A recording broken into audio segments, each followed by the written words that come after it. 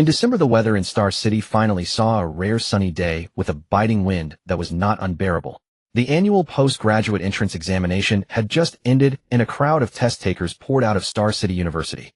After months of preparation, they could finally relax. People around were discussing the rare weather and where to unwind. Hey, nice day today. You've been studying for months, Su-Teng. How about we go out and relax tonight? His roommate called out to Su-Teng, who was standing by the roadside in a daze. The man with tired eyes and a deep gaze waved his hand. Forget it, you go ahead. I still need to prepare a graduation project topic. All right, suit yourself. You need to learn to balance work and rest. Su-Teng smiled without speaking. As the crowd headed toward entertainment venues, he became the only one going against the stream, muttering to himself, the lightsaber experiment can move to the next stage. The material has been solved to withstand plasma energy. According to the theory from the system, plasma can be confined to form a blade. But shaping the blade is tricky. A slight mistake could cause loss of control. I need to be extra careful. In his roommate's eyes, Su-Teng was a strange man. He didn't play games, enjoyed no entertainment news, and didn't even watch TV dramas.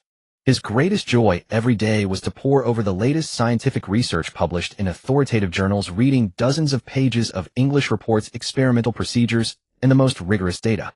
Su-Teng read every word and sentence carefully.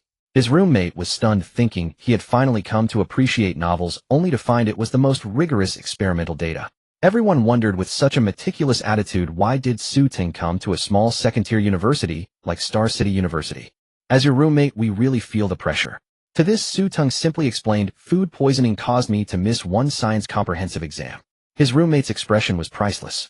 Goodness, we came to a second-tier university, giving our all while you came because your performance was limited. Only 3 subjects to show. The gap between people could be that huge.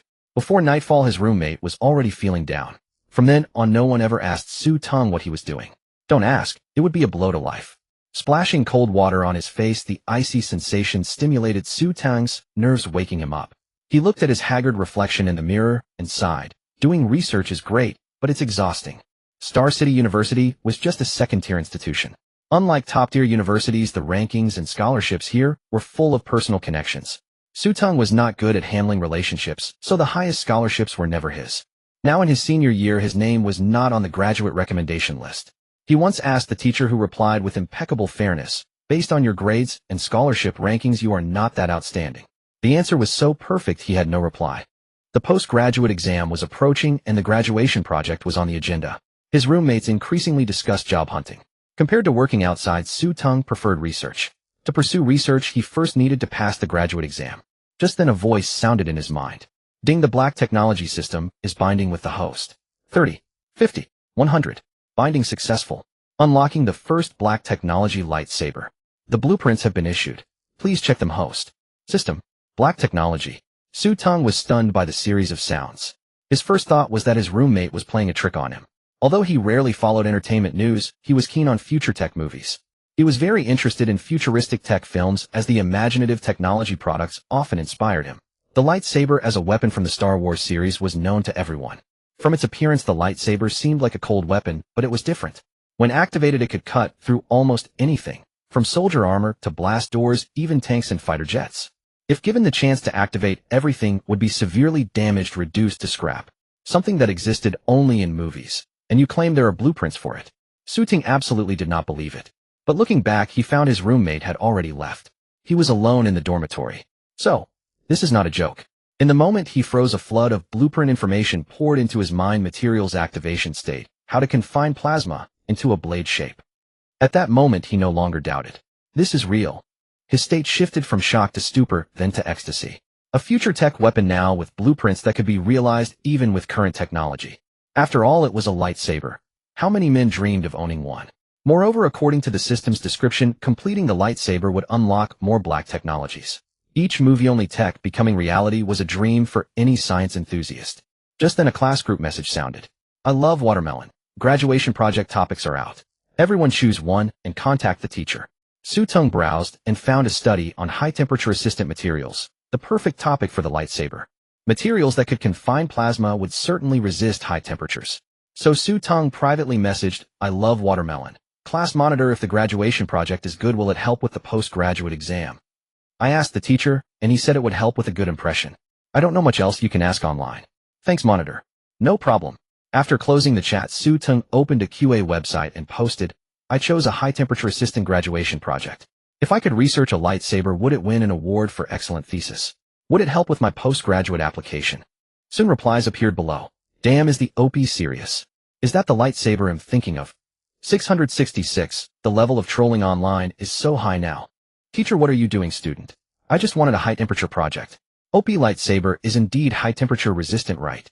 Seriously, if the OP really makes a lightsaber, not just an excellent thesis, but even professors would come to invite you to enroll. What are you talking about? My esteemed academician manual funny. So in the months since the question was posted, Su Teng's life became a routine of 2 points: studying in his dormitory for the postgraduate entrance exam or preparing for his graduation project in the lab. Fortunately, during these 4 years he had studied diligently, so the time spent on exam review was not much. Most of the time was spent in the lab. Over this month, the lightsaber experiment finally entered the next phase. Now only the problem of constraining the plasma shape needed to be solved, and the lightsaber that had only existed in movies would become a reality. The phone rang. Su Teng looked at the caller ID. Mom. After a moment of hesitation, he answered. Son, how was the preliminary exam today? It was okay, the questions weren't too hard. I heard that more and more college graduates are having trouble finding good jobs, even those from top universities. You must work hard. Otherwise, even finding a partner will be difficult. I know I will. Don't worry, I'll work hard for this exam.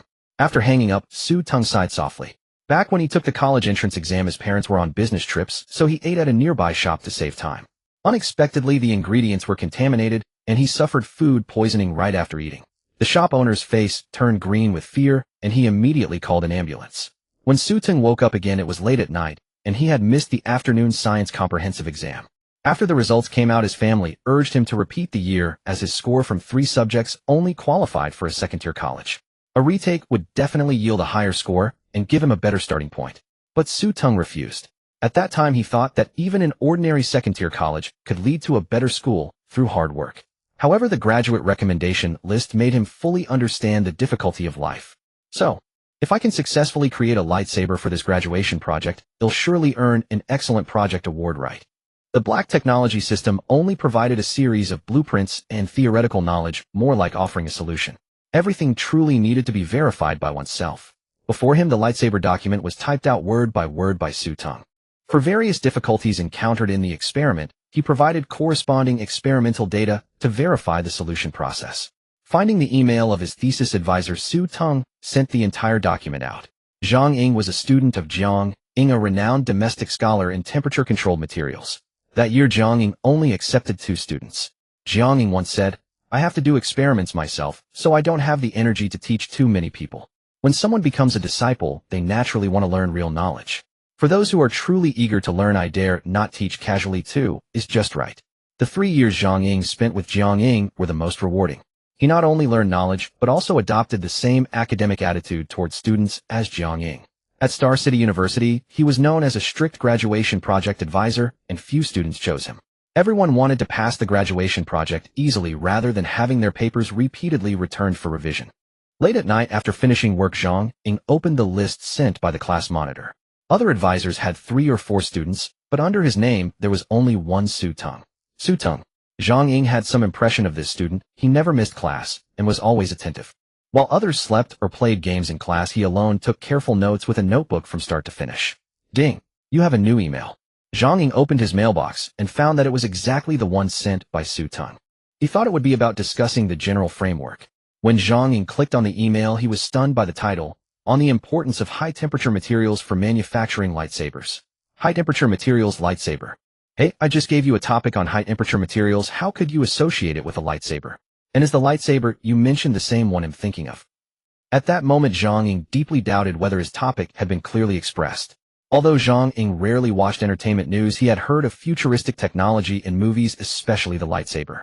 There's no denying that owning such a glowing sword would make you the coolest person in the world. For a long time, Zhang Ying secretly vowed that when he grew up he would build a lightsaber. But when he became Jiang Ying's disciple, he knew it was absolutely impossible. The confinement of plasma would generate a huge amount of heat. Aside from other issues, finding a material that could withstand such heat was impossible at this stage. At least in his eyes, it was absolutely impossible. Nonsense, utter nonsense. Zhang Ying was a bit angry. I just asked you to complete your graduation project, and you treat me like a fool. Su Teng, right? I've got you noted. Despite his anger during the 3 years with Jiang Ying, he had learned to read any paper first before making a decision. Because looking at the history of science, many major theories were discovered this way, continuously improving the current technological development system. A lightsaber. I once dreamed of making one too. After opening the document and flipping through a few pages, Jiang Ying became serious. Because from the data in Su Tang's document, everything seemed possible. He set aside his contempt, took out paper and pen to verify. Can materials be verified this way? I never thought of it. This method is indeed feasible. The confinement of plasma can be transformed into this problem. This kid's data is so rigorous, I can't find any loopholes at all. During 4 years of college, many people were not serious about their studies. This meant that if a paper was fabricated, the data would show serious deviations and be completely inconsistent in the eyes of the advisor. A quick glance would reveal incorrect key information. But from the document Su Teng sent, the experimental data was clear. The logic of the theories was perfectly consistent, and even the difficulties encountered during the experiment and the thinking process used to solve them were clearly expressed. Jiang Ying even checked the paper for plagiarism online, and the results showed blank. This meant that all the experimental methods and ideas in the paper were created by Su Teng himself. Many of them he had never heard of, and even some data that had already been published he couldn't understand. I am Jiang Ying's disciple. At this moment, only one question filled his mind. Am I really Jiang Ying's disciple? Am I worthy? Jiang Ying was plunged into deep doubt. It was his own student's graduation project he had assigned, yet judging solely from the conclusions in the thesis, he, a distinguished scholar and a student of the renowned Professor Jiang Ying, could not even comprehend his own student's graduation paper. It was not because of fabricated data, but because it was so profound that some formulas and lines of reasoning eluded even him. So this is what a genius is. So this is the despair I feel even after being away from Professor Jiang Ying for so long, now experienced through my own student. Back when he conducted academic research under Professor Jiang Ying, the ever-arrogant Jiang Ying was utterly crushed by a gifted senior fellow apprentice. It was then that he realized the vast chasm between mortals and geniuses. Later, through a job transfer, he arrived at Star City University. This ordinary second-tier university made him feel that this was the true level of the mundane world.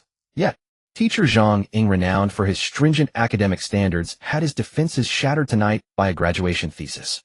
No, I must show this to my teacher. He will surely see the difficulties within. After regaining his composure, Jiang Ying grasped the value of this thesis. If all the academic problems within could be verified by his teacher, then this thesis held immense worth. Even if a lightsaber could not ultimately be built, the ideas for high-temperature resistant materials and plasma confinement each harbored substantial economic value. High-temperature resistant materials could be used in aerospace, various weapon systems, tanks, submarines. The applications for plasma confinement need not even be mentioned.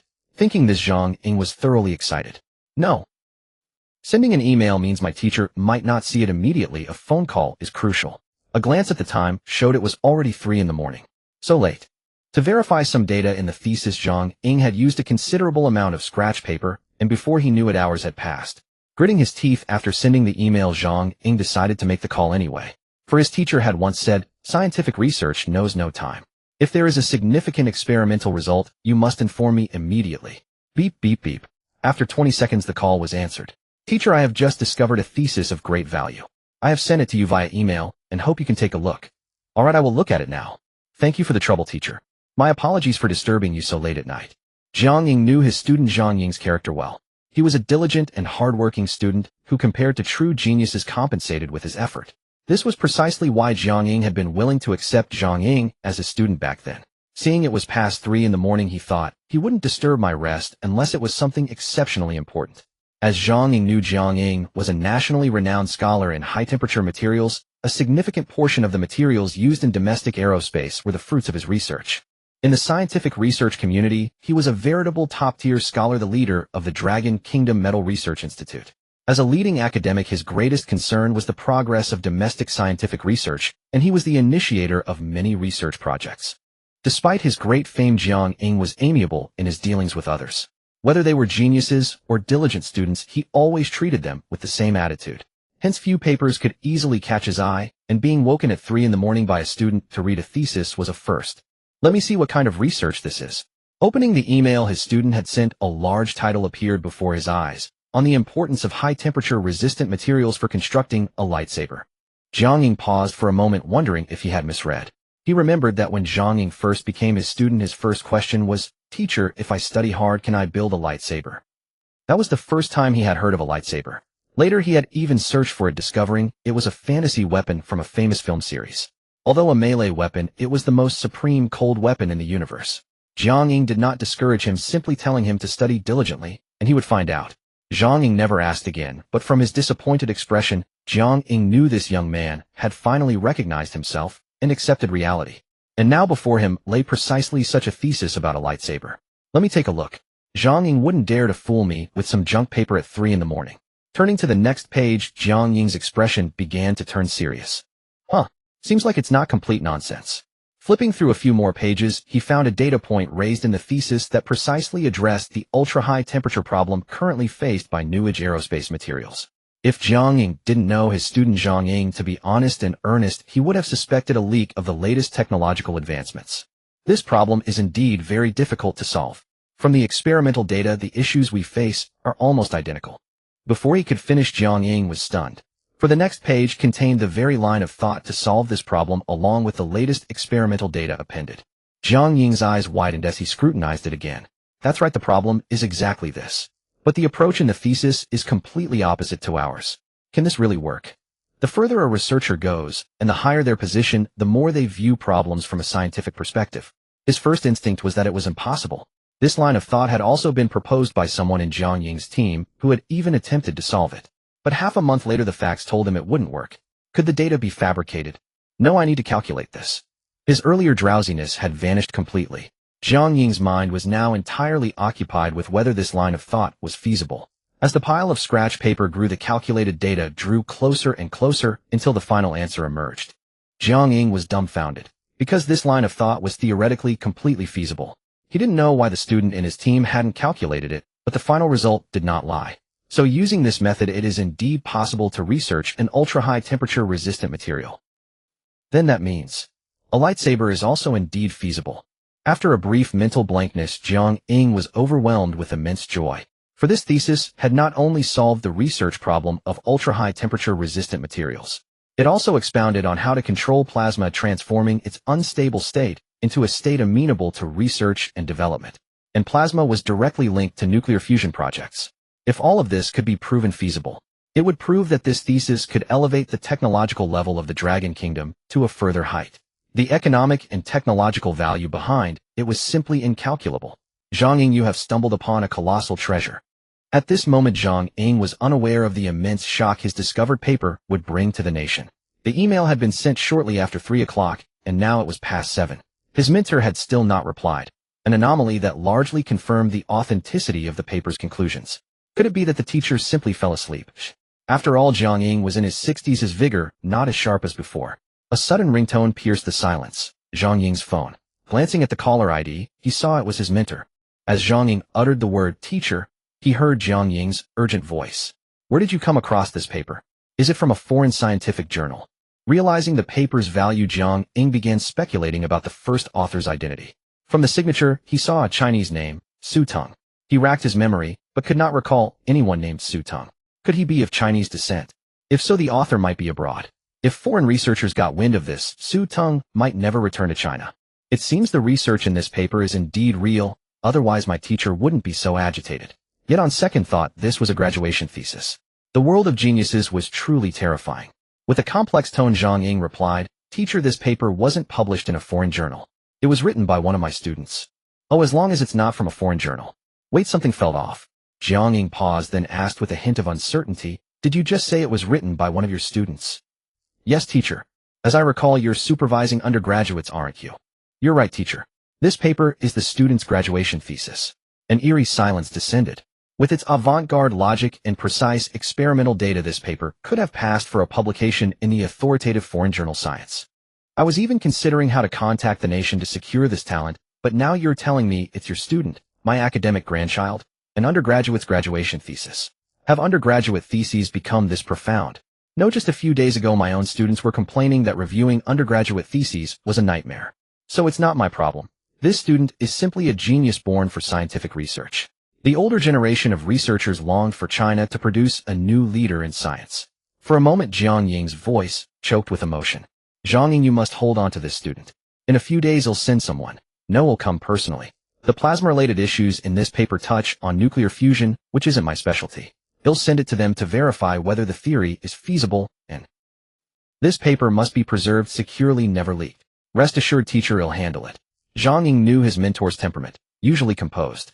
This was the first time he had heard his teacher speak so much. After hanging up, Zhang Ying directly contacted high-level officials. The China Institute of Metals and the Chinese Academy of Sciences were among the nation's premier research institutes. Each discipline's leader held an extraordinary position. When significant results emerged, they could directly request meetings to discuss the findings' importance. Zhang Lao, are you sure you want to convene the heads of all major research institutes right now? I'm sure.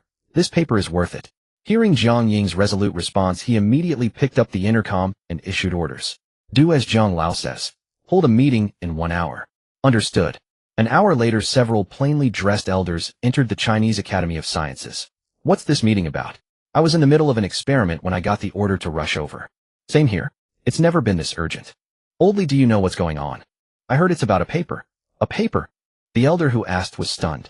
The Academy's emergency meetings were always for discussing major research breakthroughs. Specifically, they discussed scientific and technological achievements and set the general direction for future research. But this time, because of a paper. What kind of paper could hold such allure? The elders present all knew that papers only provided theoretical data, and scientific experiments never perfectly aligned with theory. Experiments could deviate, sometimes steering research in an entirely different direction. Hey, old Fong, have you finished reading? It's my turn. The others finally noticed Fong Yi's unusual behavior. Researchers had their pride. Without solid evidence, no one would be convinced. Even renowned scholars were no exception. In past meetings, Fong Yi was always the one to criticize. His most famous remark was, "Let's get to the real stuff. Stop talking on paper. Show me the theoretical data, and then the experimental results." But this time the perpetual critic was eerily silent. He stared at the paper on the screen, without blinking, his breathing growing heavier. This meant Fong Yi was reading a high-level, even groundbreaking work. For the academicians present, it was rare for any research achievement to make their breathing so labored. Old Zhang, based on the experimental data and the approach in this paper, plasma can be fully contained. Even a lightsaber could be built. Fong Yi looked up, breathing rapidly. Beside him, Zhang Ying nodded calmly, his expression unchanged. At this age, still acting like he's never seen the world. The others widened their eyes. What was happening? The usual critic hadn't launched a verbal attack. From his tone and demeanor, I seemed to see conviction. Old Fong, what does this paper say? Let me see. Exactly why is your breathing so heavy? You're usually the one to criticize. Now you're silent, and it feels like something's missing. And you mentioned a lightsaber. That's from movies. Why do you say it can be built? As the crowd questioned Fong Yi, Zhang Ying directly turned on the projector and displayed the paper. Over the next half hour, the meeting room was filled with gasps. My God, this paper. It's groundbreaking. Fong Yi feigned composure, a look of disdain on his face. TCH, a bunch of old men who've never seen the world. No wonder the professional critic refrained from his usual barbs during the meeting. For everyone present, this truly was beyond criticism. Though the thesis centered on crafting a lightsaber, the value it harbored spanned multiple disciplines. Zhang Ying, who is the first author of this paper. We must find him and ensure such talent does not slip away. Indeed, scientific talent is always a nation's most precious resource. The academicians, shaken, began speculating on the first author's identity. The logical flow and rigorous experimental data suggested the writer was a seasoned reader of scientific papers. By inference, the author was likely quite young. None of them had ever heard of Su Teng. As veteran top-tier researchers, they knew virtually every prominent scholar. Su Teng's absence from their memory meant he belonged to a generation at least one step younger. 40-something was the golden age for scientific research. They wondered if the paper had been published or remained unpublished. A public release would increase exposure, and for any nation the paper's value was immense. If they were careless and a researcher in their golden years was lured away by a high salary, it would be a grave scientific loss for Dragon Country. As the crowd looked at Zhang Ying with a mix of worry and anticipation, he finally spoke. The author hasn't published this paper yet. Not yet published, thank goodness. The academicians breathed a collective sigh of relief. Unlike traditional theoretical papers, this one detailed every experimental step and solution to obstacles encountered. It also involved new technology. Dragon Country could advance its own technology further before releasing this now outdated method to the public. So who is Su Teng? The paper shows he's clearly a frequent experimenter. Probably a doctoral student from a top university. A doctoral student producing such a paper is astonishing. Fong Yi joined the speculation. I think a mere doctoral student lacks such skill. He must be a key talent from some intensive training program. Logical. When Fong, the professional critic, stopped his attacks, everyone felt something was missing. Jiang Ying watched the discussion unfold. Golden age at 30 to 40, a doctoral student, a key talent from a training program. If you're all just old fogies who haven't seen the world. In this day and age, can't you be bolder in your guesses? Seeing Jiang Ying's complex expression, the others grew dissatisfied. Old Jiang spit it out. Don't look at us like we're clueless. Exactly. Did I say something wrong? A doctoral student with that level. He's definitely a scholar from some key program. Fong, resumed his usual critical demeanor. That felt right. The others glanced at him approvingly. TCH in this day, an age you still act like you've never seen the world. Golden age at 30 to 40. Top university doctoral student. This paper was written by an undergraduate for an outstanding thesis application. Oh, and this undergraduate is a graduate student under one of my students. Jiang Ying's first two sentences left everyone stunned. Written by an undergraduate. And just for an outstanding thesis application. What did that mean? Was the standard for undergraduate theses now this high? He had only been in the lab for a month or two focusing on current experiments, not years. How was this different from the undergraduate theses had heard of? The group tactfully ignored Jiang Ying's last remark. Your student's student. Bah, shameless. Trying to claim kinship before even meeting the person. Who knew if he'd even choose you in the end? Fong, the professional critic, thought, I came to a meeting today, but I'm utterly shaken. He swallowed hard and asked, then the school must be. Oh, just an ordinary second-tier university. Jiang Ying cast a bland glance at Fong Yi. This man always opposed him, demanding real lab data and procedures. They often argued red-faced. Today he had finally gotten his revenge. An ordinary second-tier university. How didn't see that coming, did you? Told you you're just a provincial old man. Look at your flustered state. Not just Fong Yi but others gasped in shock. For researchers, time is paramount. The younger the age, the sharper the mind, and stronger the creativity. The higher the chance of inventing new-era breakthroughs or theories. If it was an undergraduate, he was only in his 20s. To reach such heights in his 20s when they'd assumed 30 to 40 meant he had an extra 10 to 20 years for scientific research. Everyone present, even without meeting Su Teng, already desired to take him under their wing. Your student's student? Sorry, I never heard that. Which school is he from? Oh, Star City University. Before he could finish, a slam echoed as the door opened. They turned to see Fong Yi already leaving the meeting room. What? After a few seconds, the others realized he was rushing to snatch the talent. Damn that shameless old fox, sneaking off to grab him first. What a dirty trick. I'm going too. And so a peculiar scene unfolded. Meetings that usually lasted 7 or 8 hours without pause were adjourned instantly upon hearing Su Teng's school name. And their goal was to head straight to the school to claim him. If Jiang Ying knew, his jaw would drop. He thought he'd seen it all in his long life, but this was truly unprecedented. Staring at the empty conference room, Jiang Ying finally snapped out of it and called Jiang Ying. As soon as the call connected, Jiang Ying's anxious voice rang out. We're coming to Star City University right now. Keep Su Teng there, and don't let him wander off. Hearing the dead tone, Jiang Ying smiled bitterly. He had never seen his mentor in such a state. At Star City University, in the conference room.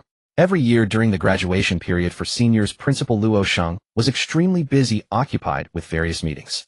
For instance, we must severely crack down on thesis plagiarism. Any discovery will be dealt with immediately. Another, the random selection of graduate theses for review must be ensured, and the selection of outstanding theses must absolutely avoid backdoor deals. After 3 hours of meetings regarding graduate theses, Luo Sheng was thoroughly exhausted. All right, let's conclude the meeting on graduate theses for today. We'll proceed to the next topic. At this, all attendees straightened their backs slightly. Star City University was merely a second-tier institution qualified to enroll master's students, but not doctoral candidates. Although the university's academic disciplines had developed relatively quickly in recent years, Luo Sheng remained unsatisfied, hoping to elevate some secondary disciplines to primary ones. He also aimed to have the university apply for first-tier status and establish doctoral programs in the near future. Clearing his throat, Luo Sheng said, according to comparisons from authoritative sources, some of our secondary disciplines have shown strong growth recently, so we plan to apply for first-tier status. Boom boom. What was that sound? Luo Sheng frowned. Was someone constructing near the campus? Rumble rumble. The noise was piercing and sharp. Everyone heard it, exchanging bewildered glances. Only Jiang Ying appeared dazed. Having stayed up all night excited over a thesis, he was groggy and slow-witted during the morning meeting. But now he recalled his teacher's words were coming right away. He had assumed they were arriving by high-speed rail. Who would have thought? That rumbling sound was from aircraft. Just as this thought crossed his mind, he saw Luo Sheng staring blankly, as if witnessing something unbelievable, muttering, who would be so bold as to fly a plane straight here? Another teacher, also staring out the window in shock, murmured, Principal. That plane is armed. It's an attack helicopter. Attack helicopters combat aircraft designed for the battlefield. The first reaction of every teacher present was, could our principal Luo be in trouble? No, even if he were, it would be a car bearing prosecutors entering the campus, not an attack helicopter. What's even more absurd was that it wasn't just one helicopter, but 5. Luo Sheng saw them too. 5 attack helicopters. Then I'm relieved. It can't be me, I'm not important enough. But I'm the highest ranking person here. If it's not me, who else could it be? Wait. One of the teachers was a renowned expert in high-temperature materials. Luo Sheng's gaze shifted to Zhang Ying. Zhang Ying was equally stunned, his face a picture of confusion. Who am I? Where am I? Why am I witnessing this scene? Meanwhile, students in class were also astonished, staring up at the sky. Damn, why are attack helicopters here at our school? What's going on with those helicopters? These are major weapons of war, national treasures. Their arrival means something huge is happening. Something huge. Could the principal be corrupt? Another military enthusiast pondered and said, with all due respect, the principal's corruption wouldn't warrant this. Compared to attack helicopters landing, his corruption is nothing. Then what's happening? Unless it's a terrorist attack, it can only mean there's someone of immense importance here. After a few minutes of anxious waiting in the meeting room, Luo Sheng heard the rhythmic clatter of military boots, footsteps that unmistakably belonged to a well-trained unit. Bang! The meeting room door was flung open. A group entered, led by a middle-aged man with piercing eyes and a dark, weathered face, dressed in civilian clothes. His first impression was that of a blade. This man had been on the battlefield. Behind him were several elderly men, white-haired and visibly agitated. The leading middle-aged man asked, "Who is Principal Luo?" Luo Sheng immediately stood up and replied, "I am, it's me." "Good. For the time being, none of you are to leave and no messages are to be sent. The surrounding network has been blocked." "I understand." Facing this battle-hardened man, Luo Sheng's demeanor weakened. He felt like a quail, indicating he understood everything. As long as they weren't there to arrest him, everything else was fine. "Wait, this setup? It's too grand for just a principal like me." After analyzing the situation, Luo Sheng asked timidly, "May I ask what this is about?" The middle-aged man turned to Luo Sheng, his expression calm. "Don't be nervous. This is just a drill. But if you really want to know, it's possible. However, you might end up spending some time inside for a while. Good heavens, I just probed a little, and the cost is that severe. It must be a major research breakthrough.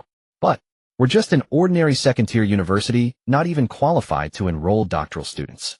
We have no major projects underway. Who could be causing this?" Just then, the elderly men behind were searching for someone.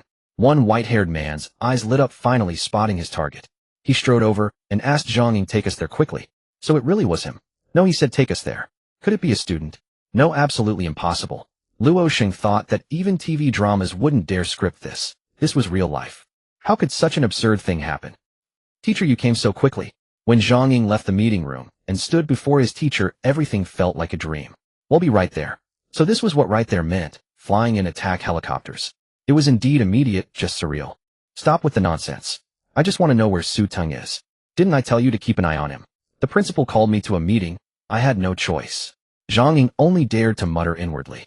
"Lab 2, it's not far from here. He'll take you." In the thesis, Su Teng had clearly specified the lab's location, which was how Zhang Ying knew where he conducted his experiments. "Let's go, hurry up. If we're late, it'll be too late." The other elderly men urged him immediately upon hearing this. "Hey Fong Yi, this one is mine. Don't you dare interfere. I don't care. This promising talent must come to me. How long has it been since I last saw such a genius?" Zhang Ying was once again stunned. Fong Yi, the head of the nuclear fusion project at the Dragon Science Academy. He then glanced at the others around him. Good heavens, each of them was an academician, practically the backbone of the Dragon National Academy of Sciences. Now Zhang Ying finally understood why attack helicopters had landed at Star City University and why there were groups of armed soldiers everywhere. A crowd surged toward Laboratory No. 2, among them several elderly men whose white hair belied their brisk, vigorous strides. "Old Fong, let me tell you, I discovered Su Teng first. By all rights, there should be a principle of first come, first served." Before Fong Yi could speak, the others around him voiced their displeasure. "What do you mean first come, first served? This isn't buying vegetables." "Exactly, science values precedence and achievement. We must also heed the party concern's opinion. Old Jiang, listen to what everyone says. This is the consensus. So stop thinking that just because he was your student first you have exclusive rights." Zhang Ying watched the scientific titans bickering over talent, his expression twitching. "So it wasn't that no one paid attention to you, it was that you hadn't yet met their standards." A single paper had brought several academicians rushing from their labs to see Su Teng in person. All along the way, the competition for him never ceased. Even before the meeting, Su Teng had made Zhang Ying acutely aware of the heights of genius. Some people indeed were at a level one could never reach in a lifetime. Teacher, this is laboratory no. 2. Zhang Ying said, pointing to the room at the end of the corridor. Upon hearing this, Fong Yi hurried forward, and the others snapped to attention. Everyone had read the paper. From the experimental progress, the Lightsaber project had reached its most critical stage. The plasma-compatible material had already been fabricated. The next steps were to confine it into the shape of a blade, stabilize its form, and ensure normal activation and deactivation. Witnessing the birth of a futuristic technology firsthand. What an exhilarating moment. The door slowly creaked open, and Zhang Ying and the others slipped in quietly, careful not to make a sound. The most critical phase of the experiment was highly sensitive to disturbance. A minor error could lead to a vastly different outcome. The experiment had entered its most crucial stage. A faint blue light emanated from the hilt, gradually converging its shape, unstable, tangling like cotton. Had it failed? The thought had barely surfaced when the light blazed brilliantly, instantly forming a blade. A subtle ripple in the surrounding space was visible, a sign of excessive energy release. The next moment, the energy fluctuation vanished completely, and the blade stabilized. A series of ripples spread through the air, leaving only the azure glow before them. It was a success. Joy flickered across the faces of those present. They had truly created it. Zhang Ying's gaze grew distant as he recalled his first question to Zhang Ying when he became his disciple. Teacher, can a lightsaber really be built? His teacher's eyes had been profound. Study hard, and you will know. Zhang Ying had then believed that the emphasis was on diligent study, leading to the fulfillment of one's dreams. Only later did he realize that the teacher meant the more you learned, the less you would indulge in such fantasies. And now he was witnessing the dream come true, realized by his own student in a graduation project. Excellent, excellent. Zhang Ying couldn't help but exclaim, tears welling in his eyes. The lightsaber was but a symbol. What truly mattered was Su Teng's age. How old was he? Just over 20. In the decades to come, his name would surely be etched in the annals of science. It was then that Su Teng noticed nearly 10 extra people in the lab. There were middle-aged men with piercing eyes, his graduation project advisor, and most notably several white-haired elders. The elders in particular looked at him with intense fervor. Who are you? Su Teng had guessed that these elders were likely researchers, probably of high standing. Fong Yi from the Dragon Academy of Sciences. The rest are just ordinary old folks, don't pay them too much mind. Fong Yi was always the quickest to act. After all, the young man had created a lightsaber. Plasma technology was also closely related to nuclear fusion. He needed to make a good impression now to implement his talent poaching plans later. Dragon Academy of Sciences. Su Teng's mind took a moment to process this. Wasn't that the highest level scientific research institute in the nation? Everyone there was a true scientific talent. Those accompanying Fong Yi must be of no lesser status. With that deduction, Su Teng understood. The thesis he had submitted to Zhang Ying last night must have caused quite a stir, prompting these scientific leaders to come this morning. Xiao Su, did you also develop the material for this lightsaber hilt? Zhang Ying picked up a blue rectangular piece of material and asked Su Teng. Fong Yi frowned at this. The old fellow already using Xiao Su so familiarly. Quite cunning. Yes, I developed it half a month ago. Half a month ago. Zhang Ying's mouth twitched uncontrollably. According to the paper's timeline, Su Teng had started the lightsaber project a month ago. He had developed the material for the lightsaber half a month ago. In just half a month in an unremarkable second-tier university lab. If he hadn't seen it with his own eyes, Zhang Ying would never have believed it. But the truth was undeniable. Old. Could you explain the specific process? Zhang Ying marveled at the ideas and methods in the paper and now had the chance to seek guidance on site. No problem. Once Zhang Ying opened that door, others also eagerly sought advice. In science, precedence in achievement is paramount. Even if one is younger, possessing unique skills qualifies one to be a teacher to others. Xiao Su, how did you achieve this stable state for the plasma? Initially, I thought of confining it within a certain space. Following that idea, I built a device similar to an air compressor, but it failed. Later, I considered making it flow only within a specific space. These academicians and key project leaders had mentored countless people over decades. Many more yearned to receive their guidance. Now in laboratory no. 2. These elders continuously posed their doubts to the young man in his 20s, Su Teng eagerly awaiting his explanations. The lightsaber was now in Zhang Ying's hands. A long-cherished dream turned reality. Zhang Ying looked from the lightsaber to Su Teng beside him, unable to help but marvel at how surreal it all was. Why couldn't such a student secure a postgraduate recommendation? This question suddenly crossed Zhang Ying's mind. At that moment, Su Teng turned and asked Zhang Ying, Teacher Zhang, do you think my paper has a chance to be rated as an outstanding thesis? It would help me with my graduate entrance exams. It would be of some help to my graduate entrance exam. As soon as Su Teng finished speaking, the surrounding crowd fell into an instant silence. It was only then that Jiang Ying recalled the subject line of the email Jiang Ying had forwarded to her. Teacher, could this paper be selected as an outstanding graduation thesis? At that moment, a single thought echoed in everyone's mind. What kind of shoddy school was this? If not for this thesis, they would never have known what a genius had been buried. A person who could create a lightsaber previously existing only in movies within a month. The research on ultra-high temperature resistant materials offered certain insights within this thesis, and even nuclear fusion experiments could draw inspiration from it. Yet inexplicably his name was absent from the graduate recommendation list. Had they not witnessed it with their own eyes, Jiang Ying and Fang Yi, these scientific leaders, would never have believed this was real. Xiao Su, I'm going to have a talk with your president Luo right now. Fang Yi, known for his sharp tongue, was already indignant. Even the usually mild-tempered Jiang Ying could no longer hold back. The group immediately declared they would confront President Luo to reason with him. In scientific research, it's best to avoid entanglements with personal connections and worldly affairs. Yet this graduate recommendation list was blatantly biased. The middle-aged man who had arrived with them frowned, summoned his subordinate, and issued a few instructions. Then he turned to console the others. I've already ordered my people to investigate this matter. In time we will give Xiao Su an explanation. In truth, everyone present understood. Whether or not Su Teng could secure a graduate recommendation was no longer important. The value of that thesis was immense, and now with the successfully crafted lightsaber, it had elevated the thesis worth to an even higher tier. A thesis without physical evidence to support its research and one with tangible proof were fundamentally different in nature. The key was, everyone felt a sense of injustice for Su Teng. Xingcheng University at best was merely a second-tier institution. How could it make such a grave mistake? Jiang Ying approached the middle-aged man and said, all the equipment in this lab must be taken away. The data inside is of utmost importance and cannot be leaked. The middle-aged man listened attentively, finally nodding to confirm that everything would be done. Occupying a high position, he fully understood the significance of experimental data. Not only the data, but all of Su Teng's files had to be extracted separately, and even certain critical traces had to be erased. This would prevent those with ulterior motives from exploiting them. Meanwhile, in a small conference room, Luo Sheng sat upright, his eyes darting occasionally toward the dark-skinned man, beside him, cold sweat beading on his forehead. Moments ago, this military-uniformed dark-skinned man had singled him out, claiming he had questions to ask. The other teachers in the room witnessed this, casting knowing glances at President Luo. No, why am I nervous? I haven't embezzled anything. Luo Sheng, as president of Xingcheng University, was indeed an honest official, dedicating his entire focus to the institution's development, the very reason for its rapid progress in recent years. What's going on with this year's graduate recommendation list? The dark-skinned man across from him began. The graduate recommendation list. Luo Sheng was taken aback. He truly knew nothing about it. More than 10 minutes later, the dark-skinned man strode briskly back into the conference room and whispered a few words to the middle-aged man. Everyone, it's been clarified. President Luo was unaware of the entire graduate recommendation process. It was entirely handled by the vice president.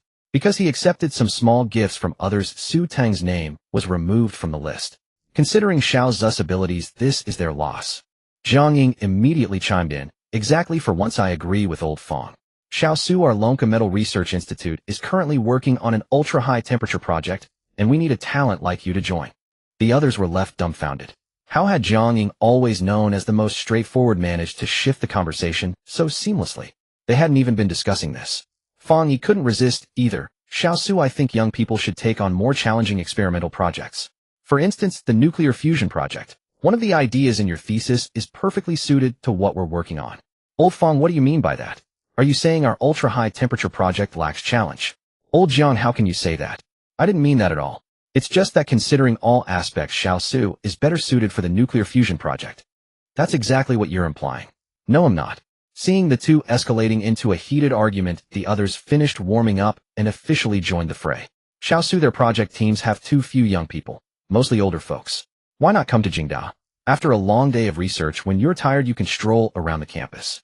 As long as you join us, a professorship is yours immediately. Xiao Su, let me tell you, whatever Jingda offers, Huaqing can match. Not only that, but we also promise you an apartment near the campus. Once your research yields results, there will be several million in bonuses. The Dragon Kingdom had always valued scientific research.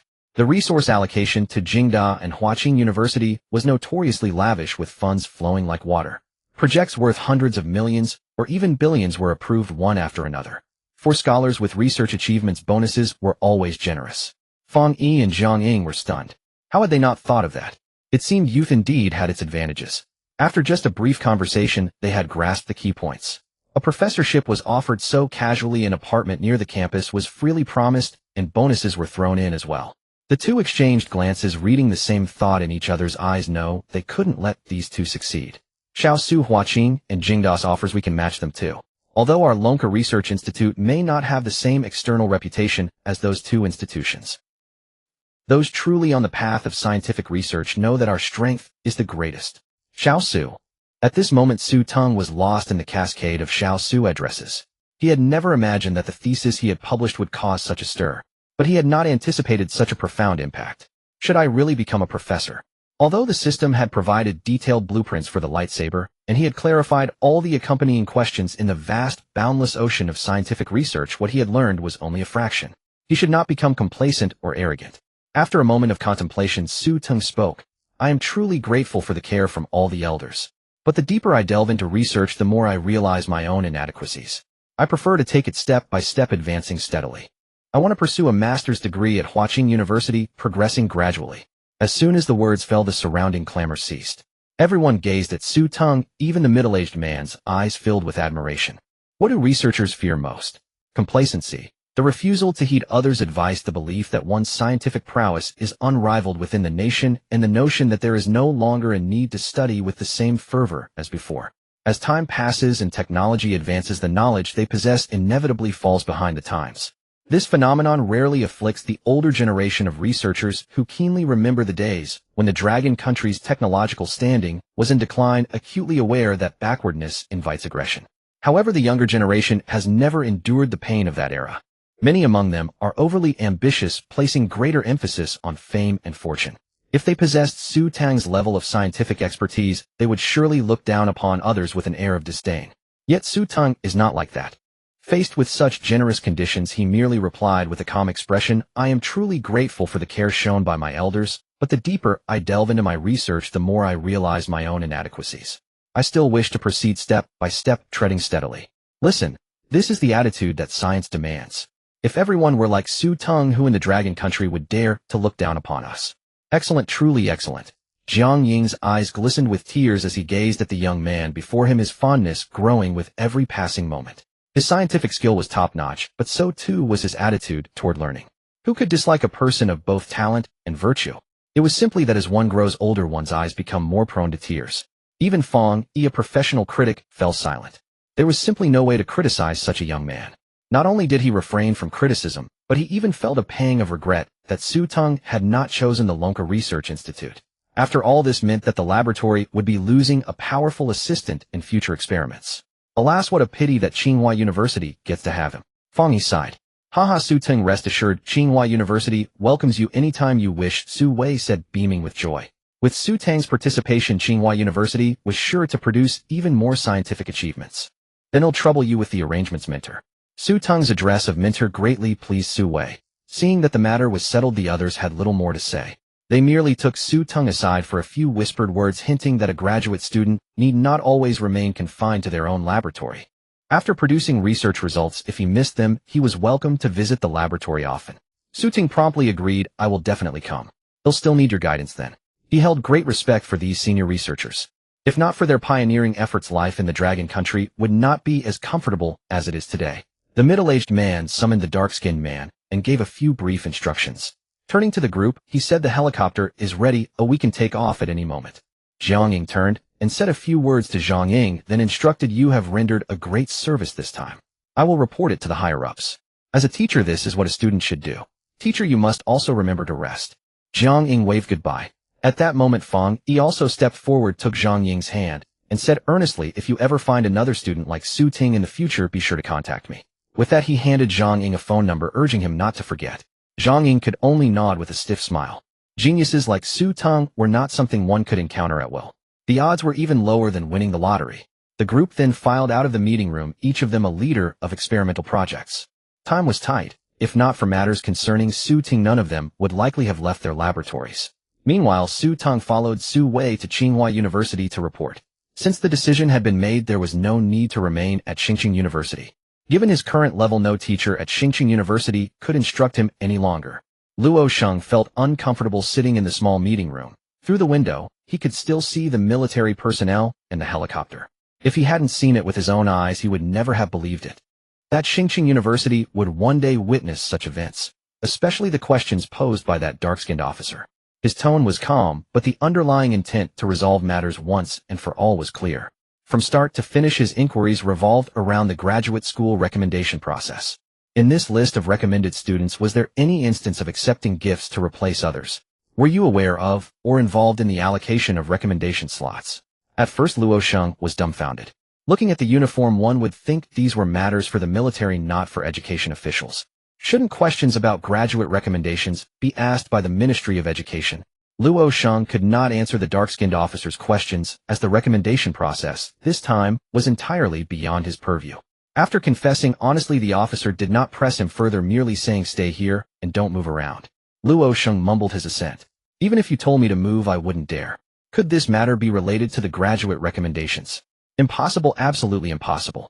How could something so significant be connected to such a trivial affair? After his initial shock, he remembered who the elderly visitors were. All of them were leaders of scientific projects, each capable of representing a field of technology in the Dragon Country. This time several of them had come. From their expressions, it was clear they were here to find someone. Xingcheng University was merely a modest second-tier institution. How fortunate it was to have such luminaries grace its halls in person. Luo Sheng spent the next half hour on tenterhooks. When he heard the roar of engines, was it a sign that they were leaving?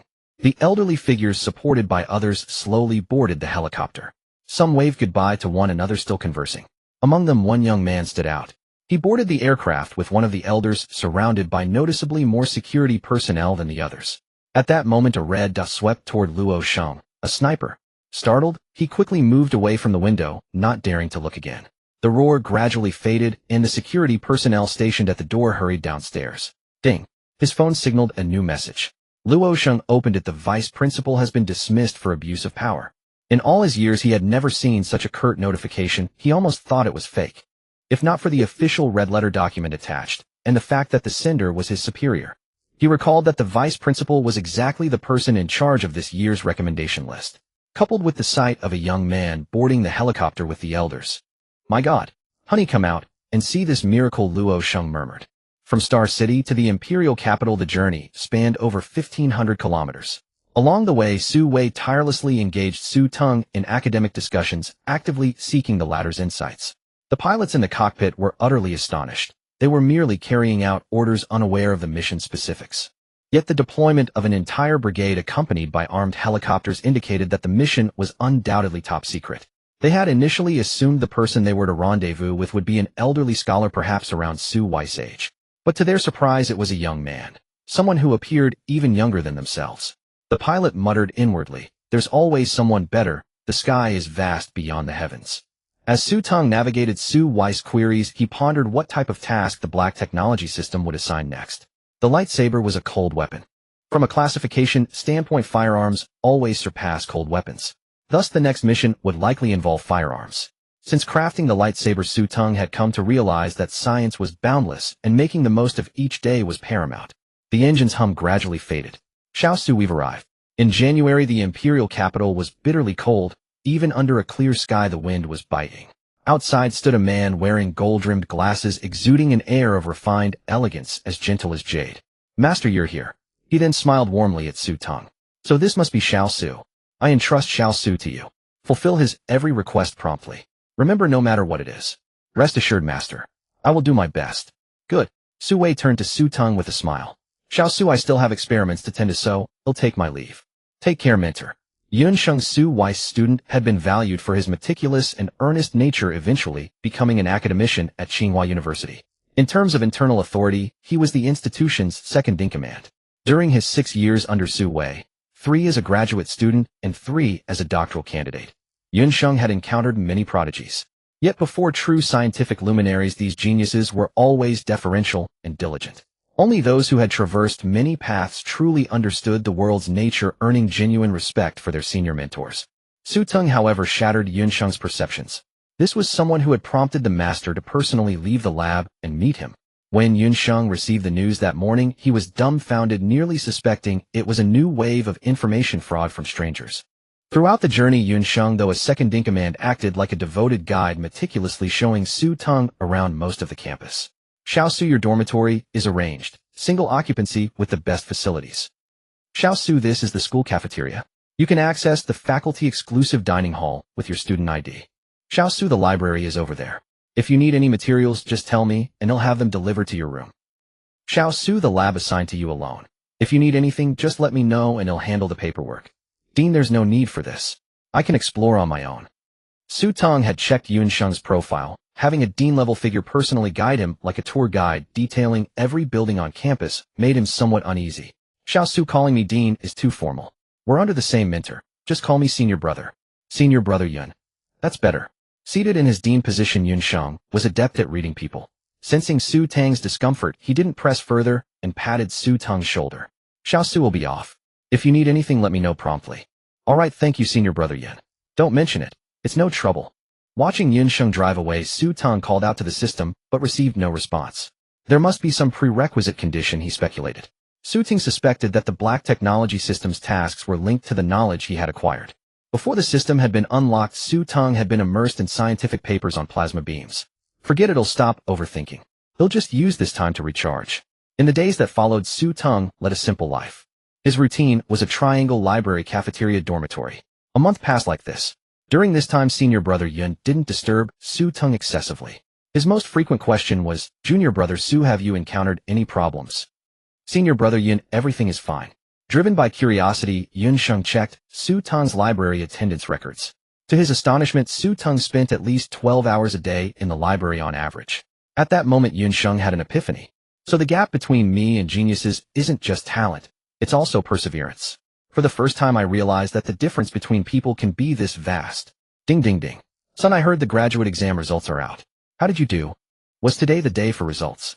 Over the past month, Su Teng had immersed himself entirely in Xingcheng University's library. It was undeniable. The vast collection of books and the company of fellow strivers created an excellent learning atmosphere, making it easy to lose track of time. I did all right. I got into Xinghua's graduate program. Son, all right is fine.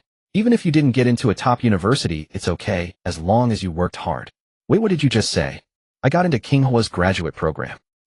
Did I hear that right? Yes, that's right. Cheers erupted from the other, in the tone rising noticeably. How can you say something so thrilling in such a calm voice? Are you still in Star City? You must come back and celebrate with a banquet. Su Teng glanced at the chicken leg in his bowl, then at the book beside him. I'm in the imperial capital now, and quite busy. They'll hold the banquet when I come back later. All right. They'll listen to you this time. Su Teng wasn't one for lively gatherings. The celebratory banquet seemed unnecessary. Producing more scientific achievements was what truly mattered. After hanging up, Su Teng scrolled through his social feed. Worthy of the starlight, worthy of the journey. Tsinghua graduate student, I've finally arrived. The comments beneath were a chorus of congratulations. Congratulations. Sister Teng is amazing. I'm at nearby Xingcheng University. Maybe we can exchange ideas sometime. I heard Xinghua's food is great. Can I come mooch a meal? Was this Teng? Su Teng had some recollection of this girl. During their high school monthly exams, she was always the eternal second, while he consistently outperformed her. He didn't have many impressions of her beyond knowing she was academically excellent, quite beautiful, and reportedly the school beauty. Scrolling through, Su Teng noticed Teng. He hadn't replied to anyone. He decided to offer his congratulations anyway. After all, the graduate exam was no small feat. If not for the lightsaber paper, Su Teng wouldn't have entered Tsinghua so easily. Congratulations. Maybe we can discuss academic topics sometime. Before he could put down his phone, Teng replied. Are you at Tsinghua too? Yes. The reply came so swiftly. This time it was Su Teng's turn to be astonished. Glancing at Teng's social media feed, he noticed she hadn't responded to any comments beneath her posts, leading him to suspect she wasn't online. Never mind, let's focus on having a proper meal first. The system should be issuing new tasks soon, and there are still some subjects I haven't fully grasped. He'll need to head to the library after my afternoon nap. Meanwhile, on the other side, Teng, he was enjoying a lavish meal with Huang Ling, exclaiming joyfully, wow. Su Teng actually messaged me first. He said he's at Tsinghua University too, and he invited me to discuss academic matters together whenever I have time. I know, but could you please keep your voice down? Everyone's staring at us. Huang Ling tugged at Teng's sleeve, urging her to calm down.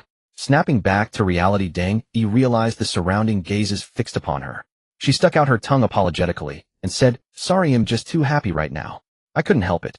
Teng first encountered Su Teng's name shortly after entering high school. During the inaugural test of freshman year, Teng valiantly secured second place, while Su Teng claimed the top spot. Gazing at the class rankings, she mentally spurred herself on, "Next time I will definitely surpass you." And so, the second time she placed second again, with Su Teng first. "Impossible. I won't let you beat me next time. Next time The time after that After countless tests, Teng finally realized they were not on the same level. If academic excellence could be graded, Su Teng was a god of learning, while she was merely a top student. The strong always admire the strong, and over time Teng began to admire Su Teng, this god of learning. On several occasions, she used the pretext of asking questions to strike up conversations with him. Each time Su Teng patiently explained to Teng, always asking if she truly understood afterward.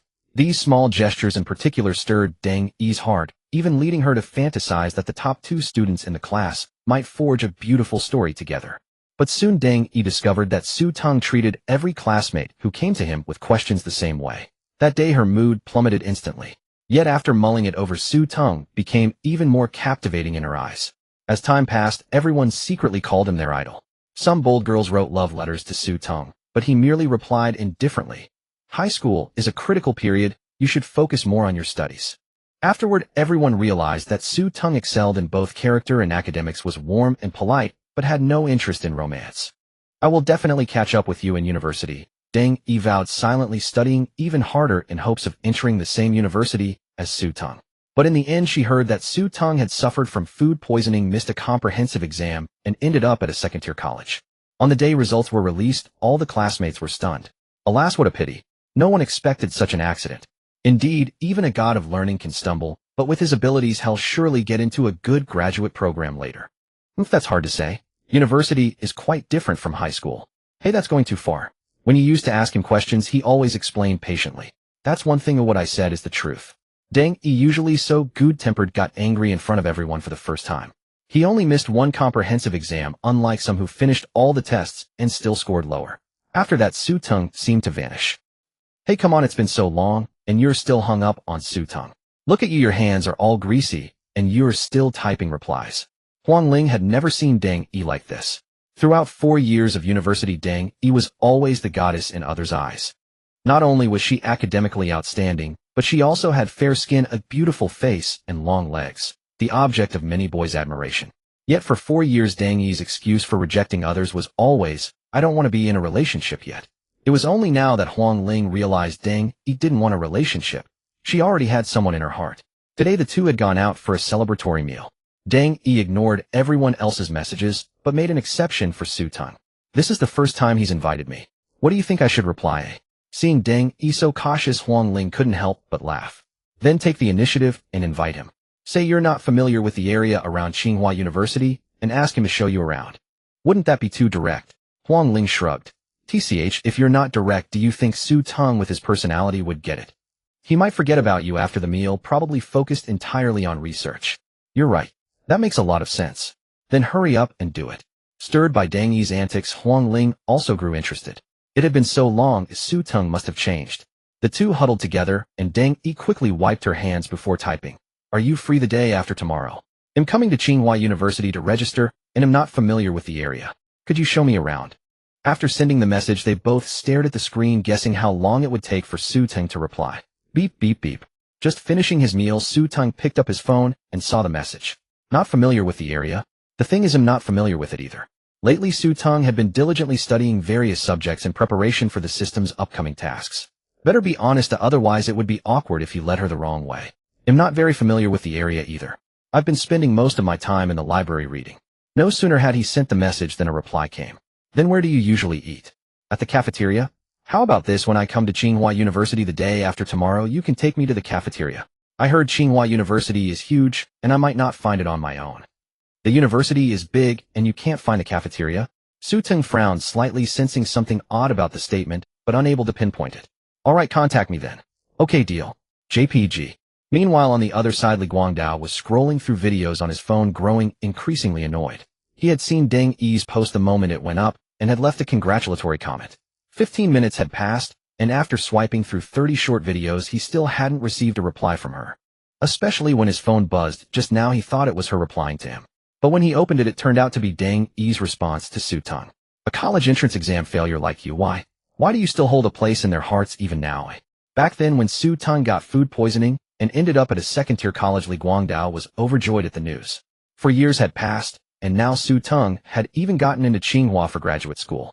I'm also a graduate student at Xingcheng University, right next to Deng Yi's school. I was here first, damn it. As a wealthy second generation and an outstanding student, Li Guangdao had always been a prominent figure at school. He had never known romantic failure. Even those considered goddesses by his classmates would throw themselves at him with just a little effort on his part. Although he changed girlfriends quickly, it didn't harm his reputation. Many girls aware of his playboy status still willingly pursued him. All except one special girl from high school, Deng Yi. She excelled academically and had a stunning figure, yet no matter how hard Li Guangdao tried, he could never catch her eye, and the distance between them only grew. This frustrated Li Guangdao greatly until he discovered the reason was Su Teng. But what did Su Teng know? He was just a bookish nerd. How could he deserve the title of elegant, cultured, and gentlemanly? On the day exam results were released, Li Guangdao felt his greatest joy. The highly anticipated top student had failed. In the end, Su Teng went to a second-tier university due to food poisoning, but the outcome remained unchanged. Just as Li Guangdao thought his chance had finally come, he witnessed the usually mild-tempered Deng Yi publicly rage in defense of Su Teng, souring him to the core. Over the next 4 years, Li Guangdao barely heard a word about Su Teng, assuming the former academic prodigy had fallen from grace and was too ashamed to speak out. When he saw a post on Deng Yi's social media, he was overjoyed. His opportunity had finally arrived. Tsinghua University and Peking University were neighbors. If he put in more effort, Deng Yi would surely. His daydreams had just begun when a message from Su Teng appeared him at Tsinghua too. How could you? A mediocre second-tier university student. How could he end up at a top institution? It must be a lie. He's definitely faking it to save face. If I can expose Su Teng's hypocrisy, Deng Yi will finally notice me. Right, I can start by checking his graduation thesis. Before graduation, undergraduate students choose advisors to guide their papers. Though guidance is provided, the thesis is largely the student's own work. All graduates' theses can be found on official websites revealing the student's level of ability. He could check for falsified experimental data. When Li Guangdao typed Su Teng's name into the official website ready to scrutinize his thesis, he froze. Why is it blank? Is my computer disconnected? No, the social app is still logged in and message notifications are coming through. So why can't I find it? Is the website broken? Li Guangdao typed his own name into the website and his thesis instantly appeared. It's fine. Let me try again. Blank. He refreshed, still blank. No, this isn't a website issue nor a network problem. So, a bold thought struck Li Guangdao. Su Teng was the problem. After the shock, Li Guangdao was ecstatic. Haha, Su Teng, so this is who you really are. The persona you built in high school was all an act. I finally caught you. Just wait. They'll make sure you're disgraced. In 4 years, Li Guangdao had never heard of anyone whose graduation thesis was untraceable. Even top university talents, those who gave academic lectures abroad, always had their theses available on official websites. Su Teng was just a graduate from a mediocre university. Compared to those academic prodigies giving lectures abroad, what was he? The only reason for a missing thesis was that Su Teng had never completed it or it had been blocked due to academic misconduct. And this person claimed to be a graduate student at Tsinghua. What right did he have? At Tsinghua's library, Su Teng was frantically flipping through textbooks on thermal weapons research. He had a feeling the lightsaber was a cold weapon, but the system he obtained was a black technology system. It surely wouldn't stop at cold weapons. The next would likely be thermal weapons. Nearby, a bespectacled chubby boy was puzzled, holding a copy of Industrial Design Standards while repeatedly glancing at Su Teng's book. Everyone came to study, so why was his material so different? He was still on Industrial Design Standards, but Su Teng's textbook seemed to be about thermal weapons. Crucially, while Tsinghua's library was vast, did such a book even exist? He had never seen it before. The young man looked like an undergraduate. Were undergrads this impressive now? He recalled how grueling his own graduate entrance exam preparation had been. But Su Teng's textbook had nothing to do with exams. It was probably meant for researchers specializing in thermal weapons. Those people were either older or looked prematurely aged, with the key trait being hair loss. Yet Su Teng was not only young, but also had a full head of hair. Why would someone be showing off like this in Tsinghua's library? The chubby boy shook his head. Ding, new weapon design blueprint blaster gun has been fully issued. The shorter the development time, the greater the reward. Oh, this time there's a reward. It's slightly different from the lightsaber case. This means the more black technologies completed, the higher the system's unlock level, leading to unimaginable future technologies. From the history and founding of the Dragon Kingdom, its journey had been arduous. On the battlefield, due to outdated weaponry, they had suffered greatly. Many veterans had even frozen to death. The more Su Teng learned about history, the more he wanted to contribute to scientific research. For one reason only, so that when research reached a sufficient level, he could confidently declare ahead lies Dragon Kingdom territory. Trespassing is prohibited. Now that a new project was released, there was no need to stay in the library. Closing his book, Su Teng opened WeChat to message Xingcheng. Senior brother Yun, I've decided on a new project. I need to apply for a batch of materials. The message was instantly replied to just say the word brother and the materials will arrive. They'll send you a form to fill out with your requests. Over the past month, Xingcheng had been waiting impatiently, hoping Su Teng would say, brother, the project has started. Now it had finally come. Okay, brother, I can return the textbooks I borrowed from you. The thermal weapons textbooks Su Teng had were all borrowed from Xingcheng. Leave them in the library. He'll send someone to collect them later. Same spot, right? Yes. Good, he'll send someone now. Such textbooks couldn't be kept in the library. The chubby boy craning his neck to peek at the messages was stunned. The WeChat avatar was familiar. He had once added a school administrator during an event. That avatar and name belonged to Dean Yunsheng, whose authority was equivalent to a vice president. But the person beside him called Yunsheng senior brother. From their conversation, the senior brother showed great respect for this junior. The chubby boy was frozen in place. Now he understood the saying, the clown was me all along. While the chubby boy was still in a daze, Su Teng had already packed his belongings and left. Watching Su Teng's retreating figure, the chubby boy looked at the book in his hands and suddenly felt how vast the world was. He had worked so hard, even losing his hair yet. A random young man nearby could effortlessly surpass him in an instant. Hey, you forgot your book. As the chubby boy stood up to retrieve it, a manager strode over and intervened. Sorry, I need to take this book. It doesn't belong to the library. Turning to see the manager's serious expression, the chubby boy swallowed hard. So some people read books that weren't from the library. So some people's books he couldn't even touch. Damn, his heart was weary. He wished the world would just end. The moment the manager took the book, the chubby boy's body went limp, sinking slowly into his chair. Mom, was I always just a useless waste from start to finish? Su Teng had no idea that his small action had shattered the Tao heart of the chubby boy beside him. He was still examining the blaster pistol provided by the system. The principle of the blaster pistol was pulling the trigger releases volatile blaster gas into the conversion chamber, where it is energized by the weapon's power source. The energized gas then passes through the narrow space of the blaster's initiation module, transforming into a powerful particle beam. A crystal prism focuses the beam and directs it to the correction chamber, which electrifies the beam into its final energy form. Thus, the key challenges for the weapon were how to get the blaster gas into the chamber, how to energize it, and how the particles would converge when passing through the crystal prism. Unlike before, Su Teng now had the experience from the lightsaber and the knowledge he had crammed recently. From the principles, Su Teng could identify the problems to be solved. This was just the theoretical aspect. During actual experiments, a series of unforeseen issues would arise. The biggest discrepancy between theory and practice lay here. The system only provided the blueprints. He had to solve experimental problems himself. An ordinary person would be frowning with worry at such thoughts. But Su Teng was different. The more challenging the research, the more excited he became, his blood seemingly ablaze. Quite challenging, rather interesting. I'd better go back and finish the material application form first. Although the system doesn't set a time limit, there should be one implicitly. Otherwise, it wouldn't show that the shorter the time, the richer the reward. The sooner I submit the form, the sooner the project can start. Returning to his dormitory, Su Teng began to contemplate diligently filling out the material application form.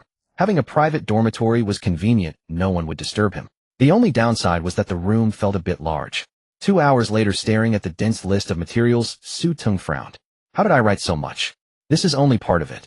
Will it be rejected when I send it? Just then a message from Yunsheng arrived. Junior brother, Su, have you finished the material application? Yes, I'll send it to you now. Alright.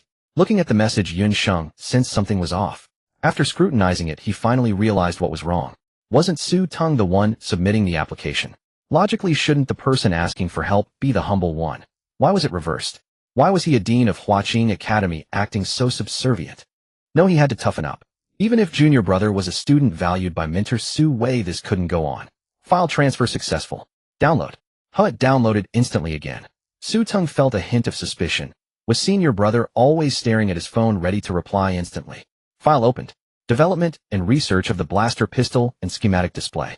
Though it was a plain title and statement, it was still striking. I really can't refuse something so seemingly ordinary, yet so weighty. Yunsheng had once had the chance to glance through Su Teng's graduation thesis.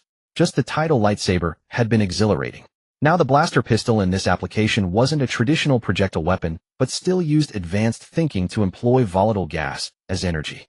Gas could be used as a projectile. Xingcheng felt a flicker of doubt for the first time. He had seen many things in his life, but truly he had never encountered this. If a student under him had submitted such a report, he would have scolded them harshly. But this was Teng, who had turned the lightsaber into reality. He set aside any thoughts that it was impossible. Following the schematic step by step, his expression shifted from doubt to realization, then to shock, and finally to excitement. Because based on the schematic, Teng could indeed build the blaster pistol. Compared to traditional firearms, the blaster pistol could operate in any extreme environment. High heat, extreme cold sandstorms. The power of ordinary firearms was fixed, but the blaster pistol was different. Through the energy output button at the rear, one could adjust the energy level, thereby controlling the pistol's power to a certain extent. The most critical aspect was the rate of fire. The blaster pistol's rate of fire was much higher than that of ordinary firearms. This meant that if the blaster pistol could be made, it would be the absolute king of firearms, mercilessly crushing all others with overwhelming firepower. Holy shit. Looking at the schematic, Xingcheng blurted out a curse. Who said junior brother Su needed to be humble? With a schematic like this, shouldn't he, Xingcheng, be the humble one? At that moment, he recalled a joking online post. If I make a lithography machine, will the country reward me with a house? What are you saying, my academician? Just then a message from Teng arrived. Senior brother, this time, there are quite a lot of materials, and you'll need to supplement a lot more later. Will it be hard to get approval? Xingcheng immediately typed back, what are you saying, my junior brother Su? Approval is guaranteed. Then it'll trouble you, senior brother. It's a small matter not worth mentioning. After replying, Xingcheng immediately picked up his phone and called his mentor Su Wei. Teacher, it's Xingcheng. Oh, it's you. Stop. I said the dosage was too much, do it over. After shouting, Su Wei said impatiently, get to the point, if you have something. I'm busy.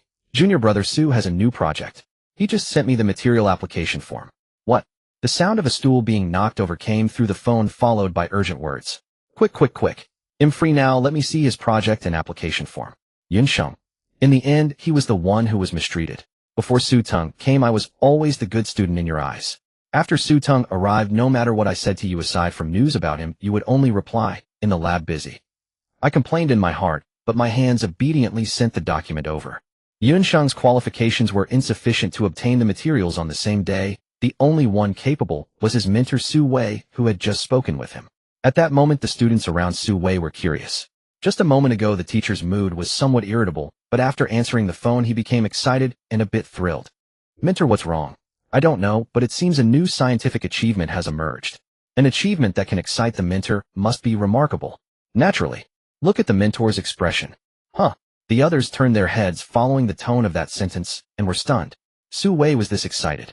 His hands were trembling. Ooh, it must be excitement. Over the past month, Su Wei had frequently asked about Teng's whereabouts in private.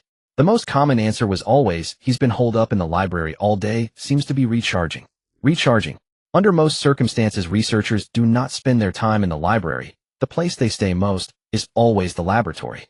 Because experimental data and theoretical knowledge always have deviations. Unless he was about to start a new project, one he had never ventured into before, only then would he first cram various knowledge in the library. Only then would he have a direction. But Teng's direction was far too advanced, leaving Su Wei astounded.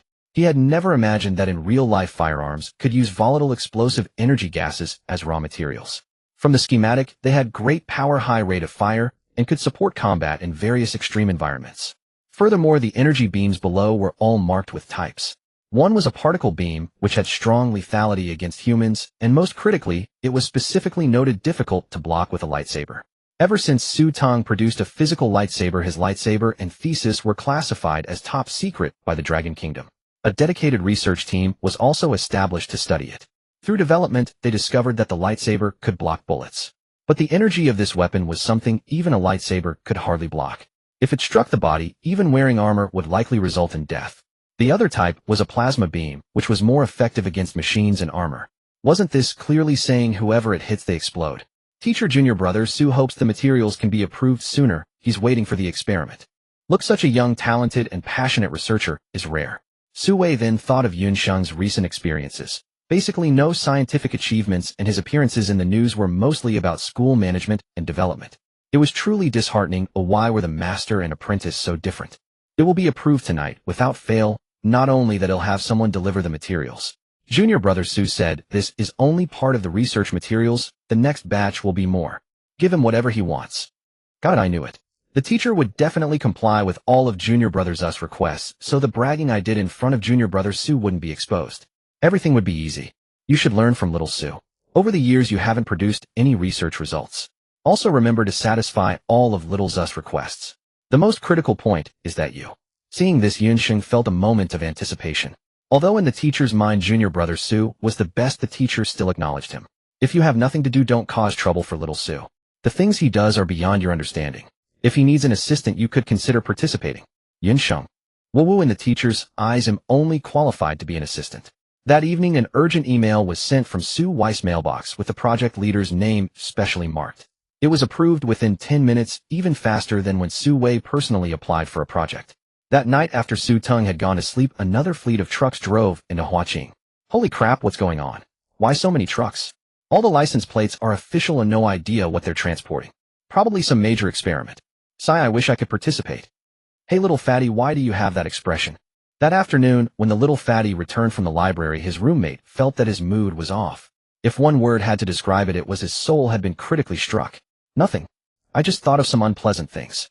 Even now, the little fatty hadn't recovered from the fear of being dominated by Su Teng. He had only glanced at a chat message, yet why did it feel like crossing an entire century? The gap between people could be this huge. The next day the sun was bright. Su Teng was used to waking up early. The morning breeze cleared his mind. Opening Weixin, there was no reply from Xingcheng yet. Junior Brother Su, all the materials you need are ready. The lab is for your exclusive use. If you need an assistant, just let me know. Of course, subsequent materials as well. Just say the word, and they'll be arranged immediately. Senior Brother Yin was quite reliable, but I didn't know his research level. If there was a chance, I might need his help with some things I didn't understand. Thank you, Senior Brother. As for assistants, just arrange 2 for me. Don't worry, Junior Brother, I'll make sure it's all set. Huh. Senior Brother Yun was also up this early. I just sent a message and he replied instantly again. I trust your work, Senior Brother. At this moment Xingcheng with disheveled hair saw this message and was almost moved to tears. It was worth setting the message notification to the loudest, afraid of missing Junior Brother's message. Indeed, the most heartwarming was still Junior Brother Su. Since the materials had arrived, he would start the plan for the explosive energy gun directly. For research, Su Teng was always tireless. A while ago, Xingcheng mentioned that the lightsaber he developed had entered a new phase of research and they had produced some physical objects for continuous testing. When he heard this news, Su Teng was genuinely gratified. The most successful moment for a researcher is when the developed achievement is recognized and widely promoted. This is a moment every researcher is proud of, and Su Teng was no exception. From the results, the explosive energy gun was superior to the lightsaber. If the explosive energy gun could be mass-produced successfully, the Dragon Kingdom's military technology would certainly be greatly enhanced. The moment he stepped into the research lab, Su Teng habitually silenced his phone. At that very moment, Teng sent a message. I've arrived at Huaqing School. Do you have time now? At that moment, Teng stood in a white dress with light makeup, her back silhouetted against the sunlight, every inch of her exuding youthful radiance. In fact, before coming, she had already done her research. The moment she received her admission letter, she was overjoyed. Xingcheng University was the dream school for most students. How could she spend 3 years there without getting to know it thoroughly? The more she learned about its history, the stronger her sense of belonging grew. All her plans were thrown into disarray the day before yesterday, when Su Teng took the initiative to leave a message on his moments. Since you're also at the same school as me, don't ask if I'm familiar with it. If you do, I'll just stammer. Teng knew it would be hard to arrange a meeting with Su Teng without a legitimate excuse. Unless she actually discussed academic issues with him.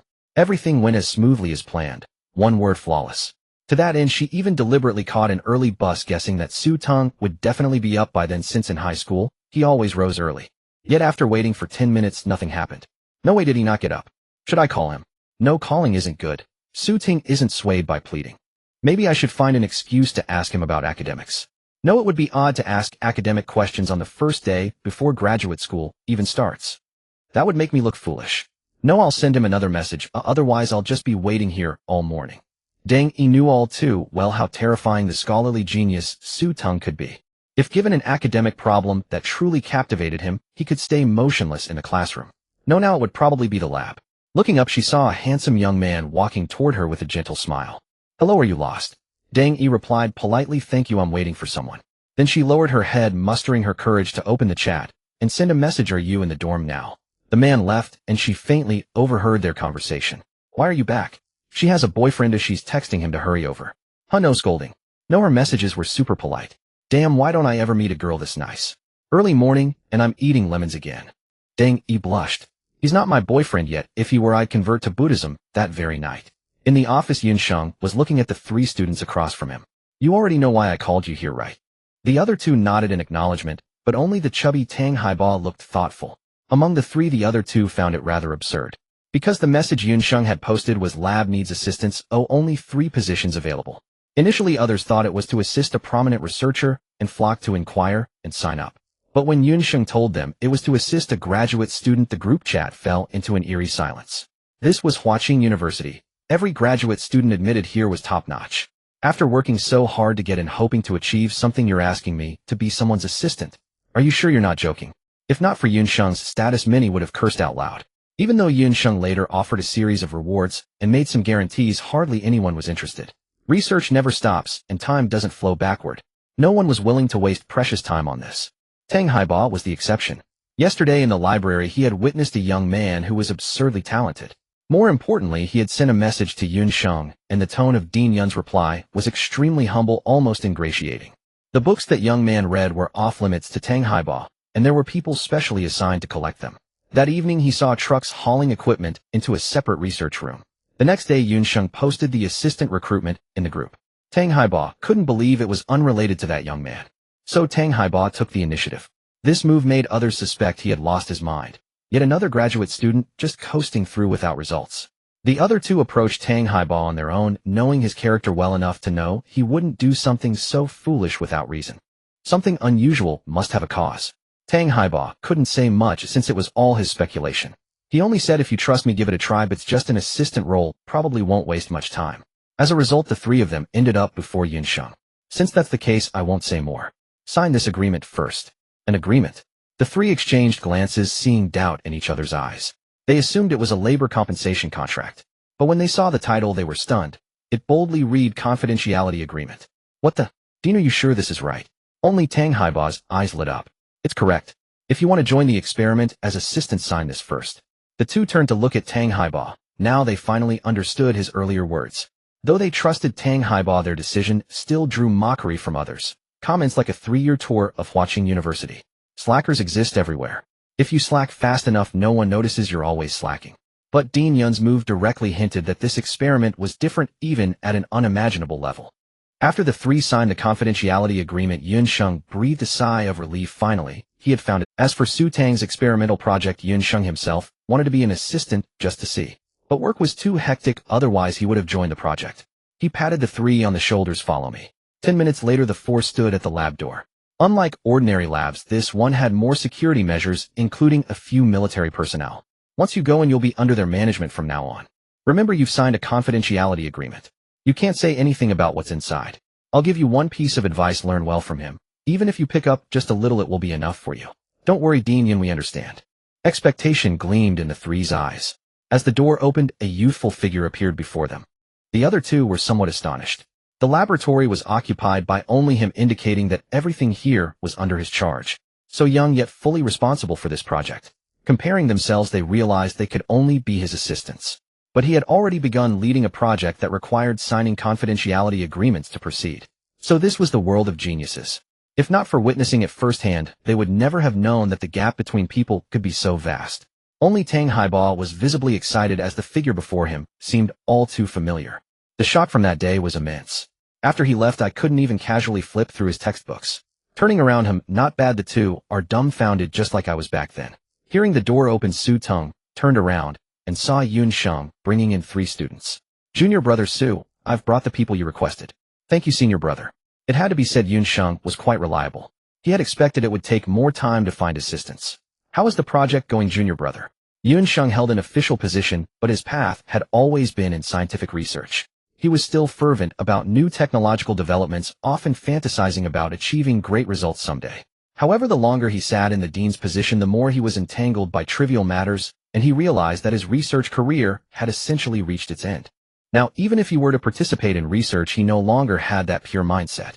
Yet he was intensely curious about his junior brother's project, as Su Teng always brought unexpected surprises. Last time, it was the lightsaber turning something that only existed in fantasy into reality.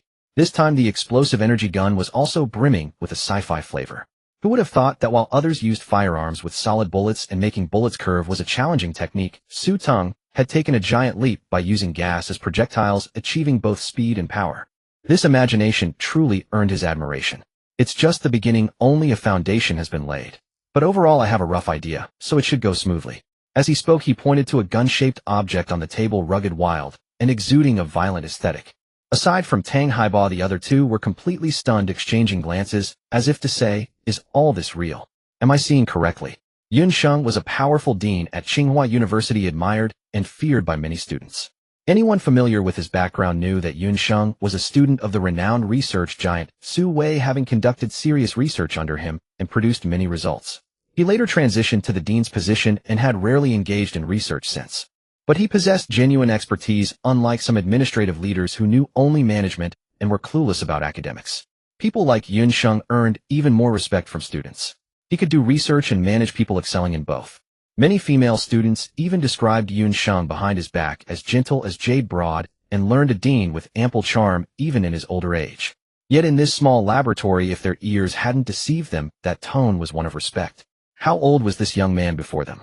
Even Su Wei students had to respect him, and Su Wei was a renowned academician.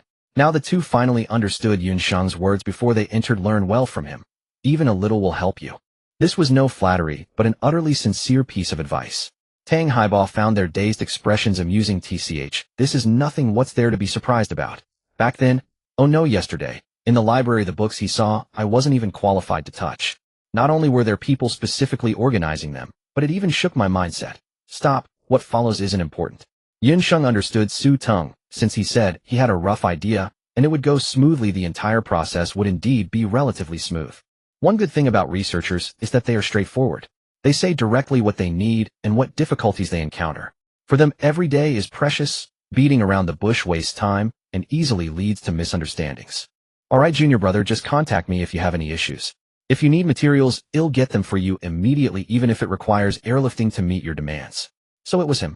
I heard that last night a convoy of trucks covered in tarpaulins drove into Tsinghua University, and even military personnel came in busy all night, all to fulfill his requirements. The joy of the two was almost overflowing. They turned to look at Teng Haiba, whose words carried so much hidden information. I'm good, I'll trouble you again in the future, senior brother. No trouble, no trouble. Seeing the task complete, Xingcheng turned and instructed the three in this lab, do whatever Teng says. Don't question him, understand? Understood. The three replied loudly, expressing their firm resolve. Alright then. Waving his hand, Xingcheng left. The remaining three gazed at Teng with burning eyes. This was a true powerhouse, young as he looked, but surely he had made great achievements in places they didn't know. All of this was specially approved for Teng alone. Elsewhere the three might have considered whether Teng had a powerful backer. But this was Tsinghua University, a top domestic institution. Xingcheng himself was a man of real power, and his mentor stood at the forefront of scientific research. So there was only one possibility: his research capability was enough to stir the entire Dragon Nation. Being by Teng's side meant incalculable value. The three began to rejoice inwardly, thinking of those in the group chat who had just missed out on such a golden opportunity to latch onto a top researcher's lab. My name is Teng. Just call me by my name from now on. Alright, senior brother Su. The three were quick on the uptake, responding in unison. Such a thick thigh to cling to, and just call him by name. No, senior brother, it was. Rubbing his temples, Teng didn't dwell on it, and proceeded to assign their tasks and positions. In research, work is often divided into many small projects and processes. For the previous Lightsaber project, Teng had been pressed for time, wanting to finish his graduation project quickly. He became a workaholic, handling everything himself. But now with assistance, the non-core tasks didn't require his personal attention. Not because he didn't trust them, but because Teng knew that with their skill level they couldn't handle the core projects. The secondary tasks, which could be done smoothly by following his steps without major issues, were more suitable for them. Research, like eating, must be done step by step. After dividing the work, the three picked up the project title Explosive Energy Gun. A blaster. What is this thing? Although the three of them had yet to carve out their own path in scientific research, they still possessed basic knowledge. Having been admitted as graduate students to Tsinghua University, they were genuinely competent. As for guns, they shouldn't be anything particularly special. Just as they thought this, they picked up the brief introduction and were stunned. This is a sci-fi product, isn't it? Can someone like me really join such a team? And a gun that doesn't need bullets. Even though they had prepared themselves mentally, the three were still too astonished to speak. Nowadays firearms all used solid ammunition with power depending on the kinetic energy of the projectile. To some extent, the larger the gun, the greater its power. But now, the design schematics explain that this weapon used volatile blaster gas as its primary material, breaking the concept of traditional solid projectiles and replacing them with condensed light-based energy pulses. Additionally, the color could be altered by changing the particle type. If they weren't standing in the lab watching the gradually forming gun body around them, the three would have thought they were dreaming or that Su Teng was joking with them. I recognize every word in the file, but when they're combined I have no idea what they're talking about. Stop it, I already feel like a country bumpkin. Is this really something I'm involved in? Can I actually do this? I'm just a lowly graduate student. Unbeknownst to them, Su Teng had no idea that a mere schematic had nearly shattered the Tao hearts of the three. The disparity between individuals began to amplify within the research lab. Teng Haiba, having experienced a setback before, recovered the fastest. He turned to look at the two muttering men. Am I not just a waste? Seeing the doubt in their eyes, Teng Haiba almost burst out laughing. Is that all? He stepped forward, patting their shoulders to console them. Don't overthink it. Let's just do good research with senior brother Su. If we do well, we might get a share in other key projects later. That's right, this is a golden opportunity. A blaster. Just looking at the blueprints is thrilling. The three began to take the tasks assigned by Su Teng seriously. Sometimes when tired they would glance over at the tireless Su Teng and feel a surge of pride. Being able to research alongside someone as promising as senior brother Su was truly a great blessing. Releasing the gas into the conversion chamber is tricky. If the seal isn't airtight, the gas will dissipate directly, but if it's too tight, new problems arise. The blueprints provided by the system were purely theoretical. To truly solve the issues, they had to keep experimenting and refining the imperfections. Turning around, he saw the three standing together looking at Su Teng with a mix of admiration and awkwardness. What's wrong with you? Though they had been called over by Xingcheng to serve as assistants. Su Teng, however, didn't carry an air of superiority and patiently addressed any issues. It's getting a bit late. Su Teng didn't catch what they were trying to say until he heard one of them, the chubby one, let out a stomach growl. Oh, it's meal time. No problem, you all go ahead. From now on there's no need to ask me about such trivial matters. Everyone had different constitutions and research was mentally taxing. If blood sugar dropped too low, it would impair thinking. Eating on time was also an important aspect of research. Senior brother Su will be off then. Don't forget to eat too. Go ahead. The three bid farewell one by one. After the morning's blows, their respect for Su Teng had reached its peak. In research, precedence was determined by expertise, not age. Why do I feel like I've forgotten something? Su Teng rubbed his chin looking at the prototype of the blaster. He picked up his phone and opened WeChat. I've arrived at Tsinghua. Do you have time now? This was a message from Deng Yi sent at 7 in the morning. Shortly after, another one came. Are you in the dorm now? 10 minutes later, a third message. I found the dorm. If you're free, remember to contact me. Didn't we say we'd have a meal together today? Damn, so that's what it was. No wonder Su Teng felt like he had missed something but couldn't recall it. It was now 12:30, she probably hadn't eaten yet. Su Teng typed directly. I've been busy all morning. How about lunch together? The message was sent instantly. Sure, I haven't eaten yet either. So fast. This speed immediately reminded Su Teng of Xingcheng, who always replied to his messages in seconds. Whenever he sent a message to senior brother Yun, he would get an instant response. Then see you at the entrance of Xingcheng Garden Cafeteria? Okay, satisfied. JPG. After sending the message, Su Teng sensed something was off. Deng Yi had said earlier that it was her first time at Tsinghua, and she wasn't familiar with the campus, which had over a dozen cafeterias. Can you find it? You won't get lost, will you? For some universities, getting lost was a real issue. Some people had such poor sense of direction that if the campus was large enough, new students could genuinely struggle to find their way.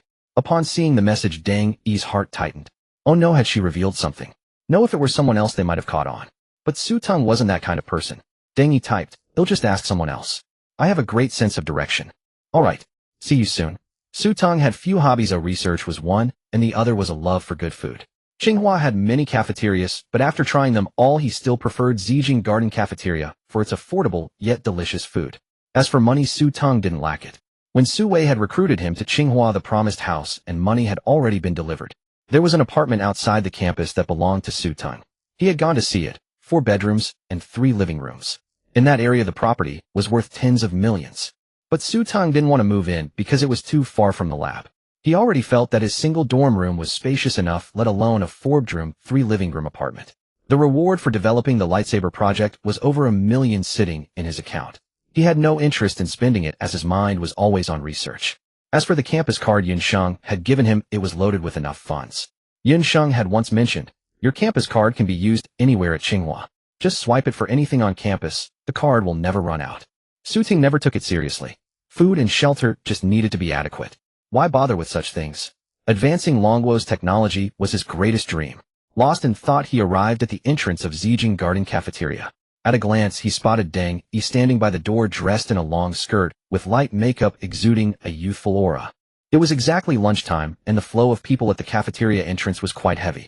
Teng was a standard beauty. Even standing in an inconspicuous spot, she could easily draw everyone's attention, let alone at mealtime, standing right at the cafeteria door. "You rascal, still looking?" The man whose ear was being twisted by his girlfriend muttered. I just thought she looks a lot like a girl I know." "Oh really? Then you better tell me all about this girl you know." Standing near the entrance, Teng kept craning her neck to scan the crowd. "I can't be late, can I?" No, knowing Su Ting, if he were late, he would have texted me. "Hey, isn't that the girl you saw this morning?" On the other side, a man tugged his friend's sleeve and asked. "Her. She was waiting for her boyfriend this morning." Why is life so different for people? A girl this beautiful actually waits for someone. Stop it, I'm already drowning in envy. Let's move a bit closer and see who she's waiting for. Sure, I'm curious too. Just as the two walked over, Teng looked their way, her eyes lighting up. She then walked over to them on her own. "Whoa, she's coming over. Could it be because of me?" "Don't say it, it might actually be." Before he could finish, they heard Teng say joyfully, "Su Ting, you're finally here." The smiles on their faces instantly froze, and they suddenly felt incredibly foolish. Turning around, they saw a handsome young man walking over, beaming. "Sorry to keep you waiting." "Not at all, not at all." Su Ting noticed the stiff expressions on the two men's faces and turned to ask, "Are they your classmates?" "No." Teng looked carefully, then suddenly remembered something. "Oh, it's you. Thank you for this morning." The man's expression immediately relaxed. "No problem, I thought you were lost back then." If Su Ting had been there that morning, I would indeed have been lost. The man glanced again at the dazed Su Ting. He had a clean, comfortable look, and most strikingly, standing before him, you couldn't help but feel a certain emotion. It was a sense of calm detachment from him, as if no matter how many awards you had won, you were insignificant before him. The man didn't know why he felt this way, and sighed involuntarily. "Your boyfriend. He's quite special." With that, he left. Don't ask why, it was pure envy. Who wouldn't like Teng, beautiful and talented? Staying any longer would only plant a lemon tree in your heart. Teng's cheeks flushed, and she murmured, "If only Su Ting were really my boyfriend." "What are you muttering about?" The sudden question startled Teng. I didn't say anything." She nervously fiddled with the hem of her clothes like a girl caught hiding her secret. In truth, Su Ting had been paying attention to what Teng and the man were saying. His initial days was about solving the ceiling and gas issues, but when his stomach growled, his thoughts shifted to, should I pour the pickled pepper beef sauce over the rice ball? And do I need an extra small portion of sauce-flavored duck? "Let's go in then." Teng followed behind Su Ting, looking at his back, and suddenly recalling high school days, when she would often look up from her homework to see his back.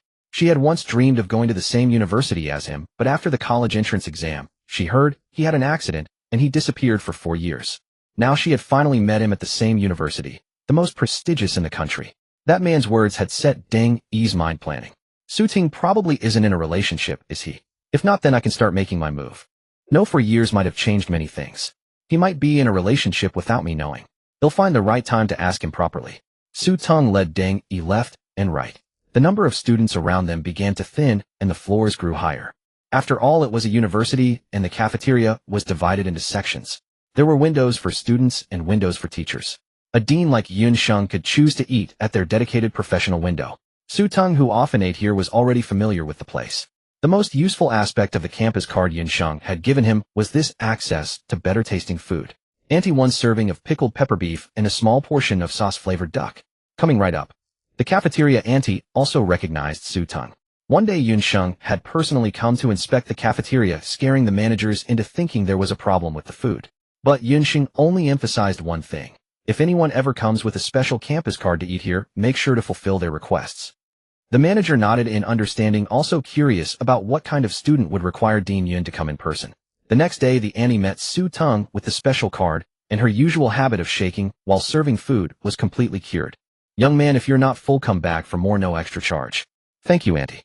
Turning around, Su Ting saw Teng's stunned expression. "What's wrong?" "I was just thinking about something." The different dining area, the auntie's different attitude, and the campus card in Su Ting's hand. None of it matched hers. All of this already showed that his status was different from hers. "But this is Xingcheng University. Didn't we agree you were also a graduate student here, and we both enrolled this year? How come our admission processes and methods are so different? Did you really get in through the exam? It couldn't be a special admission. But I've never heard of seniors being specially admitted for graduate studies. Oh, then what do you want to eat? Just order. The food here is good. By the way, lunch is on me today. Hearing the last sentence, Teng broke into a smile. The result of eating was the same, but the process differed, and with a different person paying, her mood changed. Feeling hungry, she looked at the delicious-looking meal Su Teng had ordered. Turning to the auntie, she smiled. Auntie, you'll have the same as his. Coming right up. As the identical meal was handed out from the window, the auntie chuckled.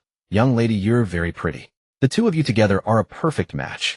A blush spread across Teng Yi's cheeks, and she whispered, we're not together yet. The auntie said in a knowing tone, it's all right. I've seen this young man come to eat alone all the time. Seize your chance, spend enough time together, and he'll naturally be yours. Teng Yi was dumbfounded, then overjoyed. Auntie, you're a real wingman. Back in her seat, Teng Yi watched as Su Teng skillfully dipped his rice ball into the beef gravy. The white rice ball, now coated in the thick, sticky sauce, released a burst of fragrance with every bite. The braised beef was exceptionally tender, not at all tough. The meat provided by the cafeteria was surprisingly smooth and delicate. All the words Teng Yi had intended to say were swallowed back down. In that instant, she felt hungry just from watching. Su Teng looked up at her bewildered. Come on, Teng Yi, you can do this. The cafeteria auntie had even given her a perfect opening.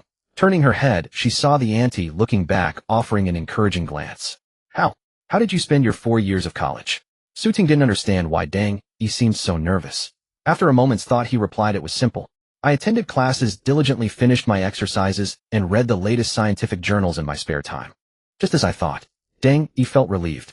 So he wasn't in a relationship. Her eyes curved into a beautiful arc and her appetite returned. The food before her suddenly looked appealing. She took a bite of the sauce-soaked duck, finding the spiciness just right and the texture tender. Why is she suddenly so happy? Su Teng found Teng Yi's mood swing peculiar. But he didn't ask, focusing instead on finishing his meal. Xingcheng University is truly a place where dragons and tigers lie hidden. Teng Yi sighed after taking another bite. What's wrong? Su Teng shot her a questioning look. Yesterday, I joined a large alumni group for this year's intake.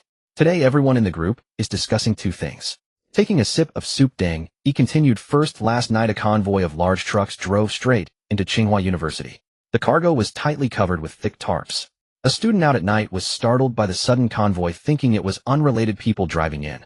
Just as he was about to call the police, he noticed a truck full of military personnel following behind. He was stunned, speechless. Seeing Su Teng's blank expression, Teng Yi asked in surprise, you didn't know? I went to bed early last night. The private dormitory arranged by Xingcheng was quiet, surrounded by trees, and had excellent soundproofing. Besides, Su Teng had always been a sound sleeper. Once asleep, he was hard to wake. Well, then it must have happened after you fell asleep. And the second thing, Su Teng, having nearly finished his meal, became a dedicated straight man. Second, Dean Yun personally posted in the group this morning recruiting assistants for his lab. At first, everyone thought it was some big-shot researcher needing help, and many signed up. But then Dean Yun explained it was for a graduate student's project. Everyone fell silent, and many withdrew. Later, I heard 3 students volunteered and actually went to be assistants. Su Teng fell silent. Putting 2 and 2 together, he understood. No wonder the materials had arrived so quickly, delivered by truckloads, even involving the military. Senior brother Yun was incredibly reliable. He had said before, if you need anything, just tell me. Even if it's a plane, I'll get it for you. That wasn't an empty promise. Xinghua really is no ordinary school. I've only just arrived, and am already seeing such a grand setup. The group is going crazy discussing it now. Then why didn't I get any messages? Su Teng asked, puzzled. You probably didn't join the main group. Main group? Exactly. I invited you, just click and join. Opening WeChat, Xinghua Graduate Exchange Group. Request to join. Join successfully. Another instant acceptance. Su Teng felt a twinge of strangeness. Whether messaging Yunsheng or Teng Yi, replies were always instant.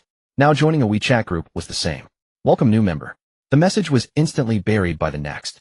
Sky and Earth, am telling you, the assistant recruitment this morning definitely wasn't for a graduate student. Have you ever heard of a graduate student needing another grad student as an assistant? Arranged by heaven. I was suspicious too, but Dean Yun sent the message himself. He never jokes. Sky and Earth, why can't Dean Yun joke? I don't know either. Come on, Dean Yun is a researcher. What researcher jokes about things related to their work?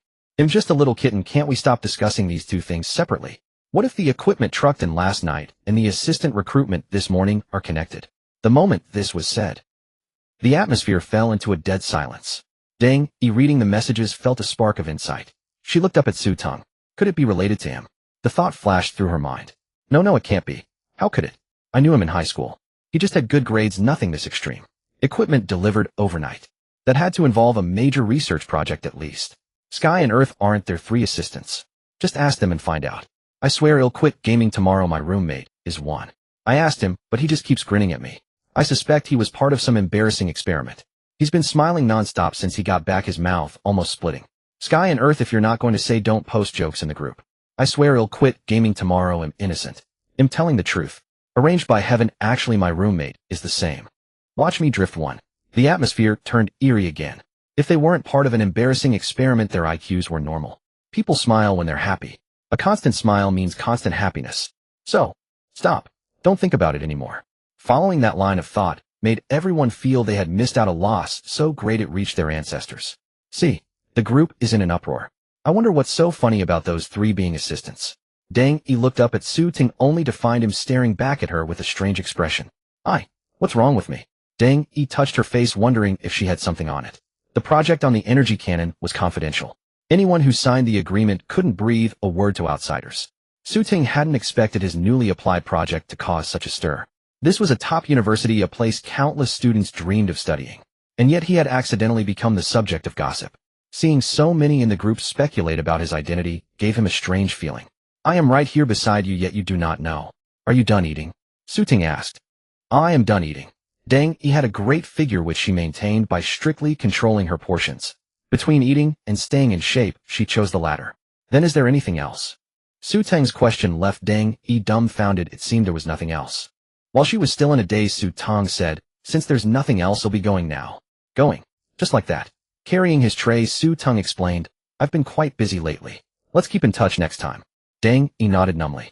Then she watched as Teng walked away without looking back. Only then did she recall something. As a scientific research talent, Teng approached matters strictly according to what had been agreed upon. For instance, if you said you'd meet for a meal, he would genuinely just meet you for that meal, then return to the lab to continue his research. This was precisely what attracted Teng to Teng. A pure heart, unwavering and consistent. Watching Teng's retreating figure, Teng sighed. I'll have to find another chance to ask him out. We're both at Xingcheng University anyway, so it's convenient to find him. Unlike during their 4 years of college when she had no idea where he was. Beep beep beep. New WeChat message. Hey, have you arrived at Xingcheng University yet? This was, after looking at the profile picture for a while, Teng finally remembered the name Li Guangda. From a wealthy family, he was a true rich second generation. In high school he was quite active and had decent grades, but his character was poor. Word had it, he changed girlfriends frequently. Back then he had taken the initiative to greet her, and out of politeness Teng merely replied, and they had no further contact. In short, he was just a distant classmate. The moment she sent the message, Li Guangdao replied instantly. I'm at Xingcheng University right next to you. I've been in Jingdu for years and know the area well. I'm also familiar with your school. He paused there. A few seconds later, seeing no reply, he frowned and typed again. You just got here right. How about I play host at noon and treat you to a meal? A meal? Teng wasn't the kind of girl easily deceived. Her family background was also good. She had no interest in someone like Li Guangda. I just finished eating. In that instant, Li Guangda pieced together a scene. Previously, Teng and Teng had mentioned in their moments that they would meet up when they had the chance. This meal was likely the two of them eating together. The more Li Guangda thought about it, the angrier he got. Teng was nothing but a bookworm, no even a thief. You just haven't seen his true nature, deceived by his superficial facade. How could an undergraduate whose thesis couldn't even be found online get into Xingcheng University as a graduate student? They'll expose him and make you see the truth. They'll tell you a secret about Teng. Originally, Teng didn't want to bother with him. They weren't close and his character was poor. Getting close to someone like him was completely unnecessary. But when he mentioned Teng and a secret, Teng's interest was piqued. Go ahead, I'm listening. Seeing this message, Li Guangda grew even angrier. What did that mean? When I talk about other things, you couldn't care less. But the moment Teng is mentioned, you perk up. Teng didn't get into Xingcheng University through regular exams. Teng had sensed this during the meal. He hadn't been at the student window for food. The auntie serving didn't even shake her spoon, seemingly familiar with him, saying she saw him often. Most notably, his campus card was slightly different from hers. Everyone's thesis can be found online. I specifically searched for his. Do you know what I found? Teng instinctively typed back. Couldn't find it. Exactly, couldn't find it. Li Guangda's words shocked Teng. There are several reasons a thesis can't be found on the official website. The two most obvious are one, data fabrication or plagiarism leading to academic misconduct, and removal, another is The other possibility, the person never completed the thesis or even the graduation project at all. But could either of these apply to Su Teng? Absolutely impossible. If so, how could Su Teng be so distinguished at Tsinghua University? So I believe Su Teng must have entered Tsinghua University through some improper connection. To think a student from a second-tier university whose thesis can't be found online could possibly have passed the exams. Su Teng probably doesn't know I've discovered his secret yet. Let him show off for a few more days. Someone like him doesn't deserve to be at Tsinghua University. If he can get in through connections, what about those of us who study honestly? It's a complete betrayal of all hard-working students. Having said everything he wanted to, Li Guangda felt an immense sense of relief. He should have laid it all out plainly. Being vague might confuse Deng Yi. Now Deng Yi would surely know what kind of person Su Teng was, and see clearly. When Deng Yi saw this long string of messages, she understood. Li Guangda was simply the kind of person who looked down on others. They were from the same high school. Didn't he know Su Teng's academic record? Didn't he know that Su Teng's college entrance exam was ruined by food poisoning? He was just being spiteful. Stepping on the once brilliant Su Teng to gain credibility made this petty person feel accomplished.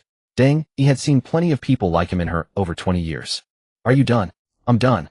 Li Guangda replied, instantly believing that someone as smart as Deng Yi would surely appreciate him once she understood. Wealthy, good grades, and right next door at Xingcheng University. There would be no shortage of opportunities to meet in the future. You're truly disgusting. Huh. Li Guangda was stunned for a few seconds. Did she send the wrong message? This wasn't what he had imagined. Don't you know Su Teng's high school grades?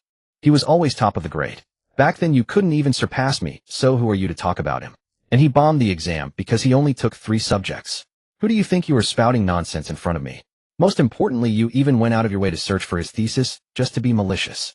Didn't it occur to you that his thesis isn't public for another reason? Get lost. Deng Yi never had a good attitude toward those who slandered her friends. Especially someone who came knocking on her door. Don't you understand? This message was rejected. Staring at the red exclamation mark, Li Guangda's face twisted with rage. You actually dared to block me. Li Guangda stared at the red exclamation mark, still refusing to accept reality. He knew that with Deng Yi's intelligence, she would grasp his meaning as soon as he spoke halfway. The blocking of the thesis could only be due to academic misconduct or failure to complete it. As for the possibility of another reason for the block, Li Guangda had never considered it. Because he believed Su Teng was unworthy. University was not high school. Oh, just because you failed the college entrance exam didn't mean you would rise to prominence in university. Who did you think you were? Did you write the Grimm's fairy tales? Since that's the case, don't blame me. Li Guangda had 2 objectives. One was to keep Deng Yi away from Su Teng, and the other was to ruin Su Teng's reputation. Peking University and Tsinghua University were neighbors, and their networks intertwined in many places. After all, when there were no classes, students often wandered around the neighboring campus. Coincidentally, Li Guangda also knew some graduate students from Tsinghua that year. Did you find the information I asked for? Brotherly, I searched the notice board for a long time, but I didn't see the name Su Teng you mentioned. Are you sure? Really, there's no such name. Could Su Teng be lying? No, impossible. Li Guangda wasn't very familiar with Su Teng. The most he had heard of that name was on the high school rankings list. Su Teng was always first. A person's character didn't change easily, and Su Teng had no reason to lie on a public platform like moments, especially to his classmate Deng Yi. It was completely meaningless. Judging from Deng Yi's reaction just now, she must have already met Su Teng. But why was Su Teng's name absent from the graduate admission list? No, wait. It was actually normal for Su Teng's name not to be there. The admission lists of top universities, though just a public notice, drew intense attention from the graduate applicant community. If someone who was admitted could be searched online and found to lack even an undergraduate thesis, what would happen? A report. Exactly, a report. People would say, how could someone who never even passed a thesis be admitted to a top university's graduate program? Wasn't this bullying students from humble backgrounds? Fine, Su Teng, I never expected your connections behind the scenes to be so thorough. If I hadn't stumbled upon this by chance, I would have been fooled by your outwardly honest appearance. Alright, I understand. Having said that, Li Guangda directly transferred 500 yuan to the other party. This is for your hard work. Sorry to trouble you. Brotherly, this is too kind. I didn't do much, just looked up a name. Keep it. What you found out is very important to me. Just as he finished speaking, a message came through WeChat. The other party has accepted your transfer. Then, brotherly, is there anything else I need to do? Shui Yong had long heard that Li Guangda was a rich second generation and generous with money. But he hadn't expected the other party to be this generous. All he had done was check the published graduate list and ask around if anyone had heard of Su Teng. The whole task took him only an hour. After reporting the final result to Li Guangda, he received a transfer of 500 yuan. The money was too easy to earn. So easy that Shui Yong was getting a bit addicted. Li Guangda pondered for a moment, and then sent a message. Actually, I do need a little help from you. Brotherly, please don't hold back on me. Use me as much as you want. Shui Yong seemed to already see piles of cash raining down on his face. In the laboratory, Su Teng was immersed in contemplation over the design blueprint before him. The airtightness issue has been resolved. Now the next step is how to turn all this into a powerful particle beam. The condition for forming a particle beam is to excite the volatile gas with the energy from the weapon's power source. Excitation is the challenge. If the energy is not handled properly, excess energy will directly cause the gun barrel to explode. In the distance, Teng Haiba and the other two stared at Su Teng's back, trembling. Since becoming Su Teng's assistants, they had been crushed at every moment. The person before them possessed not only superior talent and imagination, but also an unmatched ability to focus. Sitting in one place, meditating over the blueprint for hours without moving a muscle, the three of them truly couldn't do that. I feel like after becoming assistants, we've been humiliated more and more. I thought I was the only one feeling this way. I never imagined that true geniuses were meant to be looked up to like this. Only Teng Haiba's mentality was slightly more stable, because his parents had spent a whole day comforting him that day, helping him accept the idea that he was just an ordinary person. Even so, he nearly had his Tao heart shattered today. Because Dean Yun's words, the entire lab listens to Su Teng alone, were not casually spoken. After joining the project, the three of them came to understand. This was not someone else's research project. In other words, Su Teng was the leader in charge of the entire project. At such a young age, I became his assistant, and he showed me the terrifying nature of the world. Stop. He couldn't let that thought continue. Teng Haiba immediately cut off his train of thought. If he went on, he would end up like the other two, questioning his existence again. As senior brother Su moved. He hasn't solved this problem, too, has he? Before lunch, the three assistants had discovered the first major challenge in the experiment, the airtightness of the energy gun when introducing gas into the barrel. Too tight or too loose would both affect the barrel. In their understanding, such a problem would normally take a week or even longer to resolve. Because experiments had to be conducted repeatedly, recording data, making comparisons, testing under different conditions, and finally finding the correct answer. But in reality, after they returned from lunch, they found that Su Teng's experiment had already moved to the next stage. What airtightness? Wasn't that a problem of the past? In that instant, the three of them doubted themselves. Had they just gone to lunch, or had they traveled through a time tunnel? When did scientific research become so simple? One problem solved after a meal. And from the scene, it seemed that this new problem was about to be solved too. This issue was clearly more difficult than the airtightness one. A faint blue light began to emerge, first as a tiny dot, then expanding. With a boom, it struck the test plate ahead.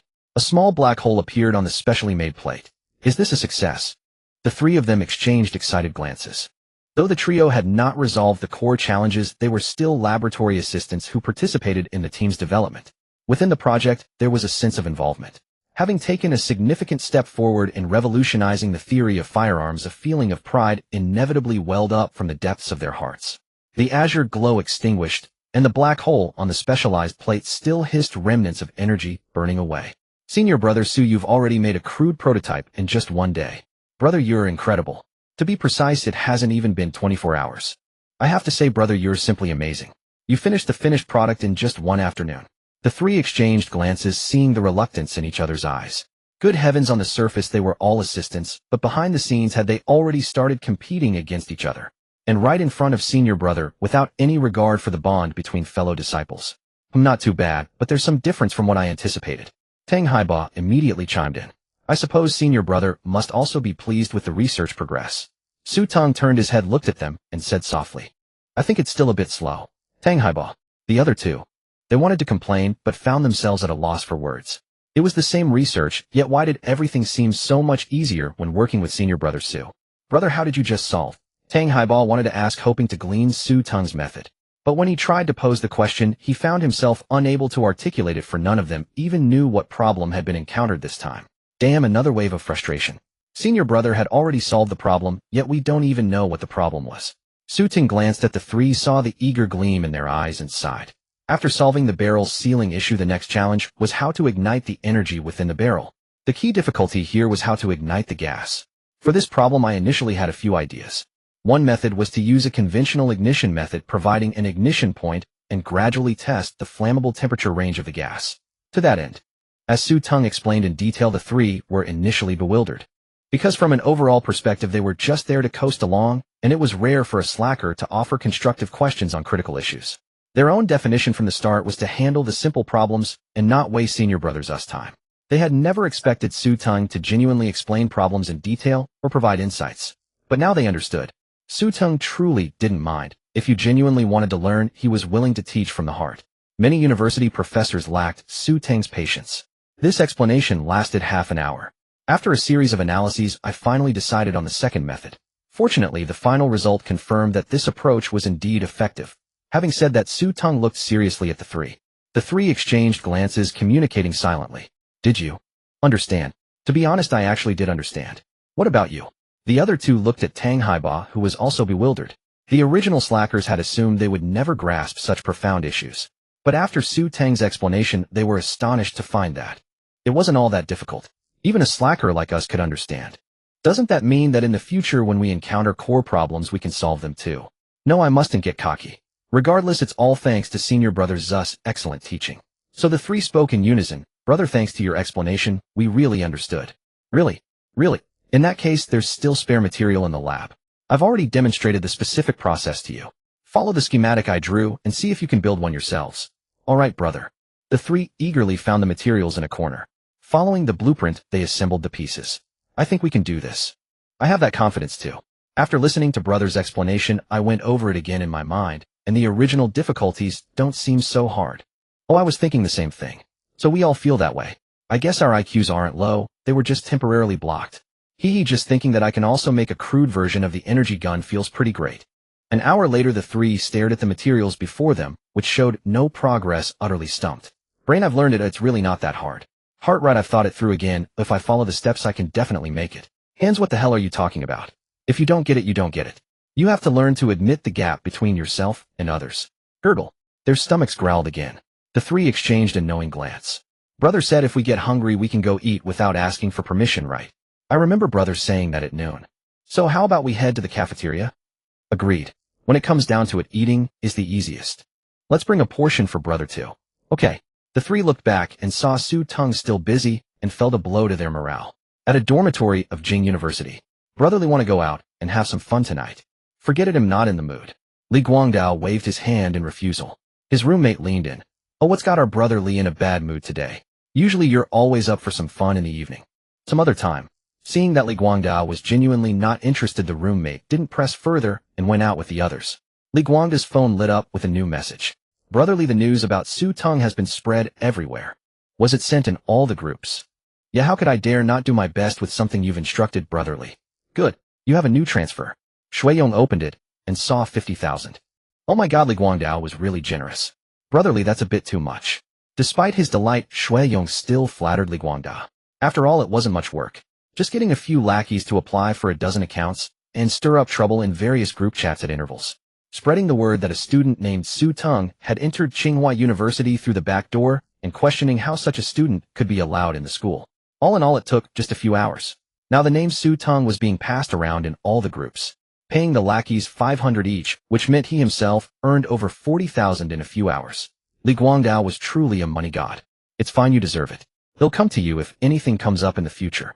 Alright, I guarantee you'll complete your tasks, brotherly. Both parties were very pleased with each other. When a single individual speaks of a matter, it often fails to capture widespread attention. However, when a group begins to accuse someone in an organized and purposeful manner, the tide of public opinion inevitably turns against them. After Li Guangdao invested 50,000, Shuiyong intensified his efforts. Su Teng's name began to flood various social groups at Tsinghua University. Heaven and earth are vast. Have you heard? There seems to be an issue with this year's graduate student admissions. I swear I'll quit gaming tomorrow. Tisk, just say it directly. Isn't it about someone named Su Teng? I've already seen his name in many groups.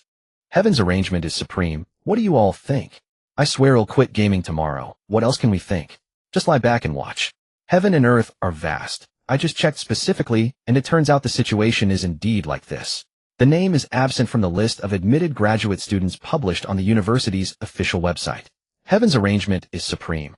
I also searched for his thesis, and it turns out there really isn't one. Watch me drift. So is there truly a graduate student named Su Teng who got in through the back door today? I swear I'll quit gaming tomorrow. Not necessarily. Since there's no information at all, maybe this person doesn't even exist in the school. Otherwise, what level of influence would it take to make all traces disappear completely? Heaven and earth are vast. If he really isn't from our school, what's the point of someone slandering him? I think it's impossible. The school definitely has this person. Amid the ongoing dispute, someone suddenly forwarded a video. Holy crap, everyone come look. Someone has anonymously reported our school's Teng online. People clicked on the video one after another. In it, someone made an anonymous phone call, their voice distorted. The core message was Xingcheng University admitted a graduate student named Teng, but his name wasn't on the official list. Most bizarrely, no thesis could be found. Everything had been blocked. Heaven and earth are vast. If this is true, I have to say it's utterly disgusting. Heaven's arrangement is supreme. Indeed, for our school to have such a situation. I've lived long enough to see it all.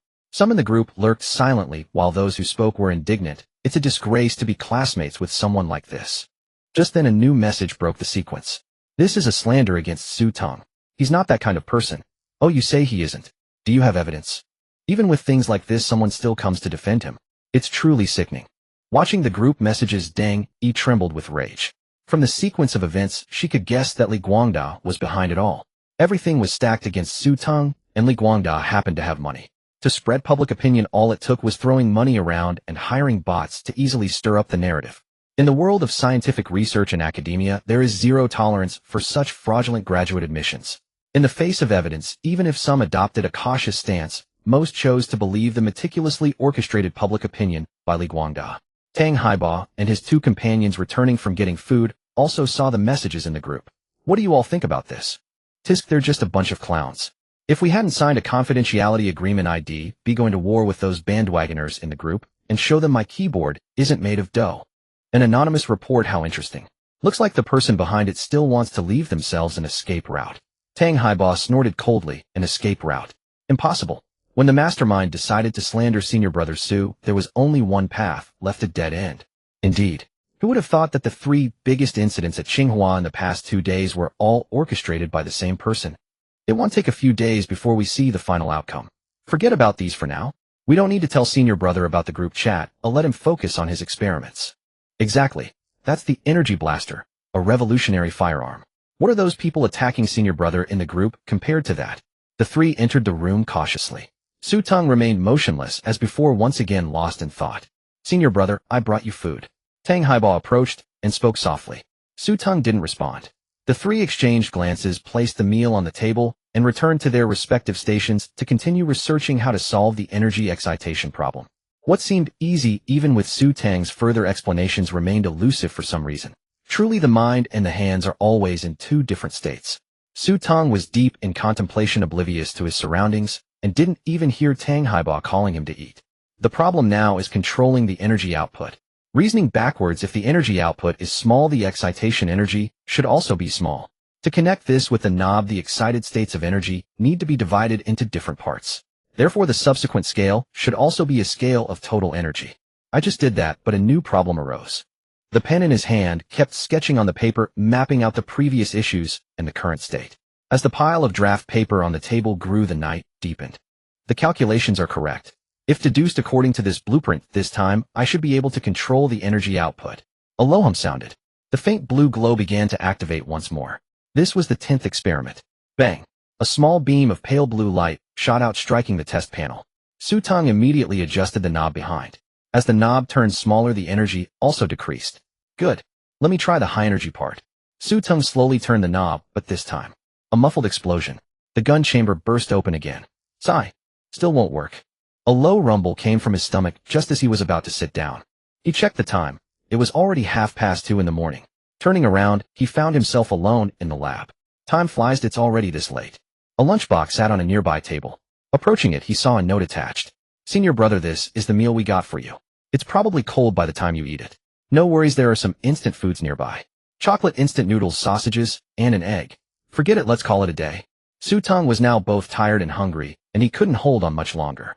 After eating a little, he lay down on the folding bed nearby, still in his clothes, and fell asleep. At 6:30 in the morning, the sky had just begun to brighten. The door to the research lab was slowly pushed open from outside. Teng Haiba, what time do you think senior brother went back last night? I wouldn't know, I reckon he didn't leave until 1 or 2 in the morning. Encountering a genius who works this hard is truly disheartening. Teng Haiba, who had the light on, chuckled. On one hand, it's disheartening, on the other, it forces us to constantly push ourselves to improve. Before he could finish, he froze, staring in one direction. What's wrong? Yeah, has senior brother already arrived? The two entered the lab and found Su Teng looking bewildered, having just been woken up. Had senior brother Su not even returned to the dorm and slept in the lab instead? This was quite a shock. Their groggy minds were now wide awake. Senior brother, you slept right here in the lab. Su Teng rubbed his sore shoulder and said, I realized it was too late last night, so I just didn't bother going back to the dorm. By the way, thanks for the chocolate you left yesterday. Teng Haiba quickly responded, Senior brother, you haven't had breakfast yet, have you? What would you like to eat? They'll go buy it for you. Damn, that sycophant got there first again. How was he never this smooth? No need, I'll go myself. I don't want to trouble you. No trouble at all, no trouble at all. The three said in unison, exchanging a subtle glance. Su Teng wasn't used to having others fetch breakfast for him.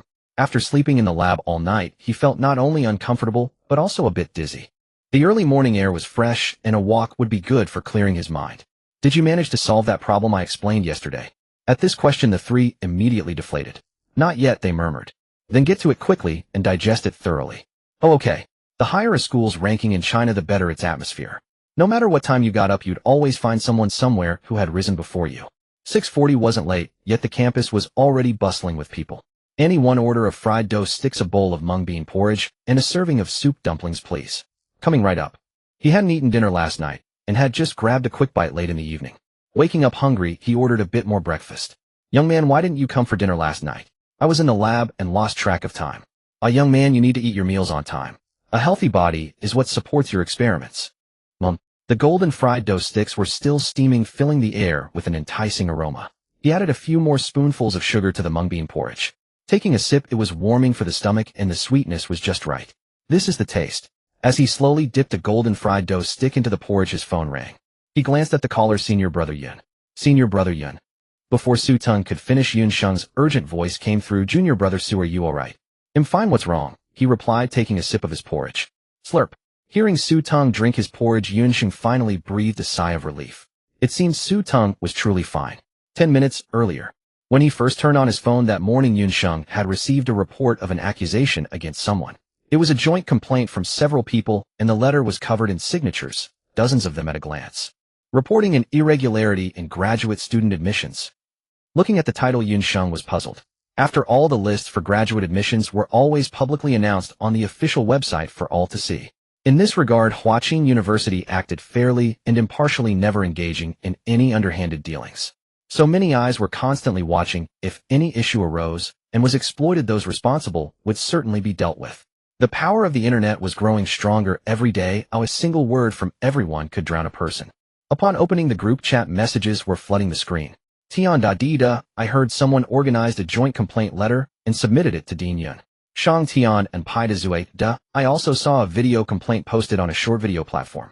Tomorrow I will definitely stop playing games, to be honest, including my undergraduate years. This is the first time I've encountered such frequent incidents during my time at Huaqing. Look at me drift. 3 campus-shaking events happened in just 2 days. By the way, yesterday, I asked my roommate who works as an assistant for a graduate student what he thought about this. Guess what he said? Tian da di da, ordinary people would support the complaint. Isn't he one of them? Look at me drift. No, he just said a bunch of clowns waiting to be punished. Shang Tian and Pai de Zui de 666, has being an assistant made him lose his mind? Look at me drift. Probably not. When I woke up today, he was already gone. I've never seen him go to the lab this early. He must have been provoked by something. After a few minutes of reading, Su Teng understood. Someone had obtained chat log screenshots from unknown sources and paired them with a series of investigation proofs claiming that his admission to Huaqing University for graduate studies was the result of backdoor dealings. What could a second-tier university accomplish? Even the graduation thesis was impossible to find. Fortunately, his family rarely went online and were unaware of everything happening on the internet. Otherwise, his parents would definitely call to ask. Su Teng ate his steamed buns slowly, his heart as calm as an ancient well, and he even felt a hint of amusement. The reason the thesis was blocked was that the underlying theoretical knowledge involved was too astonishing. Things classified as confidential are not something you can find just by searching. As for not finding his name, it was because Su Teng had not entered through the normal channel, but through a special recruitment process at a different level. This special recruitment also carried a degree of confidentiality. How could it appear on the official website? Su Teng really didn't want to bother with these rumors. It would be a waste of time and energy. Since senior brother Yun said he would handle it, Su Teng left everything to him. After finishing breakfast, Su Teng strode toward the laboratory again. The issue of controlling energy output has been solved. Next, I need to test the characteristics under various environmental conditions. The spread of news on the internet was always the fastest. Many people, while scrolling through short videos, came across the video of the anonymous whistleblower reporting Xingcheng. Oh my god, I can't stand it either. Can top universities do such things? What happened to the academic atmosphere? It's become a place where money paves the way. Fortunately, I didn't sign up for the Huaqing exam, or I would have ended up there. Upstairs you talk as if you could pass the exam even if you signed up. Manual dog had him curious. There's no such person on the official admission list. How can they insist he's at Huaqing University? There are library entry records. But what puzzles me more is that the information is so detailed and spread so quickly, as if someone deliberately wants to target Xingcheng. Classic victim mentality. The evidence is out, yet they still deny it. Anyone defending him must die. Huaqing University's official account was also being bombarded on short video platforms. What a garbage school. Good thing I didn't apply. My dad said he'd give me $1 million. Can I buy my way in? Manual sarcasm. Sigh, even you have become like this. Meanwhile, Dean Yun was holding an emergency meeting. A group of teachers had been called in early in the morning, an unprecedented event. During the meeting, Yun Sheng's face was dark and gloomy, and everyone dared not even breathe loudly, fearing they might be implicated. The official account needs to issue a statement. Urgent documents should be circulated in all group chats, emphasizing that we will handle this matter seriously. A plump teacher with a round face and flushed cheeks chimed in, "That's right. We must deal strictly with students who use backdoor connections." Before he could finish, Yun Sheng shot him a glare. "Who told you he entered through the back door?" "Huh, he'll give you a hint. I can't say much, but I can say a little. Xingcheng was recruited through a special process. His thesis was hidden for a reason. This time we are cracking down on the rumor mongers behind this. Although I don't know where they got the information, I can tell you this: if we handle it strictly, they won't just be expelled. It'll be much more serious." All the teachers in the room were dumbfounded. Did they hear that correctly? What he meant was that the online claims were true, but the reason was completely different from what they had imagined. It wasn't because of backdoor dealings, but because... Stop. No more thinking. People like this were never safe. To be curious about one misstep could cross an inexplicable red line. In the end, offending the wrong people would bring disaster. The meeting adjourned, and everyone left with mixed feelings. Yun Sheng seemed to have said nothing yet. He seemed to have revealed everything. At that moment, official accounts simultaneously released a statement. Recently, we received a complaint document. The university takes this very seriously and has launched an immediate investigation. We will handle the matter strictly and provide a satisfactory response to everyone. As soon as the official statement was released, Shui Yong forwarded the announcement to Li Guangda. Li Guangda opened it and read it carefully. A standard redhead document with an official red seal. "Brotherly, everything is going smoothly. The official document is out. There will definitely be a notice soon. Haha, Xingcheng has no way out now. I'm still curious, Brotherly. How did he offend you?" "Oh, I just can't stand him. In high school, he was just a bookworm. He failed the college entrance exam and ended up at a second-tier university. Now he's still putting on airs. It pisses me off. Serves him right. No one should show off in front of Brotherly. What a joke." Li Guangdao felt pleased by the flattery. "You have a new transfer." As soon as it arrived, Shui Yong immediately clicked to accept it. "You have received 100,000 yuan. Sigh, this time it was a bit less than last time, but it was still okay. He only had to wait for the official document to come out, which wasn't much trouble." Shui Yong mused. The gullible rich were getting harder to exploit. "Brotherly, you're so generous. I knew following you was the right choice. Keep up the good work. When something good comes up, I won't forget you." Of course, of course." As soon as the official document was released, all comments turned one-sided. "Holy crap, no way. Someone really got in through the back door. I knew it was a garbage school. Upstairs, you're really arrogant. But to be fair, I don't regret it anymore. Turns out I couldn't get in because I didn't have the right connections." The onlookers who had been watching the drama unfold began to weigh in as the official statement emerged. Good heavens, even the official statement has come out. Isn't this a confession? That guy is probably done for. He never expected someone to dig up his information. I swear I'll stop gaming tomorrow. I have to say that kid with connections is indeed formidable to have uncovered all this.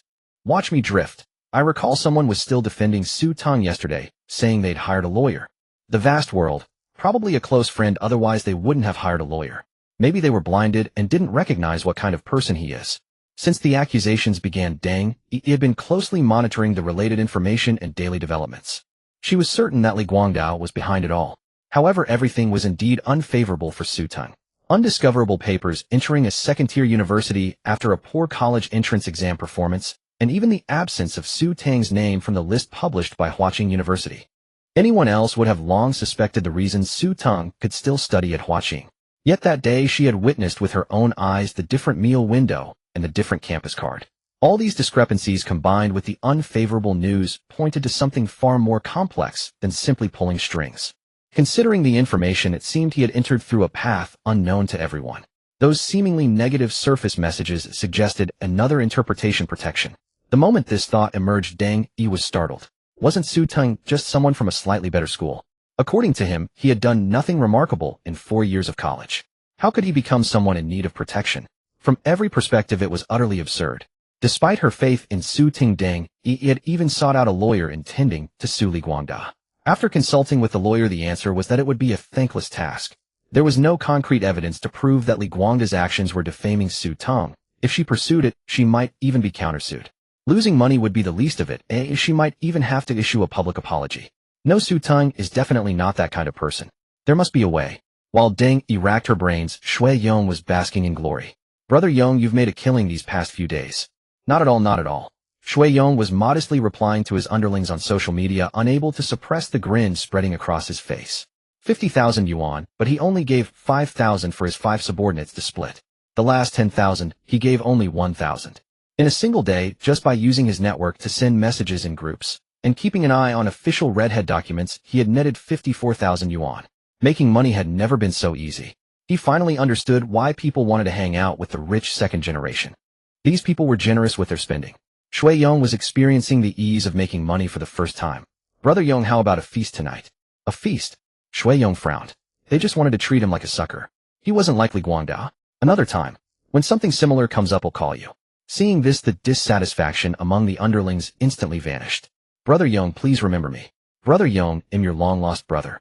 We have to make money together. Brother Yong. The group messages never stopped, all fawning over Shui Yong. No one wanted to miss out on a chance to make money with just a few taps. Knock, knock, knock.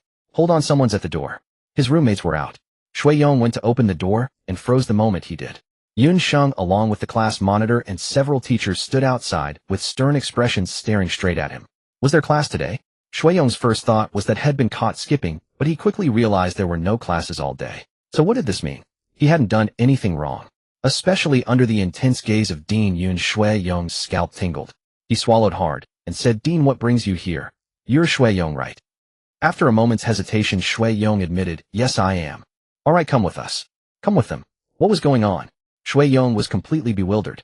He really hadn't done anything. Dean, you must have the wrong person. Seized by several hands, Shui Yong tried to resist, utterly confused about the situation. Wrong person, Yun Sheng snorted. Don't you know what messages you've been spreading online recently? Spreading messages. His mind went blank. Shui Yong understood. Before Li Guangda had him spread the rumors, he had searched online worried about potential consequences. And indeed, it was just as Li Guangda had said, the blocked papers, the absence of his name on the public admission list. Everything was in their favor.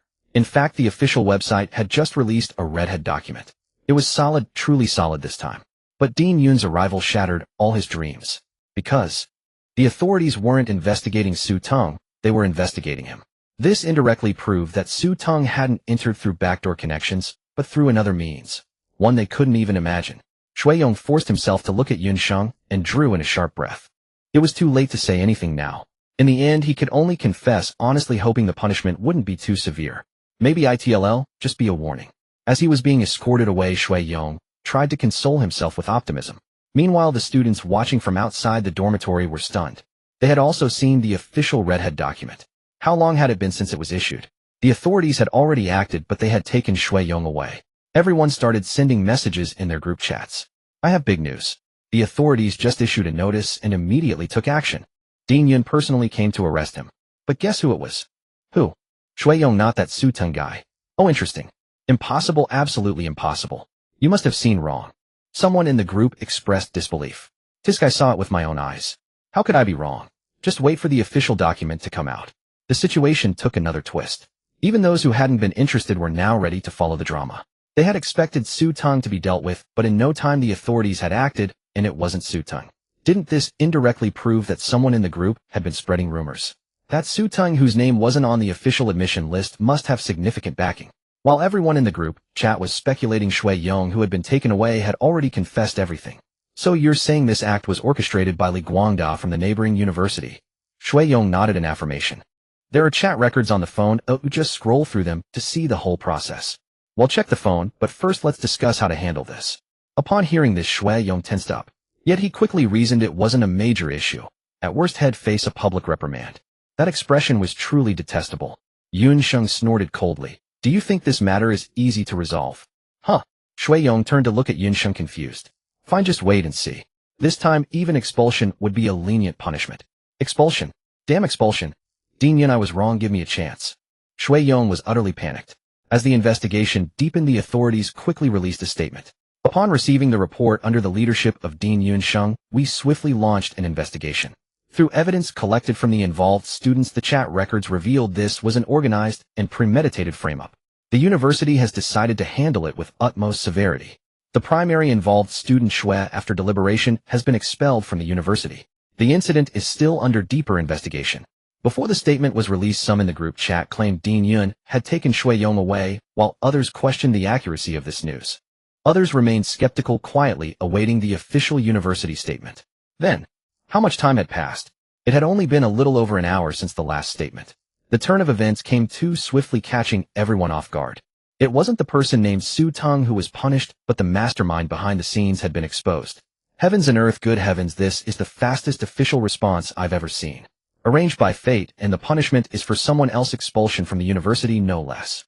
Watch me drift now. I kind of understand why my roommate said they were all a bunch of clowns. I'm just a little kitten. It looks like there's more to come. Who knows how many will be implicated? I don't know either. I sensed something was off from the start. Messages in the group, short videos on platforms. No matter how you look at it, someone was using money behind the scenes as a driving force. Give me a chance. I thought it was righteous people using money to defeat others, but now it seems there are bad people among the masses, trying to slip by and wrongfully accuse Su Teng. Heavens and earth, honestly, if that's the case, then Su Teng is. Everyone knew what was implied. Su Teng was someone protected, and to warrant such protection meant his value far exceeded that of everyone present. With the official statement released, a massive wave of apologies flooded the comments. Su Teng, I'm sorry, I didn't realize there were bad people among the masses. To be fair, Shui's influence is quite terrifying. I heard that all the group chats at Huaqing were smearing Su Teng, and short video platforms too. Serves him right. Spreading rumors deserves this kind of blow. Expulsion is light. UID sue him for defamation. Judging by the official statement, doesn't it imply there are more people behind this? Let's wait and see. Gotta say, Huaqing's official response is fast. I think you're missing the point. Haven't you noticed how remarkable Su Teng is? The happiest person was Deng Yi. She hadn't expected the official statement to come so quickly. Just an hour later, the latest update was released. And just as the first statement promised, the involved student was severely punished with the harshest penalty, expulsion. Should I submit the evidence I have? She didn't know the Shui mentioned in the statement, but she was certain he was the one Li Guangda had hired from Huaqing University to spread rumors. The true mastermind was still Li Guangda. Never mind, it shouldn't be necessary. Dean Yun managed to find Shui, so Li Guangda behind him will surely be uncovered too. He'll just wait. At that moment, Yunsheng was in a dilemma. From the chat records and Shui Yong's confession, he had pieced together the entire ordeal. Li Guangda, upon seeing Su Teng's interaction with a girl on his social media feed, was consumed by jealousy. He searched for Su Teng's papers and other information, found no evidence of admission to Huaqing University, and orchestrated everything. The crucial point was that Li Guangda was not a student of Huaqing, but of the neighboring Xingcheng University. Yunsheng lacked the authority to deal with Li Guangda, and few knew Su Teng's true identity. Just then his phone rang. Seeing it was Su Wei, he had a solution. Has Su Teng made any progress in his research? Su Wei's opening question, always the same, dampened Yunsheng's spirits. We're all your students, why do you favor Su Teng so much? The project only started 2 days ago, probably no progress yet. Hearing this, Su Wei was displeased. Su Teng is your junior brother, how can you be so indifferent? The current project is one that could revolutionize traditional firearms. Teacher, I know, but my junior brother has run into trouble recently. Trouble? If he needs materials, he can just apply for them. What's the problem? It's not that kind of trouble. Someone is spreading rumors about him. Rumors? Su Wei's voice rose, angered. Tell me what exactly happened. The academician was busy. He usually only followed news related to scientific achievements. Matters of daily life, Su Wei paid no heed. Thus he was unaware of the rumors about Su Teng over the past 2 days. After Yunsheng explained, Su Wei understood completely. Li Guangda is it? A student from Jingda, so what? They'll call their president right now. Su Wei was furious. Su Teng's lightsaber had become the primary choice for the secret forces of the Dragon Kingdom. In the realm of cold weapons, the lightsaber had achieved overwhelming dominance. And the blaster rifle, under development, he had seen it, was a concept that would revolutionize traditional firearms. Such a scientific genius silently contributing to the nation. And you Li Guangdao, what are you? A clown jumping out to spread rumors saying someone from a second-tier university doesn't deserve to study at Huaqing. What have you ever done? Expulsion is a must. Li Guangdao was now in a panic. When he first saw the statement that morning, he felt an exhilarating sense of clarity. All justice in the world would be served, and he was the very embodiment of that justice here to bring down Su Teng. He only needed to wait for the subsequent statements. But just an hour later, a new official statement emerged. It was the fastest official response Li Guangdao had ever witnessed. Yet the result was utterly unexpected. Am I seeing this wrong? He still couldn't believe it. The statement declared Shui Yong's expulsion from the university with further strict measures to follow. Who would be dealt with next? Who else would face consequences? At this thought, Li Guangdao broke out in a cold sweat. He was the one who had contacted Shui Yong. He was the mastermind behind everything, from releasing the short videos to posting messages in the group chat. His sole purpose was to bring Su Teng down. Now, judging by the statement, it seemed he was the one being brought down. His relationship with Shui Yong was purely transactional based on money. Would Shui Yong, having just been expelled, protect him? Impossible, absolutely impossible. Shui Yong would likely confess everything at the first opportunity to mitigate his own punishment. Damn you, Su Teng. Why aren't you the one being punished? Failing the college entrance exam and ending up at a second-tier university only proves you were never a good student. What did you accomplish in those 4 years of university? Deserving to have your thesis hidden. Why should all the good fortune fall to you? The one Teng you should admire is someone like me. Who do you think you are? Li Guangdao grew increasingly restless. If an official statement was issued, it would inevitably lead to severe repercussions. Those not yet dealt with would eventually be found out. No, don't worry. I'm not a student of Tsinghua. I'm from Xingcheng University. How can they touch me? I haven't done anything wrong. Who could have guessed his hidden thesis would turn out like this? Knock, knock, knock. Just as Li Guangdao was lost in anxious thoughts, a knock came at the research lab door. When he opened it, he froze. Standing outside was a stern-faced elderly man with deep furrows on his brow. Good morning, Dean. The old man cut him off with a wave of his hand. You are Li Guangdao, correct? Yes. A sense of foreboding crept into Li Guangdao's heart. Come with me. The dean's tone was resolute, leaving no room for negotiation. It's fine, everything will be all right. My family has some connections at Xingcheng University, though I've heard there's a dean as well. If anything goes wrong, I can call home and pull some strings. There will surely be a way out. I haven't done anything wrong. It's not my fault Su Teng's thesis was hidden and couldn't be found. Thinking this over, Li Guangdao followed the dean through a maze of corridors until they stopped before an office. He looked up the principal's office. Why am I here? Suddenly, Li Guangdao recalled Shui Yong's fate expulsion. A knock echoed. Once the dean withdrew, Li Guangdao snapped back to reality. He looked up at the white-haired old man, his eyes filled with terror. It seems you already know why I've summoned you. That saves me the trouble of beating around the bush. Principal, this isn't my fault. Oh, not your fault. The principal, seated at the head, was almost amused. He pointed at himself. Then is it my fault? No, not at all. Li Guangdao dared not meet the principal's gaze. Then is it the dean's fault? No, it isn't. The principal slammed his hand on the desk. Then tell me, whose fault is it? You privately investigated someone, stirred up public opinion online, and even contacted people from another school to spread rumors. Whose fault is it, tell me? Terrified and confused, Li Guangdao cried out. It's Su Teng's fault. He shouldn't have hidden his thesis, he shouldn't have.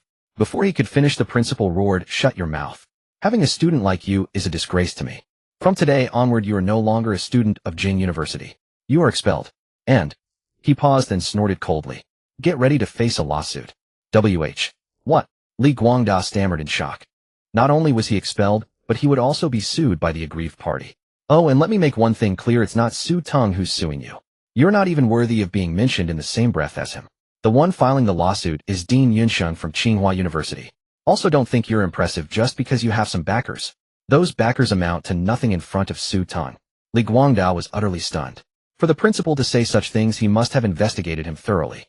His backers, and how he got into Xingcheng University, must have been uncovered completely. It hadn't even been that long, a lunchtime hadn't even arrived yet.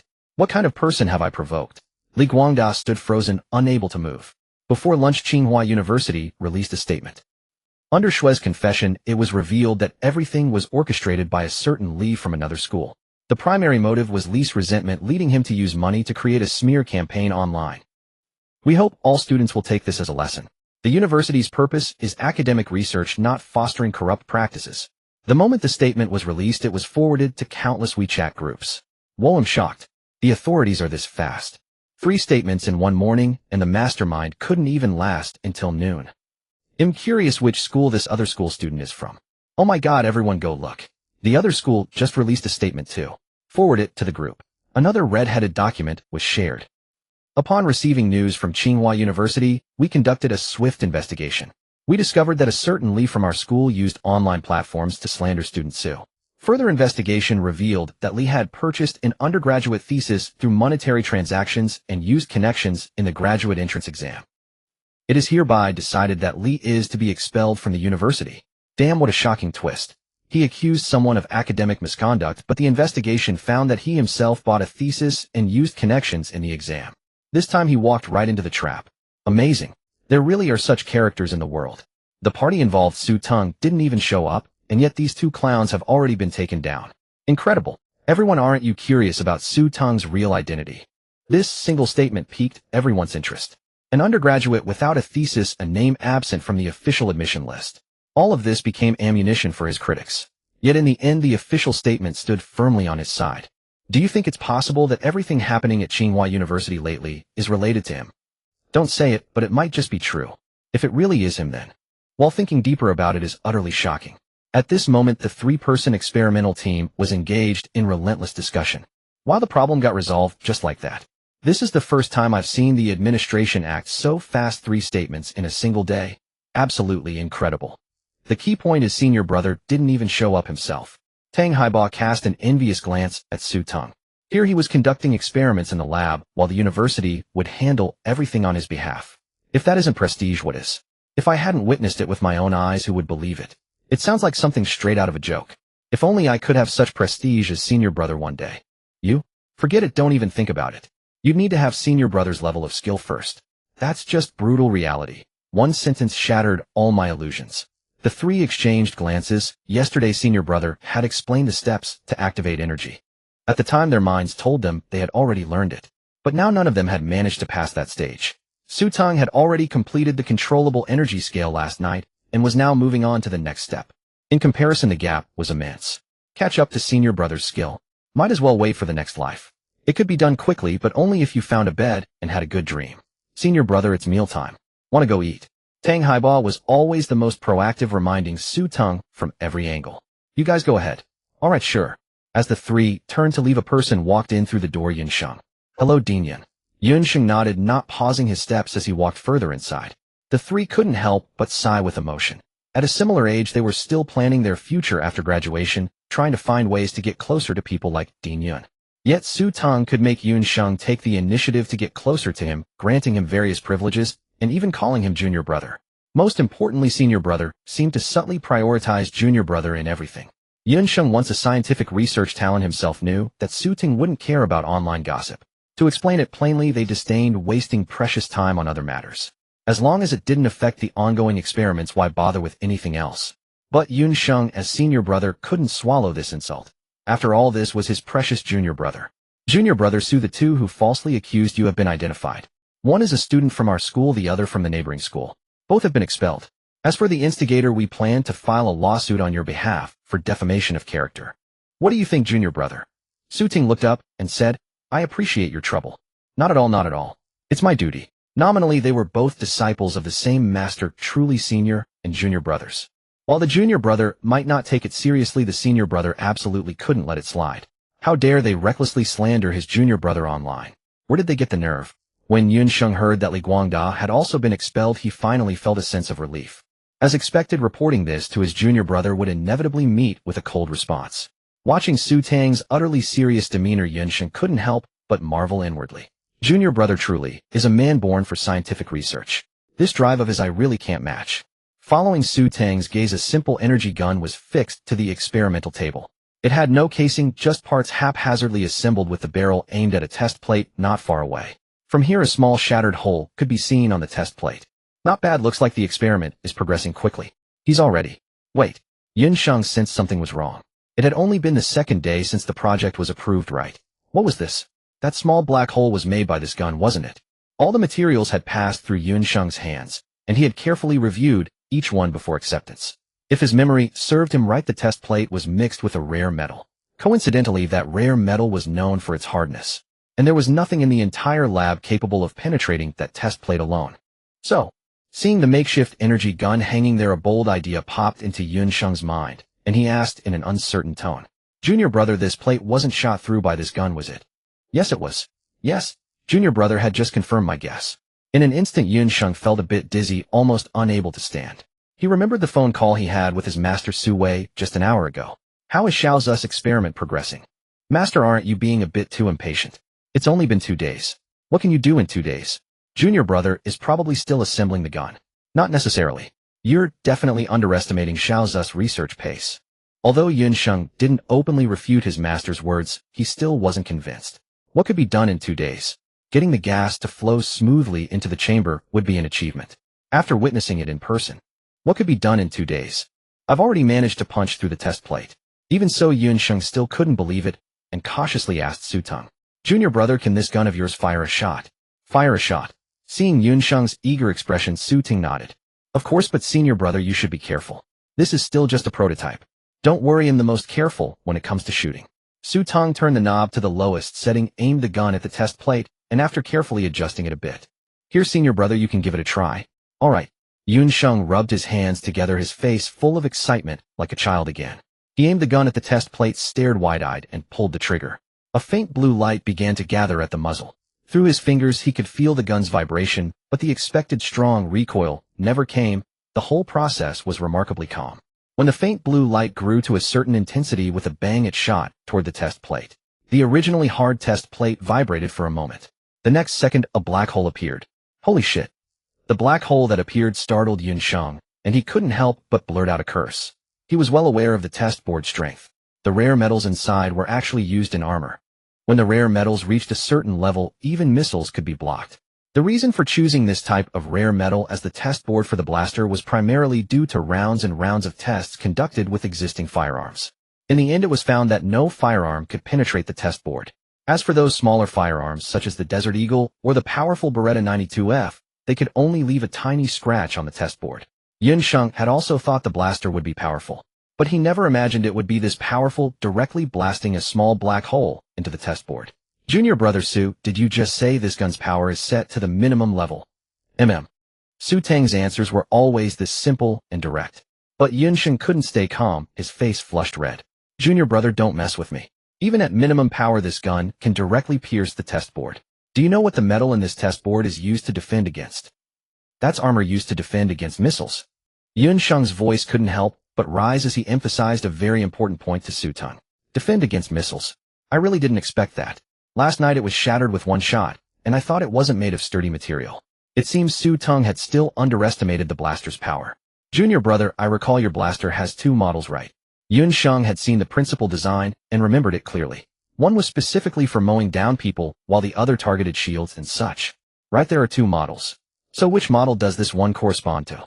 Yunsheng forced himself to calm down. After all, using a gun meant for mowing down shields to break the test board wasn't something to get overly excited about. As a disciple under Su Wei, he had already seen quite a bit of the world. Calm down, stay composed, and maintain his image in front of his junior brother. "Is this the particle beam types?" Yunsheng tilted his head, looking full of question marks. "If you're going to be this technical, just have to act like I don't understand. It's the one with stronger lethality against people. As for the other plasma beam blaster, it hasn't been designed yet. That one is specifically for dealing with armor." "Yunsheng, damn, are you serious? This minimal energy discharge can shatter a test board designed to resist missiles, and you're telling me it's for use against people?" "The plasma beam one hasn't been designed yet, and that's the one specifically for dealing with armor. Do you have some different understanding of armor and people?" Yunsheng expressed utter incomprehension. Even as Su Wei student, having seen so many scenes, he still couldn't understand. "Is the armor and people in your mind from the distant future? Do you also suffer from firepower deficiency phobia?"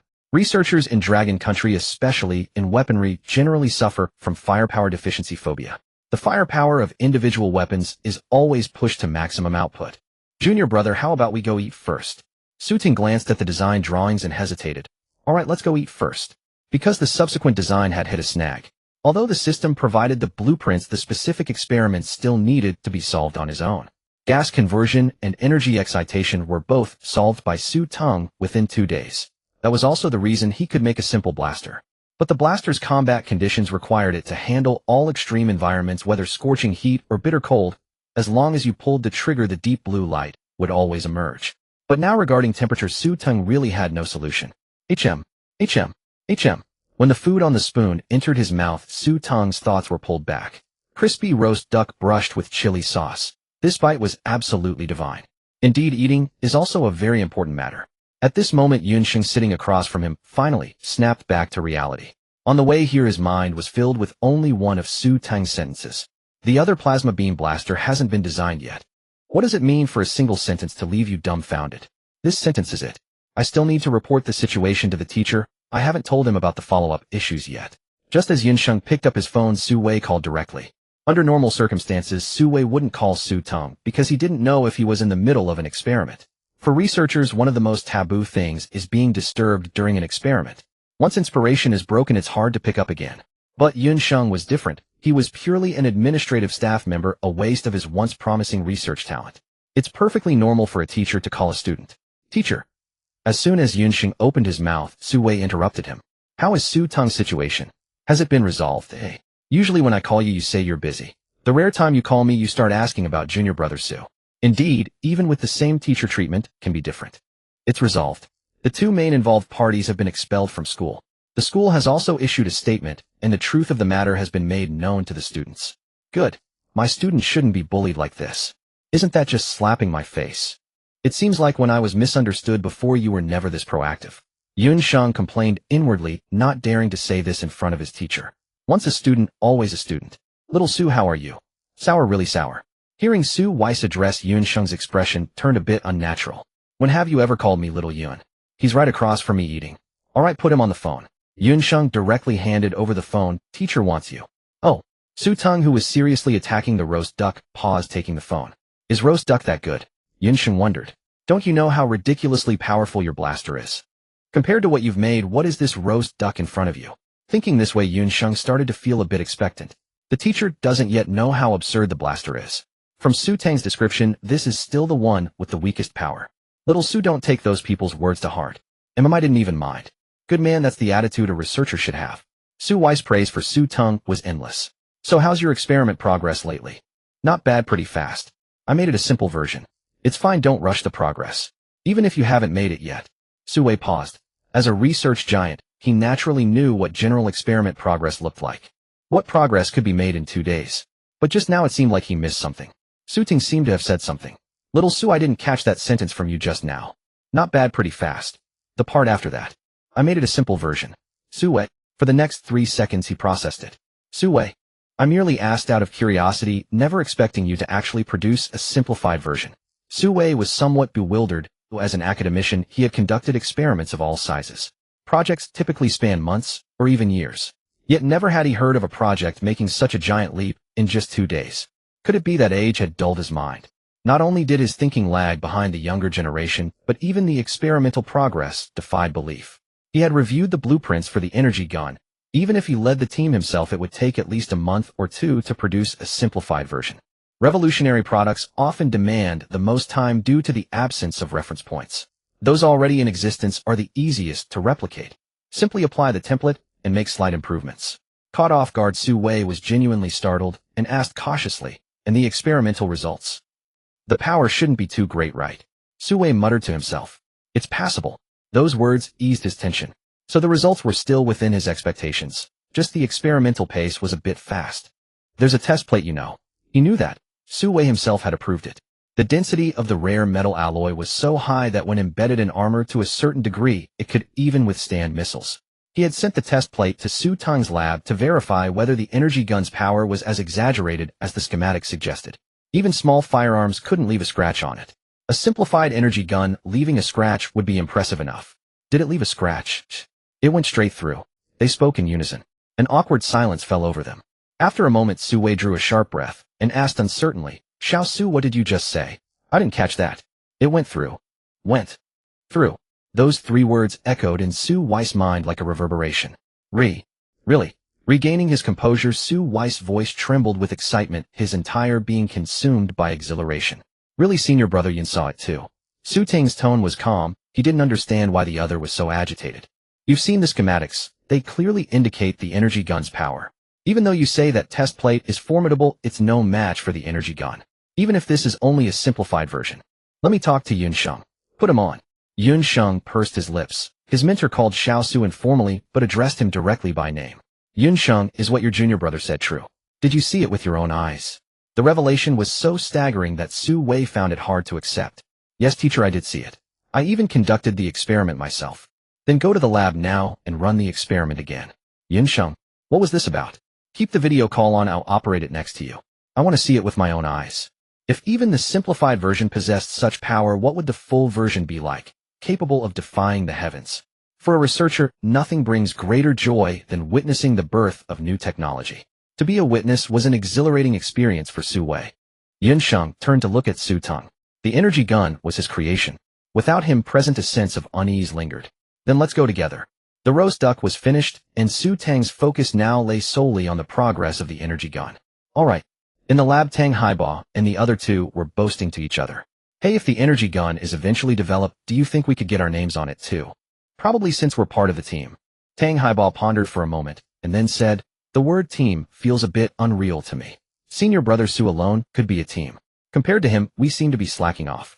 The other two fell silent. Looking at the reality, what Teng Haiba said was true. Su Teng had solved the core issues. He had also addressed every minor and major problem. If one were to describe the trio's contribution, it seemed more like serving tea and water, handling only the most trivial difficulties. It wasn't that they weren't trying, the gap was simply too vast. Whoosh. The lab door slid open. A man rushed in, phone in hand, with Su Teng following closely behind. Dinyan, you're here. Dinyan, hello. The trio's status was far below Su Teng's, so they quickly stood to greet Yun Sheng. Yun Sheng waved a hand, signaling them to sit. Teacher, I'm in the lab now. Good. Conduct the energy gun experiment again. All right. Yun Sheng quickly pulled Su Teng to sit down. The simplified energy gun, though basic, was no less powerful.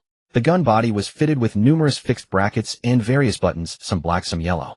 Having witnessed its power, Yun Sheng dared not touch it recklessly, afraid that a single misstep might turn the gun on himself, ending his life. While Su Teng fiddled with the energy gun, the three gossipers gave in to their nature. Who do you think Dean Yun is calling? Sounds like he said teacher. Teacher. Someone who can be Dean Yun's teacher must hold a high position. At least an academician. An academician? The three gasped. An academician is the highest honor in Longwo's scientific research.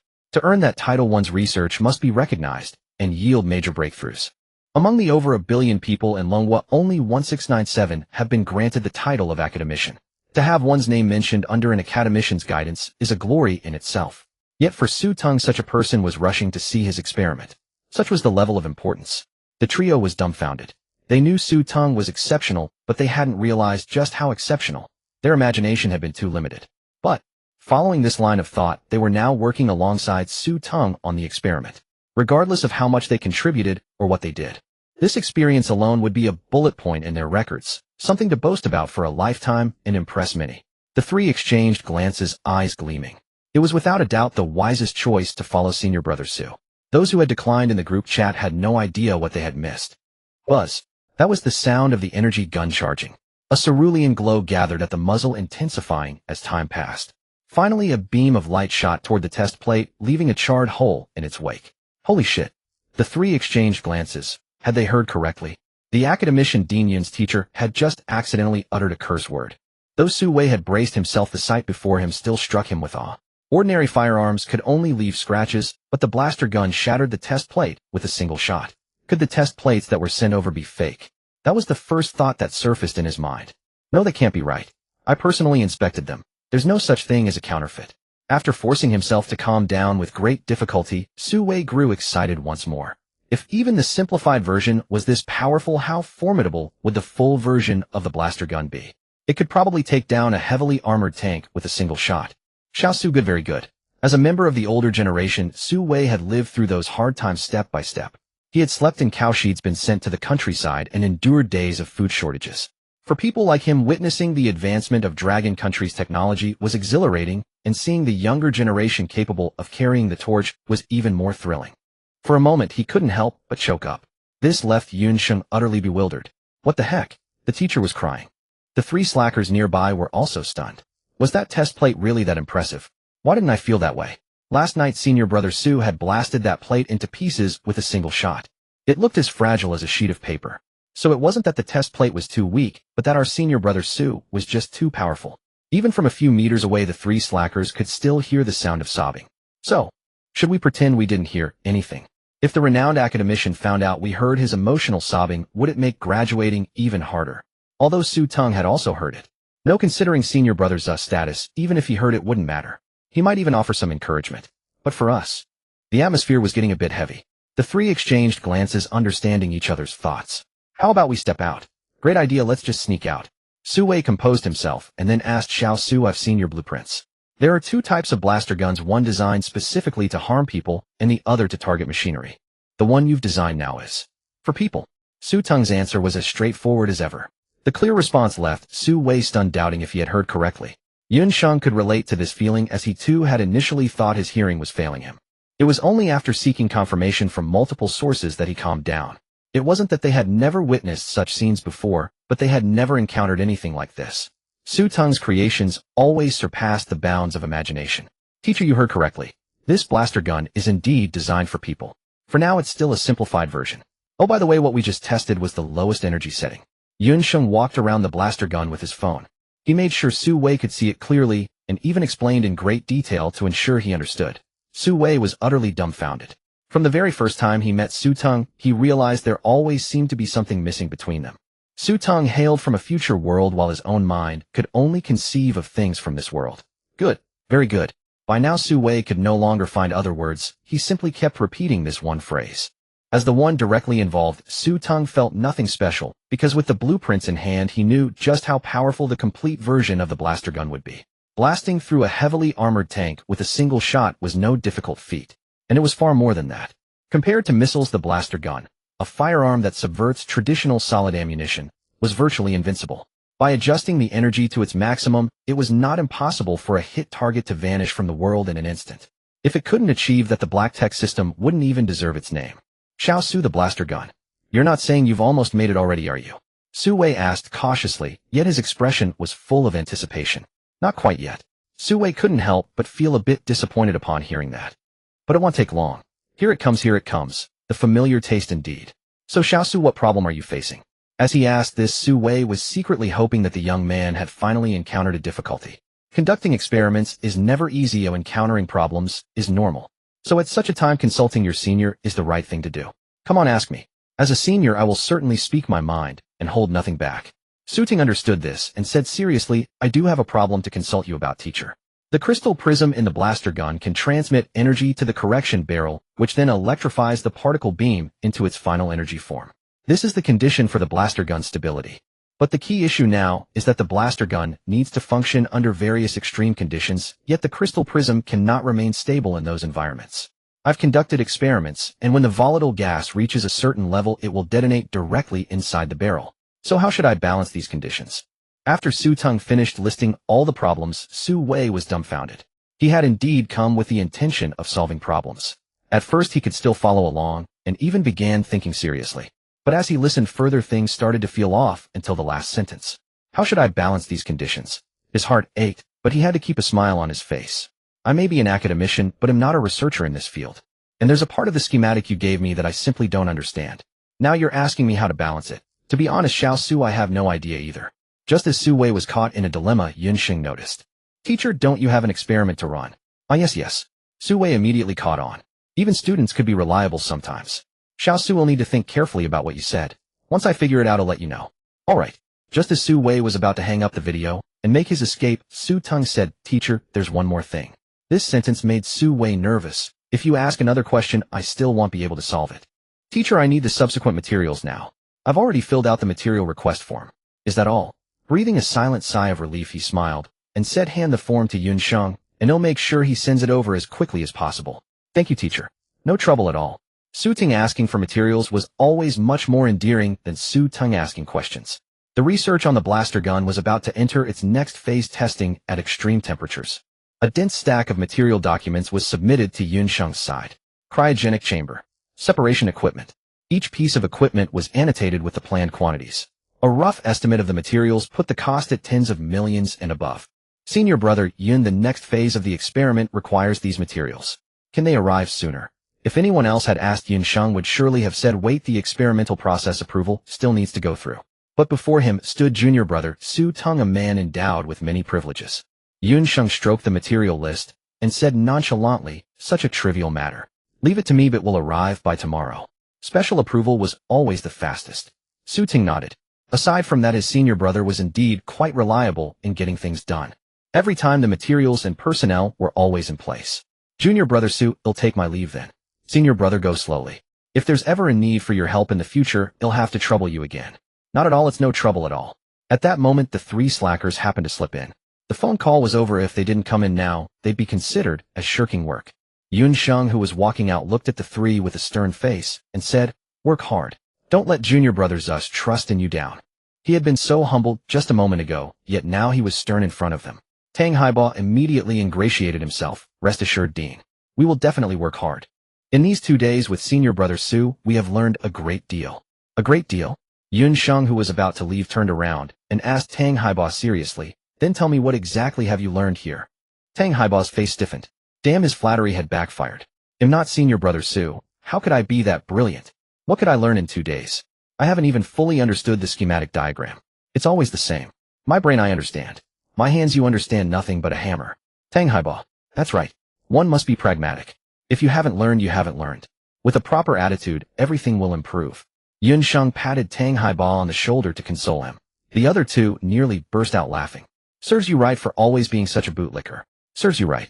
Before they could finish gloating, they heard Xingcheng continue. "Don't set junior brother Su as your goal. You will never reach his level in your lifetime. People must have self-awareness. Geniuses, and you are not the same kind of people." Watching Xingcheng's retreating figure, the three fell into collective silence. Being compared like that, their just restored composure nearly crumbled again. However, "Dean Yin, did you ever see how humble you looked in front of senior brother Su?" Since the materials hadn't arrived yet, and the next experiment couldn't proceed, Su Teng decided to take a stroll around watching. After all, it had been over 2 months, and he still wasn't familiar with the campus. The places he had visited were mostly the canteens. Just as he opened his phone, a new WeChat message popped up. "The school just issued a statement. It definitely won't be about investigating you. Haha, the school issued another statement. Shui has been expelled. I just asked a lawyer, if you sue him you will definitely win. Let me tell you the good news. Haha, another statement was issued, and it's from the neighboring school. I knew it must be Li Guangda's doing. You probably don't remember Li Guangda. He was our high school classmate. I heard he's a rich second generation, but his character is bad." Looking at Deng Yi's messages, Su Teng fell into deep thought. It seemed that from the very beginning of the incident, she had been following it closely. She had even consulted a lawyer in detail on his behalf. She cared even more about his affairs than he did. I should invite her out for a meal, even though she didn't help much. Just then a new message alert sounded. "Do you have time now?" "Yes." How could the reply be so fast? This time it was Deng Yi's turn to be surprised. "Are the experiments done?" "Not really. Some things are missing. Shall we take a walk near the school?" "Okay." After agreeing on the time and meeting place, Su Teng immediately got up. In truth, from start to finish, what Li Guangda and Shui Yong had done hadn't affected his mood. He hadn't even paid attention to their actions. Because Xingcheng had told him to leave everything to him. Su Teng was quite reassured by his senior brother's promise. But an outsider was also so worried about him.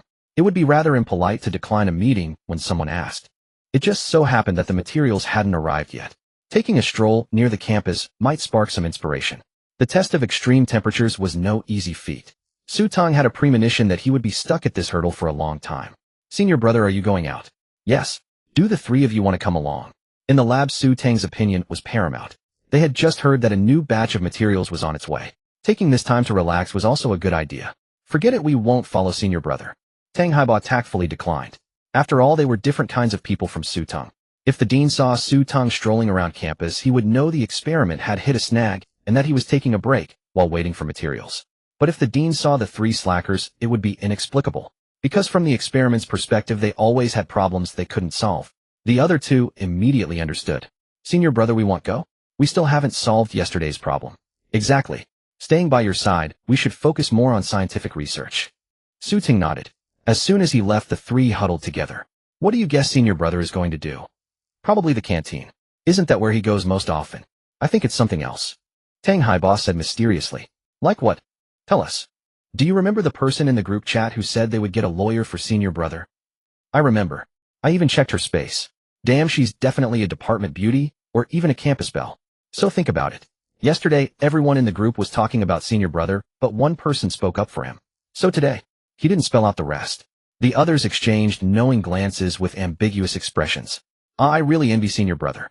He has the dean backing him up, and even connections with academicians. Right. Most importantly, there's a girl supporting him from behind. Stop it. I feel like my mouth is growing lemons again. When will I ever get such treatment? As soon as Teng Haibo finished saying this, the other two looked at him with expressions that said, don't make me laugh. Ahem. Don't look at me like that. I didn't mean that. I meant when will I ever find a girlfriend? As soon as he finished speaking, the two pointed at the schematic diagram and said in unison, interested in a blaster cannon. Help. No sooner had Deng Yi enrolled than she caught the attention of others. The sole reason was her striking appearance, which could withstand even the most critical scrutiny. Even without makeup, she was captivating from every angle, and such individuals often become dazzling presences. Thus, within a single day of enrollment, rumors spread across several research labs that a stunningly beautiful academic prodigy had joined. Many began inquiring about her from various sources, learning from her roommates that she was still single. A wave of excitement swept through the crowd. The better the school, the stronger the academic atmosphere, and the heavier the workload. Many had never managed their romantic lives while thinking they were still young and in no rush. In the blink of an eye, they found themselves in a situation where urgency was unavoidable. But unexpectedly, that very evening, a scene unfolded that shattered everyone's hearts. In the group chat, Deng Yi openly expressed her support for Su Teng, whom they had never met, and declared her intention to hire a lawyer to file a lawsuit. Holy crap. What's going on? Weren't we told she was single? Why are there always people who make others gnash their teeth with envy? How careless. I had finally made up my mind. Deng Yi was my next goal. Why must I suffer such a blow? Don't worry, everyone, take it easy. Deng Yi will soon find out what kind of person Su Teng really is. Then one official statement after another came down. When the first statement was issued, everyone thought Su Teng would be the one under investigation. Some even planned to treat their roommates to a nice lunch for one reason alone, pure joy. When the second statement was released, the onlookers were dumbfounded, as it suggested that Su Teng might be a major figure. A powerhouse within this school, someone they had to look up to. It's okay, there's still hope. Isn't he just a graduate student? Among us, who isn't? From a status perspective, we're all the same. With equal status, there's always competition. By the time the third statement came out, the onlookers were complete, because the person behind it was from a neighboring school, and even someone from that school could be dealt with seriously. This meant that while he appeared to be a graduate student like them, in reality, he might be more than that. His true identity remained a mystery. It's over. I've lost before I even started. As if we're all not in the same boat. Deng Yi, why has fate treated me like this? Forget it, I just want to ask, who exactly is Su Teng? By the way, have any of you seen Su Teng? I haven't either. Meanwhile, Su Teng remained unaware that while he was simply conducting experiments in the lab, he had already been etched into the memories of many alumni before even stepping out the lab door. If there were a most wanted list, Su Teng would undoubtedly top it. Hey, over here. Deng Yi stood by the statue waving at Su Teng. Su Teng approached with a smile. Have you been waiting long? No, I just got here too. I was in the middle of an experiment and didn't see your messages. Thank you for what you did. A smile bloomed on Deng Yi's face, making the autumn weather feel less chilly. Actually, I didn't do much. She stuck out her tongue playfully. How about a little stroll? Sure. Oh, what's carved on that statue behind you? This, Deng Yi turned to look. It's a list of people from modern and contemporary times who made outstanding contributions. Then, as if struck by a thought, she added, maybe soon you'll be on this wall too. Me? I doubt it. Even with the Black Tech system having developed a lightsaber with Dean Yunsheng as his senior brother and academician Su Wei as his mentor, with his thesis shielded and his name absent from the top university admission list, yet admitted a month early through a special channel. Such achievements could easily make any graduate student boast. Yet Su Teng remained unarrogant. The further he went, the more he realized his shortcomings. For instance, the blaster experiment had entered a new difficult phase. He still had no clear approach, especially regarding how to protect the crystal prism under extreme temperatures. Seeing Su Teng lost in thought, Deng Yi chose not to disturb him. Exceptional people gravitate toward the exceptional, a trait she owed to her upbringing. In terms of family background alone, Deng Yi was no less than Li Guangda. This was why she was unimpressed by the identity of a wealthy heir. Whatever you have, I've had since childhood. What's so special about it? Instead, she was drawn to those who ceaselessly pushed forward. Whether in high school or now standing beside Su Teng and watching him journey further only deepened her feelings for him. She had a vague idea about Su Teng's experiments. The different cafeteria window, the different campus card, and the name Yunsheng appearing in the statements. Dean Yun personally led his team to accomplish things in the shortest time possible. Following these clues, the experiments Su Teng was involved in must be classified. It seems he's hit another snag. But no matter. With your abilities, I believe it's only a matter of time before you solve it. So the planned outing to relax turned into one person walking ahead pondering the next challenge, while the other followed slowly occasionally, pulling him back from stepping into the road. From behind they looked like a couple. Holy crap, isn't that Dengi up ahead? Hearing the name, Lu Xuxing snapped his head up. It really is her. Wait, there's a guy walking in front of her, and she keeps pulling him back. Oh man, that gesture makes me so jealous. Didn't they say she didn't have a boyfriend? How do you explain this? Lu Xuxing suddenly recalled something. She didn't have a boyfriend, but in the group chat witnessed by many she had declared she would sue someone for spreading rumors about another person. Could it be Su Teng? Su Teng, the one not on the admission list. It might really be him considering she's hiring a lawyer. I'm crying, I'm so bitter. No way, I can't suffer alone. I have to send this to the group and make everyone feel the same pain. Click click. A photo that looked exactly like a couple shot was taken. Send. Everyone, this is Su Teng, whom none of you have ever seen. I just have one thing to say, don't you think they look like a couple? The group, which had been quiet, instantly erupted into a flurry of activity. Is this Su Teng? He doesn't look particularly special, commented Tian Da. Not special. Can you get your thesis blocked and have Dean Yun personally handle things for you? Retorted Shang Tian and Pai Dazuda. And can you get Tsinghua University to issue 3 consecutive statements, just for you? Added an I, Kim Piaoi. No, you can't do any of that, you can only sit here and jealously stare at the photos, said Ming Tian Jiu Jianju Buda Yushi. Hey, that's enough, said Tian Da. I'm not the only one feeling jealous. No matter how you look at it, the two of them seem like a couple. Aren't you jealous? He's talented, and she's beautiful. Shut up, please don't say another word, begged Waswan Na Kwai Xiaobing Gan. The 3 slackers in the lab could barely hold their phones as they laughed at the group chat messages. They had guessed it when Su Teng left the lab. It must be a date. And they had a strong suspicion the girl would be the one who spoke up for him in the group. But they hadn't expected it to be Dengi. So as the 3 laughed, the mood began to sour. What was senior brother Su is out on a date while I'm here, staring at a pile of incomprehensible blueprints, one lamented. Your words hit too close to home, I want to cry too, said another. From the photos, it seems senior brother Su isn't that into her yet, but she's clearly very into him. I heard Deng Yi is considered the campus beauty among this year's new graduate students. Stop, I'm already crying. As Su Ting walked, he suddenly felt something was off. I'm not in the lab, there are other people around. Turning his head, he saw Deng Yi staring intently at him. Sorry, I got lost and thought about some problem, and instinctively thought I was still in the lab. Deng Yi knew Su Tang's personality well. In fact, it was this very personality that had attracted her. If he had a personality like Li Guangda's, she wouldn't have given him a second glance, no matter how brilliant his academic achievements were. It's okay. So have you found a solution? She tactfully avoided asking about his experiment. Because some experiments were confidential and not a single detail could be disclosed. There were even non-disclosure agreements that forbade sharing with the closest family members once signed. No. Su Teng shook his head bitterly. Inspiration hadn't struck. He still couldn't figure out how to solve the problem with the crystal prism at extreme temperatures. How about we get something to eat? Deng Yi suggested, pointing at the nearby cafeteria. Sure. You treated me last time, so this one's on me. Alright. Deng Yi's real thought was that if they took turns treating each other, it would create a virtuous cycle, giving her an excuse to ask him out again. Deng Yi's campus card couldn't access the special dining areas, only the regular counters. Even so, their presence drew attention. Is that Deng Yi walking in front? Someone whispered. It is her. Tisk tisk, with a waist and legs like that, no wonder she's called the most stunning face among this year's graduate students. And who's that behind her? Judging by the group chat, they say it's Su Teng. Su Teng, the one the university issued 3 statements for. The one Deng Yi said she'd hire a lawyer for. Bro, can you stop emphasizing that? We all know who Su Teng is. Emphasizing it just shows how jealous you are. Stop beating around the bush. I'll say it straight, I'm really jealous. It's like a lemon tree has taken root in my stomach and sour juice is flowing straight out of my mouth. Damn bro, please stop. That's way too vivid. I feel the same way.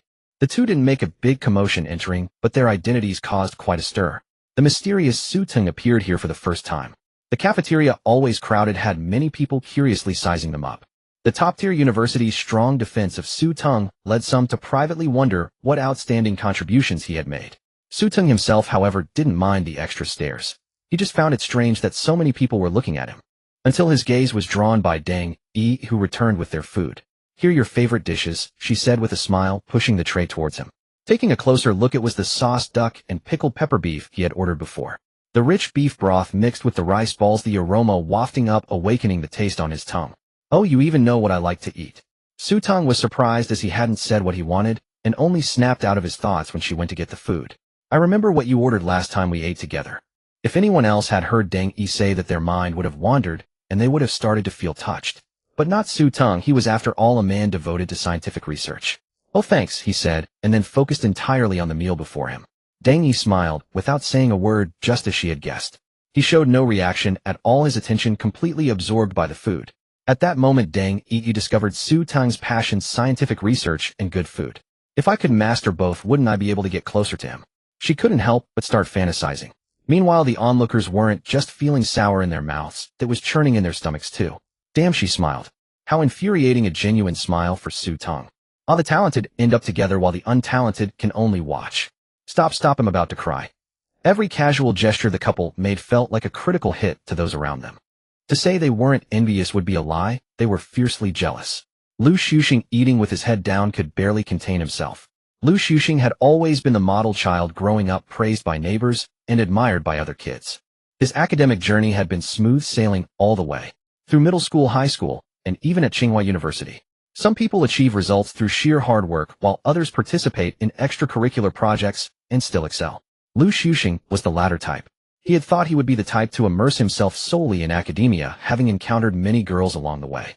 But the moment he saw Teng Yi, something changed. The strings of his heart were plucked, and this girl entered his field of vision. Lu Xuxing had seen girls before, but none had ever caught his attention beyond a fleeting glance. Even the scholarly type who might have warranted a second look quickly faded from his mind. As he often put it, a brief glance is fine, but a prolonged look only reveals that time would be better spent on studies.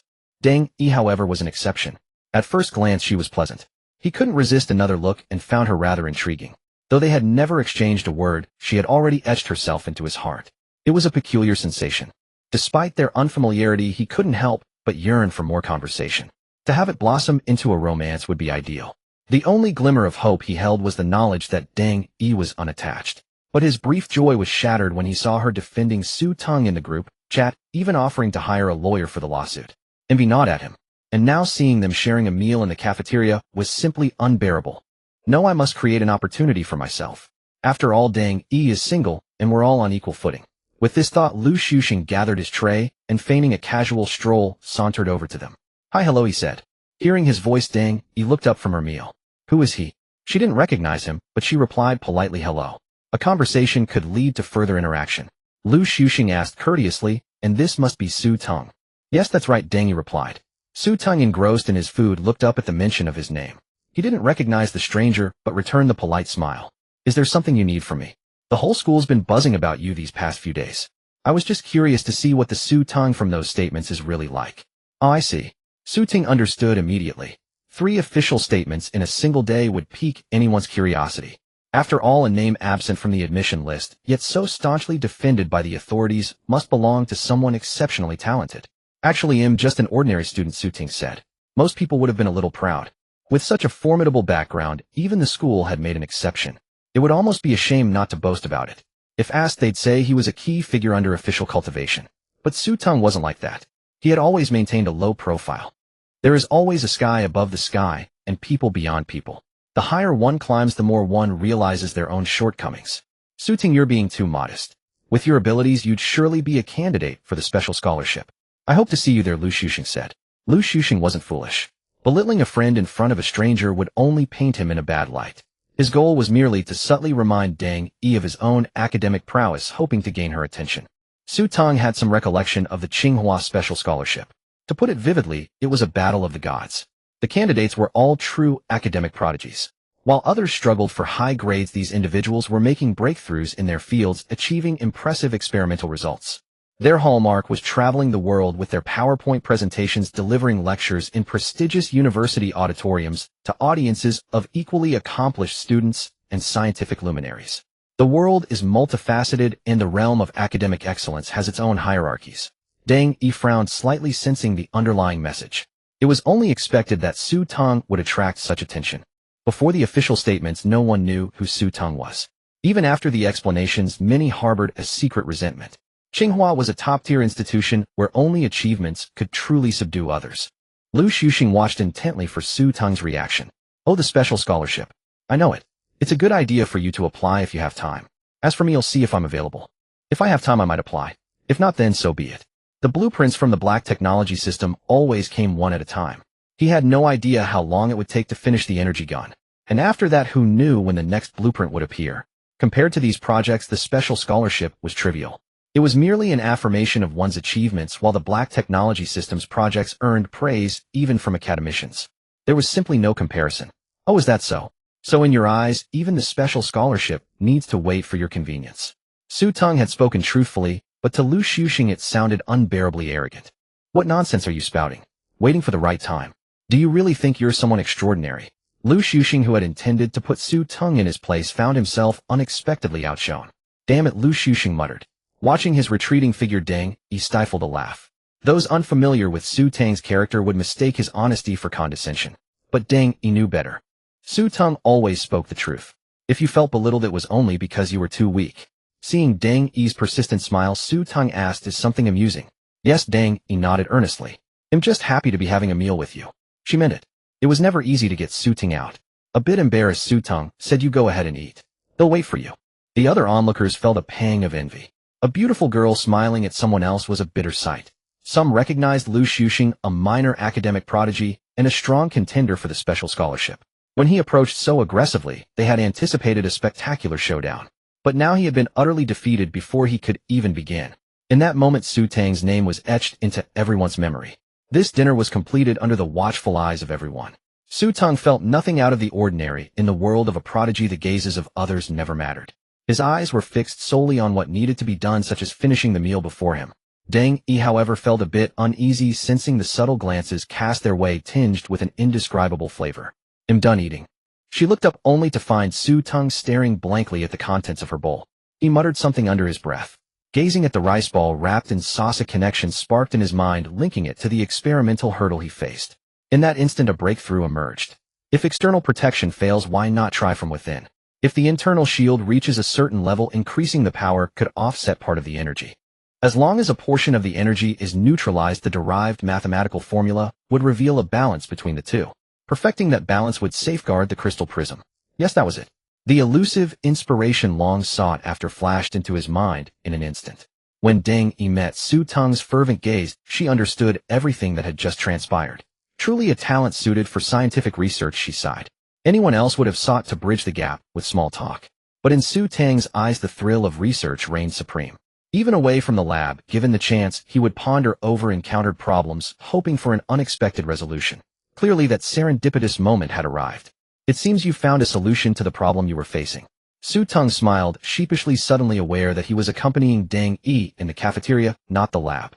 "I do have a bit of an idea, but I must thank you for it." "Me?" Teng Yi was puzzled. "To be precise, it's this bowl of rice in front of you," Su Teng said, pointing to the now empty dish. Inspiration struck so suddenly. Even a meal could birth a solution. So this was the terror of a prodigy. Her perception of Su Teng expanded to new heights. "Then I suppose you won't have time to accompany me for a walk anymore." Su Teng smiled apologetically, unsure how to respond. In truth, the materials hadn't arrived yet. Senior brother Yun had messaged him on WeChat. Reserve forces were already mobilized, rushing the supplies at top speed. Yet even so, they wouldn't arrive until tomorrow. "I plan to head back to the dorm." "The dorm?" Su Teng's statement surprised Teng Yi. Shouldn't he be returning to the lab? "There's something going on at the lab today, so I can only go back to the dorm. If you'd like, we could walk part of the way together." Su Teng wasn't wrong. Their dormitories shared a section of the route. "All right, let's go then." Under the envious gazes of those around them, the two walked off together. Meanwhile, the group chat erupted once more. "Hey, who said Teng Yi didn't have a boyfriend? Can we stop spreading false rumors?" "Exactly. Giving someone hope only to taste heartbreak again is just too painful." "Damn bro, that's profound. One sentence sums up all my tangled emotions." No, I think that one line just revealed your chronic heartbreak. Only someone who's been through it 10 or 8 times could say that." Upstairs, you're the real MVP. Seeing the thread about to derail the person being discussed, directly posted photos.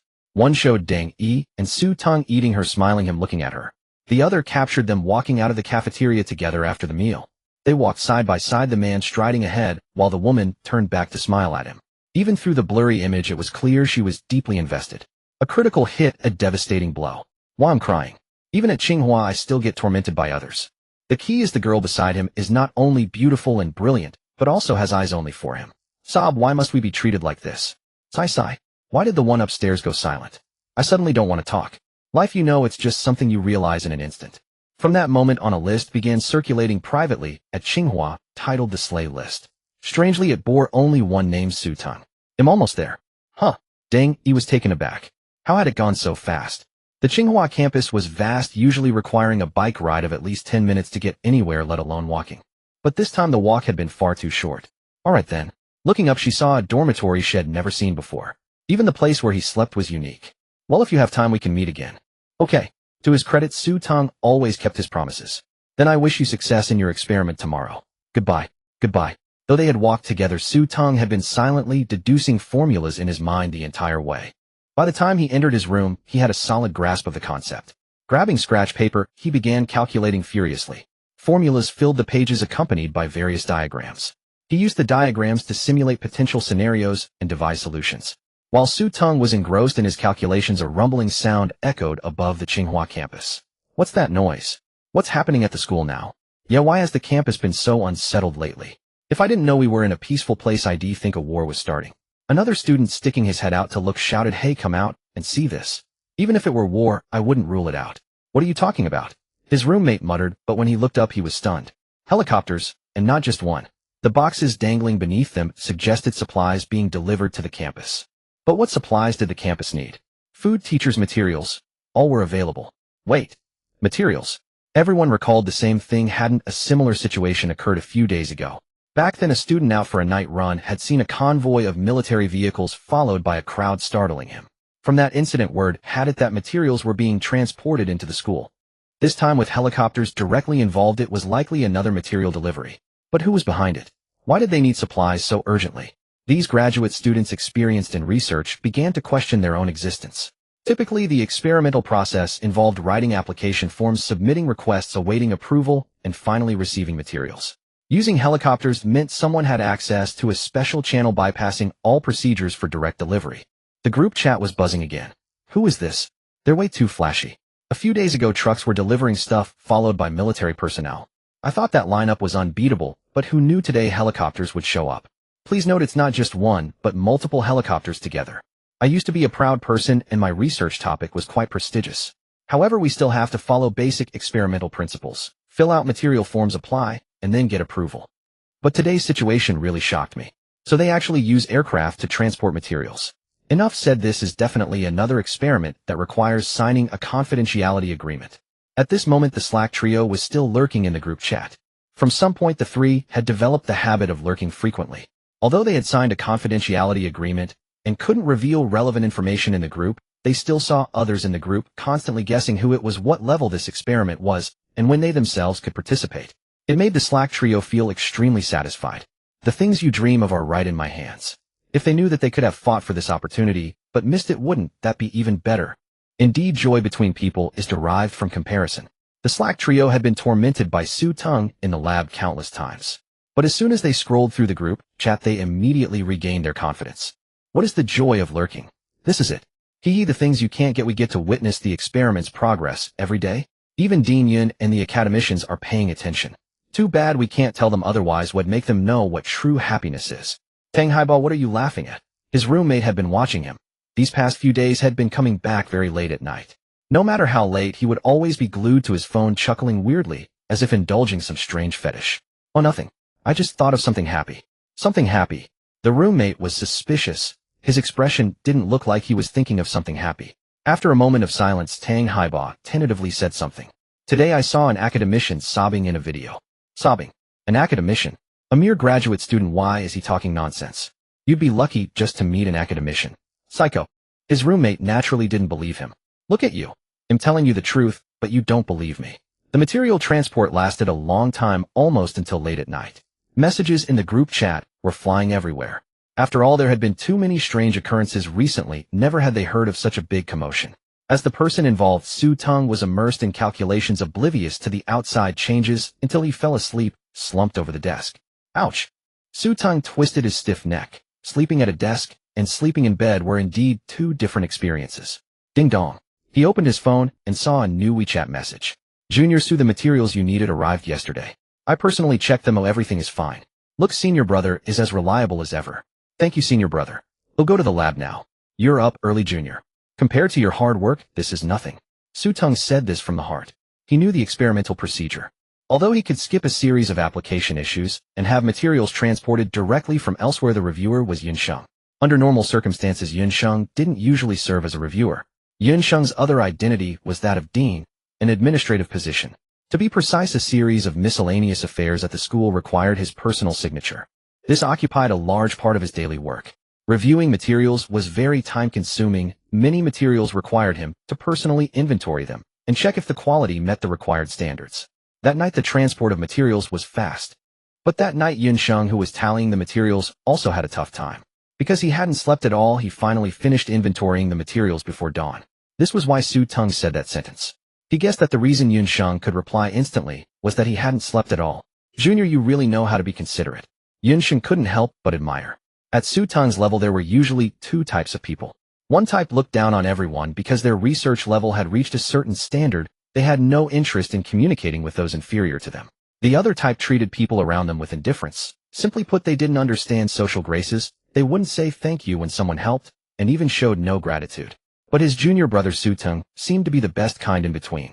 I hope Junior's experiment can overcome the difficulties soon, Xingcheng said to himself. When Teng rushed to the lab, Xingcheng had already left.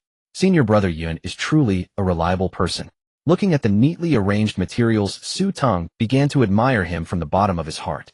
Inventorying and categorizing them so neatly was no easy task, especially in just one night. He really didn't sleep all night. I must not let senior brother's expectations down. Teng immediately got into gear.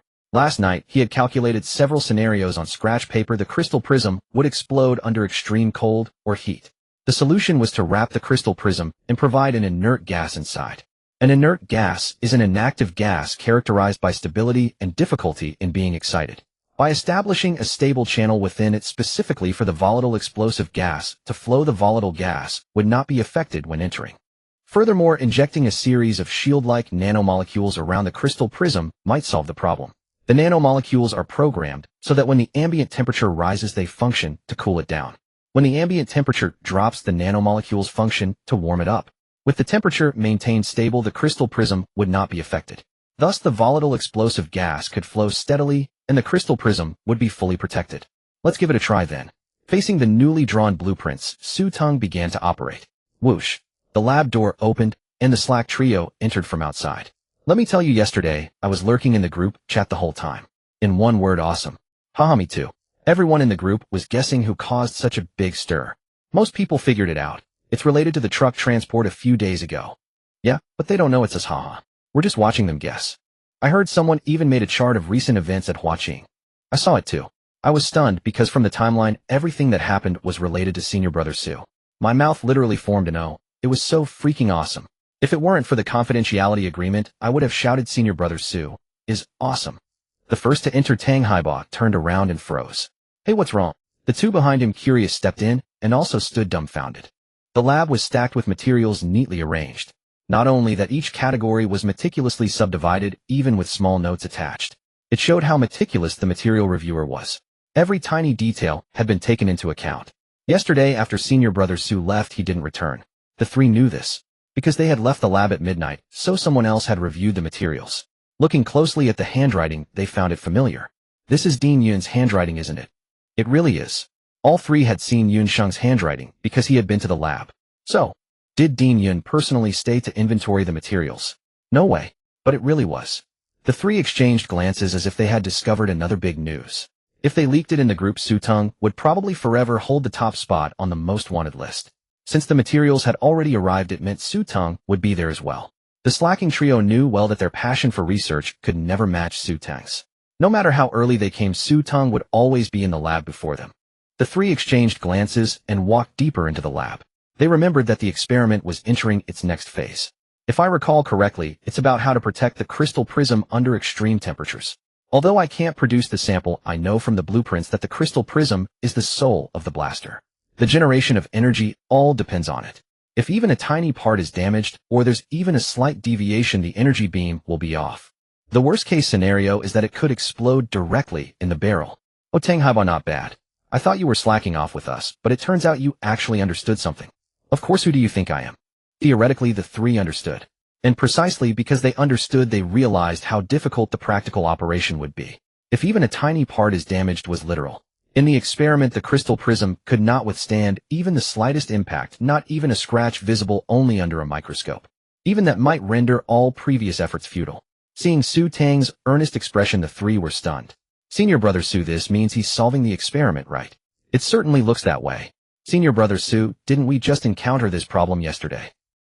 How is he? The words trailed off, but all three understood. Su Teng's state was completely different from yesterday. Yesterday, he sat at the lab table stumped by the blueprints. To put it vividly, I don't know either, and I'm desperate. But now, a head-mounted monocular on his left eye, his right hand, operating a robotic arm to assemble parts onto the blaster. Behind him, a gas cylinder continuously fed gas into a square glass device. Paired with his pristine white lab coat, his entire demeanor radiated one message. This time I will succeed. Inert gas. Why is senior brother pumping inert gas into the device? You're asking me. How should I know? Look how focused senior brother is. Focused and earnest, as if to say, this time I really can. Teng Haiba finished the sentence for them. The three exchanged glances. Yes, that was exactly senior brother's attitude. Judging by the scene, Su Teng indeed felt that way. Unlike yesterday's complete lack of direction, today, Su Teng handled the challenges with ease. The obstacles along the way seemed already dissected and resolved. Where to start, how to proceed, and what issues might arise after starting. All leaped into his mind like a movie he had already seen, knowing the plot instantly. The sound of gas should come next. The thought had just formed. The sound of inert gas emerged. Looking closely, the so-called passage had been constructed just as imagined.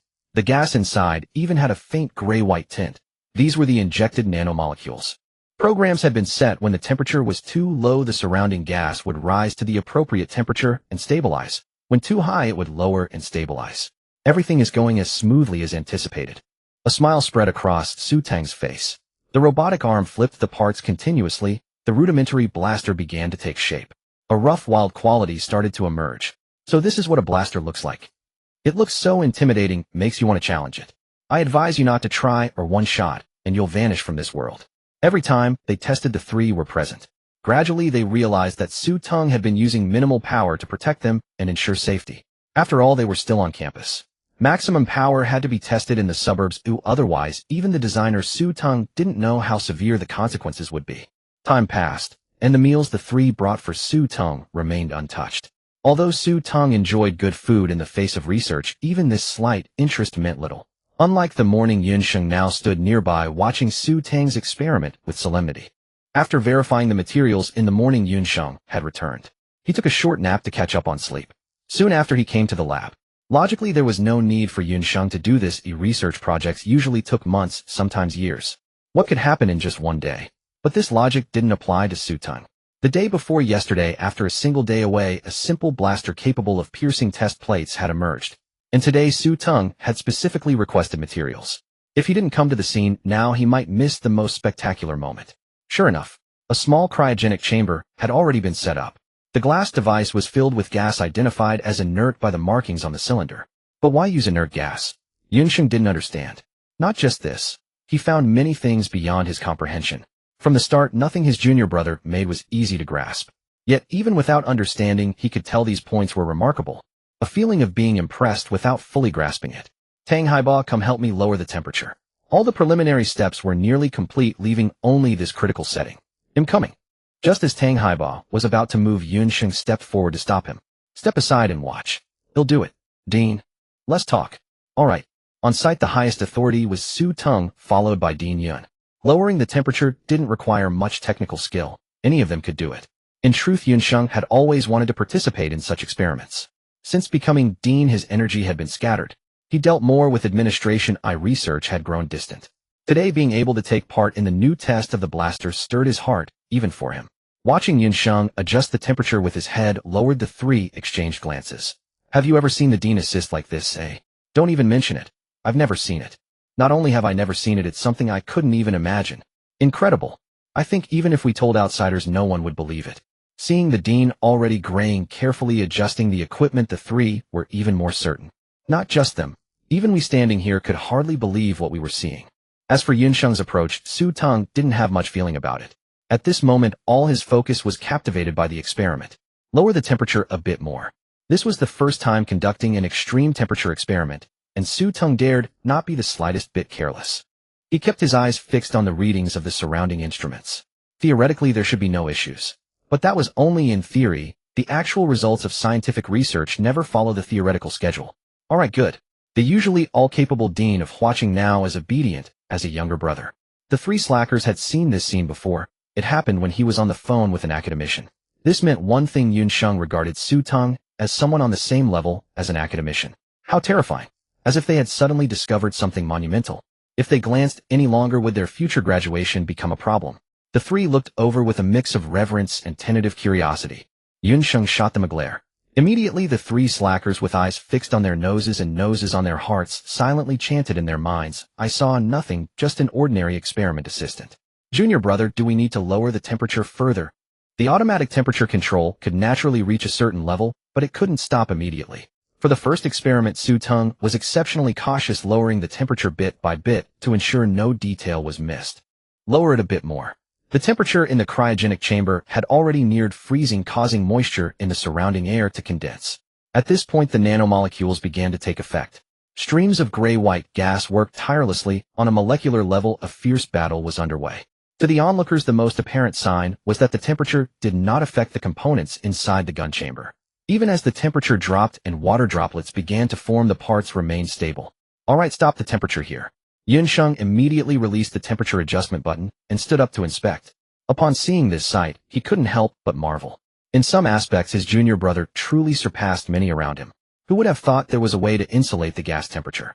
Based on the stable readings of the surrounding instruments, the entire process had gone without any unexpected incidents. If one had to describe it, it would be steadfast as Mount Tai. Next, we need to test the energy excitation. Ensuring the internal pressure remained unaffected by external factors, and preserving the integrity of the components. This was only the first step, the most fundamental part. What followed was the most critical: igniting volatile gas under freezing conditions. If successful, it would signify a major breakthrough in the basic testing of the blaster gun, allowing for new tests to proceed. Everyone around was tense, for the experiment being conducted was revolutionary. As the button was pressed, a faint blue light emerged inside the gun chamber. This was also Xingcheng's first time seeing the interior of the gun. Previously, he had only seen the blue light gathering at the muzzle. Now he could clearly observe the volatile blaster gas entering the chamber through the gas valve. The energy crystal at the rear began to excite energy like a flint, igniting the gas, which then passed through the internal channels into the crystal prism. Just as it entered the crystal prism, the blue light began to show signs of instability. A hissing sound. The electrical current became chaotic, and the light gradually dissipated like an energy mass about to explode. "Not working.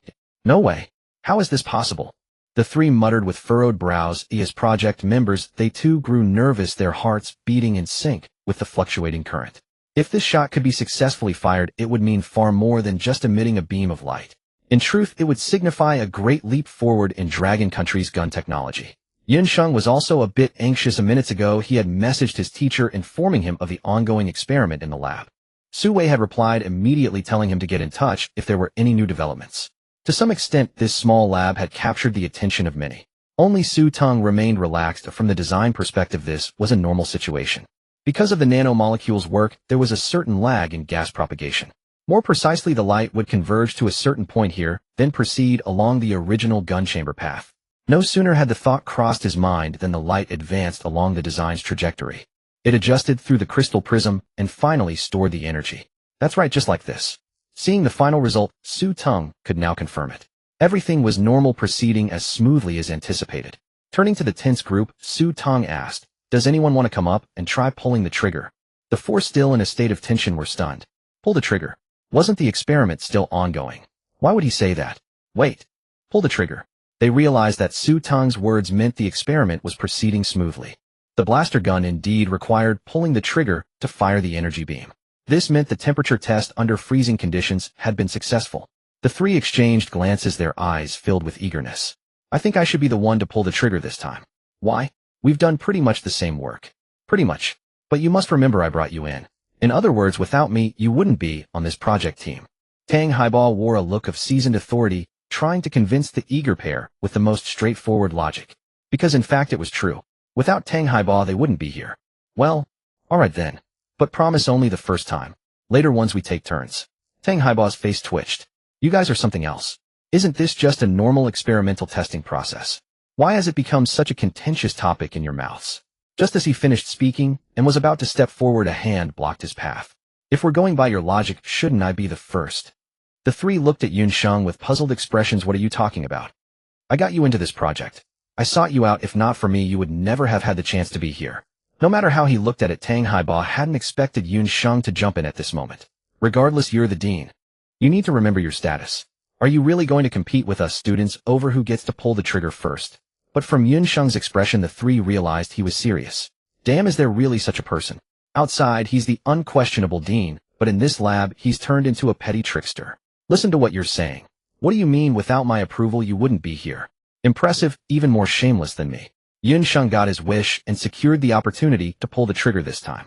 With a surge of excitement, he walked toward the experimental table holding the blaster rifle. This was where black technology experiments were conducted. It revolutionized traditional firearms, as even the weakest shot could pierce through the test board. From an experimental standpoint, the simple blaster rifle was already ready for deployment in standard troops. Extreme weather conditions were not encountered by all units. Yet he approved of Junior Brother's approach. The Dragon Kingdom's continent stretched thousands of miles, and many border regions experienced harsh climates. Either bitter cold or scorching heat. As long as he pulled the trigger and the blaster rifle successfully fired a beam, it meant that troops in those areas could soon be equipped with this weapon. Once equipped, the impact would be immeasurable. Taking out an enemy with a single shot was no longer an impossibility. Even wearing layers of armor would prove useless, because under missiles the blaster rifle was virtually invincible. With this thought in mind, Xingcheng slowly squeezed the trigger. The same pressure as before, but a different mood. A familiar hum followed as the azure light gathered in the chamber and shot toward the test board ahead. Another black hole appeared. This meant the blaster rifle's power remained unaffected. So, the extreme cold test was a success. Xingcheng turned to check the temperature, just over 0 degrees, around -10. The three slackers exchanged glances and began cheering. Senior Brother Su, incredible. Another successful experiment. I never believed such easy experiments could exist in this world. In my mind, they only happened in the movies I watched. But Senior Brother Su shattered my perception. Enough said. 1,000 words boiled down to this: following Senior Brother Su in research guarantees success. Xingcheng snapped out of his daze. The black hole on the test board was real. The -10 degrees Celsius temperature was also real. Although the blaster rifle still needed refinement, it meant that border soldiers in this temperature range could use it. The ideal of taking out an enemy with one shot had become reality. Turning around, Xingcheng embraced Su Teng excitedly. Junior Brother, you've done it again. Another technological success. This means our strength will take a giant leap forward. We've endured so long, from the days of being beaten to now advancing by leaps and bounds, even surpassing most nations. Junior Brother, you. At this point, Xingcheng's voice choked with emotion. He too had been a scientific talent whose lifelong aspiration was to contribute to the nation's technology. Unfortunately, he hadn't succeeded. Even now, as the esteemed dean, he still harbored regret in secret. Many times he had dreamed of his days in the lab. Now finally, he had witnessed it with his own eyes. Senior Brother, no need for this. There will be more technological products designed in the future, and our strength will only grow. Seeing Su Teng's comforting gaze, Xingcheng quickly turned away and wiped his eyes. Junior Brother is right. I couldn't hold back this time from sheer excitement. The three slackers stood stunned. This lab seemed to have a magic of its own. The first time they heard a call from the academician, the old man, choked up on video. The second time they witnessed history with Xingcheng and saw another person cry. If this continued with all the embarrassing secrets they'd uncover, wouldn't graduation become even harder? Xingcheng glared at the three without speaking, pretending nothing had happened. They tactfully changed the subject and asked Su Teng, Senior Brother, can we try it too? Of course. You should try it multiple times. Experiments always had an element of chance. Although the blueprint design seemed flawless, Su Teng still wanted them to test repeatedly. This would eliminate randomness and ensure stable results. Me. I should go first this time. Alright, you first. The other two didn't argue with Teng Haiba overturned, since Senior Brother Su had made it clear. The implication was that everyone would get a chance. On the other side, Xingcheng was repeatedly dialing his mentor's number with trembling hands, overwhelmed with excitement. The call connected after just one ring. How did the experiment go? Su Wei hadn't been present, but was deeply concerned about the results.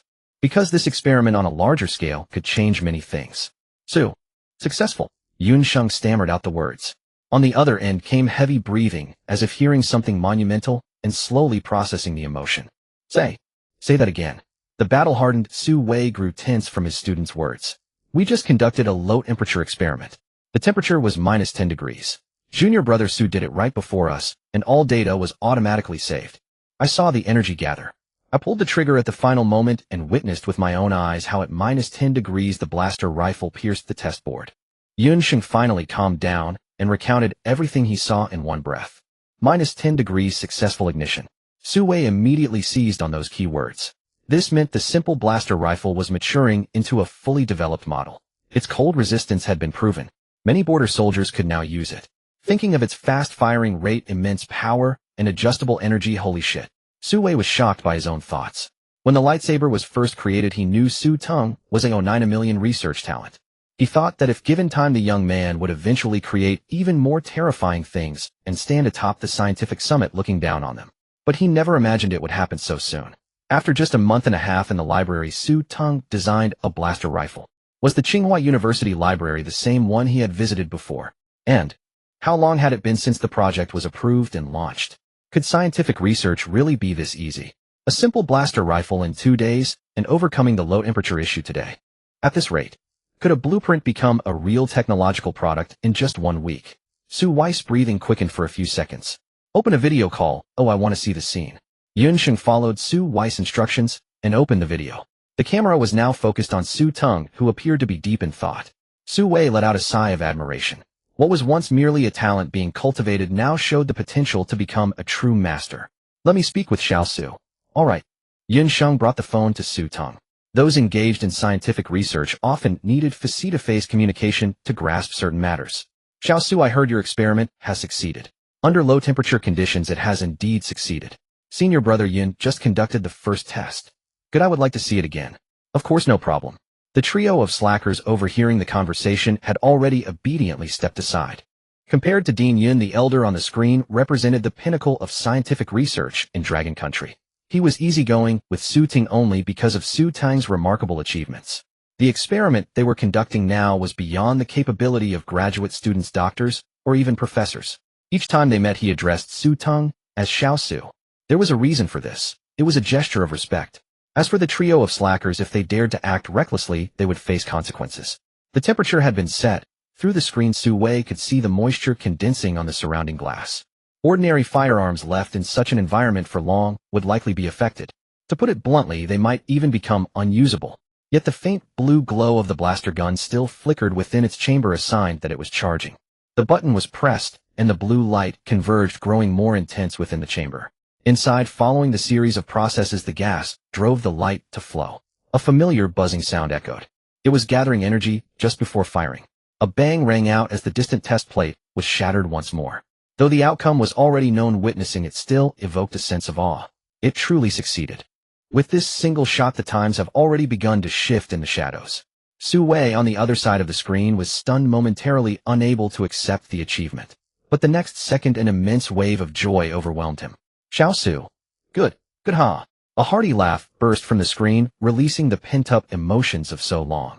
Who said the people of Dragon Country were inferior to others? Who said they had to endure bullying now and forever? From this moment on, Dragon Country's technology had begun to outpace other nations. Xiao Su. Is the performance of this blaster gun stable now? Unlike the others, Su Wei was ultimately a professional. His first thought was stability. If it were to explode in freezing conditions, the problem would be severe. It's not fully stable yet.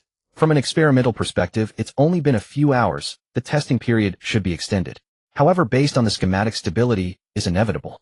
If it holds steady in the first few hours, subsequent tests shouldn't fail. Su Wei pondered for a moment before speaking. Xiao Su would like to study this prototype first.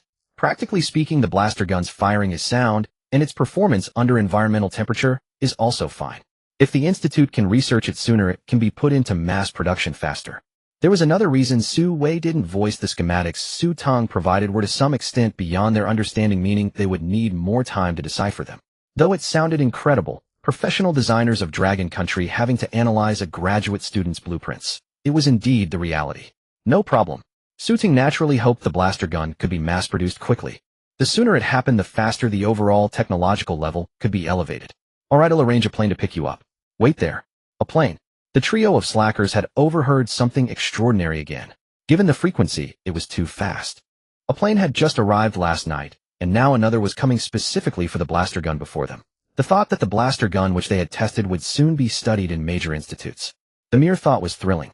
I have to say, I'm more and more convinced that following Brother Teng was a wise choice. I think so too. Without that recruitment, we wouldn't be where we are now. Thinking of those clueless folks, I can't help but laugh. Keep it low-key. Exactly. The trio had already begun simulating in their minds the various sensational titles that would appear on the school forum. Why has Tsinghua recently seen nothing but trucks and planes? Is some major experiment being conducted in secret? As an ordinary person, I envy those involved in secret research. If only I could join them. How does one get into those secret projects? Unlike the trio's excitement, Su Teng remained calm. Everything was unfolding as he had planned. Just when everyone thought the matter was settled, Su Wei suddenly spoke. Xiao Su, how about you come and give us a seminar? Su Ting was taken aback, thinking he hadn't heard correctly. He turned and asked again somewhat uncertainly. Teacher, did you just say?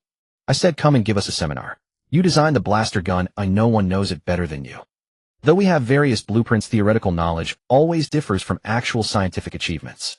If you can come and give a report explaining some experimental issues, it would greatly aid our research. Even from the perspective of the blaster gun's results, it could speed up our mass production. Yunsheng was stunned by what he heard. From arranging a plane to now having Su Teng give a seminar to academicians. Every step showed how highly Su Teng was valued. A mere graduate student giving a seminar before academicians. Such a thing had never been heard of. It was utterly absurd. And this statement also implied another meaning: the blaster gun's technological content was so high that even if academicians started studying it from scratch, it would take them a great deal of time. Yunsheng felt increasingly bewildered. How could technology that even the dean praised be designed after just a month and a half of reading in the library? And those books were all borrowed from Yunsheng. In other words, junior brother Su had studied entirely on his own, and in a month and a half created something that amazed the highest level academicians of Dragon Country. Was he even human? It seemed like he wasn't from this world. The trio of slackers were also thunderstruck. Did I hear that right? Giving a report to academicians as a graduate student. I think I might have misheard too. But my brain tells me I didn't. Here, slap me. Before Tang Haiba finished speaking, a heavy slap landed on his face. Damn, that hurts. I tell you, this is revenge. Nonsense. I'm showing you what reality is. The pain made the trio realize this was indeed real life. Not a dream, nothing else. Holy shit, if it were me, I could brag about this for a lifetime. TCH, this isn't just bragging for a lifetime. I tell you, if it were me, I'd tell my son, my grandson, and even carve it into the family tree. Tang Haiba, that's too much. No need for that. Oof, don't act all high and mighty. If it were you, what would you do? Me? I'd erect a stele with inscriptions on it. Even after I'm gone, I'd tell the departed how awesome I was in life. The two looked at each other, then silently turned to the third. You're the one who's truly awesome. Xiao Su, what do you think? Listen to that tone. It was almost like begging a junior to give a seminar. But the teacher wasn't wrong. Leaving them to decipher it alone would take more time. Alright, I'll follow your advice, teacher. Su Teng was also willing for the blaster gun to be analyzed faster. Because scientific research was always a race against time.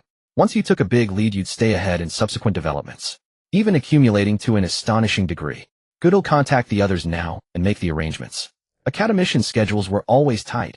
Usually they were either in the lab or on their way to give reports. The report seminar also required approval, a sufficiently large room, and a secure location. Not just for the blaster gun, but as its designer Su Teng's safety was equally important. No amount of preparation was excessive. Xiao Su, come with the helicopter later. It'll be convenient. Alright, don't worry, teacher. As the screen went dark, a brief silence fell over the entire lab. Everyone had underestimated the blaster gun's significance and the technology behind it. Junior brother, what are your thoughts on this? Yunsheng's mind was still overloaded, stuck on the words, come and give us a report seminar to help us better analyze the blaster gun. Nothing much, just introduce what I'm doing now again. Hearing Su Teng's relaxed tone, the trio and Yunsheng were stunned.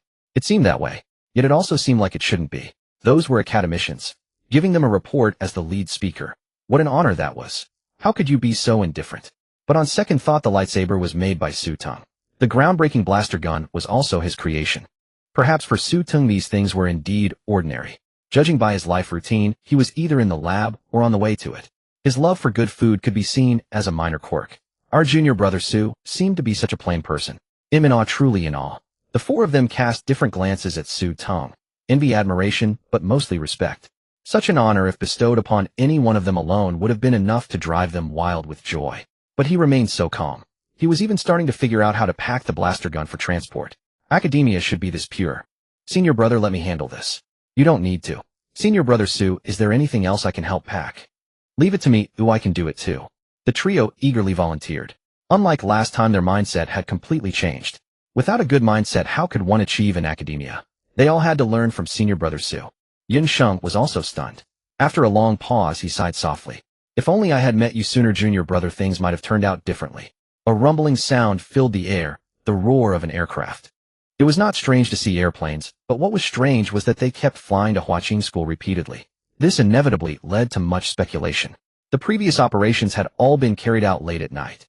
At night, there were fewer people, and the visible distance was shorter. So, there were some who were surprised, but not that many. This time, however, it happened in broad daylight. Not just one plane, but several with weapons hanging from their rear, even to the military.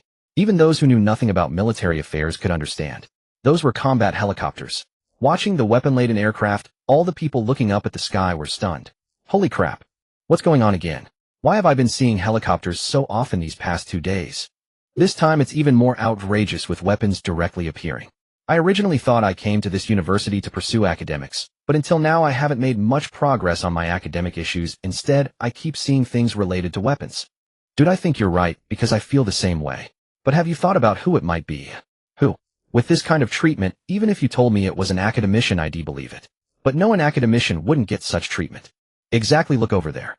The arrival of the attack helicopters was only one aspect. The other was the large group of soldiers following behind. These soldiers also wore no insignia, but could be identified by their coordination and unity. At least special forces level. Trucks of soldiers disembarked and set up a cordon with practiced efficiency. This meant that from now on the surrounding area was off limits. So, with special forces entering and armed helicopters arriving, who was all this for? The moment they heard the sound, the trio appeared at the door. I heard the plane. Isn't that obvious? They said a plane was coming to pick us up. Before he finished speaking, Teng Haiba was stunned. Hey, what's wrong? Following Teng Haiba's gaze, they finally understood why he was stunned. Because this was not just one plane.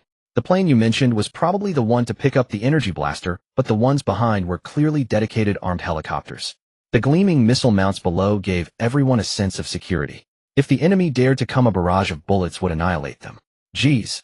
Is this what the academician meant by a plane? How come it's a bit different from what I imagined? Not just you. Seeing these people, my mind is blank. I'm numb.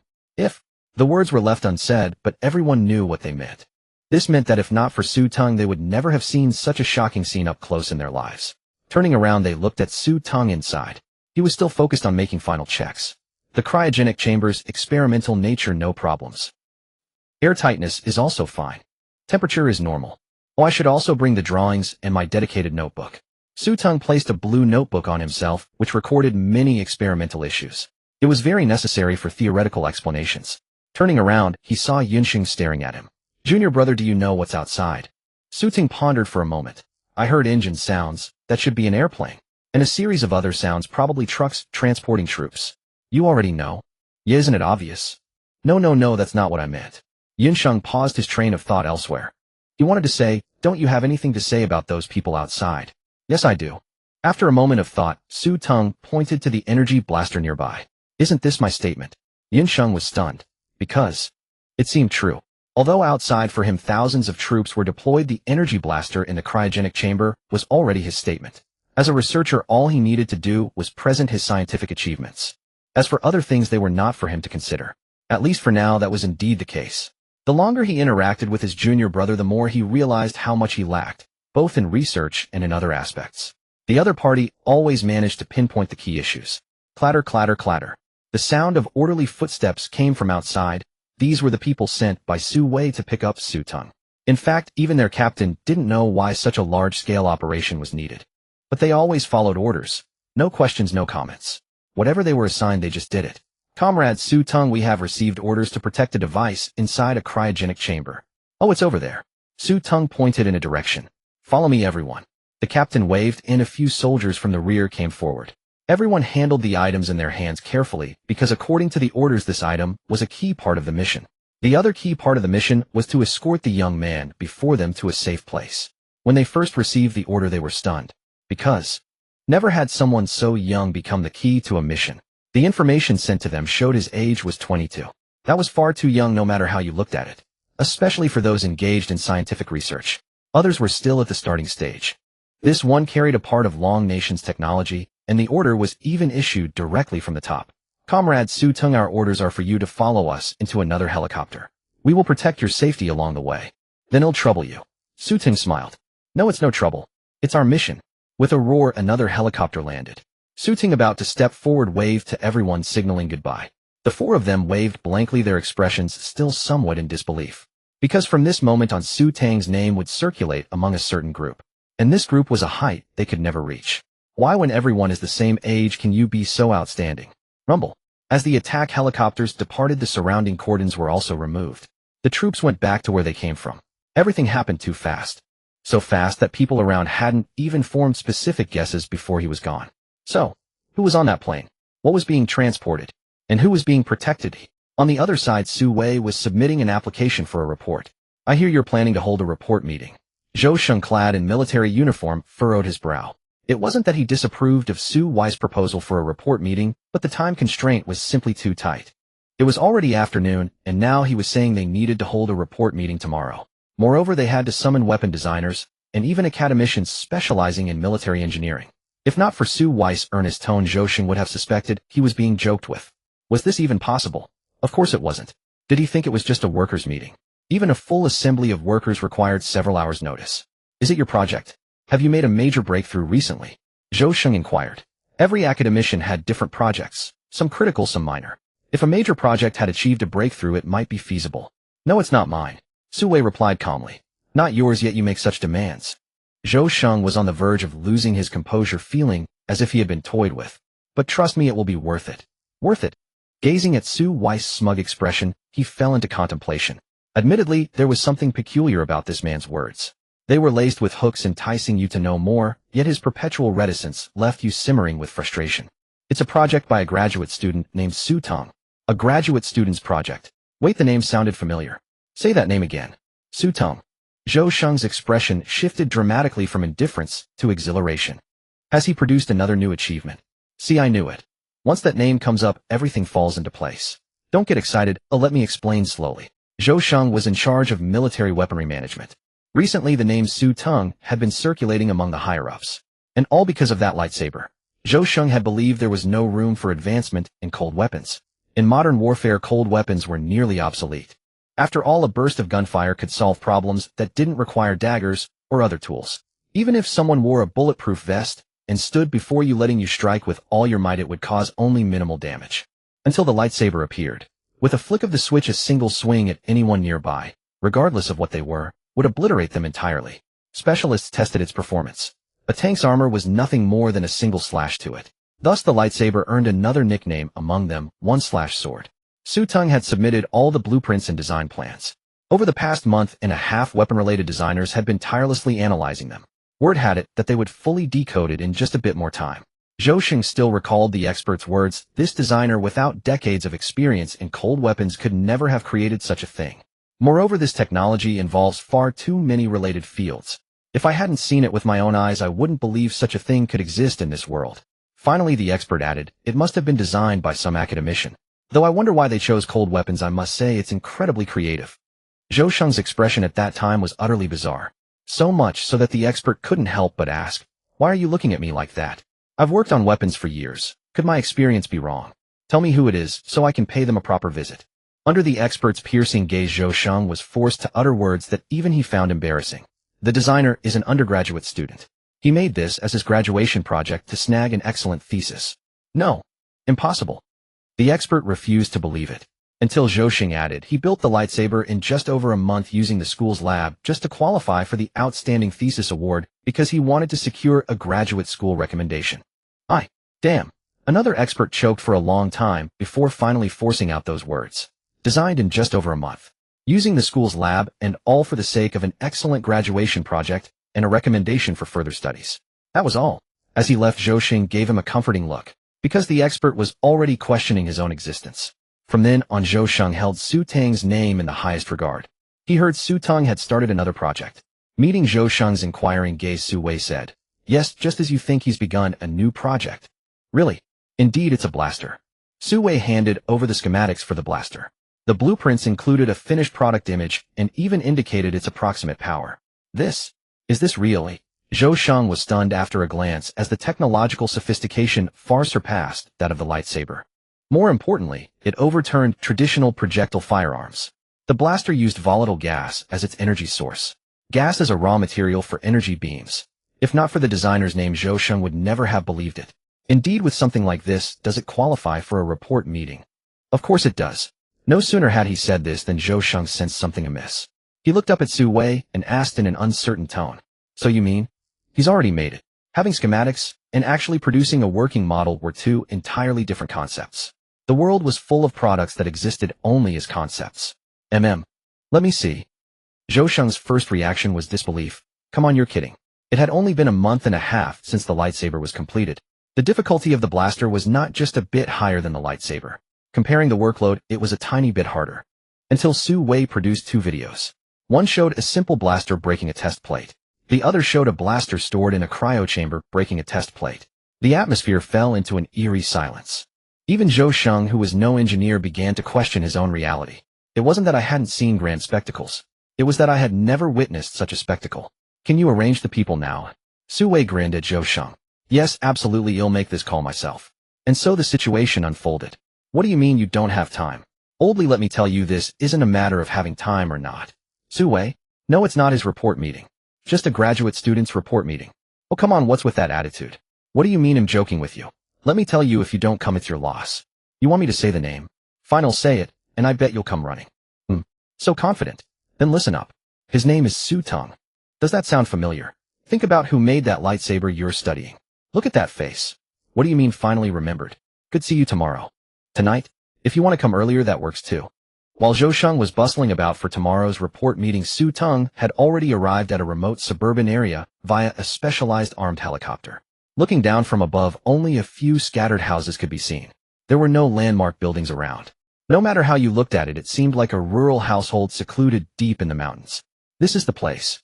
It had to be said that they were professionals. The journey was swift and smooth with no discomfort whatsoever. Even when the helicopter finally landed, the pilot even performed a casual drift. I'm sorry for the trouble. No trouble at all. The team leader showed a simple and honest expression. If it weren't for you scientific research talents, our weapons might still be lagging behind other countries. At this moment, the greeter stepped forward and said to Su Teng, Mr. Su, academicians Su arranged for me to pick you up. You can ask me any questions you have. You may call me Xiaozhang. Okay. Watching Su Teng leave, the team leader casually asked his surrounding members. The other team member showed a thoughtful expression.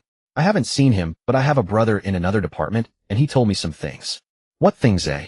Recently, isn't there a plan to equip lightsabers? Lightsabers. He had heard of that thing. When he first heard about it, he thought it was some weapon with the same name, until some troops told him that it was exactly the kind of lightsaber you imagine.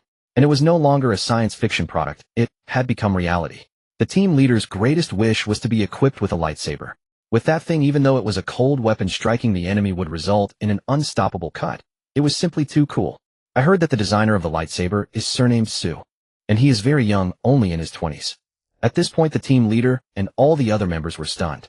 Surnamed Su, young in his 20s, every point matched. So, the person we just escorted was the creator of the lightsaber. And the cryo chamber they had transported earlier must be something even more impressive. At this, the team leader and all the members stood up abruptly and saluted the distant figure in the background. Mr. Su, your room has been prepared. It's a single room. The report meeting tomorrow is at 9 o'clock. If you need anything, just let me know. Oh, I really don't need anything. But, Xiaozhang, I have a question I'd like to ask. Go ahead, sir. Hearing such a respectful tone, Su Teng was somewhat surprised. Why do the people around stop and salute whenever they pass me? Throughout his walk, Su Teng noticed that whenever they met anyone in military uniform, they would stop and salute with a gaze of respect. He originally thought this was the rule here. But then he saw a researcher pass by, and the soldiers showed no reaction. It was then that he realized the special treatment was for their team. Or more precisely, it was because Su Teng was in the team. Even the researchers would pause their work and silently gaze at Su Teng. Their eyes were filled with nothing but admiration. No other expression could be seen. Xiaozhang smiled as he spoke, and only then did Su Teng notice that Xiaozhang's gaze was the same as theirs. This is admiration for you because we all know that you designed the lightsaber. And you did it in a lab with poor conditions. This report meeting is also organized for you. I heard that many academicians, upon hearing that the main presenter was you, immediately put down their experiments and decided to come tonight. I also heard that the product you're bringing this time is something that will revolutionize traditional firearms. Xiaozhang paused.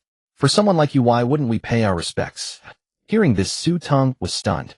It wasn't because of the report meeting. Su Wei had already clarified the participants from the beginning. What surprised him was, an academician had set aside his experiment and come just for me. Was his reputation really that great? And they even came overnight. Really? Teng couldn't help but be astonished, because he felt he hadn't done much, just methodically researching the lightsaber and the blaster. When his teacher Su Wei said he would organize this report meeting, Teng thought it was using academicians' reputation. But now it seemed completely unexpected. Really? I understand. Take me to my room. Teng was still in a daze. Okay. After winding through the corridors, Teng was finally settled. Mr. Su, if you need anything, just press the button on the table. I understand, thank you. Please rest well, Mr. Su. There's a report meeting tomorrow. Looking at the button on the table, Teng took out the schematic diagram and booklet of the blaster from his briefcase. The room was simple, without excessive decoration. A double bed, a table, a few stools. Ordinary. But because of the environment, it symbolized a different status. 3 months ago, he was just a senior student worrying about graduation. He was torn between finding a job or taking the postgraduate entrance exam. At that time, with the black-tech system, he had only one thought: to create the lightsaber. That would give him a chance to be recommended for graduate studies. Later, he indeed made the lightsaber, and the opportunity came. He directly entered the top university in the Dragon Kingdom, and even became a nominal student of academician Su Wei. In later life, Dean Yunsheng became his senior brother, catering to his every need in life, and even in experiments. No matter what material requirements he proposed, they would be fulfilled the next day. Even verifying the materials personally, it never delayed the experiment progress. Everything had changed, especially today when he presented the research results of the blaster. His teacher directly organized a report meeting in his name, and the invited guests, upon hearing his name, were willing to come and see.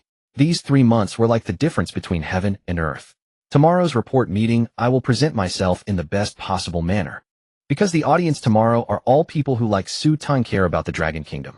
It is precisely because of their dedication that the Dragon Kingdom has become powerful. As long as he explains everything clearly and enables them to quickly analyze the blaster. He believed that soon the blaster would be mass-produced. To revive the glory of the Dragon Kingdom, it is our duty. Teng slowly opened the schematic and examined every detail. The bedside alarm had barely chimed once before a hand reached out from nearby and silenced it. It was exactly 8 o'clock. There was still a full hour until the report meeting. Teng had reserved this hour for his own preparations. After washing up, he straightened his suit in front of the mirror. Late yesterday, Xiao Zhang had specifically delivered the suit, reminding him to wear it tomorrow. There were faint dark circles under his eyes, the result of staying up late the previous night to organize potential questions and key points for his presentation. At 8:20, Teng appeared in the cafeteria. Amidst the bustling crowd, he stood out conspicuously in his suit. Young, and known as the creator of the lightsaber and the keynote speaker for the upcoming report meeting. A bowl of mung bean porridge, extra sugar, plus a fried dough stick and a tea egg. Coming right up. The cafeteria worker was exceptionally warm and didn't skimp on the portions. Teng had noticed a peculiar trait some time ago. Ever since he started eating at Xingcheng University's cafeteria, he found that none of the workers ever gave him small portions. On the contrary, they always gave him extra. Good luck later. Facing the smiling face opposite him, Teng replied with a smile, "Thank you." Whispers arose around him. He's even younger than the rumors say. Indeed, and quite handsome too. Judging by appearances, who would believe he's the creator of the lightsaber? I heard he's brought something entirely new this time. Really, why would I lie to you? I heard it can fire bullets faster than traditional guns using just gas. No way. Gas? Are you kidding me? Of course not. Otherwise, why would those academicians have rushed over the very same night? I heard several of them even halted their projects to attend his academic report. To be honest, if it weren't him, I wouldn't believe a word you said. But since it's him, I believe everything. After finishing breakfast in 10 minutes, Teng strode into the auditorium, mentally organizing what he needed to say. At exactly 9 o'clock, Teng, impeccably dressed in a suit, stepped onto the podium. The hall, once buzzing with chatter, fell silent in an instant. All eyes were fixed on Teng. It was because of him that everyone had gathered here. Many of the old-timers had initially refused to come, claiming they were too old, that even flying would hurt their backs. They said their projects were at a critical stage, that they couldn't possibly travel that far. They insisted that no matter who asked, not even a fellow academician personally inviting them, they wouldn't return for some graduate student. But Zhou Wen's single remark, "The speaker is Teng. He's created something new called the energy burst gun, a weapon that doesn't need solid magazines and fires using volatile gas," made all the old-timers change their faces faster than a Sichuan opera performer. When did I say I wasn't coming? That wasn't me. A project. There's always time to continue it later. It's not like it's a matter of a day or two. Too old. When have I ever been too old? Let me tell you, for us researchers, my current age is the prime of my career. Hurry up and get your plane ready. They'll go tonight. No one needed to enforce order. Oh, everyone was in tacit agreement. Their eyes were fixed on the figure at the podium. Some skeptical, some expectant, some expressionless. For anyone else, whether presenting their findings, or even just speaking a few words under the scrutiny of so many luminaries, their legs would likely have given way. But Teng stood on the podium with a composed demeanor, completely unfazed by the pressure from those gazes. He had already made the necessary mental preparations offstage. Moreover, he had gone through the entire process in his mind once. It was simply a matter of bringing his thoughts to reality once again. Teng cleared his throat, gave a slight bow, and began to speak. I would like to thank all the academicians and weapon design experts who have traveled from far and wide to attend my report meeting. Before taking the stage, Xiao Zhang had briefed him on the entire meeting process: an hour for the presentation, followed by 30 minutes for questions from the audience. If there were many questions, the time might be slightly extended. Finally, the results of the energy burst gun would be demonstrated before the audience. My presentation will be divided into two parts, one on the schematic principles, and the other on the difficulties encountered during actual experiments. I believe everyone has already reviewed some of the schematic content before coming. Therefore, I will focus on the key points during the explanation, as well as the practical issues that need attention during the experimental process. I will do my best to maximize the time for questions. This report meeting was ultimately too hastily arranged. Although many academicians and equipment designers had been gathered on short notice, not everyone could set aside their ongoing work indefinitely. The schematics of the energy burst gun were top secret to outsiders, but accessible to those present in the hall. Everyone attending this meeting had studied the schematics as soon as they received them. The purpose of this meeting was not merely to showcase the power of the energy burst gun and the latest research results. As Su Wei had introduced, the goal was to enable the audience to understand the principles in the shortest possible time and to solve the problems that would arise in actual experiments. Once all of this was thoroughly understood, mass production of the energy burst gun would no longer be an issue. Then experiments could be conducted simultaneously across the country. Only by disseminating the technology among the responsible senior officials could Dragon Country's overall technological advancement take a giant leap forward. Looking at the audience, Teng got straight to the point. The term energy burst gun is a comprehensive description of its rough and wild characteristics. Traditional firearms essentially use solid projectiles fired by striking to hit targets and cause damage within the body. The energy burst gun is different. It essentially uses volatile energy burst gas as its raw material. The advantage is that the energy of the burst gas can be fully released. The overall process is roughly as follows. Pulling the trigger releases the volatile burst gas into the conversion chamber. There, the volatile gas is excited by energy from the weapon's power source. The excited gas then passes through the narrow space of the energy burst gun's activation module, transforming into a powerful particle beam. A crystal prism focuses the particle beam and sends it to the correction chamber, which electrifies the beam into its final form as an energy beam. This is why the energy burst gun has the characteristics of high firing rate, long range, and immense power. But the most crucial aspect is not here. It's another trait. The energy burst gun can be used in various extreme environments, whether scorching heat or freezing cold. Teng explained these fundamentals as clearly as possible. The weapons provided by the Black Technology System were to some extent beyond the current limits of science and technology. Explaining concepts that defied conventional understanding was no small challenge. The academicians and design institute leaders seated below listened with exceptional focus. Many were diligently taking notes with pens. Su Wei leaned over and whispered to the person beside him, "Didn't I tell you? Coming to hear Xiao Su present his latest research is absolutely worth it." Li Rongxing nodded earnestly at Su Wei. "Indeed, if I hadn't come today, I would have regretted missing this report meeting." However, not all academicians and design institute leaders were convinced by Teng. Creating the lightsaber was indeed impressive, but it was merely a cold weapon. Today's battlefields were dominated by thermal weapons supplemented by space warfare and information warfare, a combination of tactics that was truly lethal. Just like the war where the beautiful country invaded another nation, drones were used from start to finish. Throughout that war, the casualty ratio between the beautiful country and that nation reached an astonishing level. That war awakened everyone to the fact that warfare could be fought this way. The lightsaber as a cold weapon was indeed exceptional, better suited for decapitation and infiltration operations. On the conventional battlefield, charging in with a lightsaber was no different from seeking death. So Li Rongxing, who specialized in thermal weapons, initially felt some resistance upon hearing about this report meeting. But when he heard that everyone else had decided to attend, and that a new thermal weapon, the energy burst gun, had emerged, he couldn't resist. Because this weapon was too reminiscent of futuristic technology. Even if modern technology had maxed out the weapon domain, it might not be possible to create such a thing. But then, Su Wei mysteriously said to him, "What you think is impossible might just be your opinion." After all, wasn't the lightsaber thought impossible before it existed? So Li Rongxing came. He brought his critical eye and a determination to find fault with the younger generation to teach them that there is always someone better. But, as he listened from the moment Su Ting opened his mouth to explain the principles, Li Rongxing's expression changed. It became serious. Because he realized that even after years of studying thermal weapons, his thinking still couldn't keep up with Su Teng. While they were researching how to make solid projectile weapons stronger, Su Teng was pioneering a new path focusing on gas as the key. The more he listened, the more his previous mindset vanished. He even felt the urge to applaud Su Teng's thinking and ideas. It was a sentiment only a fellow expert could appreciate. Overall, it was admiration. A young man in his 20s could achieve such heights. If given another 10 or 20 years, he might revolutionize the entire era. It was no exaggeration to say that the weapons Su Teng designed weren't just advancing Dragon Country's technology by a few decades. Rather, they would set the country apart from the rest of the world, ushering in an entirely new era of weaponry. That was why Li Rongxing had solemnly said, "If I hadn't come today, I would regret missing the collision of ideas that heralds a new era." "Well, just look at whose student he is," Su Wei said, starting to feel smug. "But I heard that although Su Teng is your student, you haven't taught him much. I also heard that Su Teng's lab is at Tsinghua University, 1,000 miles away from yours. Who was this person spilling everything?" Su Wei was a bit displeased. He pursed his lips and said, "So what? Doesn't that prove I gave him enough room to showcase his talents? Tisk, you don't even study thermal weapons." Ignoring Li Rongxing's jab, Su Wei dismissed it with a contemptuous curl of his lips. At least in terms of reputation, Su Teng was still his student.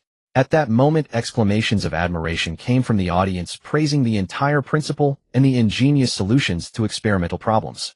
The two stopped their conversation. Watching Su Teng on stage, Li Rongxing suddenly said, "Did you foresee this situation all along?" A hint of gratified smile finally appeared on Su Wei's lips. "Of course. I never worried about him messing up. He only ever does the unexpected." The explanation of the schematic diagram passed smoothly, with only occasional questions from the audience. Those present were either academicians or professional designers from the weapons department, supplemented by Su Teng's expert commentary. Comprehending it was not particularly difficult. The real challenge lay in the issues encountered during the experiment. As soon as the QA session began, Li Rongxing, seated nearby, immediately raised his hand to signal a question. Su Wei, sitting beside him, cast a sidelong glance, without meaning to. Before the briefing commenced, he had spoken of finding a difficult problem to teach Su Teng what it meant to receive care from a senior. But now, his enthusiasm resembled that of a student eager to satisfy his curiosity. "I'd like to ask, how can the excited gas be accurately channeled through the narrow space of the blaster's ignition template to form a powerful particle beam?" Admittedly, Li Rongxing, as a dedicated weapons specialist, could identify the prominent experimental issues at a glance. Since the blaster's raw material was gas, if the gas dispersed during passage, wouldn't that diminish the weapon's power? That, however, was not the most critical concern. A slight mishap could cause the gas to fail to ignite at the intended point, or worse, ignite where it shouldn't. This would damage the internal components of the blaster, or even cause a direct explosion. Upon hearing Li Rongxing's question, the surrounding attendees also realized the gravity and turned their heads towards Su Teng, awaiting his answer. Being stared at by so many esteemed figures might have intimidated anyone else. But Su Teng was different. He spoke seriously. "Airtightness. As long as the blaster achieves a certain level of airtightness, it can create a pressure differential inside, forming a channel-like path. This will guide the gas along the predetermined route. The volatile gas will then be excited by energy at the corresponding positions without affecting the internal components." Li Rongxing's eyes lit up as he immediately grasped Su Teng's meaning. The audience below also understood in an instant. Airtightness. This young man really has some skills. I heard he also created the lightsaber. I studied it, and without a deep understanding of cold weapons, one could never make such a thing. At first I thought he might only have expertise in cold weapons.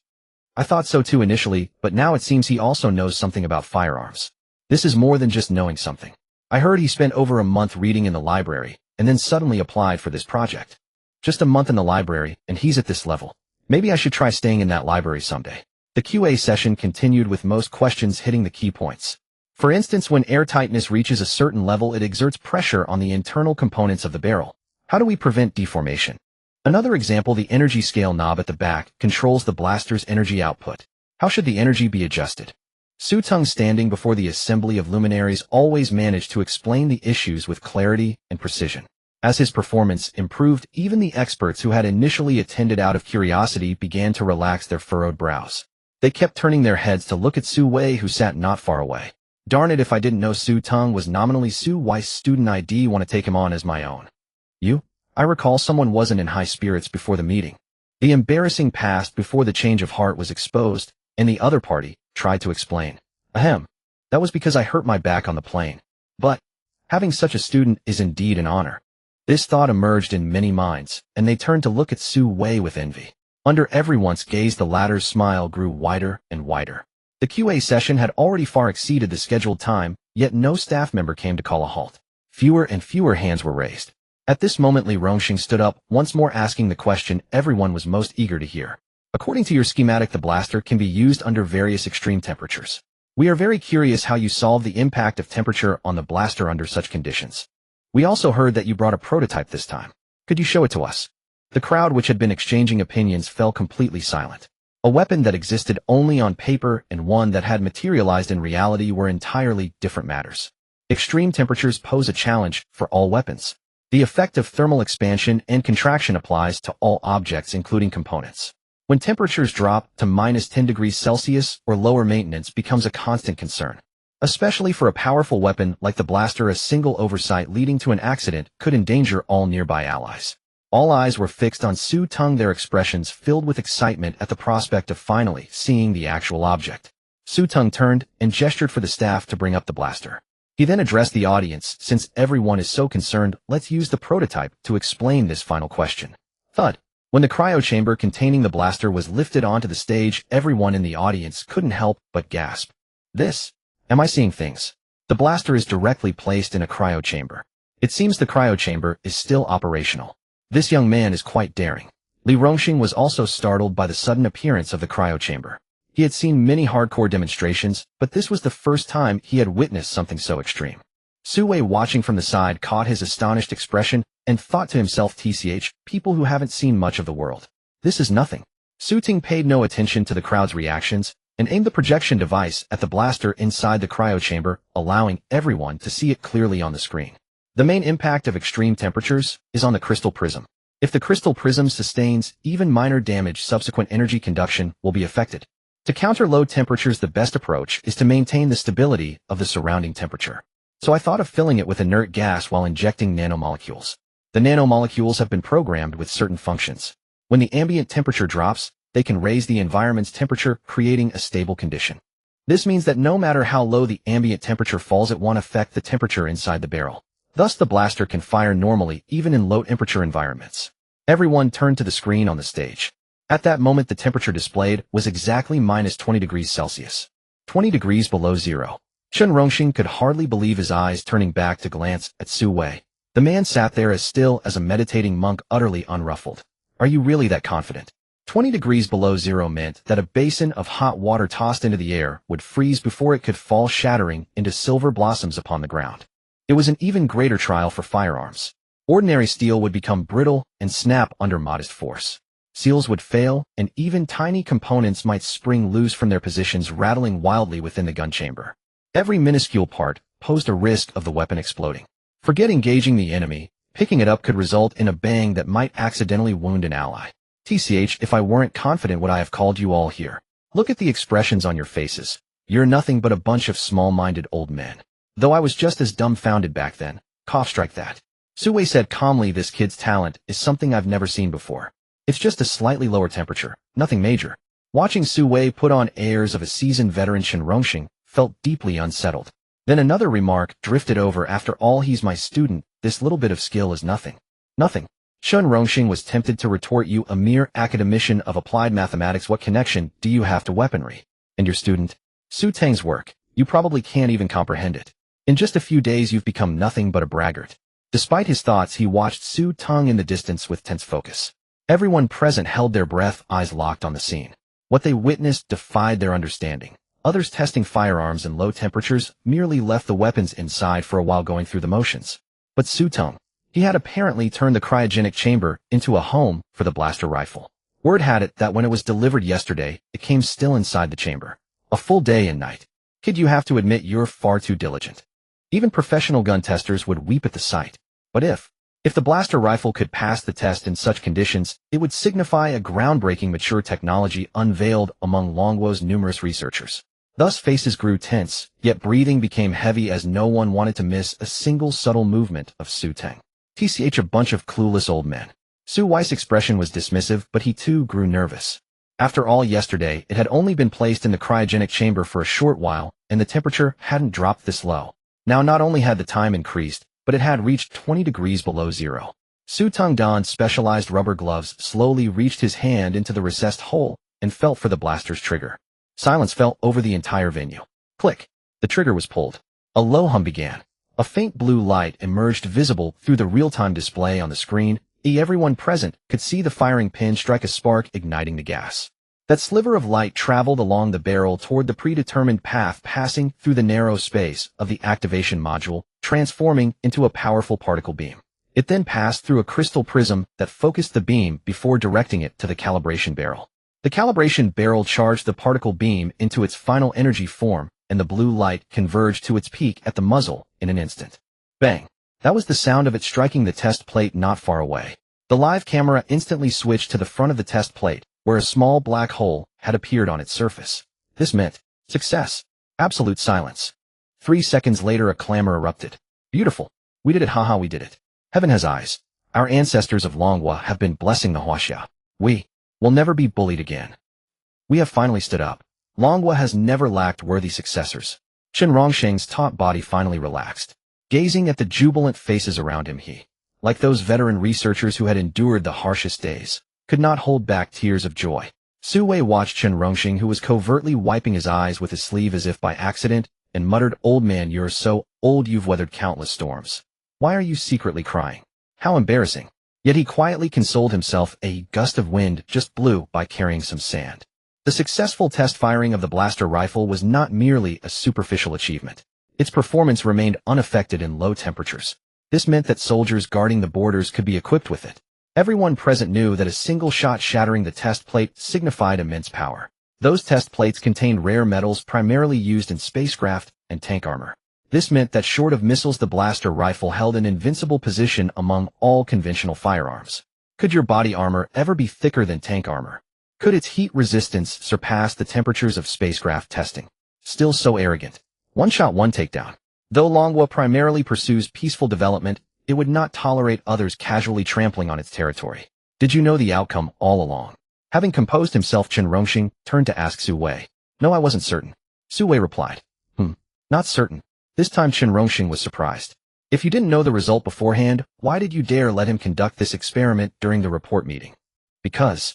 Su Wei paused, gathering his thoughts. If it's Su Teng, I believe he will surely succeed. Why? Chen Rongsheng asked instinctively. In scientific research, people always value results above all. Before the results are in, no matter how elegant the theory looks on paper, it's all for nothing. Because over a month ago, he created a lightsaber using the school's lab. I recall that at the time he was also preparing for the graduate entrance exam. Because he spent over a month reading in the library, doing nothing but eating and studying. After that, he embarked on a new project, the blaster rifle. Because it took him only 2 days to build a rudimentary blaster rifle. Because once the materials were delivered, he spent a single day perfecting the blaster rifle, even completing the extreme low temperature tests. I'm telling you all this just to make one thing clear. Because I believe in him, because he is Su Teng. The final words were spoken softly, yet each one struck Chen Rongsheng's ears with force. He turned to look at the young man on the stage, courteous with even a hint of shy smile on his face. Indeed, simply because he is Su Teng, that alone was more than enough. The results of the blaster test far exceeded expectations. In fact, they stunned everyone present, from academicians to the top designers in the weapons division. Accustomed to grand spectacles, their hearts had grown resilient, yet this scene was something they had never witnessed before. Consequently, after the briefing concluded, not a single person left. Instead, they all surged forward to surround Su Teng. The accompanying secretary began to discreetly remind the academician in tow. You have a meeting scheduled in 2 hours. If you take a plane now, you'll make it in time. I'm not going. It's tiresome. Meetings every single day. This is I said I'm not going. A national level leader. A national level leader. The academician frowned, realization dawning on his face, as if recalling such a meeting. Damn, he could brush off others, but not this one. If he dared to stand them up, future funding arrangements would be stalled with the flimsiest of excuses. Gazing at Su Teng, who was still presenting on stage, the academician found himself in a dilemma. The accompanying secretary, a shrewd individual, caught on immediately. We can arrange for someone to record the entire session. Xiao Su has the schematics, and his personal notes can be printed out. The academician shot the secretary a subtle glance. Good, this young man knew how to read the room. All right, let's go. If it weren't for my research funds being under his control, I wouldn't bother giving him face. The secretary smiled, signaling agreement, while pretending not to hear the complaint. Li Rongxing turned to Su Wei and said, "Aren't you going up there to encourage your student?" Lifting his head to glance at the stage, Su Wei shook his head. He doesn't need my encouragement. The longer I work with him, the more I get a certain feeling. What feeling? Some people are born for scientific research. Su Teng is one of them. Him. Unlike Su Wei, a theorist, Li Rongxing was an experimentalist specializing in weapon development. The biggest difference between experimentalists and theorists was, stop blathering and show me with action. Come on, produce the finished product and shut me up. Theorists, on the other hand, would say, I don't care, I don't care. According to theory, this is how it should be. I've even removed all the factors that could affect the outcome. If you can't make it work, that's your problem. It has nothing to do with the results I derived using formulas in theory. So whenever Su Wei and Li Rongxing met and discussed academic issues, they usually ended up bickering. If Su Wei praised someone else like that, Li Rongxing would surely retort, the students trained by theorists only know how to talk on paper. But Su Teng was the one who turned the blaster into reality. There was simply no room for criticism. Even Li Rongxing, who was usually quick to argue, felt like nodding in agreement with Su Wei's words this time. Some people truly seem born for scientific research, proficient in theory and exceptional in experiments. This often drew complaints from others. God, tell me, which window did you close on him? I see that you're eager to go to Su Teng with your ideas. Don't you want to ask about the blaster's puzzles? Those who know you best are often your rivals. Su Wei wasn't wrong. He was indeed planning to go up and have a thorough chat with Su Teng. As Li Rongxing strode towards Su Teng, the crowd parted to form a path. Everyone present knew Li Rongxing. He started school at 3, entered a gifted youth program at 15, then went abroad for further studies. Upon graduation, the United States spared no effort to keep him uttering the classic line, "This man is worth a division. If he wants to stay with us, let him die here." But Dragon Country would never let go. The days of suffering were forever etched into the nation's education, a history forged through blood and tears. Back then, every trick in the book was used, employing every conceivable means. Eventually, Li Rongxing returned. Major national projects were launched one after another. As for unforgettable days and people, few had left a mark on Li Rongxing along the way. Geniuses were too numerous. But there were even fewer he truly valued. Su Teng was an exception. Seeing the crowd instinctively create a gap, Su Teng understood. This man was likely the most influential figure in the room, for anyone here could individually appear on national news. Yet even they yielded to him. Li Rongxing. The elderly man opposite extended his hand slowly. Li Rongxing. Su Teng froze. The name was thunderous. Sir, what guidance do you have? I'm old, my thinking can't keep up with you youngsters. As for this blaster of yours, I can hardly offer any guidance. Li Rongxing waved his hand. This time I actually have some questions. Please speak freely, sir. Su Teng's demeanor grew even more respectful. I noticed during your test that the blaster was set to the lowest energy level. The schematics had been distributed before the meeting. Upon close observation, everyone could see that Su Teng had tested the lowest energy setting. Indeed, as you said, sir. I'm just saying, if you turn the energy up to maximum, would the test still succeed? As soon as Li Rongxing finished speaking, everyone turned to stare intently at Su Teng. The -20°C in the cryogenic chamber was no simple matter. The fact that the crystal prism could withstand low-energy impacts without damage didn't mean it could endure high-energy ones. At such temperatures, it wasn't a simple 11 scenario. As energy increased, it became a matter of 11, or even 1 n superscript 3. At that point, the energy the crystal prism endured would multiply several, or even dozens of times. As the most critical component in the entire barrel, whether it could withstand such energy impacts was questionable. Even the slightest damage would disrupt the balance within the barrel system. In the worst case, a barrel explosion could occur. Those around began to ponder.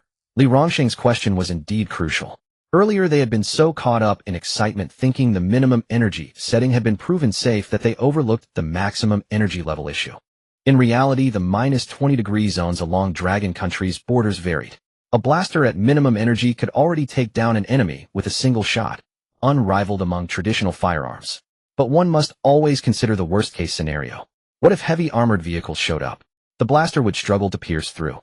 Boosting the energy output became crucial. I haven't tested it yet. Su Teng lowered his head, speaking uncertainly. Although theoretically there shouldn't be a problem. Li Rongxing frowned. This was a phrase he often heard when bickering with Su Wei. But without actual testing, I can't guarantee it's so. Su Teng looked up at the crowd around him. I hope to apply for an experimental base to conduct the actual tests. Li Rongxing's brow instantly relaxed, and he burst into hearty laughter. Li Rongxing initially thought Su Teng would try to convince him with theoretical data, as was typical of Su Wei's faction. Otherwise, they wouldn't always clash at every meeting. Yet Su Teng's final remark truly resonated with him. This young man, so young in his 20s, his future achievements were indeed immeasurable. The surrounding staff all turned to look at Li Rongxing. Although everyone knew of Su Teng's contributions, Li Rongxing was still the one in charge. Let's follow Xiao Zu's suggestion and set up the lab immediately. Alright. Just as Xiao Zhang turned to issue the order, Su Teng called him back. Wait, I'd like to ask, what is the highest specification lab here used for testing? Highest specification. Xiao Zhang pondered for a moment before replying. The highest specification is used for testing anti-aircraft guns, but that's outdoors. For indoor labs, it's mostly for testing rifles and pistols. Then let's go for outdoor testing. The indoor one won't do. This weapon testing base was located in the northeastern region of Dragon Country. The northeastern region was abundant with deep mountains effectively evading satellite detection from the sky. A specific hilly area had been cleared nearby dedicated to testing the developed anti-aircraft guns. However, recently this base had mostly been testing new types of firearms. Tests like those for anti-aircraft guns had long been suspended. Now Su Teng's request for outdoor testing of the energy gun left Xiao Zhang stunned. As an administrative staff member, he didn't quite understand. This gun looked utterly unremarkable. Xiao Zhang turned to look at Li Rongxing, who nodded.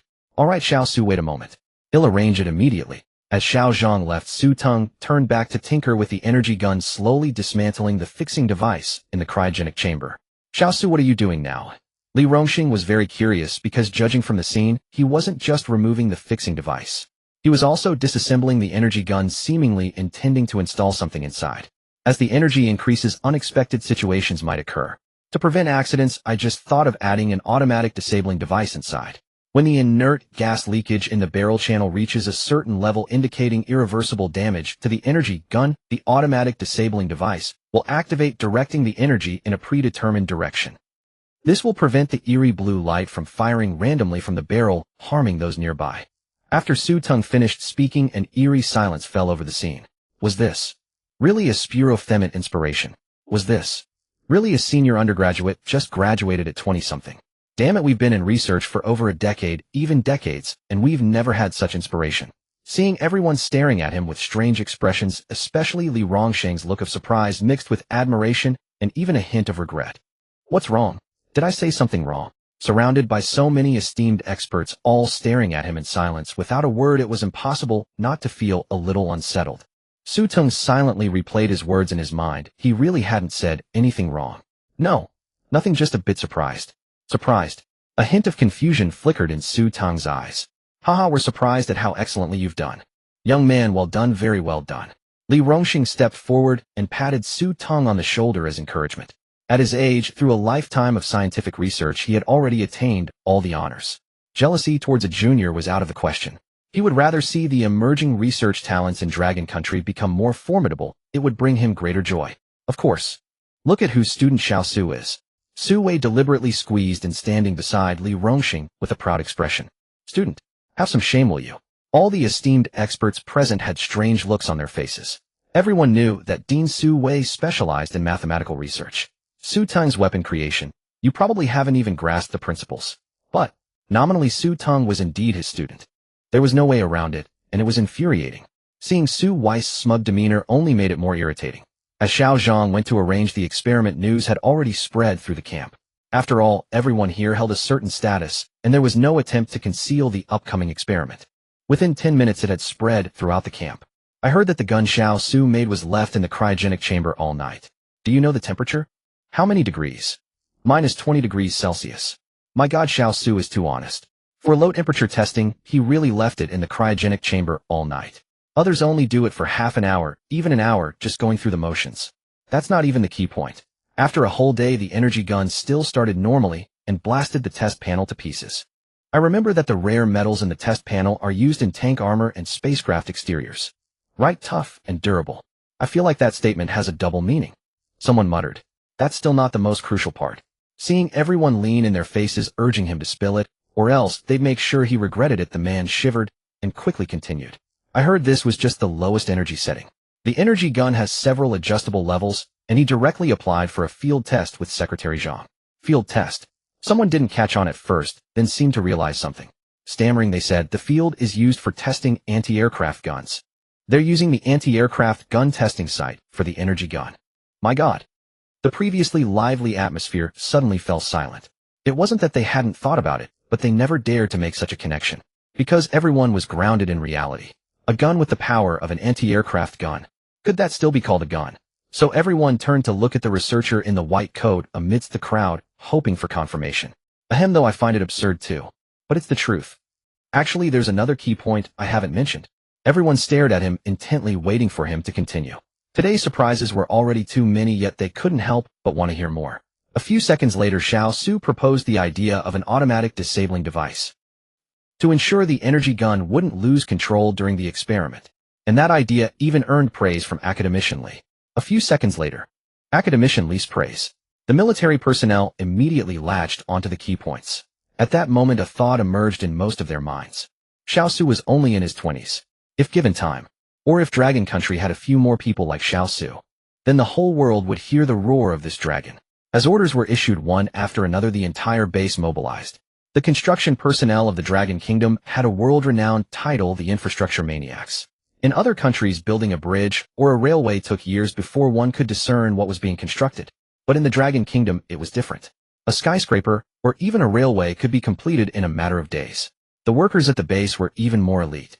10 minutes later, a frame perfectly matching the cryochamber was fabricated complete with an automated mechanical arm. Since no full-scale test had been conducted, Su Teng dared not guarantee that the maximum power blast gun would not malfunction. Therefore, it was necessary to install a mechanical arm to operate it remotely. Even if an accident occurred, no personnel would be harmed. At this moment, Su Teng was making final preparations. The blast gun had 5 power levels, theoretically each higher level output twice the energy of the previous one. Unlike previous experiments, each level would last for 1 minute with a 5-minute interval before the next test. This was a field test conducted at a site specifically designed for anti-aircraft guns. The terrain was hard enough and the area spacious enough to allow the blast gun to operate fully, capturing more stable data for analysis. For researchers, accurate experimental data was paramount. Because from such data, many unexpected theories could be derived, like the famous double-slit interference experiment in physics. Everyone noticed the strange segmentation of light, which seemed somewhat forced under existing theoretical logic, but few paid it much heed. It wasn't until Einstein took notice that after repeated experiments, he proposed the famous wave-particle duality. This earned him a major award and opened new avenues of research into light. Su Teng, an avid reader of papers, paid close attention to such details, tirelessly checking the equipment placed by the staff. Were the sensors positioned correctly and functioning with sensitivity? Li Rongxing, who had been silent all along, grew increasingly fond of Su Teng with each passing moment. Brilliant, with a sharp, jumping mind, humble and respectful toward elders, and even exceedingly polite to the surrounding staff. No, he couldn't keep thinking like this. If he did, he would. Just then Su Weiss' smug voice drifted over. Tisk, tisk, look at that expression of yours. You're practically drooling with envy. Let me tell you, don't even think about it. He's my student. Li Rongxing's carefully composed demeanor instantly shattered. What do you mean, your student? Xiao Su is only your student in name. And you, a mathematician, always boasting to outsiders. Have you no shame? You. Do you even understand that schematic diagram? Seeing Li Rongxing stammering in anger, Su Teng felt a surge of satisfaction. Don't worry about whether I understand it. My student understands it, and that's enough. My student. Su Weiss' habit of mentioning my student every 3 sentences thoroughly infuriated Li Rongxing. He snorted coldly and sidled over to Su Teng. Xiao Su, the experiment is about to begin. Nervous? Su Teng glanced at the blast gun still lying inside the cryochamber and smiled shyly. Actually, I am a bit nervous. This is the first full-scale test. He added, in the presence of my mentor, so many academicians and weapons experts, I dare not boast that the experiment will succeed on the first try. Listen to that. How well-spoken Xiao Su was. Unlike someone who could only stubbornly repeat the same line, the theoretical data is correct. It's fine. Scientific research is never accomplished overnight. Repeated failures are the norm, especially for someone as young as you, still in your 20s with plenty of golden years ahead. Li Rongxing trailed off. Because that smug voice echoed in his mind again. Anyway, my student can understand it. My student. Damn. What was happening? Was he being brainwashed? A curse nearly slipped from Li Rongxing's lips. Steady, steady. He must not lose his composure in front of Xiao Su, otherwise he would never have the chance to trick. No, take him as a student. Su Teng was full of question marks, curious why Li Rongxing had stopped mid-sentence, probably distracted by something else. Xiao Su, all equipment is installed, and everything is ready. The secretary Xiao Zhang was perceptive enough to see from the situation that Li Rongxing and Su Wei, the two big shots, had intentionally handed over the on-site command to Su Teng. Alright, begin the experiment. Attention all units, the experiment is entering its final countdown. 3, 2, 1. As Xiao Zhang's last word fell, the button on the mechanical arm was pressed.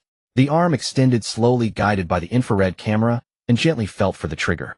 The firing pin struck from within the chamber, igniting the volatile burst energy gas. It flowed along the predetermined channel, transforming into a ghostly blue light as it passed through the activation module. Here it came. Everyone held their breath. Su Teng was too cautious. The blast gun had never been removed from the cryochamber. At -20°C, it had been stored for so long that even Li Rongxing, a seasoned expert, silently wondered if any problems would arise. Humming softly, the blue light gathered at the muzzle and then struck the designated test plate. This test plate was larger than the previous one, as the duration was 1 minute, not just a few seconds. The data is coming in. Everyone crowded around curiously, with Li Rongxing especially eager to see the results. Su Wei muttered behind him, "At your age you've seen it all. Why so impatient? My student. Hey, stop pushing me. Move aside." The sensor's needle spun wildly, and the energy value on the graph shot to the maximum from the very start. My heavens. That high. I've never seen a gun with such high energy values. This. Can the blast gun even be classified as a gun? That's not the key point. Look at the peak, it's still rising. So this means the blast gun hasn't been affected at all. In fact, it's getting more and more excited. The staff member monitoring the internal data of the blast gun was stunned. The sensor designed to record internal gun data at nanometer precision could detect even the slightest fluctuation. Even if an ant crawled across the blast gun, it would instantly record the data. But now 30 seconds had passed, and there was no reaction. This remark caught everyone's attention, and they stared fixedly at the sensor data. 40 seconds, 50 seconds, 1 minute. The data was as smooth as could be, smoother than a freshly paved tarmac. An eerie silence fell over every staff member present. A single thought echoed in everyone's mind: is this real? It must be real. Until Su Teng declared, the experiment results are satisfactory. Prepare for the next calibration test in 5 minutes. Then, celebratory cheers erupted. Su. Success, I can hardly believe it. My heavens, this is -20°C. And the blaster's power hasn't diminished in the slightest, it's even more vigorous. At that moment, Li Rongxing interjected. Another critical point is that the interior remains completely unaffected. Truly, a master's insight was unparalleled. He had pinpointed the essential aspects instantly. Everyone instinctively glanced at the blaster still encased in the cryogenic chamber. -20°. The mere thought sent chills down one's spine. Yet, to the blaster it seemed akin to soaking in a warm spring bath. Just then a notion surfaced. From this day forth, the secret archives of the Dragon Kingdom would record a legendary tale concerning Su Teng. The moniker everyone had recalled was simply the blaster that takes a warm spring bath at -20°. Alright, there are still 4 more tests ahead. Why aren't you all preparing? Despite the formal tone, Su Wei's grin, nearly splitting his face, perfectly betrayed his elation. Humph. Li Rongxing let out a cold snort. What was this about? Su Teng sensed something peculiar in the expressions of the two senior figures. It was as if they had conveyed everything yet nothing at all. Oh well, never mind. If there were any issues, they would have surely informed him by now. Su Teng studied the experimental data chart intently. Unlike the other staff, he felt little surprise. For both theoretical data and practical tests had proven the output at the blaster's minimal energy calibration to be flawless. The collected report indeed corroborated this. Sensors on the test panel clearly displayed the energy peak values. From the progressively increasing peaks, external output remained unaffected. Meanwhile, the nanoscale sensors within the barrel showed a consistently smooth reading, indicating that the internal environment, from the initial firing pin operation to the subsequent energy transmission, left no room for waste. Yet Su Teng felt something was amiss. Xiao Su, everything is ready. Secretary Xiao Zhang rushed over, interrupting his thoughts. So soon. Su Teng realized that as he delved deeper into research, time seemed to flow at an almost bewildering speed. Proceed with the same procedure once more. Understood. Xiao Zhang picked up the walkie-talkie and announced, attention, all units commencing the blaster's second calibration test immediately. All personnel stand by. Sensor team ready. Test panel team ready. 3, 2, 1. The energy output of the second calibration was theoretically double that of the first. This meant the volatile blasting gas would react more violently within the chamber. With airtight conditions, unchanged internal pressure would surge dramatically, subjecting components to harsher impacts. These factors would exacerbate the barrel's overheating. Once overheated, irreversible damage to the parts would ensue. Even under normal temperatures, it was a severe test for any firearm, let alone at minus 20 degrees Celsius with the cryogenic chamber still in operation.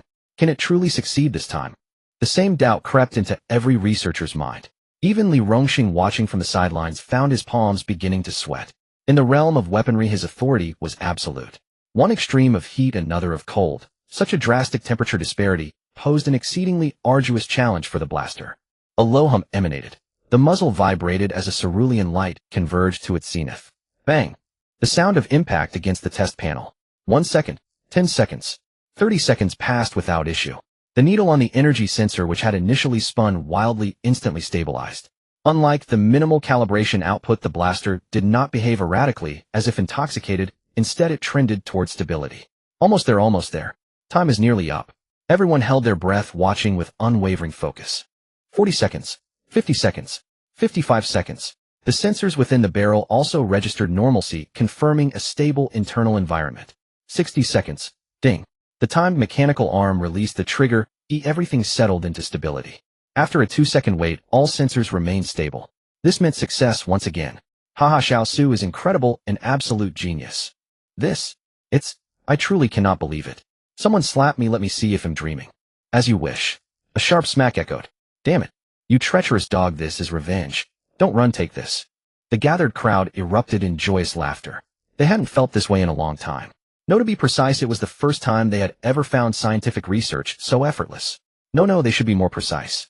It was only when conducting research alongside Su Teng that things became this easy. Every head turned toward Su Teng, their eyes brimming with respect and joy. In research, mastery comes first. Age holds no sway. Conquering them was a simple matter. Let them witness your experimental process, your reports, your results. Any one of these three, if it left them in awe, would earn their respect. But Su Teng was different. He had accomplished all three. That was why from the very beginning, everyone at the base regarded him with such reverence. Xiao Su. Truly, I have never in my life seen such a talent. As Li Rongxing finished speaking, Su Wei chimed in. Of course, don't you see he is? Before he could finish, his words were forcibly interrupted. Shut up. Oh. Amidst the entire scene, only Su Teng remained exceptionally calm, for these data were exactly as he had predicted. From the first energy output and the stable internal environment chart, he had deduced the second result with little effort within those 5 minutes. Though it was only theoretical, having been mentally prepared, everything was proceeding as normal. Nevertheless, he felt something was off. The smooth internal environment, the peak external energy values. It seemed as if something had been inadvertently overlooked. Su Teng turned to Xiao Zhang and said, prepare for the third energy test in 5 minutes. Understood. In truth, every researcher present had noticed Su Teng's furrowed brow. Hadn't everything gone smoothly before? Why did it feel like something had gone unnoticed? Su Wei looked at Li Rongxing, his eyes filled with inquiry. The latter shook his head. In truth, he too was puzzled as to why Su Teng was frowning. Wasn't everything proceeding smoothly? In practical combat, the energy scale of a blaster is not frequently switched within a short period. This is because the deployment of troops on the battlefield requires careful scheduling. Consequently, for hours, or even an entire day, the blaster's energy scale remains constant. A stable energy output has minimal impact on the barrel's internal stability, commonly referred to as durability. Su Teng set the experimental interval at 5 minutes based on careful considerations. The sequence involved sub-zero temperatures of negative 20 degrees Celsius, sustained overheating for 1 minute, and a 5-minute adjustment period between experiments. These parameters were meticulously calculated to maximize the blaster's performance under the most rigorous stress testing. Any interval shorter than 5 minutes would constitute deliberate damage, while longer intervals would fail to yield optimal results. The surrounding researchers, observing Su Teng deep in thought, maintained a tacit silence. A nation's hope hinges on the emergence of successive scientific talents. Every staff member present could discern that Su Teng was held in high regard. The individuals who valued him were none other than luminaries like Li Rongxing and Su Wei, giants in the field of scientific research. Though he had only arrived a day earlier, Su Teng's meticulous approach to research and personal integrity had subtly won over the crowd. There was an unspoken inclination to regard him as a leader. As soon as the 5-minute interval ended, Xiao Zhang hurried to Su Teng's side and, lowering his voice, said, Xiao Su, the experimental break is over. All right. Just as Xiao Zhang turned to instruct the team, Su Teng interjected, wait, have someone. No, let me first inspect the blaster for any issues. Once the inspection is complete, it'll inform you to proceed with the next experiment. During those 5 minutes, Teng had been engrossed in analyzing the data. According to his theory, the environment inside the barrel should have undergone changes. The nanoscale sensor readings should have displayed a slightly curved trajectory. Since the energy output scale had doubled, the efficiency of utilizing the volatile blaster gas would increase. At the initial moment of activation, the preceding data curve should show a slight upward deviation. Subsequently, as the barrel's internal environment stabilized to a new equilibrium, the final stable readings would emerge. Yet the uploaded data remained as smooth as the first level, strangely eerie. While the overall data appeared normal, it left Teng uneasy. In scientific research, excessive caution is never detrimental. Recall when the Dragon Kingdom first broke through foreign blockades, data was computed manually with abacuses. A single error necessitated starting over from scratch. This tradition has persisted to this day. Since the experimental data revealed nothing, the cause must be sought within the blaster itself. The cryogenic chamber continued its operation, keeping the blaster frozen. Unbeknownst to Teng, the blaster had already earned the moniker of soaking in a hot spring within the cryogenic chamber. The nanoscale sensors served another purpose beyond data recording. They could be directed to specific locations for internal inspections. As Teng manipulated the sensors, he muttered incessantly, "The firing pin area? No issues. The conversion channel is normal. The inert gas ratio remains stable.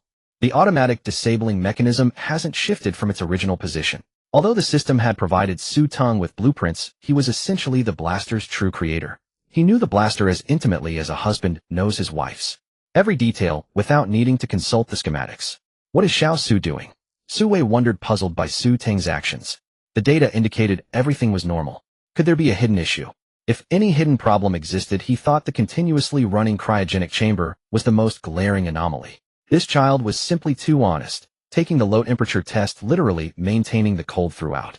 Had he not witnessed it personally, he would have deemed it unheard of in his life. Hearing Su Wei's question, Li Rongxing felt a surge of satisfaction. "You always kill the conversation with a single remark, don't you? Now you're dumbfounded, realizing there are many things in this world beyond your knowledge. A mathematician always boasting about having a student in weaponry. Look at you, so proud. Inspecting the blaster for hidden issues." As he finished, he noticed Su Wei's peculiar gaze. "Are you stupid? Such an obvious question, can't I see it?" This remark nearly caused Li Rongxing to lose his composure in front of everyone. The latter retorted aggressively, "You're a mathematician, so brilliant. Why don't you go inspect it yourself?" Su Wei replied nonchalantly, "You still remember I'm a mathematician. This is weaponry, how would I know?" Seeing Li Rongxing's expression darken, he asserted confidently, "What I want to ask is, can you identify any issues with the blaster from the data?" This question caught Li Rongxing off guard. In fact, every piece of on-site data was immediately printed in multiple copies for the senior researchers present. Besides Li Rongxing, other weapon design experts were also present. Decades of experience had honed their keen insights. By cross-referencing schematics and experimental data, they could roughly analyze the experimental outcomes. Yet after reviewing everything, they summarized it in one phrase. That phrase was, "The experiment proceeded smoothly, even flawlessly." Even Li Rongxing thought so. However, he couldn't admit this in front of Su Wei. Instead, he said, "The blaster was built by Xiao Su. You're a mathematician yourself, don't you know that if you're unfamiliar with a field, you shouldn't meddle in others' expertise?" The words carried some logic. But was that really the case? Su Wei looked at him with suspicion. After completing his thorough inspection, Teng slowly returned to the group. "Let's begin the experiment." "Got it." Xiao Zhang turned and addressed the team. "All units prepare for the experiment." The third-level experiment doubled the energy output, posing another challenge to the component's endurance. Yet everyone looked at Teng with unwavering confidence. With him present, success seemed effortless. 10 seconds. 30 seconds. 1 minute. Haha, I knew it. With Xiao Su here, all scientific experiments become a breeze. That's right, who is Xiao Su? The future leader of Dragon Kingdom's scientific research. Had anyone else praised someone so openly before so many esteemed experts, they would have been rebuked. But not this time. Xiao Su had become a steadfast anchor in their scientific careers. Teng, who was originally reviewing the data, perked up his ears. Then came those words, "Little Su is the future leading figure of Longwo's scientific research. He is the anchor of our lives. With Little Su, our research has gone much more smoothly." The speakers didn't feel anything amiss, as from a realistic perspective it was all true. There was nothing wrong with an honest person speaking their mind. But in the heart of Teng, the person concerned, it was inevitably a little awkward. Smooth progress was indeed a bit smooth, but terms like anchor and leading figure were just too over the top. He had originally thought that senior researchers like Teacher Su Wei and Master Li Rongxing would scold them for this kind of behavior. Scientific researchers should believe in science and focus on experimental data. How could they be thinking only of latching onto a powerful figure? Turning his head to look.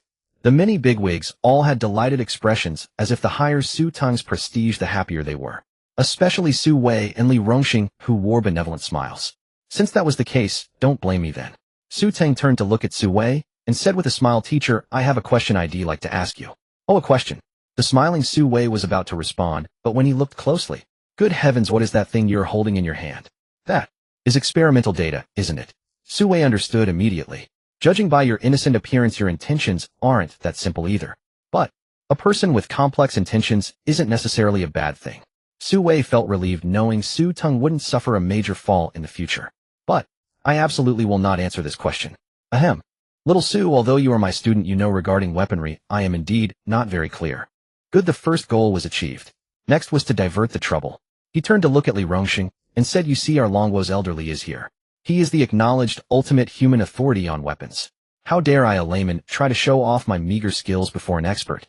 Li Rongxing, who had been preparing to watch the fun, had his smile freeze instantly. He had been mentally drafting a retort. "Old man, you always boast that Little Su is your student. Now your student wants to ask you a question. Let's see how you answer." But before he could even speak, the question was passed to the bystander.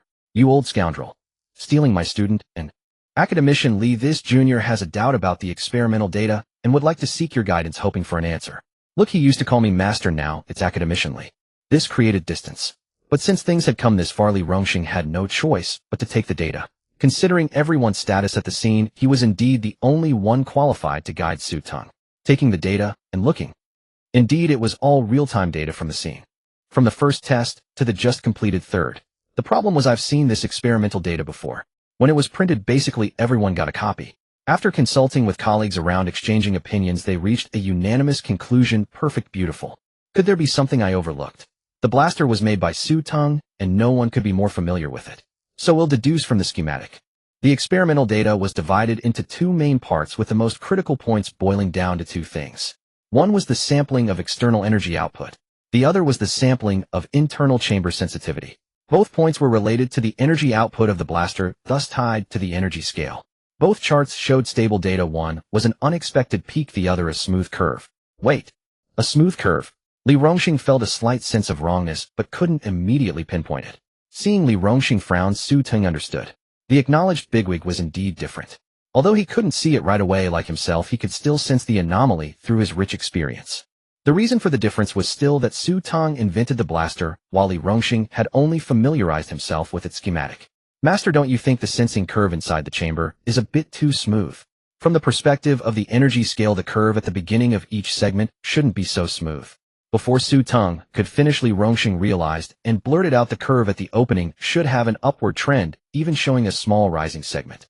"That's right, exactly. Indeed, rich research experience makes a difference." I hadn't even finished speaking, and he understood. At this moment, Li Rongxing looked at Su Teng with burning eyes, thinking to himself, "This kid is truly formidable. Not only is he the one who made the blaster, but he can also spot the hidden anomaly in these minuscule experimental data. All of us were blinded by the smooth experiment before and never considered this part. If it weren't for your reminder, kid, we wouldn't have even thought of it." The other research bigwigs also came to understand. "So that's it. No wonder little Su was frowning earlier. I thought the experiment was going smoothly. To be honest, I would have thought the same. If I hadn't heard Elder Li and Little Zu's conversation, I would have had no idea there was any problem with this data. That's why they say Little Su is the future leading figure of Longwo's scientific research. Alas, God is so unfair. He's only in his 20s while I'm already over 50, yet I still feel so far behind." "Who isn't?" Only Su Wei looked completely baffled. "What on earth are you all talking about? Why don't you explain clearly? This beautiful curve on the blueprint, this young man with a bright future. How is it wrong?" At this moment, Su Wei felt that the joys and sorrows between people were so disconnected. "Little Su, what are your thoughts?"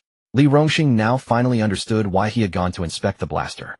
Because when there are anomalies in experimental data, there are usually two types of causes. One major category is experimental equipment issues like sensor errors or problems with the experimental channel. But this part had already been ruled out. The other major category is problems with the blaster itself, the chamber interior, the firing pin, the crystal prism. Any part could be the cause of this phenomenon. No wonder little Su went up to inspect the blaster. Thinking of this, Li Rongxing couldn't help but blush. We were still wondering why little Sue went up while he was already one step ahead of everyone going to troubleshoot the cause. Truly, the youth is strong. The research bigwigs around were astonished by Li Rongsheng's words, because he was asking for little Zu's opinion. In their memory, this was a first. Su Ting was also somewhat surprised. He had sought Li Rongsheng's advice partly to see if he held a different perspective on this phenomenon and partly to ask how best to resolve it. Even though he had earned a place among the many esteemed researchers, Su Teng had already gained a voice in discussions, but he had never thought of himself that way. He merely wished to engage more with Li Rongsheng and gain invaluable experience. Yet now it seemed, his own thoughts also carried weight.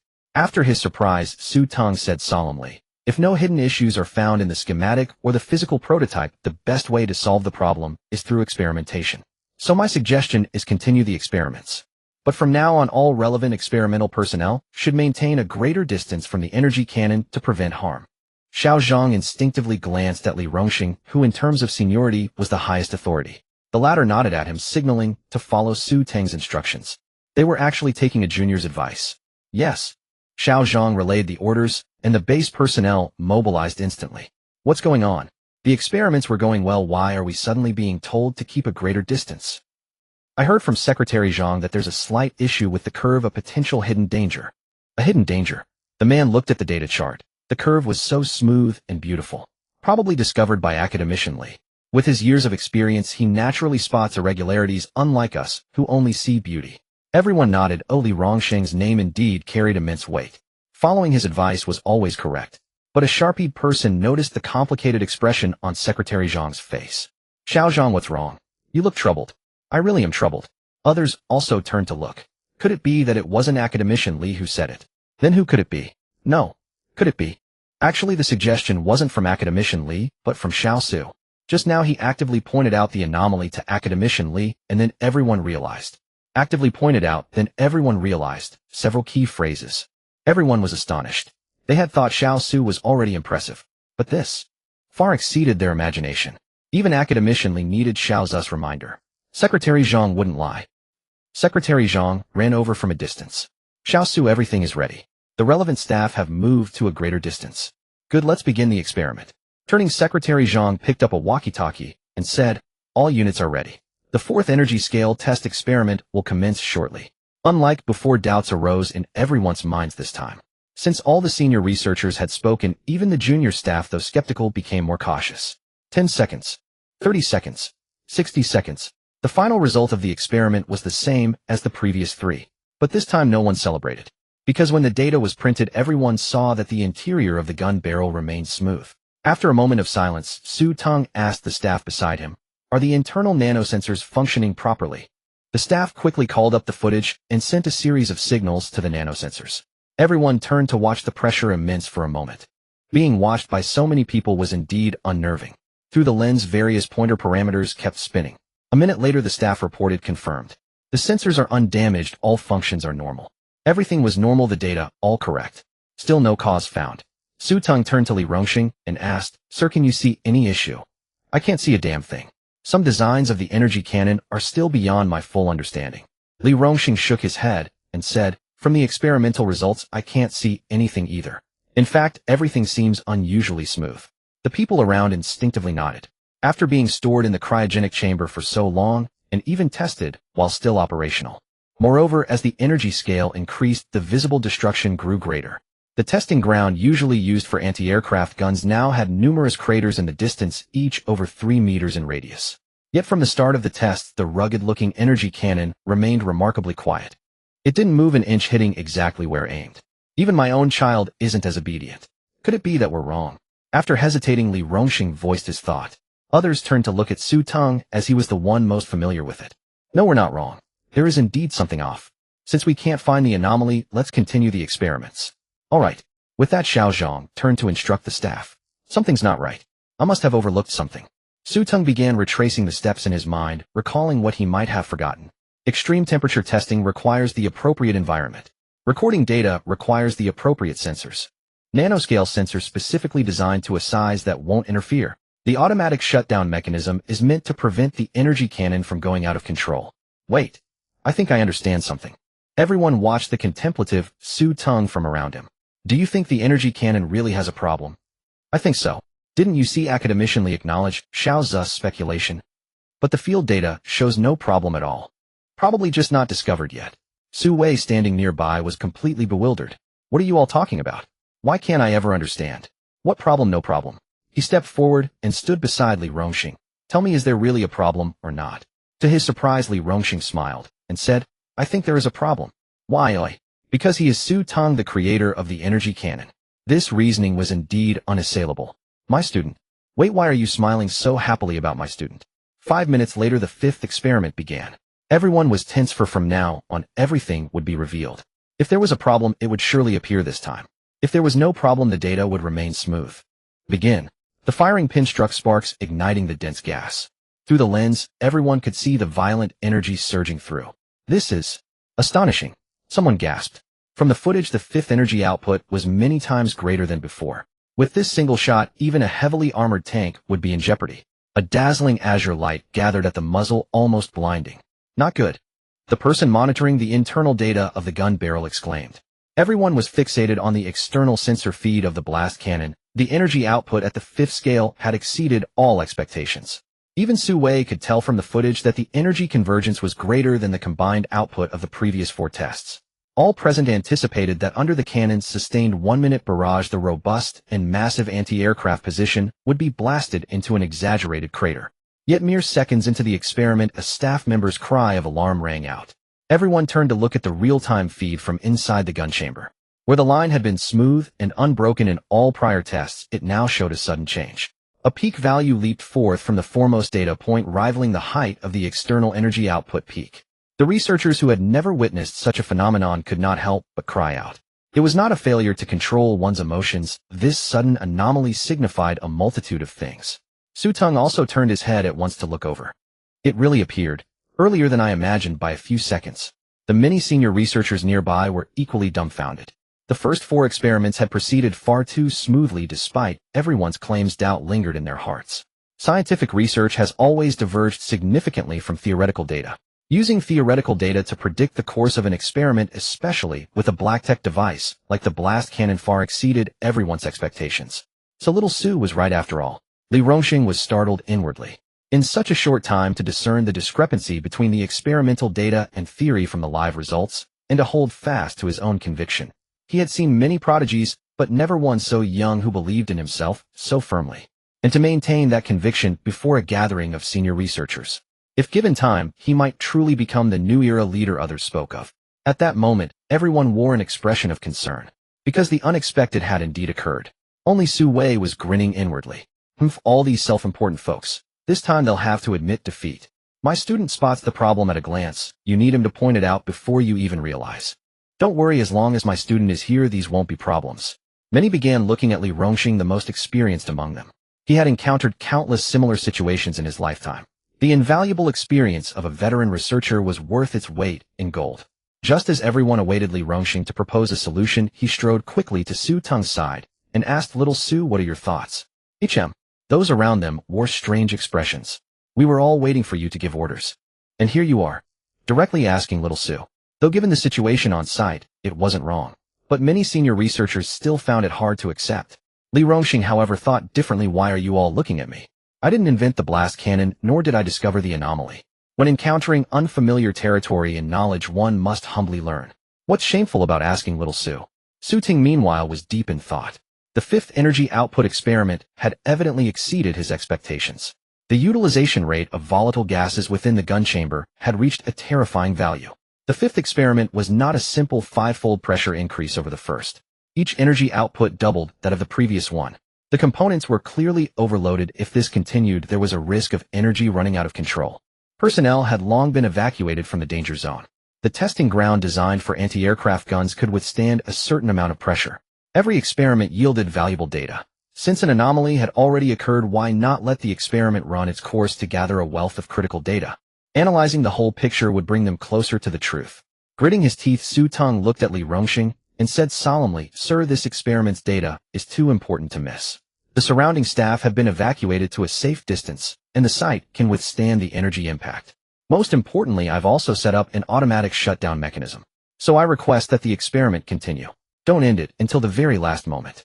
Seeing the resolute expression on Su Teng's face, Li Rongxing couldn't help but marvel inwardly. So young yet with such unwavering will. And to analyze the situation on the spot in an instant, ensuring safety while securing valuable data. Very well then, do as you say. Continue the experiment. Such scenes were all too familiar to those present. At the command, all staff instantly snapped into action. 10 seconds. The sensor's needles spun wildly, peak after peak appearing in rapid succession. The firing pins. The discharge channels. The crystal prisms. Everything seemed to go haywire, as if drunk on cheap liquor, each component lurching into a frenzy. A grave expression settled on every researcher's face. This meant the problem was far more serious than they had imagined. On the nanosensor feed, ethereal blue glows began to appear, dazzling yet dangerous. 20 seconds. The blast cannon's muzzle showed signs of overheating. Unlike conventional firearms, the front end of the blast cannon began to melt. Molten iron dripped, the once rugged exterior was now unrecognizable. Someone secretly turned to look at Su Teng, whose face betrayed no panic. Such composure, truly impressive. 30 seconds. The anti-aircraft testing ground, battered by the sustained blast cannon fire, was torn open with 10-meter-wide craters. This power once again shattered everyone's expectations. Little Su, so young. Could he really have created a weapon beyond imagination? Rumor had it had only read books in the library for little over a month. 40 seconds. 50 seconds. The blast cannon's damage had exceeded anyone's imagination. Its original form was no longer discernible. All that remained was an object emitting a dangerous blue glow, relentlessly firing at the distant testing ground. Meanwhile, every researcher, including Li Rongxing, found their minds struggling to keep up. Because the quality of this weapon was simply too good. Even under such extreme conditions, it still hadn't failed. A single phrase echoed in everyone's mind: made in Dragon Country, quality, forever reliable. The next second, bang! The sound of instruments exploding rang out in rapid succession. Everyone present was frozen in shock. What in the world? These were just remote monitoring sensors. Why had they all exploded? And judging by the reaction on site, it was quite violent. Had the energy reached such a level? The next second, everyone's gaze shifted to the distance. In their field of vision, a brilliant azure light surged forth. Trouble. A single word echoed in everyone's mind: danger. It wasn't that we were unaccustomed to grand spectacles, but we had never witnessed such a spectacle as this. During a weapon test, we were already 1,000 meters away from the site. Even at that distance, the blinding radiance of the blaster was still visible. The rare metal specifically used for aerospace materials was both tough and heat-resistant. Yet under the minimum energy setting of the blaster, it couldn't withstand even a second. Now with the energy at the 5th level, even if only caught in the residual wave, the consequences would be unimaginable. Many turned their heads to look at Li Rongxing and Su Teng. The former glanced sideways at Su Teng, remaining silent, but his eyes conveyed everything: no matter what happens, I trust little Su can handle it. The latter, though his expression was somewhat complex, showed no signs of panic. It was as if he were dealing with a trivial matter. Su Wei, however, wore a cheerful grin, thinking to himself, "Tch, a bunch of inexperienced old men. What kind of challenge is this?" The next second, the dazzling blue light that could blind everyone suddenly wilted like a goose whose neck was being squeezed. An invisible force enveloped the blue light, and then, like a guided missile locking onto a predetermined target, it struck. Automatic shutdown system. Rumble. A continuous series of explosions filled everyone's ears. This lasted for a full minute. Even though everyone was mentally prepared, the ringing in their ears persisted. Moreover, the intense glare of the explosion caused a brief moment of dizziness for everyone present. When everything finally stabilized, the group, rubbing their heads, exchanged glances. Their eyes were filled with shock. Even the seasoned Li Rongxing cursed inwardly. Damn, it is this the power of a gun? The next moment, someone spoke out loud. Damn it, this really is the power of a gun. They turned to see Su Wei. The inexperienced old man who insisted on having a weapons expert as a student despite being a mathematician. His persona was crumbling. Serves him right. At that moment, Li Rongxing felt an immense satisfaction. But the other weapon research experts were too preoccupied to notice the collapse of Su Wei's carefully cultivated persona. Even they experienced, as they were, had to admit that they had never witnessed such a scene. Only one thought dominated everyone's mind: is this really the power of a firearm? Fizz, fizz, fizz. After the sound of electric current, the camera feed returned to normal. Through the lens, they could clearly see the test site, which had withstood anti-aircraft artillery shells, now torn apart like a piece of tofu. Crisscrossing wounds were hideous and terrifying. Most horrifying of all, a hole more than 15 meters in diameter with no visible bottom was left behind. Anti-aircraft artillery test site. Sorry, that's nothing. It was like a spasm, then pulling up trousers and saying arrogantly, "That's all."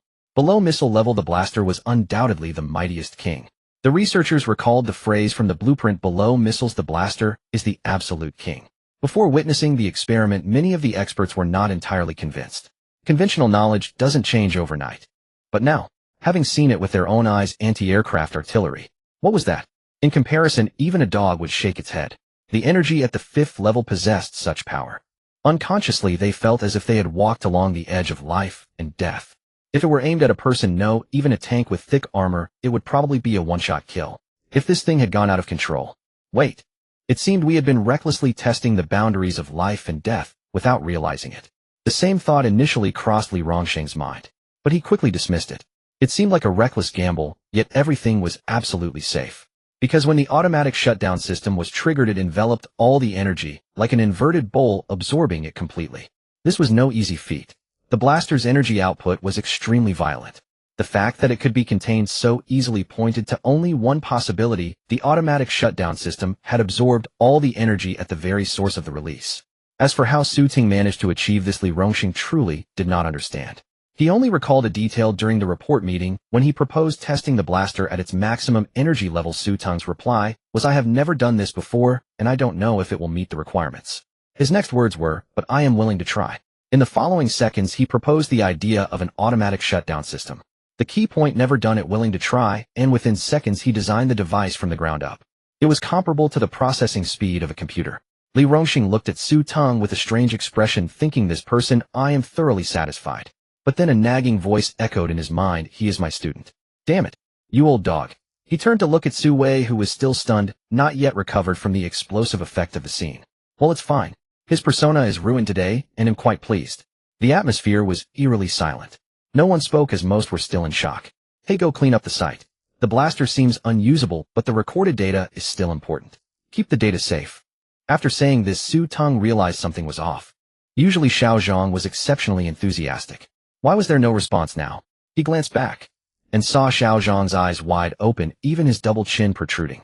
Teng turned to look at everyone present and found that almost all of them wore the same expression. It perfectly illustrated the phrase, "I don't understand, but I am deeply impressed." Isn't this a bit much? Xiao Zhang, what's wrong with all of you? It's just a blaster test. Isn't this normal? Huh. Finally snapping out of it, the group exchanged glances, seeing in each other's eyes a sense of existential doubt. What do you mean, just a blaster test? Isn't this normal? You call that 15-meter hole outside and all those hideous wounds caused by mere residual effects normal? This is the anti-aircraft artillery test site. It's not a piece of tofu that crumbles at a touch. The soil here is tough and durable. It has withstood countless anti-aircraft artillery tests and still stood firm. Yet you break it with a single shot. Forget it. Only someone like little Su can truly be called the designer of the blaster. Anti-aircraft artillery. What's that? Even a dog would shake its head. Anti-aircraft artillery. What's that? Even a dog would shake its head. At that moment, Secretary Xiao Zhang finally snapped out of his daze and quickly said, "All right, I'll go collect the energy cannons right now and ensure the experimental data is fully preserved." In previous scientific experiments, when failures occurred, everyone would encourage one another, hoping for new breakthroughs in the next attempt. But now, the atmosphere had grown subtly tense. You couldn't call it a success after all. The 5th energy calibration experiment had failed to hold out until the end. Moreover, everyone had witnessed the terrifying consequences of an energy cannon spiraling out of control. Yet calling it a failure didn't seem quite right either. The first 4 energy calibration experiments had been remarkably successful without a single flaw. Weapons are typically maintained in low temperatures, but the energy cannon had never been taken out of the cryogenic chamber. Even after the barrel had melted into molten iron, it still blasted a hole of that size. Against anything short of a missile, it was virtually invincible in direct confrontation. Was this a failure? If so, then what were those previous successful weapon experiments? The faces of the numerous research experts were a mix of complex emotions, but Li Rongsheng appeared noticeably more relaxed. As if perceiving something, he stepped forward and patted Teng on the shoulder. "Xiao Su, this was all within your expectations, wasn't it?" Within his expectations? No way. Amidst the bewildered expressions, Teng explained, "You're right, sir. This was indeed within my expectations. The automatic shutdown device allows the energy to be discharged according to a predetermined plan. The hole in the distance was actually a target I had set in advance. The muzzle had melted into molten iron, the barrel was unrecognizable, yet it still hit the intended target. Although you're telling the truth, I can't shake the feeling that you just pulled off an incredible flex without even realizing it." After a moment of contemplation, Li Rongxing asked, Xiao Su, does the automatic shutdown device resolve the energy instability by addressing it at the source? Su Teng was startled inwardly. This was indeed the most brilliant scientific mind in Dragon Kingdom. I hadn't even explained the principle, only described a phenomenon, yet he deduced it from the scene and the schematic. Truly there is always someone better. Exactly as you said, sir. Su Teng's voice was filled with respect. Indeed, Xiao Su is truly remarkable. He came up with a countermeasure in just a few seconds. As Li Rongxing spoke these words, the other research experts also caught on. Good heavens, Xiao Su had devised a solution in seconds during the report meeting and immediately produced a corresponding product. Initially based on the experimental observations, they thought they were teetering on the edge of life and death. Now they realized they had been guided all along. Everything was perfectly safe. Only Su Wei, a complete outsider, was utterly baffled, staring at the admiring expressions directed at Su Teng with a face full of question marks. What are you all talking about? Did I miss something crucial? After the staff cleaned up the site, the energy cannon was returned to Su Teng. No, it could no longer be called an energy cannon. The barrel had melted, its fierce appearance completely gone. Stains from the cooled molten iron still clung to the surface.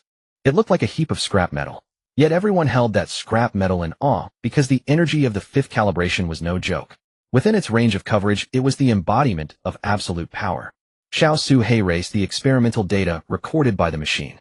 The sensor monitoring data was uploaded in real time to the local network for immediate storage. All right, thank you. No problem. It's my duty. Now Xiao Zhang's respect for Su Teng had grown even deeper. This was a rising star. The first 4 sets of data were smooth, but the last set showed peak values constantly being broken. The further back he looked, the more chaotic the data peaks became. Yet Su Teng was excited because he knew that all truths were hidden within those chaotic peak values. As he was intently studying the data, Li Rongxing came over and patted his shoulder. Xiao Su, this experiment was brilliant. Even if a slight error occurred at the end, it was still under your control from start to finish. At that, he recalled Su Teng's entire performance during the live test.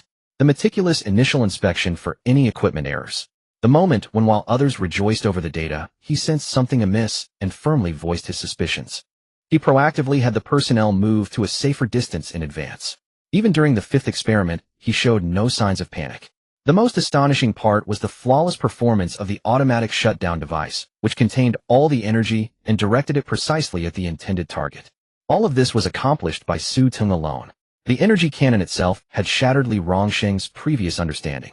The 5th test had caused such destruction largely because the energy was on the verge of losing control. If the test had been conducted safely, even with reduced power, the damage wouldn't have been much less. At this thought, Li Rongxing's mind echoed Su Wei's scandalous outburst. What the hell can this really be called, a gun? Comparing Su Teng's performance to that of the other researchers, presently Rongxing couldn't help but shake his head.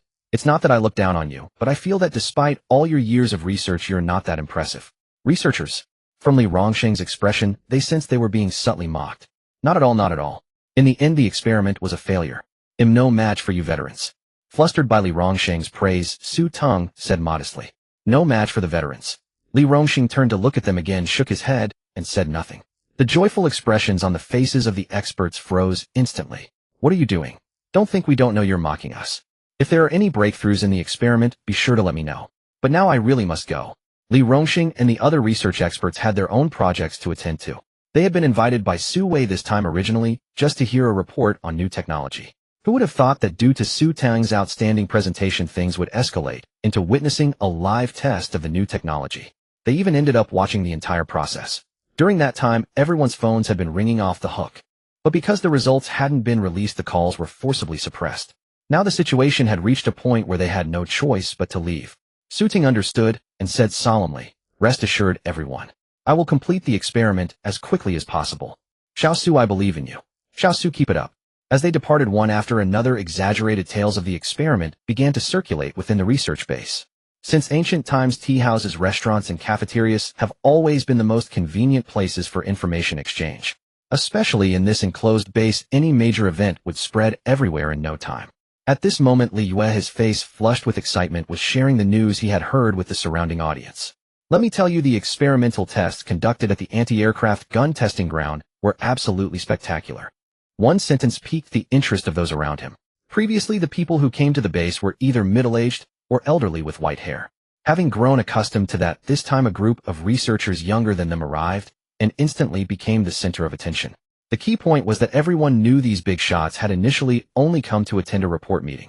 However, because the meeting was so brilliant, it inevitably evolved into a live test. Everyone had heard about the power of the lightsaber Teng had created before. This time it was said to be an even more formidable blaster. It overturned the traditional design of solid projectiles, featured several energy output modes, and was even exaggeratedly described as a devastating weapon second only to missiles. Just hearing these rumors made them restless with desire. If they could own one of these guns, they would undoubtedly be the coolest person in the entire base. However, only a few people could attend the live test, most had to remain at their posts. Obeying orders was a soldier's duty. Throughout the day, they heard explosions growing louder with each passing moment. To say they weren't curious would be a lie. Now they finally had someone in the know to recount the scene. Come on, hurry up and spill it. Don't leave us hanging at the crucial part, or else you'll get a beating. Yeah, I hate people who only speak halfway. One day I'm going to. Damn, you're talking about others, but you're also only saying half a sentence. Seeing everyone looking at him with eager curiosity, Liu decided not to beat around the bush.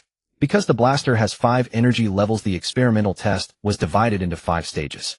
Each stage lasted 1 minute with a 5-minute interval between tests. Someone was curious about why it was arranged that way, and Xiao Su explained this was the limit that the blaster could achieve under normal testing conditions. Hearing this, the people around nodded in understanding. Weapon performance testing involved a series of safety standards. You couldn't just pick up a gun and start firing randomly. Complex aspects included environmental requirements, rate of fire requirements, per minute accuracy standards. Only through the most scientific testing could the weapon's performance be accurately assessed.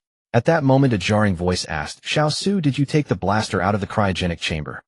Everyone at the base had already heard about what happened during the report meeting. They didn't understand the schematics or anything like that. The most striking detail was that during the test, Xiao Su had placed the blaster inside a running cryogenic chamber set to -20°C. At the time, everyone's first reaction was nonsense. How could anyone be so naive? Later they heard that the report meeting had concluded perfectly and the blaster was completely unaffected. Everyone said, "I may not understand it, but I'm utterly amazed." Thus the hot spring experiment spread throughout the entire base. As soon as he finished speaking, someone retorted, "Do you even need to ask? It was a live test, a real live test. Does your lunar rover have to be tested on the moon? Does your wife cake have a wife inside?" Seeing the other person's expression change, the one who had retorted realized he had hit a sore spot and awkwardly added, "Oh, sorry, I forgot you don't have a wife in real life." Damn. Watching the two about to come to blows, Liu cleared his throat and said, "During this live test, Xiao Su did not take the blaster out. I knew it wouldn't work if he didn't take it out." "Wait, what did you say?" "He didn't take it out of the cryogenic chamber." An eerie silence fell over the scene. It was simply too shocking. -20°C, and they went straight into a live test. Was this the same -20°C they understood? Wait, could it really be a hot spring? At that moment, someone began to doubt their own sanity. Was the hot spring experiment not just a nickname, but an actual hot spring? Maybe I should try it. No, I can't. I'd lose my manhood. Liu was very satisfied with their reaction. Look at these rough fellows. Just this little bit of live testing had them stunned. If they knew about everything that happened afterward, they would really start questioning their existence. Actually, it seemed like everyone was already questioning it. Some of them even seemed to be seriously considering whether the -20° in the cryogenic chamber was actually a hot spring. Tisk, terrifying brutes. The energy output of the blaster doubled with each level, but that was just the external manifestation. For the internal components of the gun barrel, the pressure didn't simply double with each increase in energy output. Because the internal pressure of the barrel was constant, the utilization rate of the blasting gas caused internal pressure fluctuations, barrel overheating, and the -20° low temperature. As Liu explained, these soldiers who were well-versed in firearms immediately understood. Was this really just a routine test? It didn't sound much different from their Hell Week training. Seeing the worried expressions around him, Liu continued. Although many of the big shots at the scene, even academician Li had faith in Xiao Su, no one was 100% sure the test could be completed. During the first energy level test, everyone was so nervous their palms were sweating. Because a sustained 1-minute energy output was fundamentally different from the few-second tests in the report meeting. It was the difference between endurance and a sprint. Everyone nodded in understanding. Through the real-time camera feed, everyone could see inside the gun barrel. The firing pin struck the primer, the blasting gas ignited, traveled along the designated channels, and was transformed by the crystal prism. A deep blue glow gathered at the muzzle. Bang! It struck the target. The needle on the external energy testing instrument spun wildly, peak after peak appearing in succession. Seeing those peaks, everyone on site had only one thought: is this really a firearm? The internal nano-level sensors were extremely calm. The curve was as smooth as pushing aside someone next to you and casually saying it's been a long day at work. Let's talk about it tomorrow. Everyone on site. Wait, something seemed to have passed by. The minute passed quickly. When it ended, an eerie silence fell over the scene because no one had expected the experiment to conclude so smoothly. It wasn't until Xiao Su said 5 minutes until the second energy level test that everyone snapped out of it. At that moment, only one thought crossed everyone's mind: that's it. Really? The cryogenic chamber was just that. Minus 20 degrees was just that. Low temperature. No, this is a hot spring. Liu was quite pleased with everyone's reaction. He continued, in 5 minutes the second energy test will commence. Although the first experiment was a resounding success, uncertainty still lingered in everyone's hearts. Compared to traditional firearms, the perception-defying energy blaster was far beyond their imagination. Especially the constantly running cryogenic chamber, which further compounded the difficulty of the experiment. But Xiao Su remained as calm as ever, instructing the staff to proceed with the test, as if none of this fazed him. Though it was merely a few simple sentences, Liu had already stirred everyone's imagination. Some began to recall how Su Teng had leisurely eaten breakfast in the cafeteria before the report meeting. This air of nonchalance was far beyond what someone of Su Teng's age could typically achieve. If it's Xiao Su, everything will indeed be a breeze. This thought surfaced in everyone's mind. The experiment began, and all eyes were fixed on the sensor gauges. 10 seconds, 30 seconds, 50 seconds, 1 minute. The external energy gauge spun wildly, while the energy gauge inside the gun chamber remained as placid as still water. Everything went as smoothly as the last time. As the words fell, the previously tense brows began to relax. I told you with Xiao Su around, experiments always become simple. But Liu shifted the topic once again, capturing everyone's attention. Just as everyone was cheering and marveling at the flawless data, Xiao Su, with a furrowed brow, repeatedly scrutinized the experimental results. Why frown at the data? Wasn't it a success? Someone adept at catching key information asked. On the surface, it was indeed a success. Even the bigwigs in the weapons department and academicianly thought so, because the experimental data was simply too perfect. But Xiao Su thought otherwise. He keenly sensed something amiss. So let me ask everyone a question. Hearing that there was another question, everyone involuntarily straightened their backs. Here was their chance to prove themselves, and in front of such a large audience. When the internal pressure of a firearm is at a certain level and the utilization rate of internal energy increases, the nanosensors can detect the internal environment of the gun. Under these conditions, what would become of the image at the very front of the sensor? At first listen, the question seemed somewhat difficult. But upon careful analysis, it was simply about the energy utilization rate increasing and the internal environment becoming more complex without reaching a state of equilibrium. Would the image rise or remain as stable as before? Having figured this out, many in the audience responded in unison. The image will rise and become complex. Exactly. At the time, none of the bigwigs, including academicianly, noticed this. Because the real-time image during the test was just too stable. Oh, if you put it that way, doesn't that mean I could design weapons too? It seems those big shots aren't so impressive after all. Some bold individuals began to entertain wild thoughts. In reality, it was simply because they weren't there on site. Had they been there, they would likely have been too stunned by the energy blaster's power to do anything but shout 666. You ask where my brain is. Sorry, it doesn't exist, dear. The energy blaster was simply too ferocious. Xiao Su sensed something was off and meticulously examined the energy blaster over and over, even checking if the instruments were broken. Not only were the other bigwigs baffled, even academician Li couldn't understand what Xiao Su was doing. Just as everyone was puzzled, Xiao Su explained the situation. Only then did everyone catch on. Only then did they catch on. If it were me, I would have figured it out long ago. Sorry I was wrong earlier. I shouldn't have been so cautious. I could actually go design weapons. The subsequent experiments began to worry everyone. Because a hidden issue began to be discovered by all. In experiments, this kind of eerie silence is often a harbinger of an impending accident. The third experiment went without a hitch. The fourth experiment, still no problem. Aside from the anti-aircraft gun testing ground being blasted with more and more craters, the curve image remained as smooth as ever. Everyone began to doubt whether it was really the case. But Xiao Su insisted on his judgment, instructing the staff to maintain the same safe distance. And so the fifth experiment began. Everyone's breathing audibly quickened, because they had heard a sound that seemed to shatter the very heavens. It was definitely not something an anti-aircraft gun could produce. If they hadn't known that an energy blaster was being tested over there, they would have suspected an enemy was launching missiles at the base. Was the energy at the fifth level really that outrageous? Someone bravely speculated if this thing were used to take a shot at a heavily armored tank. It seemed likely, possibly, definitely couldn't withstand it. This experiment was off from the start. The previously smooth curve inside the gun chamber instantly jumped upward. And that was just the beginning. Every subsequent second it rose further. Wild thoughts once again surfaced in some minds. Sorry, I really could become a weapon master. Xiao Su was clearly right. The many bigwigs on site began to grow tense as this signaled the onset of an anomaly, and the experiment was in danger of spiraling out of control. Experiment out of control. Everyone's expressions turned grim. If that kind of power was considered out of control, then it was indeed the normal state. Even from this distance, they could see the azure blue glow. The instruments started spinning wildly. The azure blue light surged, and the energy peak exceeded all imagined values. Even so, Xiao Su did not halt the experiment. Everyone's breathing grew tense.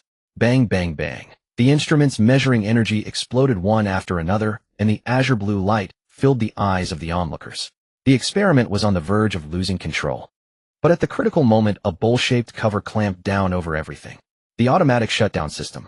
As the crowd gasped in awe, staring dumbfounded at the crater over 15 meters wide, doubting their own eyes, the man of the hour, Su Teng, was sitting in the laboratory analyzing the data before him. He had noticed this anomaly shortly after the experiment began. Only now did he dare to confirm it. If the instruments are not faulty and the internal structure of the energy blaster is also sound, then we can rule out a series of internal causes. Calculating this way, there are only two possible scenarios. One is the nanosensors added to monitor internal data. The other is the automatic shutdown system designed to control runaway energy. While analyzing each individually, these two devices are absolutely without issue, but when combined, it's hard to say. There are many methods to solve scientific research problems. But the general process is usually find the problem, propose a hypothesis, and solve the problem through experiments. The current problem is when the nanosensor and the automatic paralysis device are separated, they have no effect. When they are combined, they affect the stability of the device. Recalling the fifth energy test experiment, Su Teng still felt it was perilous. The instruments inside the test chamber spun wildly, and the next moment, all of them burst apart. Even the instrument measuring the output energy was directly burst by the fluctuation of the peak energy. Especially the last massive, astonishingly blue light. If the automatic paralysis device had not taken effect, it would likely have caused immeasurable, terrible consequences. The automatic paralysis device is definitely necessary. With it, the out-of-control energy can be directed from the source to a predetermined location. This means the energy discharge has a clear target. Without this, once the energy blaster malfunctions, the problem of uncontrolled energy discharge targeting cannot be resolved. If it accidentally detonates among friendly forces, the entire group would instantly become casualties with absolutely no chance of survival. The nanosensor is also needed. Real-time recording of the stability inside the energy blaster is irreplaceable. No one wants the weapon in their hands to turn into a time bomb the next moment. So, this falls into a dead loop. Staring at the series of data, Su Teng fell into distress. No, there must be a way. I must have missed something. Boom, boom, boom. The door was opened, and Su Wei walked in, immediately spotting the troubled Su Teng. After the experiment concluded, all the research bigwigs had left. Since everyone had their own projects, they had originally come only to listen to the report meeting, but inadvertently watched the entire experimental process. Only Su Wei stayed behind. Compared to the others, Su Wei, whose specialty was applied mathematics, did not have as many experiments. On the other hand, his experimental project was somewhat different from others. It did not require huge instruments, and his project happened to be near its end. Thus, he moved most of the laboratory's materials to the base here. At the time, everyone was somewhat puzzled. Su Wei's explanation was, Xiao Su is my student. As his teacher, it is only right to help my student when he is in difficulty. As soon as he said this, everyone cast surprised looks at him. What are you talking about? A mathematician, why can you speak with such confidence and utter such shameless words? You say helping a student is proper, but I heard that when Yunsheng called you, the most common phrase you said was doing project busy no time. They exchanged glances, tacitly saying nothing. Xiao Su, still troubled by the automatic paralysis device. Su Wei, who chose to stay, came to see Su Teng every now and then and knew a bit about his distress. Yes, teacher, I really can't figure it out. Why does everything work fine individually, but when combined it goes out of control? Su Teng had been staying at the base for a whole month. During this month, he built 3 energy blasters. He set up experimental and control groups. One blaster was equipped with nanobots, another with the automatic paralysis device. The last one had both installed. During this period, he conducted many experiments and obtained a large amount of data. The first and second blasters almost never had problems. Only the third one would always have issues in the end. Moreover, it was no longer safe at the previous 4 energy levels. Even at the 3rd energy level, a barrel explosion would occur. Su Teng considered installing only the nanosensor to monitor the blaster's performance in real time. But then it could not guarantee that when the blaster went out of control, it would accurately hit the predetermined target. Or perhaps only install the automatic paralysis device. Actually, that was also not feasible because then you could not see the real-time status of the blaster. For other ordinary firearms, not seeing the real-time status might not be a big problem. The energy blaster was different. The reason was simple: its power was too great. It was like carrying a missile into the field, but you would not know if it would explode the next second. A weapon with enormous lethality must achieve 100 safety before it can be put into use. Seeing Su Teng's pleading eyes, Su Wei felt a headache. You're asking me. Are you really asking me? But, teacher, I really don't know either. Although you are my student, and I publicly claim that helping you when you encounter difficulties is my duty as a teacher. But you want an applied mathematician to solve the performance issues of a weapon that even Li Rongxing praised highly. Isn't that asking too much? Of course I won't say these words to you. They'll only mutter them in my heart. Then facing Su Teng's sincere gaze again, Su Wei's heart trembled involuntarily. He decided to think in terms of mathematical logic. If he could convince Su Teng with a powerful theory, it would prove that he also understood this field. Ahem. Su Wei cleared his throat. Let me give an example. When doing math projects, I also encounter such frustrating situations. If a problem itself is correct, the entire process is correct, but the result is wrong, it means that there is a negligence in the seemingly flawless calculation process. Maybe there is a problem with your expression, or maybe you miscalculated each data point. In short, there must be something wrong in the process. They'll just say this casually. During this period, you have been considering internal issues, such as whether the flow of nanomaterials affects the channels inside the gun chamber, or whether the automatic paralysis device has some unspeakable reaction with the nanomaterials. But what if none of these are the problem? Could the external environment have an influence? For example, environmental issues. I remember that on that day the temperature in your cryo chamber was always minus 20 degrees. Before Su Wei finished his words, he noticed that Su Teng was stunned. Huh, what does this mean? Could he really have discovered something? I just said that offhandedly. Su Teng had not paid much attention to the earlier words until that sentence about the external environment and minus 20 degrees. It instantly opened up Su Teng's mind. Right? External environment minus 20 degrees. Why did I overlook this? As is well known, the higher the temperature, the more active the gas molecules. The lower the temperature, the quieter the gas molecules. Minus 20 degrees affects not only the external space, but also the internal environment of the gun chamber. Simply put, the conduction of energy is affected inside the channels. Watching Su Teng already engrossed in his work, Su Wei hesitated on the verge of speaking. It is widely known that mathematics among the sciences serves as the foundation for mastering other disciplines. Because possessing formidable computational skills enables one to avoid miscalculations when faced with vast amounts of data.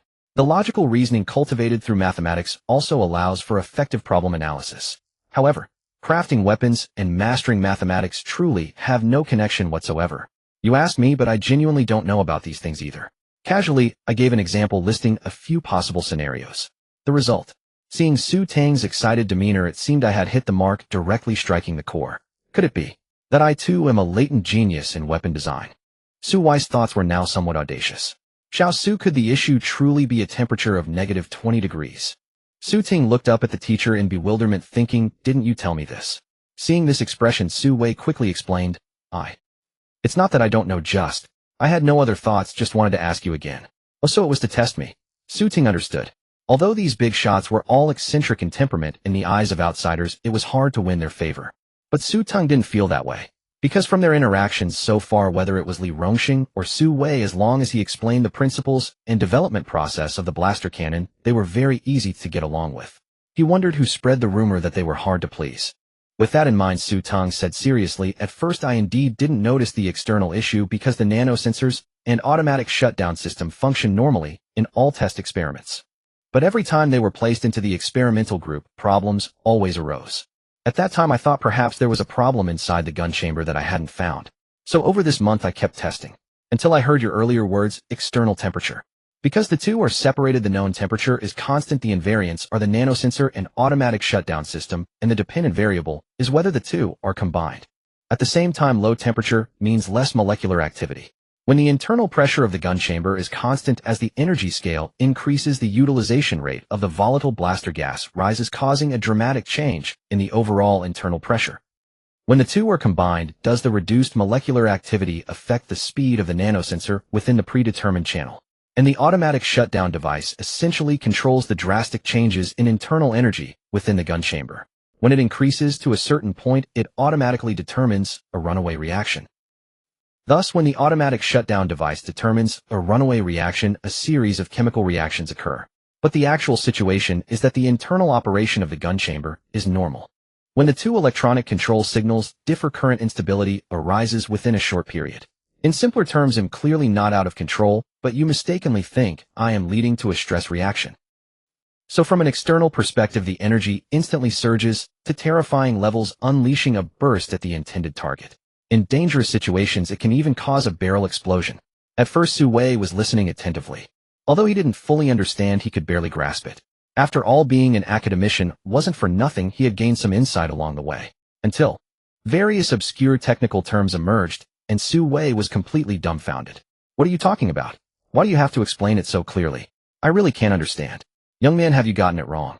I'm just an ordinary senior scholar in applied mathematics, not a professional weapon design expert like Li Rongxing. Babbling. But what could he do? The words were already spoken.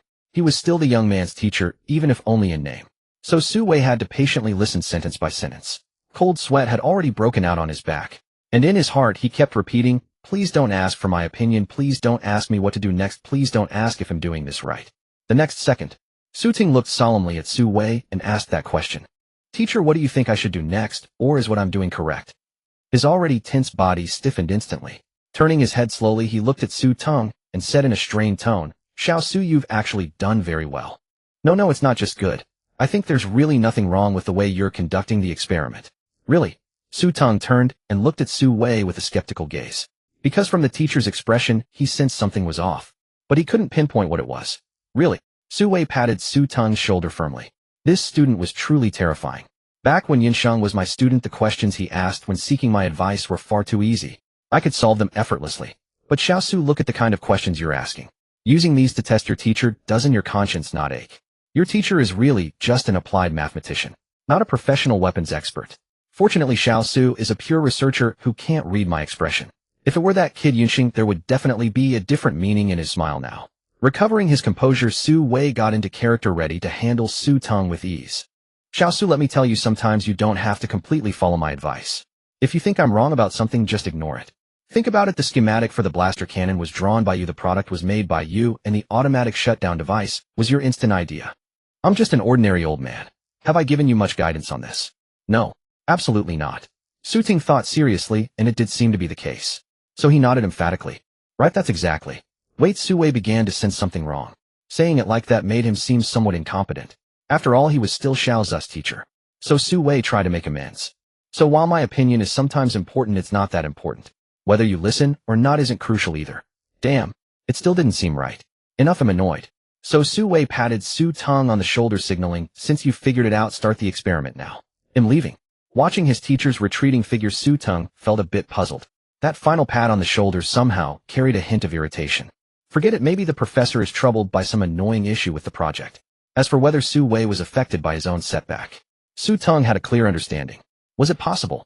Absolutely not. The professor was an academician-level figure, while he was merely an ordinary blaster designer. Affected because of him. Was that reasonable? It was utterly unreasonable. Turning his head, Su Ting's attention was once again captivated by the blaster experiment. The general experimental direction has been found. Compared to before, this is a significant step forward. Next comes the time to verify whether the hypothesis is correct. For scientific research, this was only the first step. More precisely, it was the first step on the right path. Many regrettable experiments in history ended in failure because they started off in the wrong direction. So should I simulate the environment or directly experiment in the blaster? Su Ting fell into deep thought. The advantage of a simulated environment was that it could replicate most conditions, allowing for experiments that would be highly challenging in reality without consuming exorbitant resources. For instance, building a lunar lander couldn't be done directly on the moon. Instead, an environment was simulated with identical atmospheric similarity, temperature differences, and surface conditions. Yet the disadvantage was equally clear. The more complex the environment and the higher the technological level of the equipment, the harder it was to guarantee that the equipment would perform as expected in a simulated setting. For other small projects or weapon, success in a simulated environment might be acceptable. But this was a blaster. A weapon that could blast a hole over 15 meters wide in an anti-aircraft testing ground. Without a 100% guarantee of safety, Su Ting would never release it. Because on the battlefield, that fraction of a percent of error would be paid for with countless casualties. Yet physical testing wasn't as easy as imagined either. The only drawback was that blaster production couldn't keep up. Over the past month, Teng had essentially crafted all the test units himself. As it turned out, even with the principal blueprints, the staff couldn't absorb the knowledge as quickly as Teng did. If there were a panel displaying progress, Teng would see the comprehension levels of others increasing by mere fractions of a percent at a time. At that rate, it would take years, if not more, to produce even a single blaster. Should I make another blaster? This thought had barely surfaced when it was dismissed, since the specific problem hasn't been identified yet, and this is just a guess. Wasting time making another blaster for this reason is clearly uneconomical. The 3 existing blasters can't be touched, as the control experiment still holds value for continuation. Stopping an ongoing experiment for a mere hypothesis would be far too costly. If it turns out this hypothesis is wrong, all the previous effort would be wasted. So, could I ask Senior Brother Yun? The first name that came to Teng's mind was this one. Ever since he entered Tsinghua, whenever he faced a difficulty, going to Senior Brother Yun was always the right move. No matter how late, he could always help solve it. Over time, this formed a fixed mindset. Although Senior Brother Yun was weak in research, as a former scientific researcher, he was reliable in everything else. Just as Teng picked up his phone, he suddenly remembered this was a base. Senior Brother Yun didn't have clearance to enter, but the professor was here. If it came to authority, the professor certainly had more. Beep, beep, beep. The call was answered after just one ring. Is this some kind of tradition between master and disciple? Senior Brother Yun also answers after one ring. Little Su, do you need me to provide you with some help? Sui had intended to say, Little Su, do you need me to help solve your research problem? Before the words left his mouth, he recalled the fear of being dominated when leaving today. Things like current signal anomalies, or whether sluggish molecular flow affected the speed of nanosensors. He could understand every single word, but when put together, he couldn't comprehend a single sentence. Professor, I do need your help. See if he hadn't mentioned the blaster stuff. Little Su was still a sensible child, polite and considerate. Then came the next sentence. Teng said, the blasters for experiments are insufficient. I hope the professor can arrange relevant staff to complete the production. After a pause, as if organizing his words, he continued, if the professor could personally participate, that would be even better. Wait, what are you saying? Sui was stunned by this barrage of words from Teng. Only later did he realize Little Su was talking about the blaster. He was asking to arrange staff to produce blasters, especially that last sentence, hoping he would also participate. The smile that had been on his face now turned stiff. That wouldn't be participation, it would be directly organizing and leading. Retract what I just said, Little Su isn't really that considerate after all. Ahem ahem. Sui, trying to hide his embarrassment, casually reminded, Little Su, actually I specialize in applied mathematics. Applied mathematics. Senior Brother Yun never told me that. I always thought the professor was also a master of weapon design. Damn you, Yinsheng. He'll remember this. Why haven't you explained the situation to your junior brother all this time? I get it now. You must be secretly getting back at me for what I said about you before. No. Im not. Sui said this with great difficulty, too embarrassed to admit his own inadequacy. Although his specialty indeed wasn't this. Then how? Teng muttered. When the system issued the task, there was a conspicuously bold line: completing the task early grants additional rewards. Although no time limit was mentioned, it was unlikely to be a matter of years. Now nearly 2 months had passed, and it wasn't far off from the system's implied deadline. As for that final line, additional rewards, no need to think twice, that was definitely something better. A system that could grant lightsabers and blasters. Would its rewards be mediocre? Absolutely not. Little Su, although I'm not a master of weapon design. But don't you know someone? If he were to join the blaster design, wouldn't it be twice the result with half the effort? Sui said leisurely over the phone. Who? The next second, he suddenly realized who it was. Li Rongxing. That's right, if Mr. Li could join the project, the blaster might truly be produced in the shortest possible time. Compared to Teng's pure intention as a teacher, Sui's thought was even purer. You, Li Rongxing, have always stood at the pinnacle of the weapon design department. Along this journey, you have challenged so many things and succeeded in countless cases. Come, this test of the blaster gun is worthy of you. I'm eager to see how you'll solve it. At that moment, Teng's voice came through the phone. Teacher, I don't have Mr. Li's contact information. Of course you don't. But I do.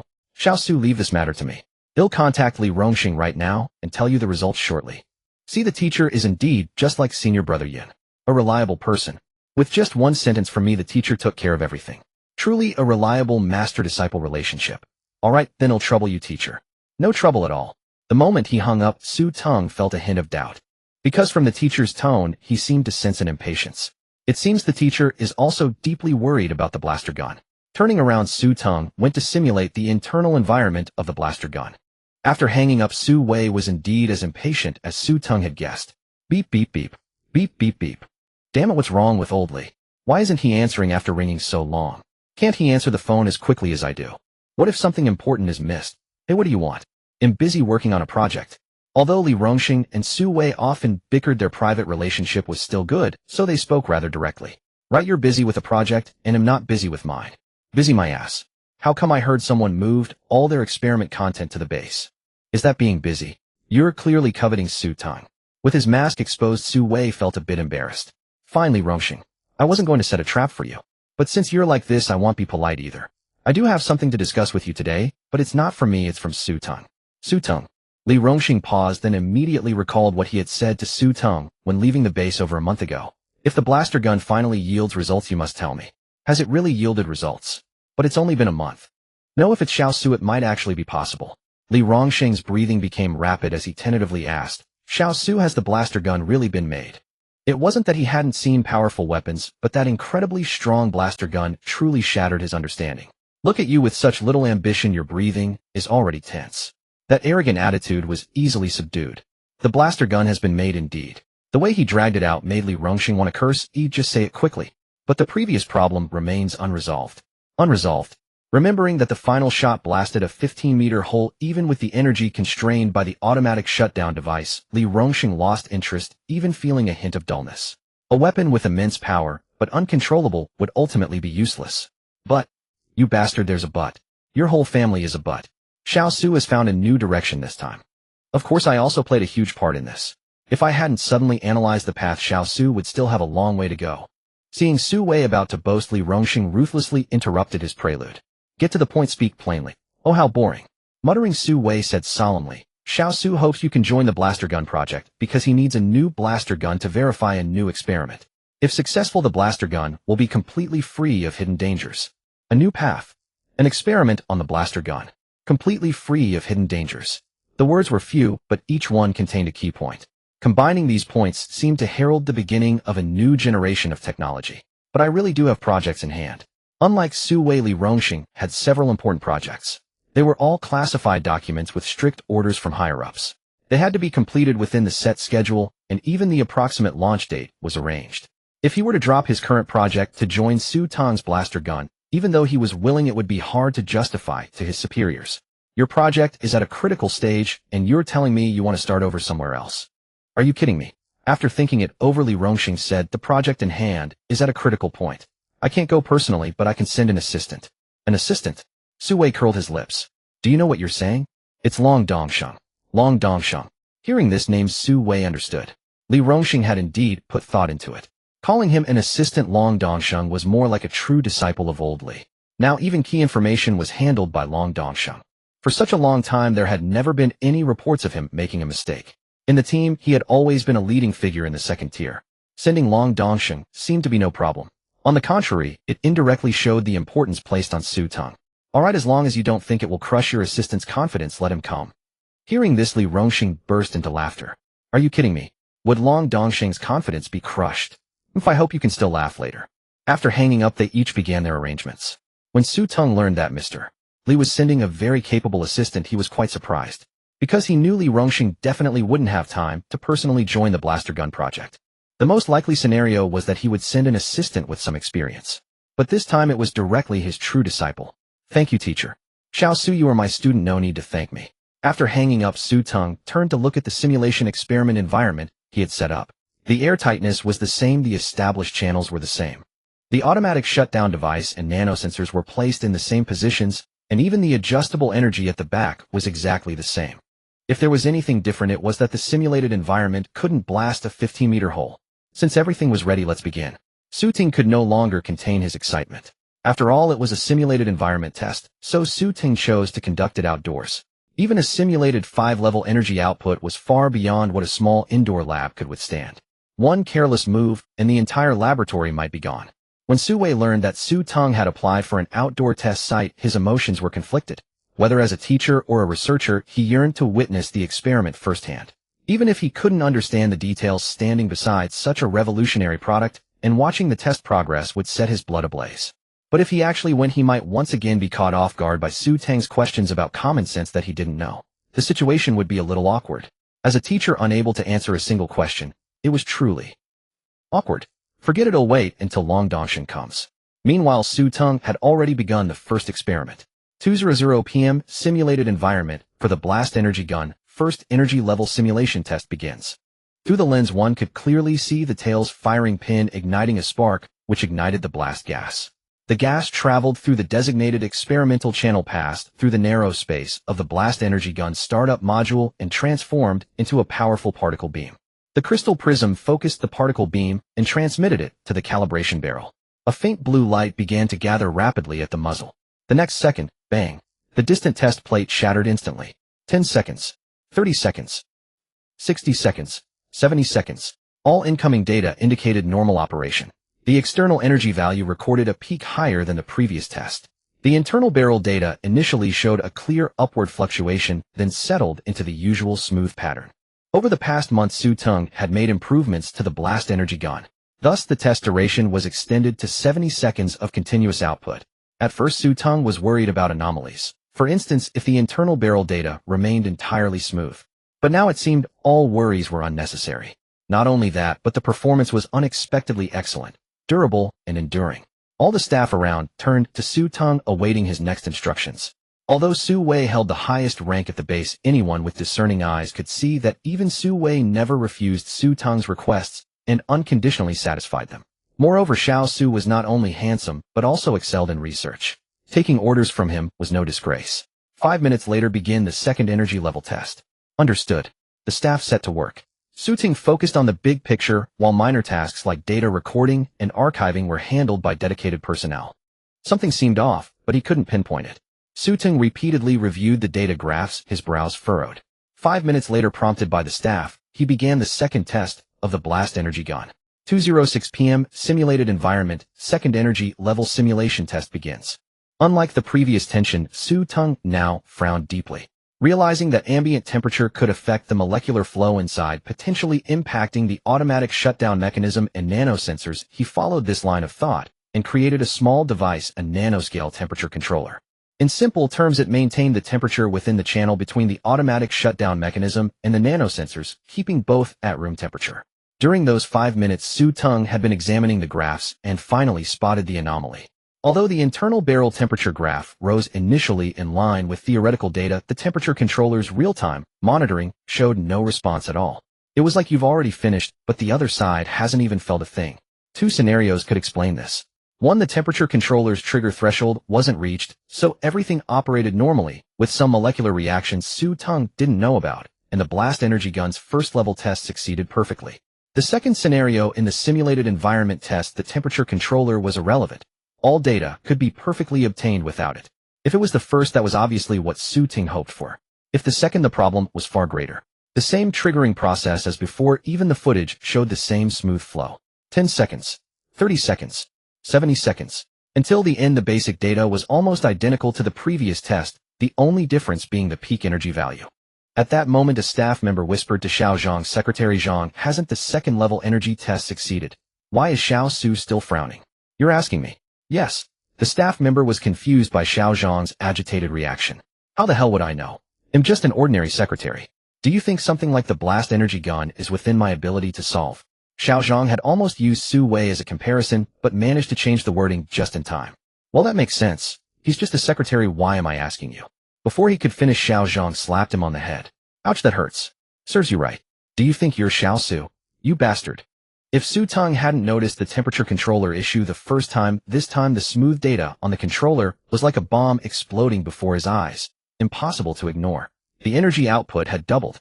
In the simulated environment, it was also doubled. At -20°C, such smoothness was impossible. Although he didn't want to face the second scenario, everything before him kept reminding him the second scenario was occurring. Could the simulated environment really be inadequate? At that moment, Xiao Zhang approached and hesitated before asking Xiao Su, "Should we start the third energy level test in 5 minutes as usual?" Su Teng's expression was grim. He had a bad feeling. He suddenly recalled the 15-meter hole and couldn't help but feel a pang of panic. Right, what that staff member said makes sense. I'm just an ordinary secretary. Why am I involved in an experiment like the blast energy gun? No, not this time. Not this time. No skip straight to the 5th energy level test. If the situation was what Su Teng suspected, the entire experimental approach had been wrong from the start. Continuing step by step would be pointless. Better to start directly from the highest energy level. After all, with the automatic shutdown mechanism, everything was absolutely safe. The 5th energy level test. Xiao Zhang's face went stiff. Forget it. Not the 5th, let's do the 4th energy level test instead. Su Teng had noticed Xiao Zhang's expression and recalled the staff's faces from that day. Although the experiment was safe, they seemed to have developed a psychological shadow. To ease their minds, he decided to start from the 4th energy level, the minimum requirement for the test. After all, that was the lowest requirement for the experiment. When the staff heard that the experiment was to proceed at the 4th energy level, their expression stiffened. Involuntarily, everyone recalled the unfathomably deep 15-meter crater from the 5th level test. The power of a 4th level experiment would be no less formidable. Hushed whispers broke out among them. Isn't there usually a break between experiments? This time, it's straight on. I don't know either. I heard it's the 4th level. At least it's not the 5th. Amid the murmurs, Xiao Zhang snapped. What are you all doing? I ask you, what is the most important principle in the military? The others exchanged glances and replied, obey orders. Xiao Zhang immediately retorted with fury. So Xiao Su is conducting a 4th level energy experiment. Do you have a problem with that? Do you think it shouldn't be done? As designers and builders of the Energy Blaster project, haven't you noticed how much Xiao Su does himself? If, and I mean if, there were any real danger, just look up and you'll always see Xiao Su standing ahead of you. In that day's experiment, even at the very last moment, did you see Xiao Su flinch even once? Wasn't it Xiao Su who stood before us all that day? The secretary Xiao Zhang had been assigned to the Energy Blaster project precisely to handle situations like this. Who wouldn't fear the immense power of a 4th level test? One misstep could lead to disaster. But would someone trusted by both Li Rongxing and Su Wei allow an accident? Absolutely not. Just now Xiao Zhang noticed Su Teng's final words. He clearly meant to say 5th level, but changed it to 4th. Wasn't that for the sake of the experimental team? The experiment that day had startled them. Sacrificing a life for a test was not worth it. Talent is never too abundant. Cultivating a qualified expert requires immense funds and a long cycle. Though Su Ting knew the auto-shutdown system was safe, he couldn't convince them. Since the minimum requirements were met, using the 4th level was essentially the same. Xiao Zhang only understood this afterward. Seeing the researchers' hesitation infuriated him, igniting a genuine rage. The researchers instinctively lowered their heads. The truth was, as Xiao Zhang said, recalling that moment when the blaster went out of control, the azure energy was visible a kilometer away. Yet Xiao Su hadn't moved an inch, standing in his white lab coat ahead of everyone. Unlike the others' panic and fluster, his expression was merely serious, brows slightly furrowed, as if pondering something important. The apparent crisis did not affect Xiao Su at all. It later proved that even when the blaster underwent molten iron reaction, the auto-shutdown system still made it hit the target perfectly. Just run the experiment, don't be afraid. Look up and he'll always be ahead of you. Indeed, with someone like Xiao Su, what was there to fear? The people exchanged glances, seeing shame on each other's faces. Xiao Zhang, we're sorry, we didn't mean it. Forget it, I'm bad with words. Anyway, I want back down. It's just a 4th level test. What's that? We should directly apply for the 5th level. Right, if we don't test the 5th level today, we're not leaving. Seeing their excited apologies, Xiao Zhang began to understand what Su Wei had said a month ago when sending him to fetch Xiao Su. Xiao Su is someone you always find different. A scientific researcher, yet he always rushes to the front. Whether in theory or experiments, just look up and you'll always see his white lab coat. I don't know why, but after being with Xiao Su for a while, you can't help but trust him, as if all problems can be solved before him. For Longwa to have a scientific talent like Xiao Su is a blessing. One day the world will hear the dragons roar from his devices. So that's what academicians Su meant. Hold it in. It's just a bit windy and there's some dust in the eyes. When Su Teng heard the researchers strongly requesting the 5th level test, he was stunned. Why the sudden change? The 4th level met the minimum requirement. Xiao Zhang couldn't help but feel a warmth in his heart. Just as he thought. It was indeed because they had changed the requirement earlier. After private discussion, they felt precision was key. The 4th level might not meet standards, but the 5th level is different. For the Energy Blaster, it will definitely succeed. Xiao Zhang became a secretary for a reason. He knew how to speak. So he naturally wouldn't tell Xiao Su about the researchers' earlier behavior, which would only add to his stress. The Energy Blaster project already put immense pressure on Xiao Su. Often, he wouldn't leave the lab all day. So it was better to phrase it differently. Su Teng was momentarily speechless, despite Xiao Zhang's face showing him really not lying. Su Teng suspected things weren't as simple as Xiao Zhang described. Yet Xiaozhang wasn't wrong. Scientific experiments aim for accuracy closest to standards. The data from the 5th level was incomparable to the 4th. At least for the barrel's temperature controller, the data would be vastly different. Doubling energy output under constant airtightness exponentially increased internal gas utilization. The cumulative effect on the temperature controller's pressure was far more than double. If the temperature controller data in the simulated environment still showed no change, it would prove the simulation approach was flawed or even wrong. No need to waste more time. Realizing this, Su Teng stopped hesitating and waved to Xiaozhang. Since that's the case, I won't say more. Tell all department staff to prepare for the 5th level energy experiment immediately. Su Teng's expression turned solemn.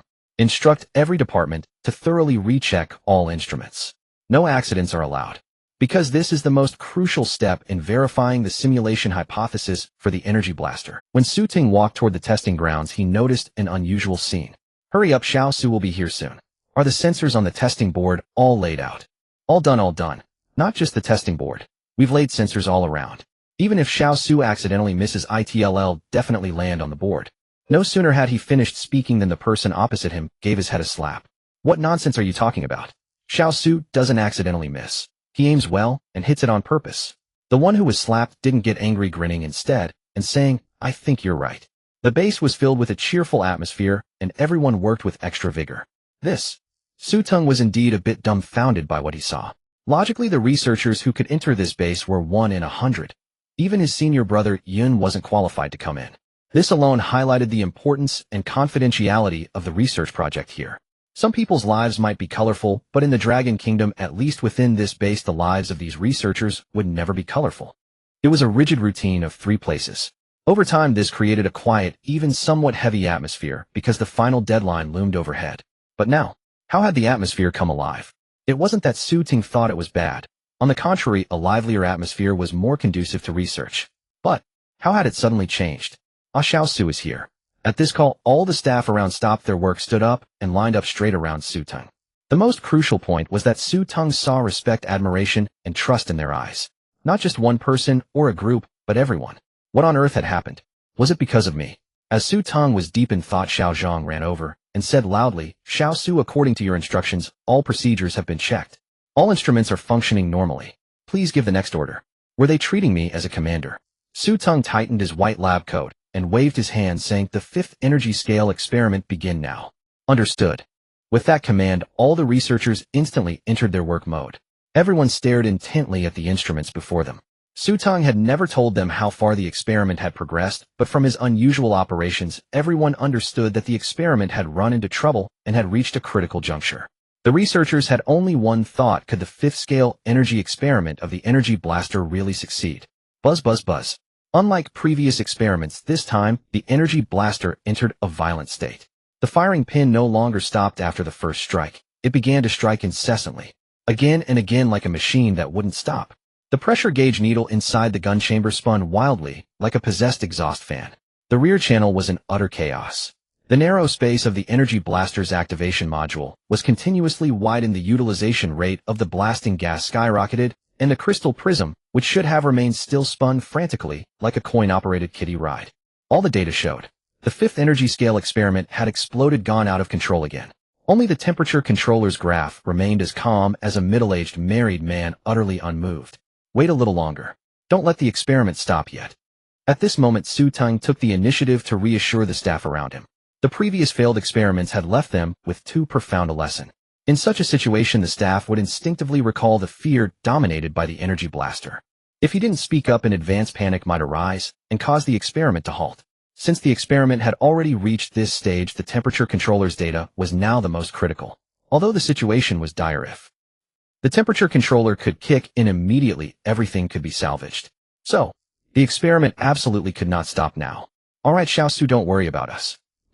Su Teng turned around and found that the staff around him looked extremely composed.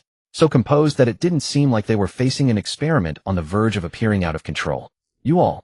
Hesitating, Su Teng was about to ask something, but before he could speak, Xiaozhang beside him said, we all believe in you.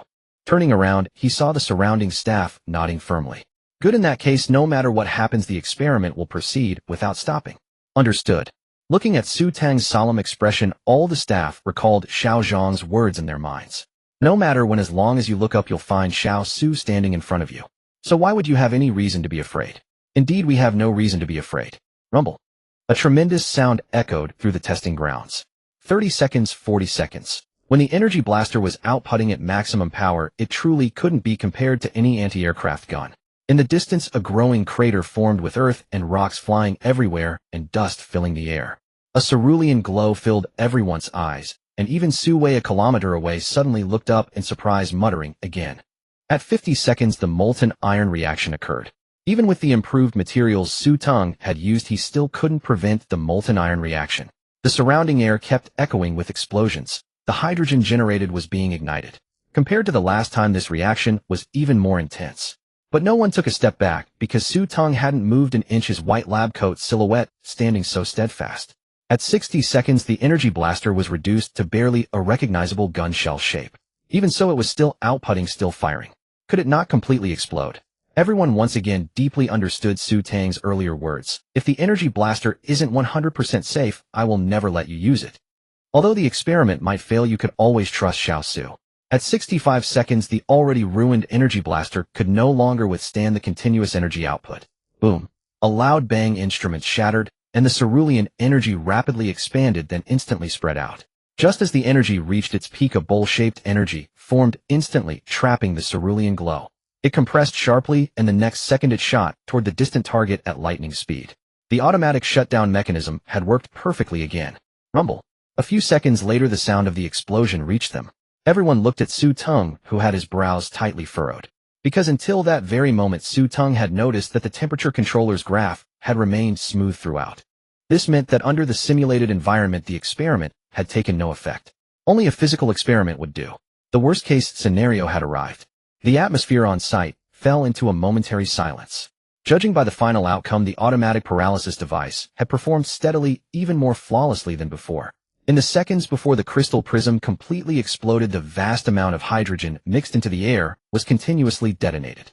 In the final second in particular, the energy lost control, and the ethereal blue light mass was even larger than the previous time. Even so, the automatic paralysis device managed to contain the energy and direct it toward the predetermined target.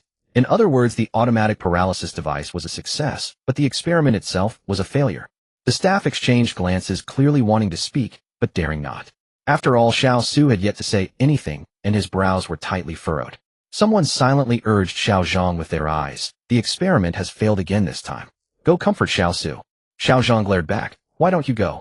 I don't dare. The cowardice was laid bare. Xiao Zhang was utterly speechless, never expecting such honesty. But, if you don't dare, do you think I do? I'm just a secretary. Aren't you all being a bit too demanding? Just as Xiao Zhang finally mustered the courage, Su Teng let out a sigh. Just as I suspected. Forget it. Since simulation experiments won't work, we'll go straight to physical prototypes. Just as he suspected. The surrounding staff were stunned. So this is the gap between me and Xiao Su. The first two experiments were so perfect. We were already fantasizing about using blaster rifles and planning to celebrate. Yet Xiao Su had already sensed something was wrong within those 5 minutes. Was this why Xiao Su didn't wait for a break in the experiments and directly initiated the 5th energy scale test? Isn't this supposed to be scientific research? Why does it feel like fortune-telling with everything calculated to the last detail? Su Teng turned around and saw the circle of dazed staff, but offered no further explanation. He simply instructed, although the experimental approach was wrong, keep all the data. Take a break, and then immediately move into the blaster rifle production project. Only Xiao Zhang reacted quickly, responding, understood, I'll prepare right away. Now that it was confirmed that simulation experiments couldn't resolve the issues with the automatic paralysis device and nanosensors, the only option was to build blaster rifles for physical testing. Relying solely on the base staff was clearly insufficient to meet Su Teng's expected work pace. He wondered when the assistant the master had arranged would arrive. It was said that this assistant had received part of the master's true teachings. If he joined, it should accelerate production progress. The sooner the blaster rifle tests were completed, the better. The hidden rewards from the system were simply too tempting. Boom. The door swung open, and 2 people walked in, the teacher Su Wei and a young man. Seeing Su Teng, Su Wei hurried forward. Xiao Su, did the experiment fail? Even from a distance, Su Wei had spotted the ethereal blue light mass larger than the last time. If nothing unexpected had happened, the experiment must have failed. Yes, it failed. So I'm about to start the 2nd experimental approach. What a guy. Admitting failure so calmly, and immediately moving on to the next experiment. Xiao Su was still Xiao Su. He had probably already run through the entire reason for the failure in his mind. Was this the terrifying talent of youth? Either in the lab or on the way to start the next experiment. Teacher, about that assistant you mentioned last time. Oh, Long Dongsheng. He's here. This is him. Su Wei quickly introduced the young man standing behind him. With a slightly receding hairline and gold-rimmed glasses, his demeanor carried an extra touch of refinement. Upon seeing the newcomer, Su Teng stepped forward to greet him. Welcome, welcome. I'm Su Teng. The master must have explained everything to you before coming. Long Dongsheng had also been sizing up Su Teng. He's better looking than me, younger, and I've heard he's a very pure person. Judging by external conditions, it seems I'm completely outmatched by Su Teng. No matter. He'll make up for it in the research project. After Li Rongxing returned from this base, last time some of the accompanying staff brought back news. They said that Su Teng, currently stationed at the anti-aircraft gun test base, would become a leading figure in future research. Rumors like this circulated every so often among certain small groups, claiming that so-and-so would amount to something. At the time, Long Dongsheng paid no attention, because whenever Li Rongxing heard such talk, he would retort, "You young people are far too impatient. The research results aren't even out yet, and you're already spouting nonsense." But this time was different. Li Rongxing let the rumors continue. Eventually, Long Dongsheng couldn't hold back and went to ask his teacher. The response was a simple sentence. "You're asking about Xiao Su. Ah, he's truly remarkable." Li Rongxing was not one to offer praise, having seen too many geniuses. Geniuses come and go like flowing water, but Li Rongxing remains as solid as iron. Yet, this time he openly praised Su Teng. That single remarkable was an exceedingly high compliment. As his disciple, Long Dongsheng naturally couldn't resist asking, "Teacher, do you think I can surpass Su Teng in the future?" Surpass? Long Dongsheng remembered the momentary pause on his teacher's face, followed by a meaningful reply. "You'll know when you meet Xiao Su and work with him." And so he had been waiting for this opportunity. Now the chance to join the blaster rifle production project had finally arrived. Long Dongsheng replied solemnly, "Yes, the teacher has given me a general overview. I'm mainly here to help resolve your blaster rifle production issues." "Yes, exactly. We'll kick off the project shortly. Would you like to take a look at the schematics and my experimental manual first?" Sure. Although Long Dongsheng had secretly planned to make a big splash in this blaster rifle project, solving all the problems Su Teng couldn't handle in one go, he still dared not be overconfident. The blaster rifle project was one that even his teacher valued, otherwise he wouldn't have been pulled from his original project to join this one. But just looking at the schematics and experimental manual should be a simple task, right? Su Wei had been watching from the side with a cheerful expression. As a shrewd observer, he had long noticed that Long Dongsheng was harboring a burning desire to prove his research abilities surpassed Su Teng's. Older than Xiao Su with more research experience. And even more hair loss than Xiao Su. Could I lose with all this? Impossible. I'm bound to make a stunning impression. If it were an ordinary person, that might be the case, but who is Xiao Su? Can he be considered ordinary? Absolutely not. Just then Xiao Zhang brought over everything Su Teng had requested. "Thank you. You're welcome. It's my duty." As Long Dongsheng opened the schematics and experimental manual, Xiao Zhang and Su Wei stood quietly nearby. They exchanged a glance, both seeing the anticipation in each other's eyes. The thick schematic diagrams were printed out, while the blue experimental handbook was handwritten. Flipping through it casually, Long Dongsheng could discern from the neat handwriting Su Teng's meticulous attitude towards scientific research. Indeed, a respectable researcher. At this moment, Long Dongsheng's attention shifted to the two people beside him. What does this mean? Are they standing here thinking I can't understand it? What are they thinking? I'm at least the leading figure of the second phase under the teacher's guidance. How could I not understand this? Let me show you the prowess of a researcher who has sacrificed his hair for formidable power. With this thought, Long Dongsheng opened the first page of the schematic. Introduction. The main raw material of the blaster is volatile explosive gas. Compared to traditional firearms, its advantage lies in the fact that it requires no traditional projectiles, can be used at any extreme temperature, and will not be damaged even without long-term maintenance. Using gas, no projectiles needed. Truly revolutionary. Turning the page, a general outline of the blaster came into view. The narrow space of the blaster's activation template, the transformation of volatile gas into particle beams, and the process of the crystal prism, focusing the particle beam and transmitting it to the correction barrel. Every marked point on the schematic was understandable to me. Strangely, when combined, it seemed like an indecipherable tome. Wait, it must be because I just glanced at it. I didn't take it seriously. Yes, that's it. Otherwise, I'm sure I could get it. Long Dongsheng, keep it up, go for it.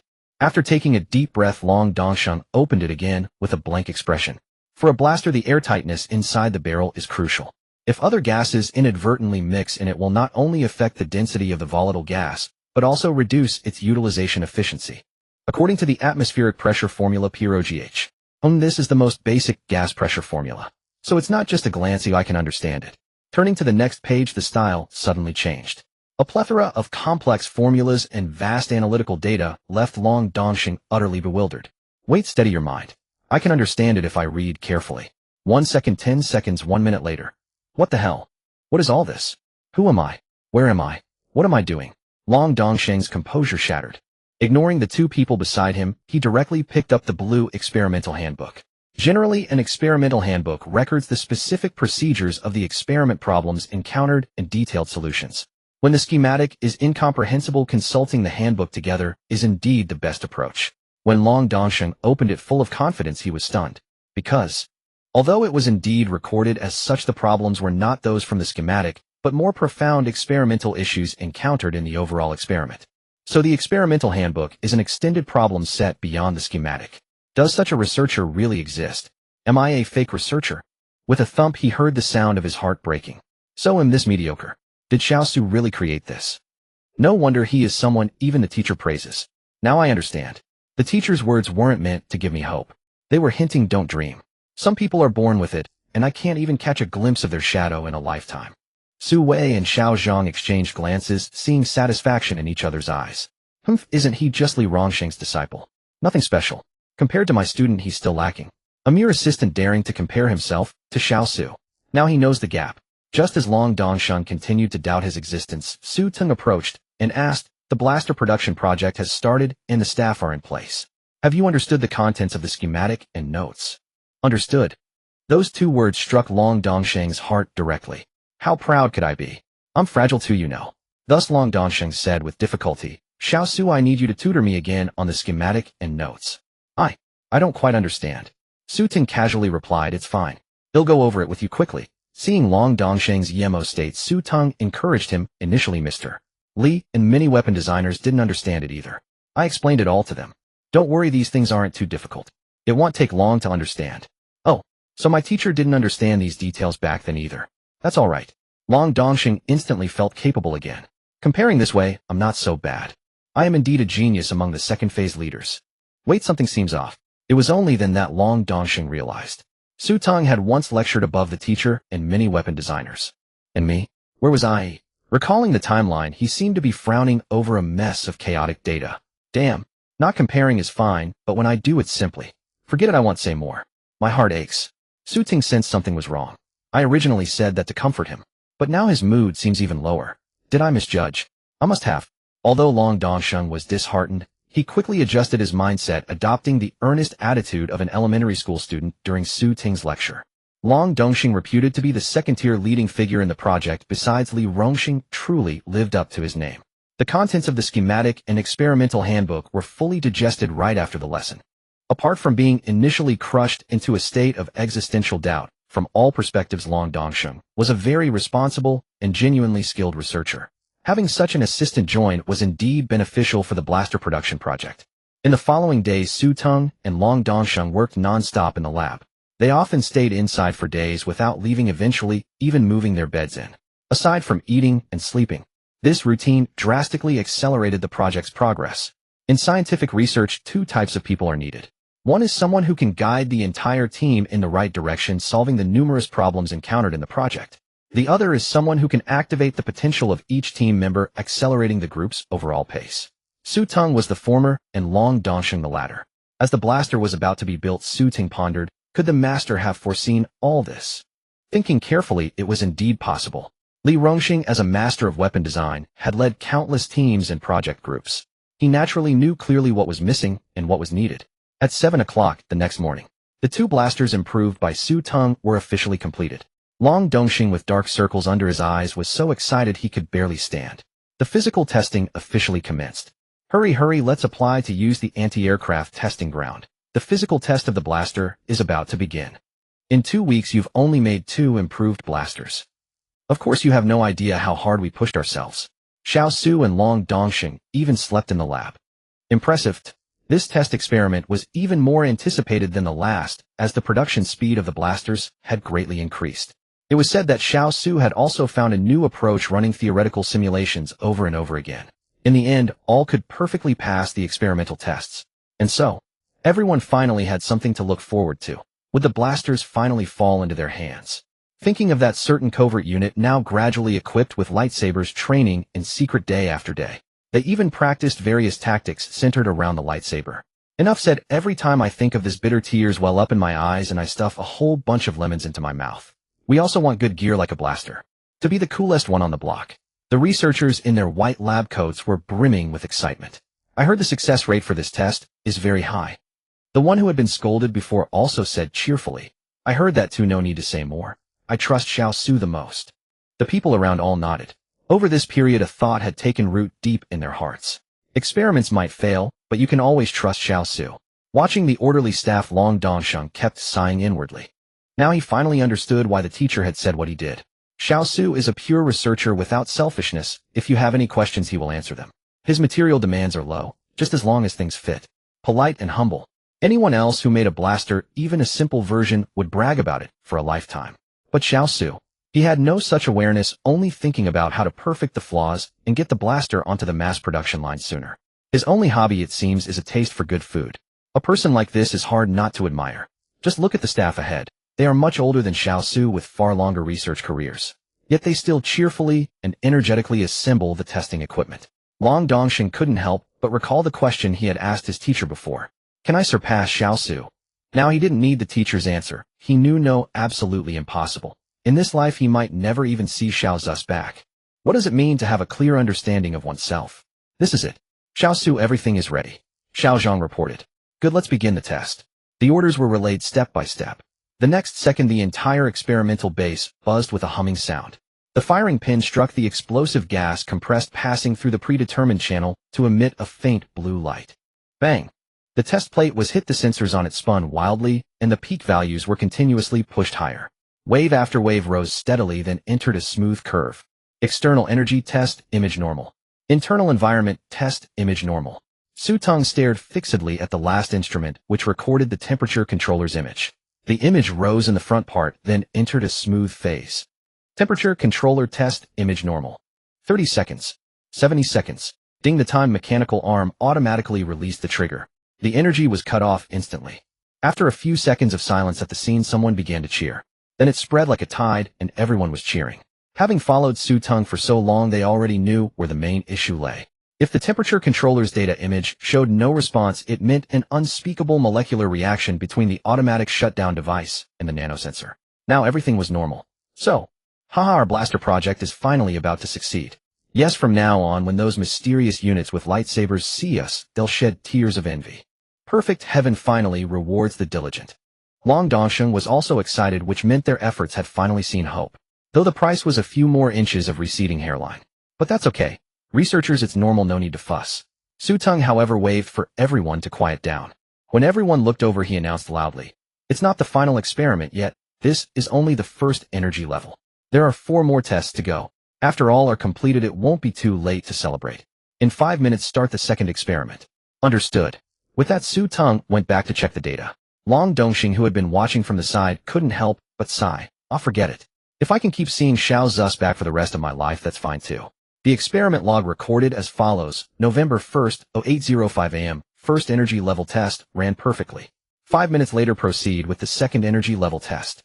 November 1st, 08110 a.m. Second energy level test ran perfectly. 5 minutes later, proceed with the third energy level test. November 1st, 082930 a.m. Fifth energy level test ran perfectly. Blaster passed all tests. Formally submit the production license application. When Su Teng wrote this sentence in the experiment log, the entire base was already filled with continuous cheers.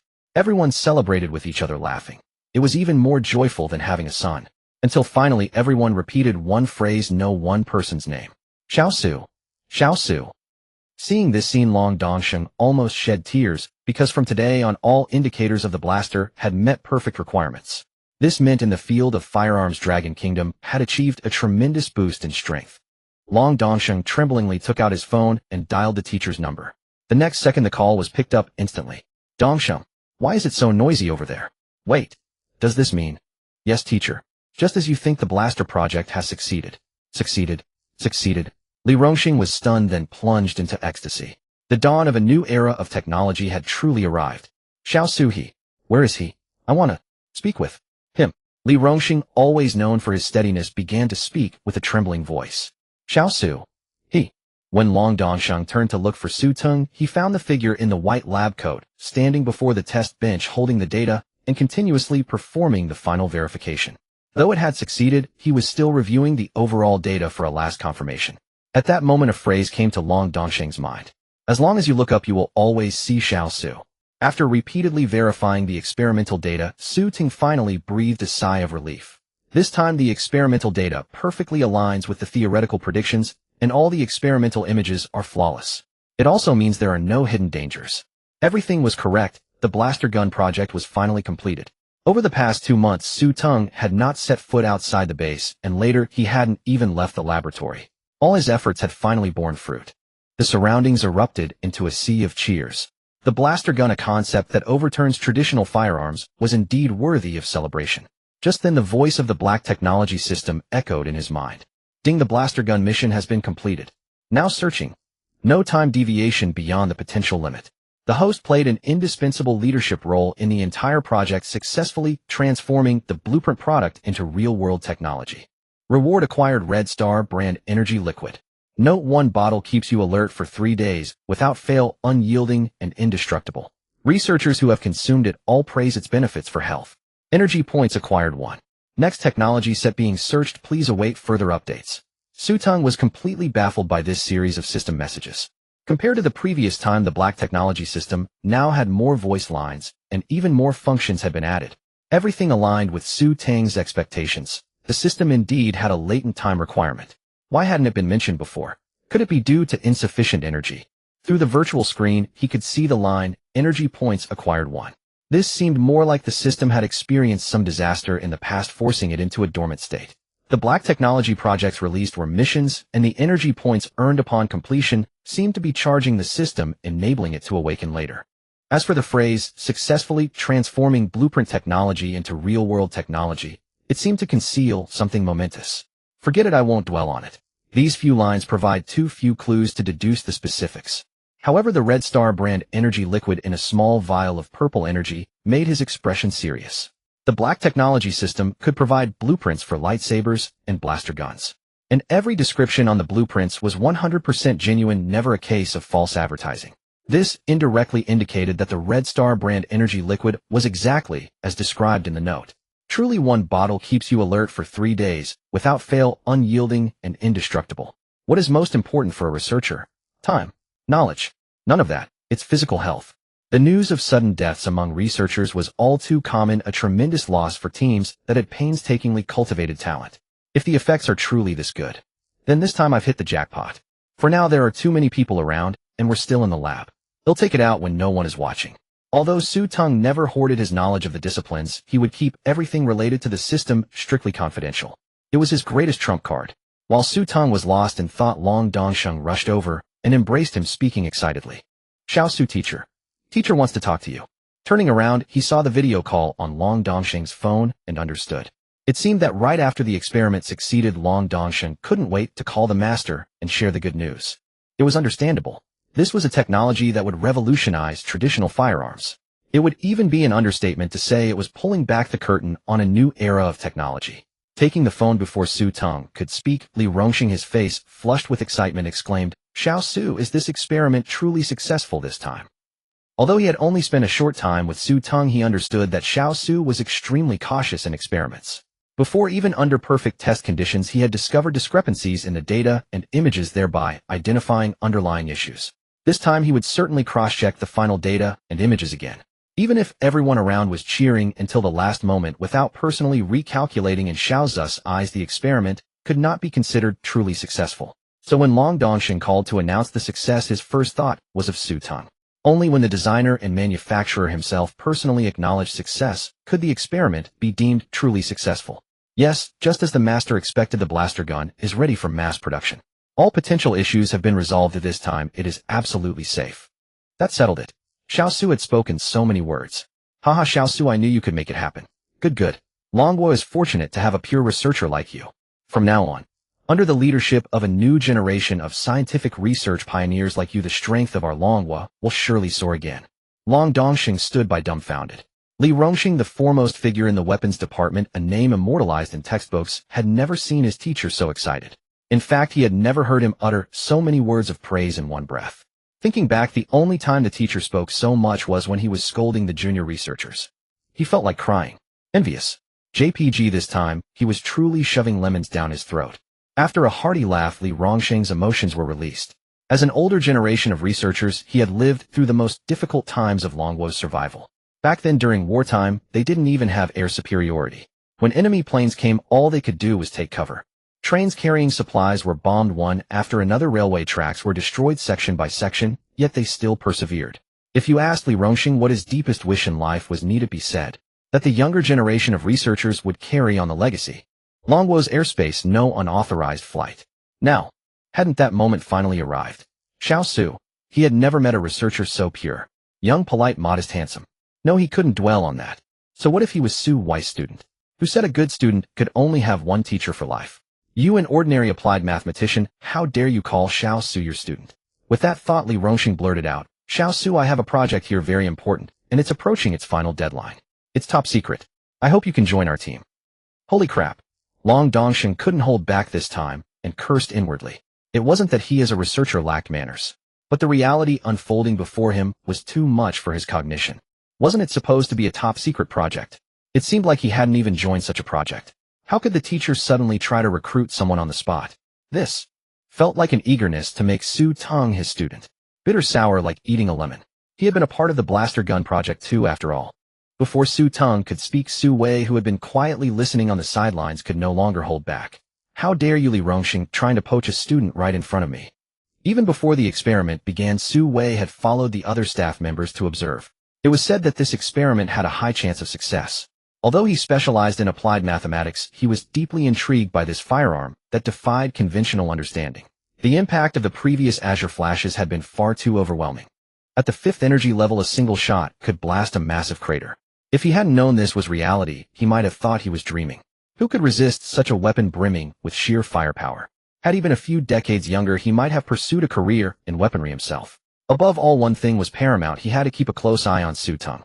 The look in Li Rongxing's eyes when he left earlier had grown increasingly suspicious. A student with such promising talent could not be allowed to be lured away. After the experiment succeeded, Su Wei approached Su Teng to celebrate. But just as he reached him, he overheard Li Rongxing's remark. Could he tolerate it? Of course not. What do you mean by poaching? How can you put it so crudely when it comes to scholarly matters? Look at yourself. What help can an applied mathematician offer little Su on this project? In my opinion, he'd be wasted under you. Though he was reluctant to admit it, Li Rongxing's words seemed to hold some truth. No, he couldn't boost the other's confidence. Su Wei stubbornly retorted, what do you mean I can't provide help? Though I may not contribute much to the project itself, when it comes to material requests or personnel needs, I Xingcheng always answer calls and handle matters instantly. Seeing that Li Rongxing was about to say more, Su Wei quickly interjected. That temperature control issue. I helped little Su find a solution. Though it was just a casual remark, it was indeed I who found it. No doubt about that. And don't think that just because I'm a mathematician, you, as the foremost figure in the weapon design department, can contribute much more to little Z's project. Li Rongxing tried to explain, but realized that Su Wei had a point. Perhaps due to his age, it had never occurred to Li Rongxing that air could be used as a raw material to create such firearms. Let alone the subsequent automatic disabling mechanisms, internal environment detection, protection of crystal prisms, gas guidance along predetermined channels, and internal pressure maintenance within the firearm. All these issues were resolved by little Su alone. Even during the first live test of the blaster, the overly perfect image display and energy peak data, as well as the smooth curves inside the gun barrel. Every aspect seemed flawless to him. At that moment his thought was, is designing weapons really this simple? Especially with a black technology like the blaster. Could it pass on the first try? If little Su hadn't pointed out a problem and insisted on further testing, Li Rongxing and most of the weapon design experts would have believed the blaster was ready for mass production. Little Su was so young while I had so much experience. Yet Su Wei was right. Seeing Li Rongxing speechless, Su Wei chuckled. Haha, look at you. You're no different from me. And you call yourself a weapon designer. I'm embarrassed for you. So what if little Su becomes my student? Even with different specialties, does it matter? Can you answer calls instantly like I do? Can you promptly handle the issues little Su faces? Under this barrage of attacks, Li Rongxing fell silent. A weapon design giant and a mathematics researcher were indeed quite different. To put it bluntly, Li Rongxing wasn't as idle as Su Wei. Sometimes due to experimental needs, he even had to turn off his phone and cut off communication with the outside world. Answer calls instantly. Handle issues immediately. That I truly cannot do. Damn it. Why had I been defeated by Su Wei on such a point? Unacceptable. The staff members and Long Dongxing who had been standing around were all stunned. Wait, aren't you both academicians? Each of you is laden with honors and worthy of being revered elders. How could you start tearing each other down over little Su? Listen to yourselves, using instant phone answering as an attack point. Even young couples in love aren't this eager. You? I. Neither of us gets to decide. Let little Su make the call. See if he wants to join my project or has his own plans. Thus everyone turned to look at Su Teng, who was lost in thought. This time the pressure was on him. If he hadn't unlocked the black technology system, Su Teng would have gladly joined Li Rongxing's project. Not because of its top-secret nature, but because Su Teng, as a native of Dragon Country and a pure researcher at heart, naturally wished to contribute his part to this land. Especially after learning more about history, his resolve grew stronger. Backwardness invites aggression, and truth lies within the range of a cannon. These were lessons paid for in blood. But from the extra voice prompts the system had given today, it seemed the black technology system was in a dormant state. The more tasks completed and energy points accumulated, the sooner it would awaken. Though he didn't know what the awakened system would be like. Judging by the energy liquid rewards, it held many more treasures. The technology blueprints it provided seemed random, but upon careful thought followed a certain pattern. The lightsaber and the blaster, their technological content was steadily increasing, and their significance as weapons also differed. So, did the black technology system want me to become a versatile designer, not confined to any single specialty? In the past, Su Teng would have thought the system was insane. Though he loved scientific research, he was still within the realm of an ordinary person. Energy and ability were limited, until the energy liquid reward appeared. Su Teng suddenly realized that what people often called God, or the creator, might in essence represent a higher level of technology. To verify this hypothesis, Su Teng decided to take a risk. The fact that such a powerful black technology system was in slumber put him under pressure. To become a versatile researcher, he had to build a solid foundation. But if he joined Li Rongxing's project, the specialized knowledge there was at the highest level of current Dragon Country research. Even with the system, Su Teng didn't fully understand it yet. The blueprints for the lightsaber and blaster only represented a fraction of weapon knowledge. He didn't know everything. After careful consideration, starting from the basics was the most crucial step in his ambition to become a versatile designer. Having made up his mind, Su Teng wasted no more time. He turned to look at Su Wei and Li Rongxing, who was on the video call. Both of their eyes sparkled with eagerness, as if afraid no one would notice their desire to be chosen. Long Dongxing, standing nearby, thought to himself, I feel so awkward here. Wasn't I also a designer on the blaster project? After completing the task, I realized one thing: I shouldn't be here. I should be hiding under the car. The surrounding staff also widened their eyes in disbelief. Quick, you two should just fight it out. How can you be like this? Just as everyone turned to look at the person who spoke so righteously, his tone suddenly shifted. There's no peanuts, melon seeds, or soda. This isn't the proper way to spectate. The two big shots were vying for the person right then and there, and everyone's expressions were priceless. Such a rare sight. Just as everyone was guessing who Su Teng would choose, and whether he would join Li Rongxing's project next, a calm reply shattered everyone's illusions. Thank you for the invitations, teacher and sir, but I still want to leave the base and go to Huaqing to complete my foundational courses. The atmosphere fell into an eerie silence. Wait, did I hear that right? Little Su rejected invitations from both big shots at the same time. He said leave the base and go to Huaqing to complete his foundational courses. Foundational courses? Even Long Dongxing, who had been doodling circles on the side, doubted his own ears. Lightsabers and blasters. Both weapons defied traditional understanding. Both were things that could be classified as national secrets. It was a foregone conclusion that the schematics and related experimental data would be added to top-secret archives. Even Li Rongxing and many other big shots had set aside their own projects to come listen to your report, little Su. An academician in applied mathematics had shamelessly moved his project into the base. All because of whom? Because of you, the one who designed the lightsaber and the blaster. My esteemed red comrade, little Su. But now you say you feel your skills are insufficient and want to go to Huaqing to complete your foundational courses. Does Huaqing even deserve you? Which teacher there can teach you? Wait, something's off. If you're not continuing in this field, then Huaqing indeed has plenty of professors who can teach you. Could it be? Long Dongxing was startled by this sudden thought. Not just the staff, but even Su Wei and Li Rongxing were taken aback. Little Su, did I hear that correctly? Su Wei expressed his confusion. If anyone else said they wanted to complete foundational courses, he would think they were either joking or brainless. But since it was little Su who said it, all other possibilities were ruled out. So the only correct answer was, "Are you planning to choose a new research direction?" Li Rongxing asked the question on everyone's behalf. He was initially baffled by Su Teng's words, but upon further reflection, he realized that little Su's foundational courses might indeed mean exactly that. This meant that within a certain period he would choose a new direction. Considering the past events for his graduation project, he created a lightsaber. Everyone thought he would continue researching in that direction, but after enrolling at Huaqing, he spent over a month in the library. When he applied for a new project, it turned into the thermal weapon, the blaster. So now the only possible reason for him to say this was the same. No way, no way. Could there really be someone so genius so? Everyone turned to look at Su Teng in disbelief. The latter nodded solemnly, and said, "As Sir Guest, I do intend to switch to a new research direction." Damn it. Someone cursed inwardly, barely holding back if not for the presence of the two big shots. Someone gasped, saying they had never seen such a person in their life. Why? You must know that a person's energy is limited, and as you age. Before he could finish, Li Rongxing fell silent. He usually used this reasoning to persuade people, and even geniuses couldn't escape this rule. But he found that this rule simply didn't apply to Su Teng. Limited energy. Sorry, have you seen the lightsaber? Over a month later, he produced the blaster blueprints, and you came to the report meeting, didn't you?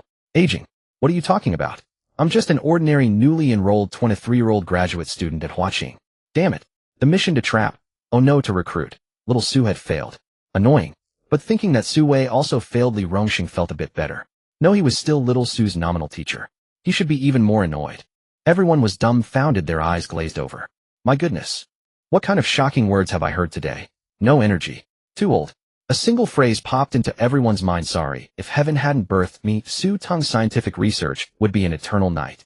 A true genius can be so willful. Research direction. That doesn't exist. Get to know the all-around researcher. But Long Dongxing, crouching in the corner, drew circles even more fiercely. Why did I come here? I shouldn't have come here. Wasn't it good enough to bask in the title of being the second-tier leader after the teacher? It's over. Little Su, who made the blaster, is now going to challenge being an all-rounder. Compared to him, I really am useless. He instinctively wanted to pull out his phone and ask his parents, "Mom, have I always been useless?" Although Li Rongxing couldn't believe it, the result was indeed so. So he could only force out a sentence then. Well then, little Su, if you ever have any problems in research, you can always come to me for advice. Okay, thank you for your hard work, sir. It's no trouble. Li Rongxing quickly exited the scene. His Dao heart, usually as firm as a rock, nearly crumbled this time. Can one person truly become an all-around researcher? Well, it seems possible. After meeting little Su, it doesn't seem so hard anymore. Then, are you staying at the base today? Su Wei also took a long time to digest this. Yes, I'll leave tomorrow. I've been a bit tired lately, and I want to rest.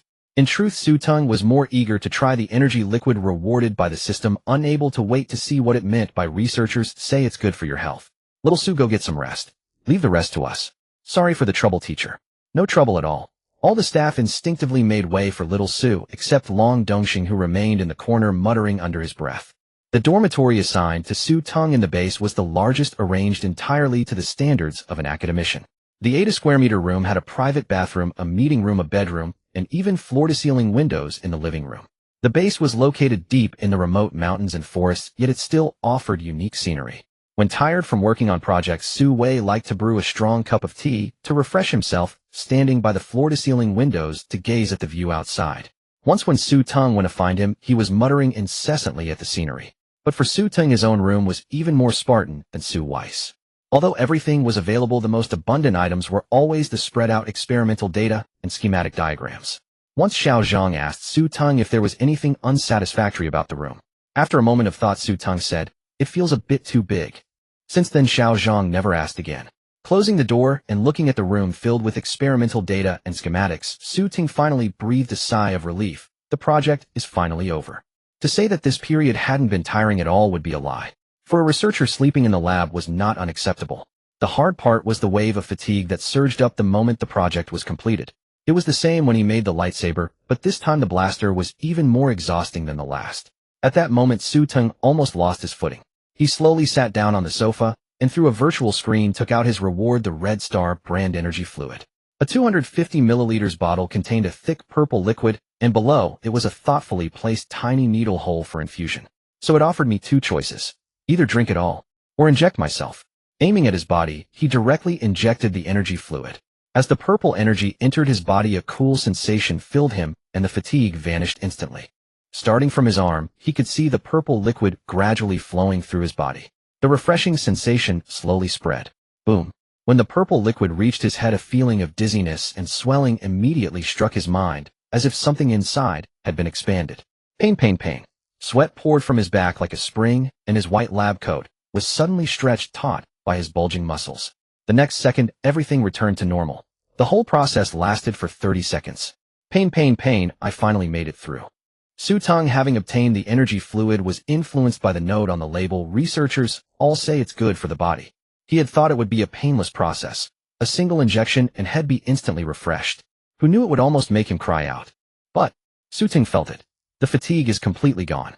My vision has improved, my head is no longer dizzy, and as I look at everything around me, my brain immediately enters a state of data calculation. Is this an increase in brain capacity? As is well known, when brain capacity increases, the degree of brain development is also higher. Although he wasn't sure to what extent, Su Teng knew that compared to before, he was less prone to fatigue. His processing speed was faster, his body was stronger, and even lifting the sofa around him was effortless. This black tech was something else. The energy fluid unlocked from completing the task had such an effect. If the next task was also completed ahead of schedule, there would surely be more good things. Su Teng began to look forward to it. Gurgle, gurgle, gurgle. Only his stomach still couldn't resist hunger. That was fine. The base's cafeteria was excellent. If there was a chance, for this reason alone, he would indeed be more willing to stay at the base. Along the way, whenever someone saw Su Teng. Hello, Xiao Su. Xiao Su, heading to the cafeteria. You've worked hard this time. The chef said he'll prepare a big meal for you. Hey Xiao Su, I feel like you've become a bit more handsome. Before he could finish, another person retorted. What are you saying? Xiao Su is handsome every day. Turning to look, he exclaimed in surprise, damn. Xiao Su really does seem more handsome. Su Teng responded to everyone's greetings one by one. As for that final exclamation, it was probably the effect of the energy fluid. When he looked in the mirror earlier, he had also noticed. The energy fluid also had the effect of enhancing appearance. Now the contours of his face were more distinct. When getting food, everyone tacitly let Su Teng go to the front. Come on Xiao Su, our hero, you go first today. That's right, the Blaster Project owes a lot to Xiao Su. With the conclusion of the Blaster Project, everyone in the base had heard the news. Su Teng had declined the project invitations from Su Wei and Li Rongxing. Those who heard the news were stunned, repeatedly confirming if they had misheard. Because this was an academician of Dragon Country. This title symbolized that on this land of Dragon Country, these people were at the forefront of their respective fields. They were true research giants. If someone else became a disciple of even one of them, they would boast about it for a lifetime, let alone receiving a personal invitation. But Su Teng directly refused.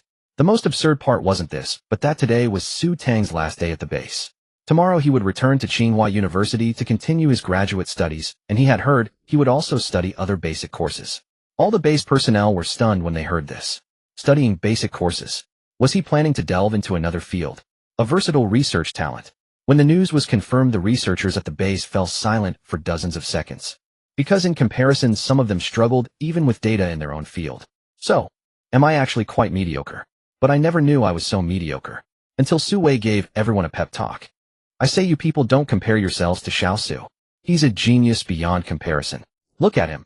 He made a lightsaber for his graduation project, created a blaster shortly after starting graduate school, and now he's preparing to become a versatile researcher. He'll probably start a new research project soon. He's a genius, we can't compete. Look at me, I even feel. After this round of comfort, everyone's morale was restored. Yes, even academician Su Wei himself admitted he couldn't compare to Su Teng, right? As a result, everyone at the base stabilized their mindset, but Su Weiss almost collapsed. The more he talked, the more he felt he was indeed inferior. Seeing everyone make way, Su Teng didn't decline and kept saying thank you as he stood first in line for food. The reason was he was simply too hungry. The chef serving the food also cheered up. Xiao Su is here. I know you love braised duck, beef, chicken legs. The dishes kept piling up until the bowl was full. Thank you. Xiao Su, you're welcome.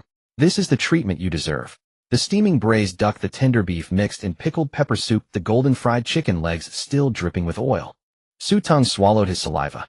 He was truly hungry. Su Teng began to deb one the spiced dried duck, mixing the rich sauce into the rice balls. He took a bite of the tender braised beef, then shoveled a large clump of rice balls still drenched in gravy into his mouth, instantly satisfying his long-starved stomach. Doing research was indeed fascinating, but it could never do without the companionship of delicious food. The uncle at the base was especially generous with the portions as if afraid he wouldn't have enough. His ears twitched, catching the whispers and discussions around him. Do you think Xiao Su can really become a full-fledged research scientist? If it were anyone else, I wouldn't believe it. But Xiao Su, I think he really might. Exactly. Didn't you see the expressions on Academician Li and Academician Su? I heard Academician Li wanted to persuade Xiao Su, but before he could finish he just stopped. Why did he stop? Someone asked curiously. Because he realized Xiao Su had completely exceeded his usual understanding. After a few seconds of silence, the discussion shifted to another topic. The more I look at him, the more handsome Xiao Su seems. Do you think Xiao Su is in a relationship? What are you interested? A female researcher in a white coat carefully adjusted her attire and hesitated before saying, "Look at me. Am I suitable?" The people eating looked up at her for a few moments and said seriously, "No, you're not." The carefully built aura instantly collapsed. I could actually hear them talking. They were at least 5 or 6 meters away, and they had deliberately lowered their voices.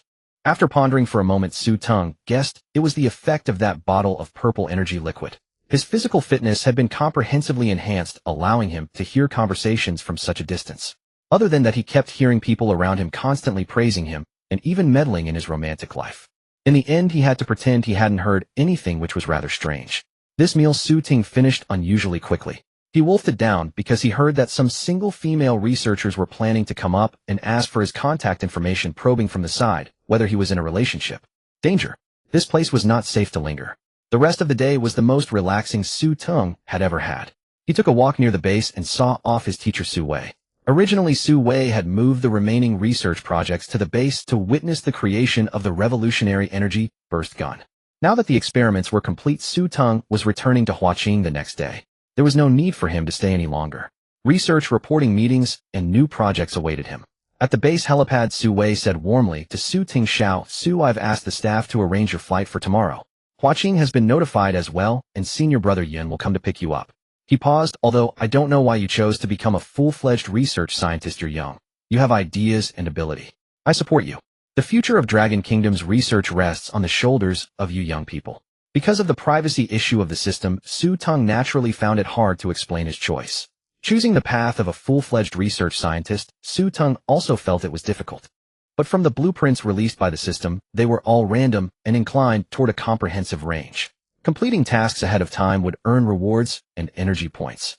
From the energy points, it seemed possible to shorten the time for the system to awaken. All of this compelled Su Teng to walk the path of a full-fledged research scientist. Because he vaguely sensed that behind the system lay a major event waiting for him to uncover.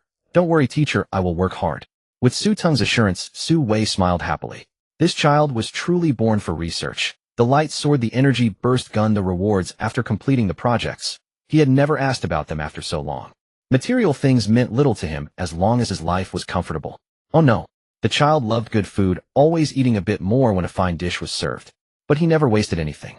In an instant, Su Wei thought of the most difficult times of the Dragon Kingdom. Those researchers working day and night to create a world-shaking big firecracker, while foreign researchers assumed they were driven by monetary rewards. But what was the reality? After the big firecracker was made, the monetary reward they received was only a few yuan. With such a long cultural heritage, there would always be some researchers who were pure at heart. Otherwise, the spark would have been extinguished long ago through thousands of years of turmoil. Thinking of this, his emotions surged, and he nearly choked up. Although Su Teng had never asked, it didn't mean the nation would truly offer no rewards. Now the Dragon Kingdom was no longer the Dragon Kingdom of the past. Su Wei said solemnly, "Xiao Su, in a few days the nation's reward of 10 million yuan will be approved and deposited into your account. Oh, and if your family needs any work adjustments, you can also apply. A 10 million yuan reward." Su Teng was stunned.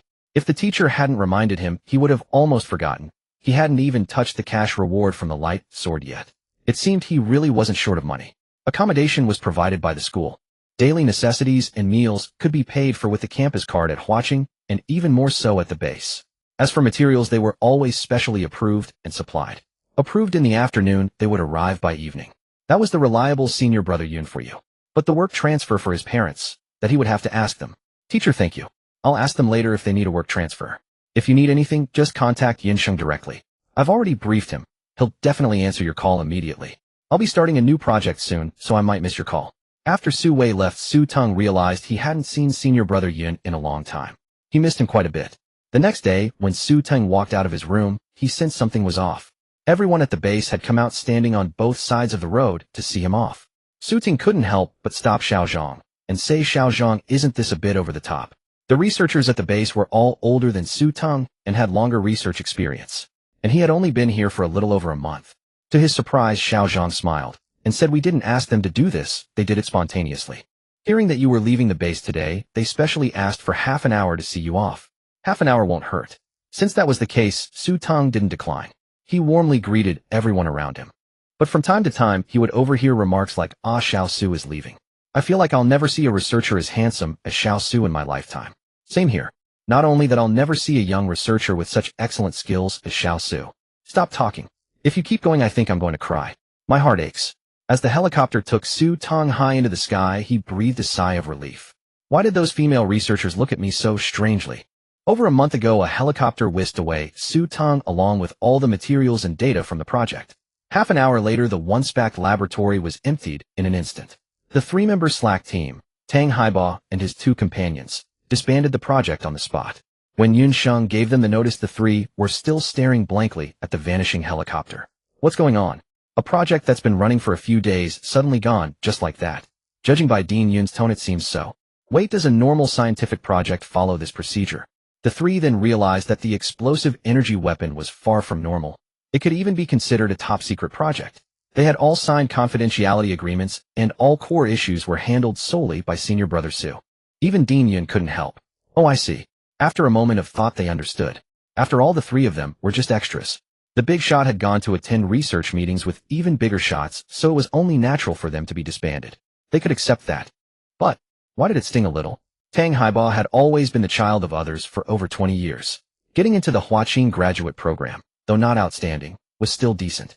But after meeting senior brother Su, he truly understood what despair meant. Forget it, no more words. Stop. The disbanded Slack trio decided to celebrate with a farewell dinner. Over the next month or so, Teng Haiba lived unusually happily. Indeed, escaping senior brother Zu's shadow made the academic path surprisingly light and joyful, yet a hint of discontent lingered in his heart. Having witnessed true high-end talent, he yearned to see the scenery of a higher world. Huaqing could not be his final destination. Quietly, the Slack trio changed their group chat name to Motivated Trio. I really miss senior brother Su. I wonder which big shots he's lecturing now. Just as that thought crossed his mind, a rumbling sound echoed. Who's driving a tractor on campus? The students in nearby classes were startled by the noise, turning their heads toward the windows. Holy crap. A plane. Really looks like an armed helicopter. It's here again. Wait, why did I say again? A plane. An armed helicopter.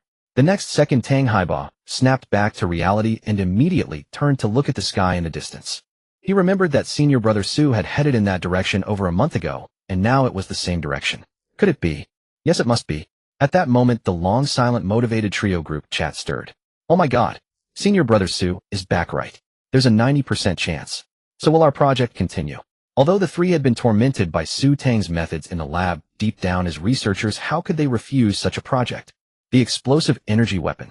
A project requiring confidentiality agreements. How many people in Dragon Country could join such a project during their graduate studies? None, absolutely none. It was an honor. Though short-lived, those few days had indeed taught them something. I don't know. It depends on Dean Yun's arrangement, but I think the chances are slim. As soon as Teng Haiba said that, the other two immediately understood. Compared to Su Ting, the three of them were like free accessories. From the start, they weren't expected to contribute much to Su Teng's project. It was more likely an attempt to nurture them. If they succeeded, good. If not, it would be a failed investment. Over the past month, there had been no word from Su Ting. If he was indeed back, there could only be one reason: the project must have been completed, or perhaps he's here to continue studying and prepare for the next phase of experiments. In that instant, Teng Haiba was once again haunted by the fear of being dominated by textbooks. Not even library books, but ones he wasn't even qualified to glance at. Senior brother Su is truly beyond our reach. Meanwhile, the Huaqing WeChat class group began buzzing with messages. Heaven and earth are vast. I just saw a plane, everyone. I will never play games again starting tomorrow. Let me clarify. It's an armed helicopter, not a regular plane. Heaven and earth are vast, aren't they both planes? What's the difference? Heaven's arrangement is supreme. The difference is that in the country, you need a certain status to ride one, because armed helicopters are developed for warfare. Watch me drift. So maybe an academician has a project near our school this time. Of course, it could also be someone here to complete a specific assignment. Heaven and earth are vast. Have you noticed that armed helicopters are appearing at our school more and more frequently? I love Big Watermelon. Now that you mention it, it seems to have started around the time the new students enrolled. New student enrollment. Everyone thought of Su Teng, who wasn't on the enrollment list. Someone had tried to mess with him behind the scenes, only to be taken down in one fell swoop. Rumors had it that someone was wearing silver bracelets and enjoying free meals inside. I love Big Watermelon. Let me just hypothesize. What if the person in the armed helicopter is Su Teng? Haha, I must be studying too hard to say something like that. Su Teng. No one paid attention to that remark. Even if he was a graduate student not on the list, did he really qualify to be transported to school by armed helicopter? Sorry, it wasn't that they didn't believe. It was that everyone was a normal person with common sense. Him. I really don't believe it. He's just a newly enrolled graduate student, maybe a little better than us, but how much difference could there be? Others didn't care, but Teng took note of those words. Over the past month, she had periodically sent messages to Su Teng. How's your studies? Free to grab a meal together. None of these received replies until she pulled out her trump card. I have some academic questions I don't understand. Could I ask for your guidance? Still no response to any of her messages. That meant Su Teng hadn't just missed them. He simply hadn't been online. But what kind of place would keep someone offline for over a month, while also causing classmates to lose track of him? Watching the armed helicopter drawing closer, Teng seemed to have an answer in her heart. The surrounding area had been cleared and a security cordon was set up. The moment Su Teng stepped off the helicopter, he saw a familiar figure approaching. Junior brother Su, long time no see. Senior brother Yun, long time no see. Xingcheng, known by other students as the impartial enforcer, wore a perpetual smile before Su Teng addressing him as junior brother Su with every sentence. One could hardly describe it as anything less than cordial. Over a month ago, when Xingcheng first met Su Teng, he believed that although the young man was a genius, his youth was his greatest weakness, signifying a lack of experience. In the presence of true masters, he would be unable to produce any scientific research results. According to his estimation, without 3 or 4 years, it would be insufficient to draw significant attention from the higher-ups, even if he were exceptionally gifted. 2 years. Surely 2 years should be necessary. And what happened? The time frame was drastically shortened to just over a month. Although Xingcheng had no idea where Su Teng had gone or what he had done during that month, when the teacher personally called him yesterday, instructing him to pick up Su Teng today, he understood. The blast energy gun project was complete. Given junior brother Zu's personality, he would never return to Huaqing without finishing it. My heavens. Completing a project as advanced as the blast energy gun in just over a month. Xingcheng realized it wasn't that reality wasn't surreal enough, but that his own imagination was too limited. Could scientific research really be this easy? In that moment, Xingcheng regained his confidence in research and opened the files from his past projects. I can definitely do this. 10 minutes later, Xingcheng blah blah blah. At that time, Xingcheng wondered, did junior brother Su even need to return to Huaqing? Given his current level, there was no one at Huaqing who could teach him. The next second, his confidence was shattered again by the teacher's words, plunging him into self-doubt. Xiao Su is returning to Huaqing because he wants to continue studying fundamental courses. Fundamental courses. Xingcheng expressed his confusion. That's right, Xiao Zu's goal is to become an all-round scientific researcher. All-round scientific researcher. All-round. All. These words echoed in Xingcheng's mind like a curse spinning endlessly. It wasn't until his legs began to weaken that he snapped out of it. The gap between genius and ordinary people is as vast as reproductive isolation between two species. Never mind, I'm not a researcher anyway. I'm just a dean in an administrative role. This doesn't affect me. As long as I handle what the teacher assigned, specializing junior brother Zu's student status, so he can attend any professor's lectures, access any subject's textbooks, and go wherever he pleases. Wait. Xingcheng began to notice a blind spot. If during my class Su Teng came to listen, wouldn't that mean I could be considered his teacher too? And since Su Teng's teacher is Su Wei, then if the two are equal. Su Teng noticed Xingcheng standing there with a foolish grin and decided to speak first. Thank you for taking the trouble to pick me up today, senior brother. His reverie broken, Xingcheng replied calmly. Not at all, it was no trouble. If you have any requests, junior brother Su, just tell me directly. I'll see to it immediately. As a tool, Xingcheng had come to terms with his role. Since he couldn't be a key figure, he would simply become support staff. That too was a form of participation. I'm a bit tired and would like to go back and rest. Of course, junior brother Su, this way. Your dormitory has been cleaned daily. Oh, and the teacher told me about your plans. I've already made your student status special. You can attend any lecture you want, junior brother Su. And you have access to all the textbooks from any discipline. See, senior brother Yun was always so reliable. Thank you, senior brother Yun. No need to thank me. When he saw Su Teng off at the dormitory building, Xingcheng suddenly realized something.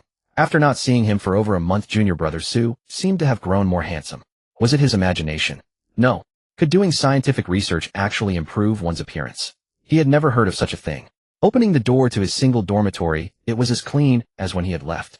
Upon entering, he noticed the kettle still had freshly boiled hot water. Truly thoughtful. The teacher said my parents' jobs could also be arranged. I should ask for their opinion first. Su Ting wouldn't have brought this up if Su Wei hadn't mentioned it. And the blast energy gun project was indeed a significant matter for the Dragon Kingdom. Since such a benefit existed, it wouldn't hurt to try for it. Only then did Su Tung remember something. He hadn't contacted his family in over a month. He wondered if they were worried. As soon as he turned on his phone, it buzzed incessantly. The vibrations wouldn't stop. Teng Haiba's WeChat messages. Senior Brother Su, are we going to the lab tomorrow? Senior Brother Su, you really left? Until the last message, Senior Brother Su, are you back? He opened the chat and replied yes. Before Su Tung could even exit the window, the other party replied instantly. Damn, Senior Brother Su, you're amazing. Huh. Su Ting was a bit puzzled. Did he have some special ability that made people reply to him instantly? Buzz buzz. Dang E's messages. How's your studies lately? Want to have a meal together sometime? I have some questions about my studies. Could I ask for your advice? He checked the time. Half a month ago. It should have been resolved by now. Su Ting typed, if you have time, let's have lunch together. We'll take a look at your academic questions and see if I can help. The reply came instantly. Okay, see you at the Xingcheng cafeteria entrance at noon. Huh. Again so fast. Wait, why hadn't the academic problem been solved in half a month? Something seemed off. He decided not to dwell on it. Su Ting scrolled through his missed call notifications. Half a month ago on a certain day his parents had called many times. But from the next day onward the calls stopped. What was going on? Su Ting dialed back and the call was answered instantly. Hello son, have you finished your project? Those words stunned Su Tung. Mom, how did you know? Oh, about half a month ago some people came to the house and said you were involved in an important project, telling us not to worry. At first we thought it was a scam. But your father said the person accompanying them was the local bureau chief, whom he recognized. So we felt reassured. Just now the bureau chief personally asked us how our jobs were, and if we needed an easier one. The bureau chief personally intervened. The first name that came to his mind was Senior Brother Yun, but he immediately dismissed it. It was probably a direct order from the teacher. So do you want to change jobs? Oh, that won't be necessary. I've been at this unit for over a decade. Switching to another would mean starting over with new people. Besides, since you're working on national projects, how can we casually waste the country's resources? We only hope that you, our son, can contribute more to the nation. A while ago I saw on the news that the Dragon Kingdom was secretly sanctioned by another country. Without a country, there's no home. Seeing you contribute more to the country puts our minds at ease. The phone call lasted over half an hour with his parents rambling on about various trivial matters. In that moment, Su Tung felt a warmth in his heart. At the same time, he began to look forward to the blueprints from the Black Technology System's next mission. The goal, the stars, and the vast ocean. Beep, beep, beep. Su Tung reached out, grabbed his phone, and pressed the off button. A glance at the time, 1150. With the enhancement of the energy fluid, even though he had only slept for an hour, all fatigue was swept away. His mental strength had returned to its peak state.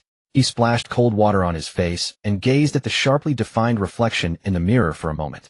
Su Tung sighed. The Black Tech system is truly formidable. Ooh, I never expected that even one's appearance could be altered. Forget it, I won't dwell on that. Based on the system's past schedule, it won't issue any new tasks for at least half a month. He'll use this time to delve into foundational subjects and become a well-rounded researcher as soon as possible. He had agreed to meet Deng E for lunch at 12 o'clock. The dormitory was close to the Xingcheng canteen, so he wouldn't be late. When Su Tung arrived at the canteen entrance, he once again caught sight of that striking figure. In early November, the weather in the capital had begun to turn chilly. Deng E wore a white wool coat and black leather boots, her tall and slender stature drawing the gazes of passing students. Hey, who's that? Judging by her appearance, it should be Deng E. Deng E. The one who stood up to everyone in the group chat to defend Su Tung. That's right, it's her. Mentioning Deng E's name alone didn't attract much attention.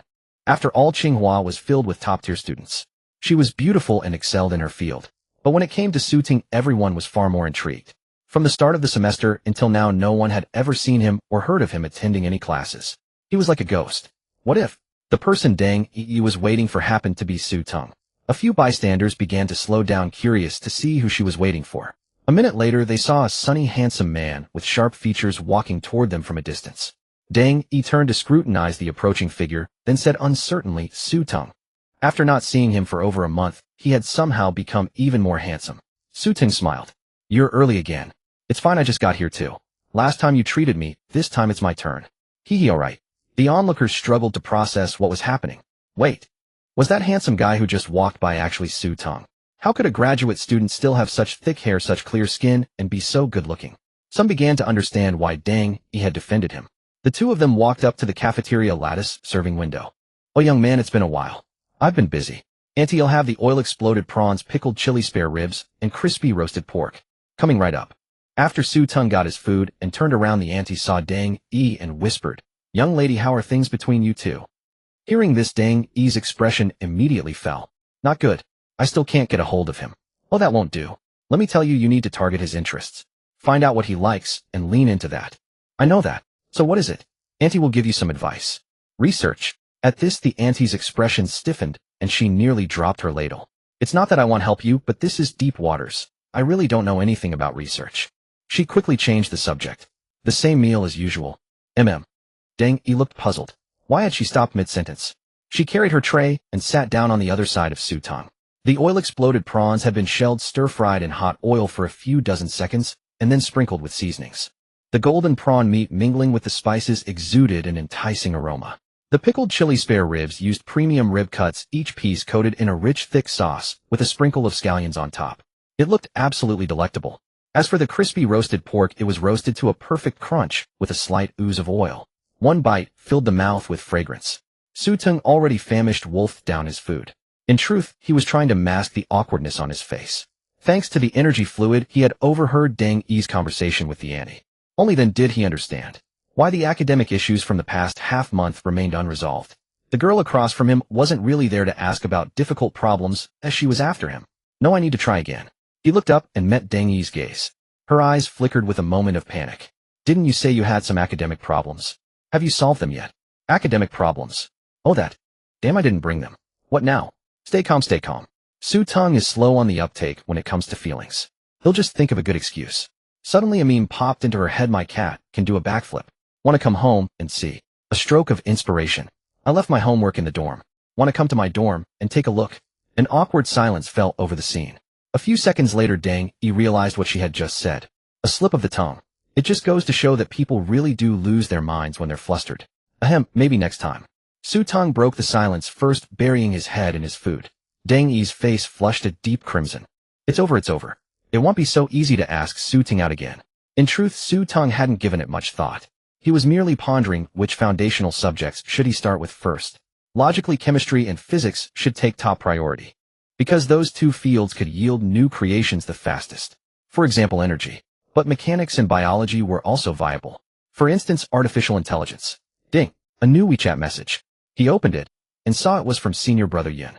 "Junior brother Su, the selection for Tsinghua's special scholarship is coming up soon. I've applied on your behalf. Of course, you don't need to prepare anything. You don't even have to give a speech that day. Just focus on your work. All the judges here understand." When Xingcheng had special access to Su Teng's academic records, he had already hinted at some shareable information to the professors. It was just one sentence. The instructor strongly supports Su Teng in becoming a versatile researcher. If he ever wants to sit in on your small classes, don't stop him. Who was Xingcheng's instructor? Academician Su Wei.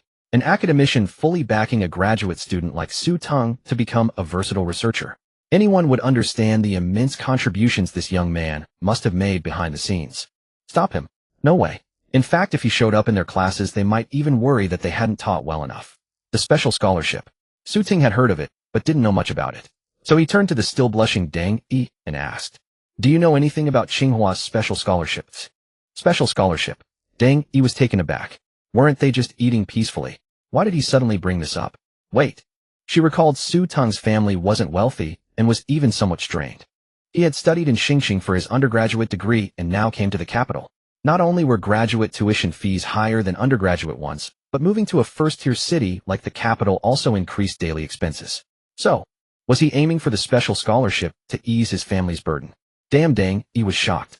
The world of top students and academic prodigies was truly different. While others thought of starting tutoring classes to earn money, Su Teng set his sights on the special scholarship. Was this the fundamental gap in their thinking? "You understood. Tell me." Teng calmed herself and spoke steadily. The Tsinghua Special Scholarship used to select only a few people each year, but now it's increased to about 10 spots. On average, basically only one person per department gets selected. The candidates are true geniuses. Some have already published papers as first authors in influential journals during their undergraduate years, and it's common for them to give speeches at foreign universities. Of course, Olympic champions are also among the nominees. Usually you apply first, submit your list, and then on the defense day, you get a set time to give a presentation explaining your academic journey. During this, teachers will ask questions, and the defense process is open to other students who come to watch. Saying this, Teng paused. She deliberately saved the scholarship amount for last to consider Teng's feelings. He might really be in financial straits lately. The special scholarship has a slightly larger amount compared to others. It used to be 10,000, but now it's been raised by 5,000 to 15,000. Teng waited calmly for Teng to finish. Noticing her staring at him, he asked in confusion, "What's wrong? Is there something else?" "Oh no. Thanks." Seeing his composed expression, Teng felt puzzled. "Weren't you going to apply for the special scholarship? Why does it seem like you're just asking casually? Aren't you planning to apply?" "Apply?" Having spent time in the library before enrollment, and then focusing on the blaster project after classes started, Teng wasn't familiar with scholarships. If not for senior brother Yun mentioning the special scholarship, he wouldn't have looked into it for a long time. But since Yun Sheng said had applied for him, he just asked casually. As for Teng's question about applying, Teng thought senior brother Yun said he applied and handled the rest. This should mean the application was successful. I did apply. Really applied. That's the special scholarship. The highest scholarship option at Tsinghua. As they say there, when the time comes and the microphone opens, we below realize the stage is a clash of titans. Why must we mere mortals be caught in the crossfire?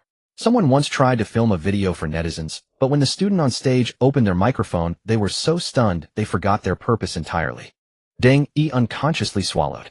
She thought being in the same school as Teng had already narrowed the gap. Unexpectedly, he came here because he wanted to. His ceiling was far beyond this place. But Teng came here because this was her ceiling. She had nowhere else to go. Keep going, keep striving. Thinking this, Teng blushed, recalling the line, "My homework is in the dorm. Wanna come see?" Damn. So mortifying. As Teng's mind wandered, Teng spoke up. "By the way, what's your major?" In nearly 2 months, he had only met Teng 2 or 3 times.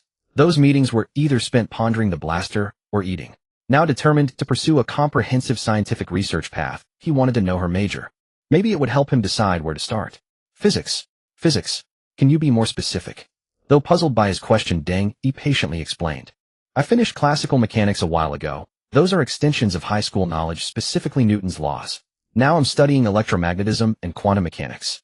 Electromagnetism covers current magnetic fields, applications of Biot-Savart law, Ampere's circuit law, magnetic energy density, displacement, current, Maxwell's equations, electromagnetic waves, and so on. As for quantum mechanics, it covers blackbody radiation, the photoelectric effect, the Compton effect, the statistical meaning of wave functions, and the uncertainty principle, with Schrödinger's cat as the classic example." Teng rattled off a series of topics, speeding up to avoid boring him. Unexpectedly, he listened with intense focus. A seriousness she had never seen before. Then Teng recalled the cafeteria auntie's words, "You should talk more about what interests him most. Over time you'll have him wrapped around your finger." Compared to that, saying "my homework is in the dorm" was just stupid. Teng was now deep in thought. Electromagnetism. Actually, parts of lightsabers and blasters relate to electromagnetism. Speaking of which, Teng wasn't entirely clueless. The black tech system provided blueprints, but many applications required his own understanding. His intense lab sessions during that period enriched his experimental experience. His theoretical knowledge still fell short. The most famous theory in quantum mechanics was relativity. Relativity included special and general relativity. In that era, the most closely related was the cross-era mass-energy equation. The essence of a big bomb was mass-energy deficit. It could be said that without the expression of the mass-energy equation, there would be no big bomb, let alone an early end to the war. Becoming a comprehensive researcher wasn't easy. Even after consuming the energy liquid, Teng wasn't fully confident. Learning progresses gradually, starting from the easy. Since he had already done related experiments, he might as well start with physics. At this moment, Teng's voice interrupted his thoughts. "You've talked so much, but I still don't know your major." "Me, same as you, physics." Seeing Teng smile, Teng's heartbeat sub. Could happiness truly come so suddenly? At this moment, one phrase could describe Teng's feelings, though your smile holds no wine, as intoxicated as a dog. Steady, steady. Don't get excited. Since Teng shares my major, I can openly seek his guidance on academic matters from now on. But we wouldn't be attending classes together in the same classroom. When a university grows vast and academic demands become hectic, even lovers on the same campus can feel like they're in a long-distance relationship. Not to mention the two of them haven't even started anything yet. Then, where do you attend classes? Teng silently resolved herself. No matter which professor or classroom Teng mentioned, she could always reply, "Oh, I'm familiar with that. The classroom is on the way, we can go together from now on." Where to attend classes? Teng frowned. This was indeed a problem. Graduate courses were divided into large and small classes. Large classes were foundational courses shared by several majors like English and math. Small classes, on the other hand, were mostly attended by students of the same major. They were also specialized courses required for the major. Wait, Brother Yin told me my enrollment status has been specially arranged. I can go wherever I want. You go first. Tell me which professor you're studying under. When Teng asked this, Teng was dumbfounded. It's over. My plan. It's failing. Damn it, how can I pretend it's coincidentally on the way later? Forget it'll play it by ear. Professor Chen Duowen. Teng searched his memory. The name was unfamiliar. Professor Chen is a renowned figure in quantum physics. He once won the Future Science Prize for proposing a series of conjectures on photon entanglement. He's always been strict with us in teaching. In the field of quantum physics, at watching Professor Chen's words carry weight. But his flaw is that he never allows others to audit his small classes. He says a teacher's duty is to properly guide students. If there are too many, I won't have the energy. Won the Future Science Prize. His words carry weight at Huaqing. From what he heard, Teng immediately seized the key points. In the pursuit of knowledge, a few things are crucial. One is innate talent. On that front, Teng believed he had no issues. Even if there were problems, before he found that drinking Xingcheng brand energy liquid improved his focus. Once immersed in knowledge, Teng became more concentrated. Another factor was the teacher. An excellent teacher was vital, capable of explaining the most profound questions in the simplest terms. The 2 points Teng mentioned clearly proved Professor Chen was a skilled teacher. As for the strictness and disallowing auditors, it didn't matter to Teng at all. Had just informed Brother Yin before class, and everything would be fine. Because Teng wasn't sure if all teachers knew about his specially arranged enrollment status. If he got kicked out while listening to class, it would be troublesome. Giving a heads up in advance was still necessary. As Teng was still introducing Professor Chen, Teng suddenly asked, "Does Professor Chen have a quantum physics class this afternoon?" "Huh. Yes, the first class after this is Professor Chen's." Though confused, her face full of question marks, she still answered Teng's query. "Alright, I'll go with you then." Teng, still nodding, suddenly froze. Following the usual routine after the meal, they should part ways, hoping to meet again next time. But what did Teng just say? Attend class together. It's not that I don't want to, but Professor Chen is really strict. Previously, some classmates' friends came to audit and were all thrown out by Professor Chen without any mercy. Like that impartial Dean Yunsheng, he's privately called one of the hardest professors to get along with. Sensing Teng's worries, Teng comforted her. "It's fine, I'll talk to my senior brother later to arrange it." Senior brother? Wait, aren't you a newly enrolled graduate student? Your senior brother probably isn't much older than you. Well, his words really carry weight. But then she reconsidered. Teng's campus card was different, and he planned to apply for Waking's special scholarship. Perhaps our networks truly are at different levels. Then, let's go. Teng ultimately didn't ask Teng who his senior brother was. Maintaining some fantasy was the most optimistic state. In Yuta Building Classroom 308. A few people were already seated inside discussing the upcoming Huaqing special scholarship. "Hey Brother Lu, I heard you're also applying for the special scholarship slot." Lu Xuxing, sitting in front, turned back with a smile. "I'm just giving it a try. I meet the qualifications anyway. The special scholarship isn't guaranteed just by applying. There's a defense later. And teachers grade it with competition from other departments. It's stressful." "Oh Brother Lu, you're being too modest. In quantum physics, everyone knows Professor Chen always values you." "Exactly, I heard he even took you abroad to give a report to those foreigners at their alma mater." "Right, just thinking about it is thrilling. Teaching students at a prestigious foreign university." Lu Xuxing kept smiling, the corners of his mouth lifting, but he continued to explain. "It's not as exaggerated as you say. That time Professor Chen personally gave the report to their students. I was just a little assistant he brought along, almost useless throughout. Look at Brother Lu, he's good at everything except being too modest. If it's just a little assistant, why didn't Professor Chen take me as his assistant?" "Enough this time. Brother Liu's special scholarship is definitely secure. I heard that in our physics school only a few people submitted applications. And those who did submit can't compare to our Brother Lu." For over 20 years, Lu Xuxing had always been the child other parents admired. From elementary school, he showed academic talent, ranking first in his grade every time. So he soared all the way. After entering Huaqing, it was the same. The courses at a top university were indeed stressful, but only for others. For Lu Xuxing, it was nothing much. With solid review, he could still achieve excellent results. That was why Professor Chen valued Lu Xuxing. After a few interactions with this student, the strict old professor found him decent with an active mind and fast learning ability. So whenever there was an opportunity, he took him to see the world outside. For the Dragon Kingdom, having successors in scientific research was paramount. The older generation placed great importance on this. Lu Xuxing had indeed learned a lot from Professor Chen, but there was one girl and one guy that left a knot in his heart. The girl was Teng, a girl he had a crush on. The guy was Su Teng, someone not on any roster, never seen in class, yet never heard of being disciplined. It is perfectly normal for the girl you secretly admire to have a crush on someone else. No one can guarantee that the person you like will like you back. That's why people say emotions are the greatest taboo on the path of struggle. Instead of wasting time understanding others, it's better to improve yourself. I understand the logic, but I just can't help it. Especially for someone like Lu Xuxing, who has always been hailed as the perfect child from other families, it's even more painful. If your crush Teng, he had fallen for someone of exceptional talent and virtue with both moral integrity and good looks, Lu Xuxing would accept it. Thinking about it this way, I wouldn't feel so upset. But Su Teng, who is he? A graduate student who doesn't even attend classes, and I've never heard of him participating in any experiments. What kind of achievements can he possibly have in the future?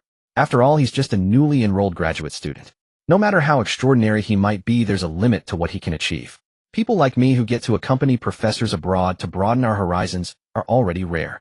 And among that select group, I've never once heard Su Teng's name mentioned. Just as he was lost in these thoughts, the classroom door was suddenly pushed open. A man and a woman walked into room 308. The woman, youthful and radiant, was familiar to everyone, a classmate named Teng. As for the man, no one had ever seen him before. His deep, penetrating eyes and sharply defined features. Hiss! He actually looked quite handsome. Who was he? Had he come with Teng? Could he be her boyfriend? But this was a small graduate seminar. Previously, students from other majors in the same department had tried to sit in, only to be mercilessly kicked out by Professor Chen. If even students from the same discipline couldn't attend, there was no way a boyfriend would be allowed. The old professor had always been strict in his academic style and couldn't tolerate such situations. At that moment, someone stood up and kindly reminded Su Teng, "Excuse me, are you sure you're in the right place?" The closer they got, the more they realized just how handsome this person really was. Wait, how could a graduate student still have so much hair and such good looks? Damn, heartbreaking. Wrong place. Su Teng was momentarily stunned and turned to look at Teng. Teng shook her head, indicating that there was no mistake. Oh, it seemed the old professor really didn't allow outsiders to sit in.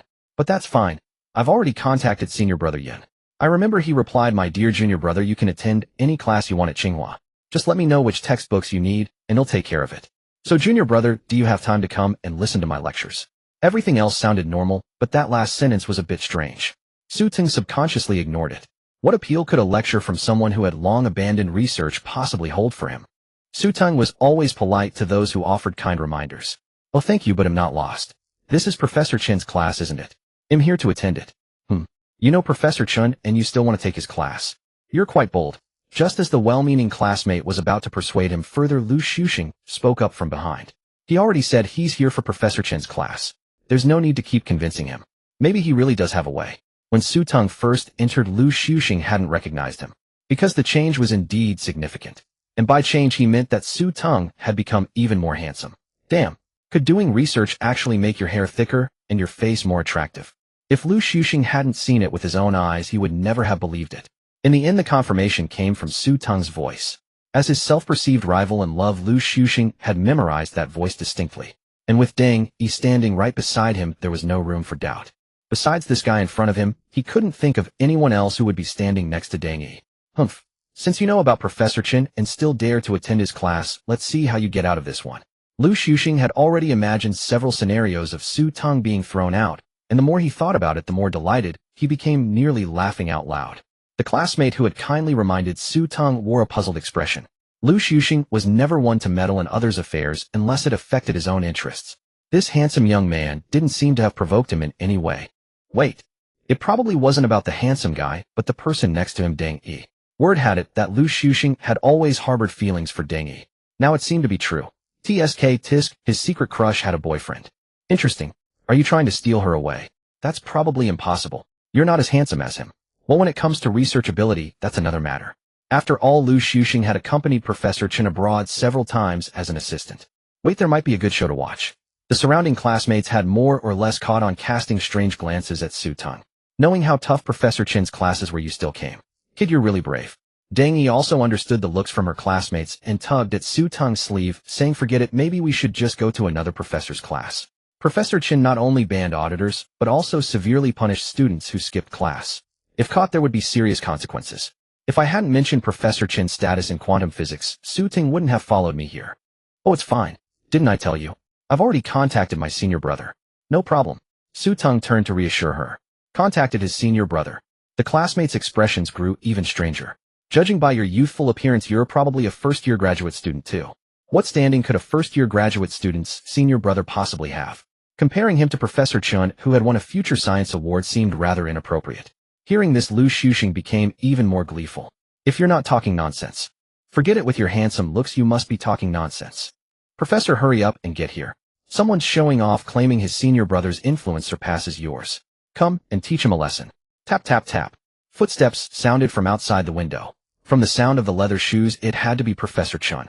Quick, everyone sit down. Shoo, stop talking. Professor Chen still adhered to the old-fashioned teaching style: sit properly before class, no tardiness, and a particular aversion to anything disrupting the classroom order. As students, they were well-versed in these rules. Hurry, let's find seats and sit down. Deng Yi quickly pulled Su Teng to a seat in the back. The door slowly opened, and Professor Chen, with his white hair and immaculate suit, walked in with a stern expression. Just as expected from the Professor Chen I know, he'll surely scold the unfamiliar student in the classroom. The others looked on with curiosity. Because the small class meant there were only 10 students, and Professor Chen knew each one of them intimately. He could tell at a glance who was new or missing. Deng Yi was extremely nervous, still clutching Su Teng's sleeve. Just then, everyone saw the ever-strict Professor Chen suddenly break into a smile and exclaim, "Ah, Xiao Su, you really came." Little Su. Who is Little Su? Wait. Something feels off. Holy crap. The stern Professor Chen actually smiled. All the students, even the originally nervous Deng Yi, were momentarily stunned. Among the 10, some gaped with mouths wide open, unable to close. Others couldn't believe what they saw, secretly wishing a classmate would slap them to snap out of it, yet afraid of the pain. But none were more shocked than Lu Xuxing. Among this group of students, he had spent the most time with Professor Chen. He knew Professor Chen's habits and personality. His clothes were always spotless, he valued cleanliness, rarely smiled, having come from the era of the educated youth, and he placed great importance on the etiquette between teacher and student, as well as classroom discipline. Respecting the teacher and valuing the path were paramount. Thus, although Lu Xuxing had gained considerable insight and learned a bit more by following Professor Chen, he was always diligent, terrified of doing something wrong that might anger the professor. After all, this was a titan of quantum physics. Offending him would bring no benefit whatsoever. As for today's warm, smiling greeting, sorry, I've never heard of such a thing. Was this even part of Professor Chen's persona? And this person before him, named Su Teng, someone who had never attended a class, someone who, it was said, had never even been seen in the lab. Yet Professor Chen took the initiative to greet him, smiling in the middle of class. So it wasn't that Professor Chen's persona couldn't crumble, it was that I wasn't worthy. Sour like eating a whole orchard of lemons. Lu Xuxing's face stiffened and flushed, and he even wanted to flee the scene. The others finally caught on. Little Su. Which Little Su? Wait. There is a Little Su. That Su Teng who had multiple public statements issued by Xingcheng University in a single day, who had never shown his face. It was him. And he was that handsome, and Professor Chen greeted him willingly. So the gap between people really could be that vast, just a tiny bit. Huh. Would Professor Chen ever greet me like that? Su Teng was stunned for a moment. This situation was completely unexpected. Does senior brother Yun have that much influence? No, it must be the teacher's influence. Su Teng smiled and said, Professor Chen, I'd like to study under you for a while. Is that all right? Of course, no problem at all. Welcome, welcome. Having Little Su in my class is my honor. Although Chen Duowen was somewhat rigid in certain aspects, he was extremely tolerant of true geniuses. The foundation of a nation's strength lies in scientific research, and the military aspect accounts for a large proportion. As a renowned quantum physics professor, Chen Duowen had access to certain information. He knew that the person standing before him had recently accomplished something significant. Li Rongxing and a group of weaponry department bigwigs had deliberately paused their ongoing projects for a short while just to attend his report meeting. When the project was finally completed, Li Rongxing and Su Wei were both vying for Su Teng.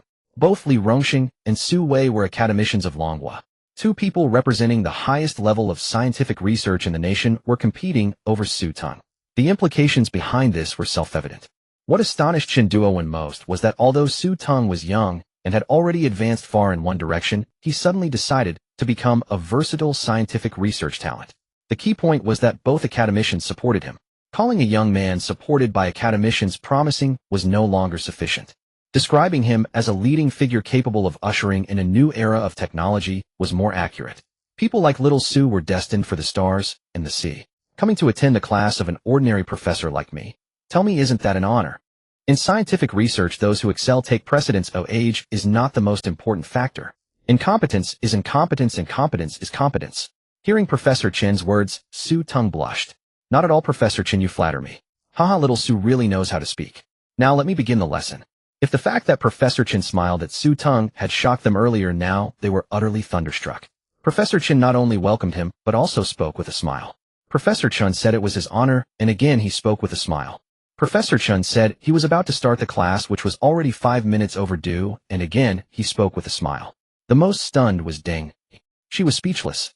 Was it really just a greeting from senior brother Su Teng? What kind of status must this senior brother have? And crucially, Professor Chen was never easy to deal with. The senior brother wasn't the key point, of Su Teng himself was the most important. This must be the treatment reserved for someone who had solved a world-class problem. Bang, bang, bang. Chen Duowen rapped on the blackboard, signaling everyone to focus. During class, no one slacks off. Listen attentively. Slack off. Listen attentively. Listen to what? No way. How could I? Lu Zuxing's entire mentality collapsed. There was no scene of Su Teng being kicked out. This also meant that he really did have an incredibly impressive senior brother. The key point was that Su Teng himself was also incredibly impressive. So, like a dead man springing up from his sickbed, the clown was me. Surrounded by classmates' meaningful glances, Lu Zuxing couldn't bear to stay in the classroom for another second, yet he dared not leave. He could only endure the judgment of their eyes, sitting on pins and needles. Scientific research ability really not as good as mine. No. Probably, most likely, definitely, I'm living in a dream. As for Su Teng, the party involved, he didn't pay attention to the reactions of his classmates. He came to Professor Chen's class to prepare for the tasks the system would release later. Unlike the last time, this time, after the system absorbed a bit of energy, something new stirred. Just now he saw a virtual screen. Next set of blueprints, release time 1 month later. This was the first time the system had displayed the release time of blueprints, so during this month, Su Teng needed to supplement his basic knowledge. At that moment, Professor Chen began to lecture. Quantum physics is a branch of physics that studies the laws of motion of microscopic particles in the material world. It mainly focuses on the structure and properties of atoms, molecules, condensed matter, as well as atomic nuclei and elementary particles. Together with relativity, it forms the theoretical foundation of modern physics. Quantum physics includes 2 parts. One is quantum mechanics, which is a physical theory at the atomic level explaining the laws of motion of microscopic matter. The other is quantum field theory, which studies the fundamental laws of fields and reveals some profound issues related to the nature of matter. Teng, sitting next to Su Teng, was a bit puzzled.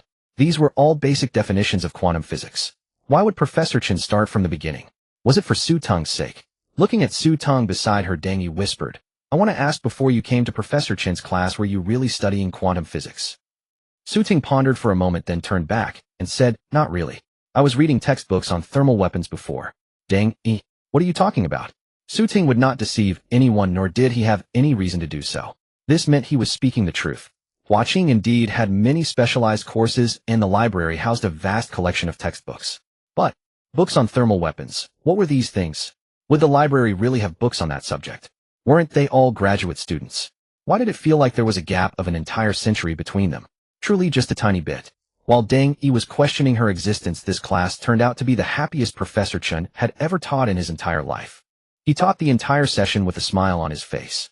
Previously, Chen Duowen never wore a suit to class, as his cleanliness obsession made him detest any stains on his clothes.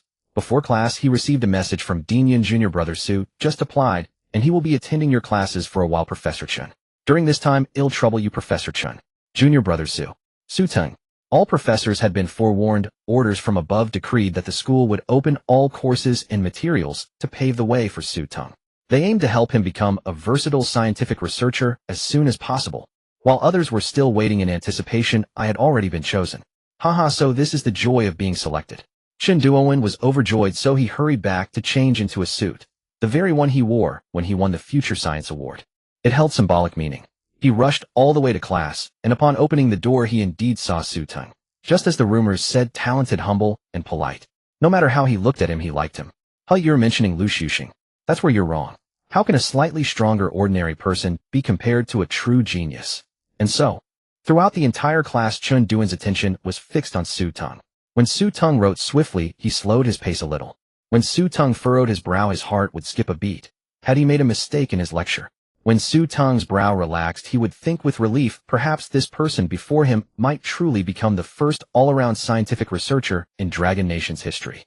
Meanwhile, the surrounding students were utterly stunned, their scalps tingling throughout the entire lesson. Our Professor Chun has never been seen smiling before. But with Su Teng in the classroom, he smiled through the whole class. Did you notice? Professor Chun even wore a suit to class. That's something we've never seen before. His attention was on Su Teng the entire time. I almost thought I was here as a study companion. The students had a private group chat, and in the past no one dared to take out their phones during class. Now, Professor Chin's eyes were completely off them, which was why they dared to complain in the group. Only then did some realize that the several announcements Hua Qing had made earlier didn't seem like such a big deal. After all, from the outcome, the other party had first slandered Su Teng. As a school, it was normal for the administration to clarify things officially. But judging by the current situation, it seemed they had still underestimated Su Teng. Everyone dared to think a little bigger. So someone secretly took a photo of Professor Chun teaching with a smile and posted it in the group. Heaven and earth are vast. Damn. Is this Professor Chun? I love Big Watermelon. This is definitely Professor Chun. I remember clearly I tried to audit his class before and got kicked out. He said I only teach a portion of students, too many, and I can't manage them all. I swear I won't play games tomorrow, Professor Chun. How is he teaching with a smile? I remember he's always been a very stern man, especially particular about traditional teaching ethics. Is this photo wrong?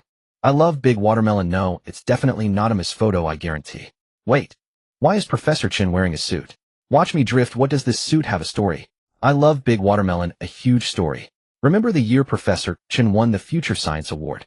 He wore this suit to accept the prize. Unless it was a major occasion, Professor Chin wouldn't wear this suit. Major occasion.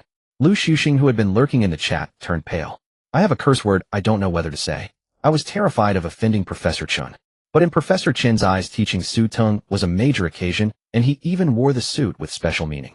No wonder from the moment he entered, Lu Shuxing noticed that Professor Chin's attire today was unusually formal. It was all arranged for Su Teng. I love Big Watermelon. What's up with Professor Chun? Is he going to receive another award today? No, he should wear the suit for the award ceremony. There's no need to wear it to class. With his cleanliness obsession, isn't he afraid of getting the suit dirty? Stop asking, stop asking. I've already started doubting my own existence. Lu Shuxing screamed in his heart. Scientific research is so tiring because there's a student in the classroom today. A student. All the lurking classmates were curious which student was worth such attention from Professor Chun. Heaven and earth are vast. Who? I love Big Watermelon. Who? The chain quickly grew to dozens of replies.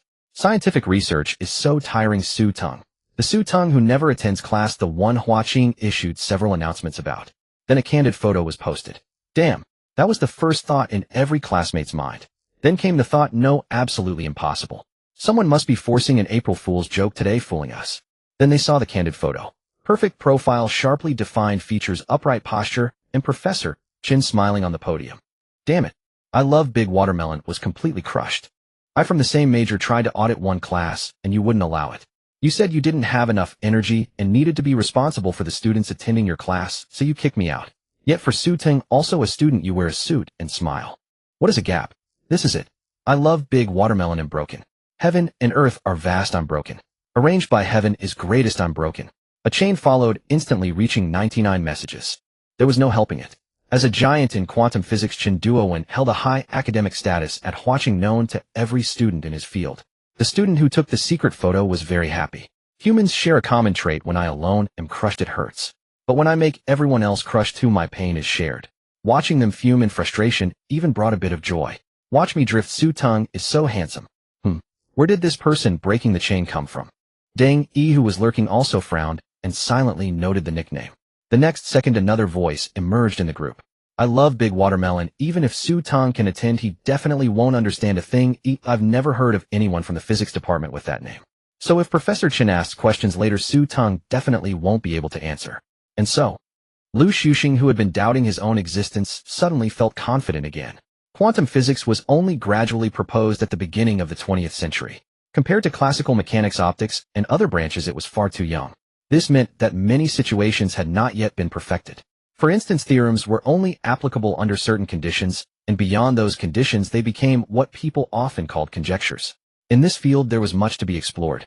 But for ordinary people, the most intuitive feeling boiled down to two words: hard to understand, hard to learn. Often, as you listened, your expression would grow heavy. Unconsciously, a thought would pop into your mind: what the hell are you talking about? Why did I feel like everything you said was as uncertain as God throwing dice? The classic example: Schrodinger's cat. A cat was placed in a box containing a sealed container with a small amount of radium and cyanide.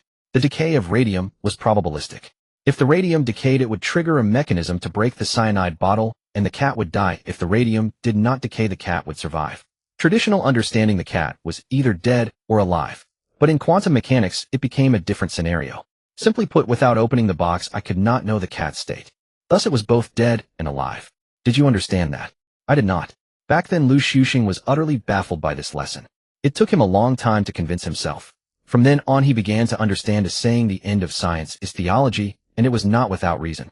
No wonder many great historical figures like Newton turned to theology in their later years. He glanced at Su Teng, who was nearby. Sometimes Su Teng frowned deeply, sometimes he wrote furiously. From the start until now, Professor Chun had already covered a lot of material, nearly catching up to their progress. What could Su Teng, whom he had never seen in the physics department before attending class for the first time, actually digest so much and keep pace with them? Don't dream, he thought. Even God wouldn't dare throw dice like that. And so, Lu Xuxing began to anticipate happily and cautiously. Look how serious you are now, he mused. Just wait until you see how pathetic you'll be in a moment. Deng Yi, who had been quietly observing, also worried about Su Teng as quantum physics had left her utterly defeated. You torment me 1,000 times, yet I still treat you like my first love. The introductory lessons had nearly driven her to a breakdown. Although Su Teng had some foundation, hadn't he mentioned it was in thermal weapons? Knowledge of thermal weapons had nothing to do with quantum mechanics, did it? Probably not. Chen Duowen had planned the lecture sequence from the moment he started teaching Su Teng. Since Su Teng did not have much time, becoming a versatile scientific researcher was far more challenging than being a specialist. Dean Yun had explained the situation very clearly. Following Su Teng's wishes, he would teach all the foundational courses at the fastest possible pace. In this 1 hour, Chen Duowen had covered a vast amount of basic content, nearly matching the progress of the other students in the class. I should find an opportunity to ask Xiao Su some questions. Lecturing alone doesn't guarantee deeper understanding. Asking questions in a problem-based format could help solidify his impression.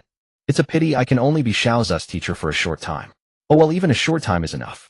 When I meet my old friends later, I can say, I was once Xiaozu's teacher. Chen Duowen tapped the blackboard, a gesture that excited the entire class. This was Professor Chen's classic move before asking questions.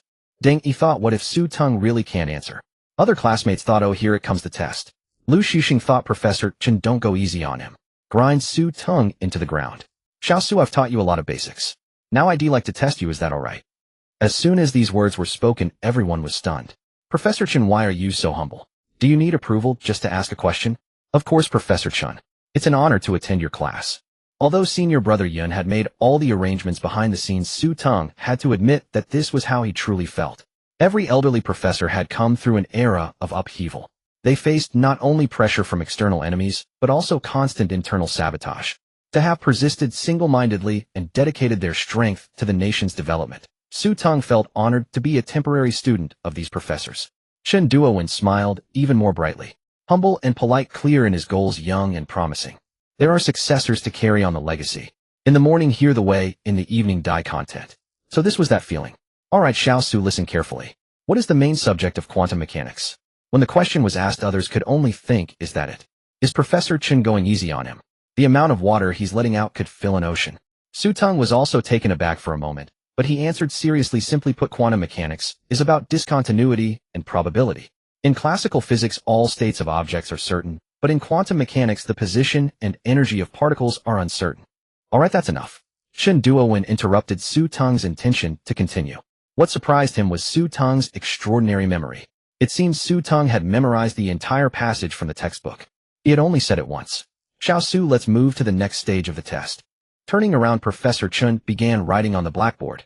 To excite a hydrogen atom from its ground state, so it can emit the longest wavelength in the Lyman series, the spectral lines emitted when transitioning from an excited state to the ground state, what is the minimum energy that must be supplied to the ground state hydrogen atom? The ionization energy of a hydrogen atom in its ground state is an excited atom with an ionization energy of 0.554 electron volts has its electron orbiting in the n orbital. Seeing the series of problems on the board, everyone was dumbfounded. Oh my, I thought Professor Chen was going to let the entire Pacific Ocean be his water release, but now. We were completely mistaken. Professor Chen was still Professor Chen. He hadn't changed much for Su Teng. His attitude towards academics was always serious and rigorous. A moment ago, it was the most basic questions, and now he had brought out the real deal. It had only been a little over an hour. In that time, Professor Chen had basically only covered a rough outline of the basics, mentioning theorems, formulas, and fundamental definitions. And then he turned all the knowledge points he had just mentioned into problems. Damn, it was like teaching elementary school students knowledge needed for the college entrance exam math, then handing them the actual Jiangsu province math exam paper. Here, solve all these problems for me. Going easy. No such thing. He had directly cranked the challenge level to the max. Everyone watched Su Teng waiting for his next move. Some began murmuring softly. Holy crap. Professor Chen is going all out. To be honest, this move really opened my eyes. At first I thought Su Teng's senior brother had some clout, but now it looks like Professor Chen's test is a warning shot for Su Teng. Some classmates turned to look at Lu Xuxing. Among them, he knew Professor Chen best. Brother Lu, do you think Professor Chen is giving Su Teng a warning? The speaker almost used his name directly, but reconsidered. After all, they'd have to see each other daily. Lu Xuxing caught the subtle shift. Good grief, Professor Chen hasn't even said anything yet, and am already downgraded from Brother Lu to Little Lu. He frowned. If Professor Chen hadn't shown Su Teng such respect initially, he'd have seen it as a deliberate challenge. But how could asking for permission before questioning be a challenge? Impossible. So it was clearly a sign of value. Yes, value. Professor Chen was unlike others. His life was dedicated to academic rigor. Deep down, he hoped for successors in China's scientific research. So, the more he cared about someone, the more rigorously he tested them. Simply put, he gave no quarter. Thus, Su Teng was likely the person Professor Chen valued most in his life, who finishes teaching quantum mechanics basics in just over an hour and immediately starts problem sets. This wasn't a test, it was torture. Lu Xuxing put himself in Su Teng's shoes. After an hour, he wouldn't even understand the questions. He'd be lost. Who am I? Where am I? What am I doing? Babbling nonsense. Lu Xuxing fumed inwardly. Just watch quietly and stop asking about warnings. The questioning classmate wanted to snap. Little Lu, don't get too cocky, but held back. Teng, sitting next to Su Teng, grew nervous. You? Are you really going up to solve those problems? Other classmates also glanced at him. It was exactly what they were thinking. Must he go up? Surely no one could be that extraordinary. Before drinking the Red Star energy fluid, Su Teng wouldn't have dared. But after consuming it, many sensations were indescribable. He had grasped the basics of quantum mechanics from just one lecture by Professor Chen. To others, absorbing Professor Chen's foundational knowledge in over an hour seemed impossible. But in Su Teng's mind, that hour was stretched, like a save file slowly replayed and read, until fully digested. Impossible. Sorry, he felt more than capable. So Su Teng smiled at Teng. It's fine. I want to challenge myself too. Challenge himself. Professor Chen smiled inwardly.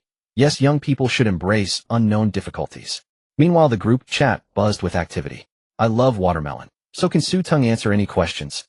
Let him show off. Heaven and earth. Hard to say. Special admission might mean he has some skill. Arranged by fate. I disagree. Professor Chen is famously strict.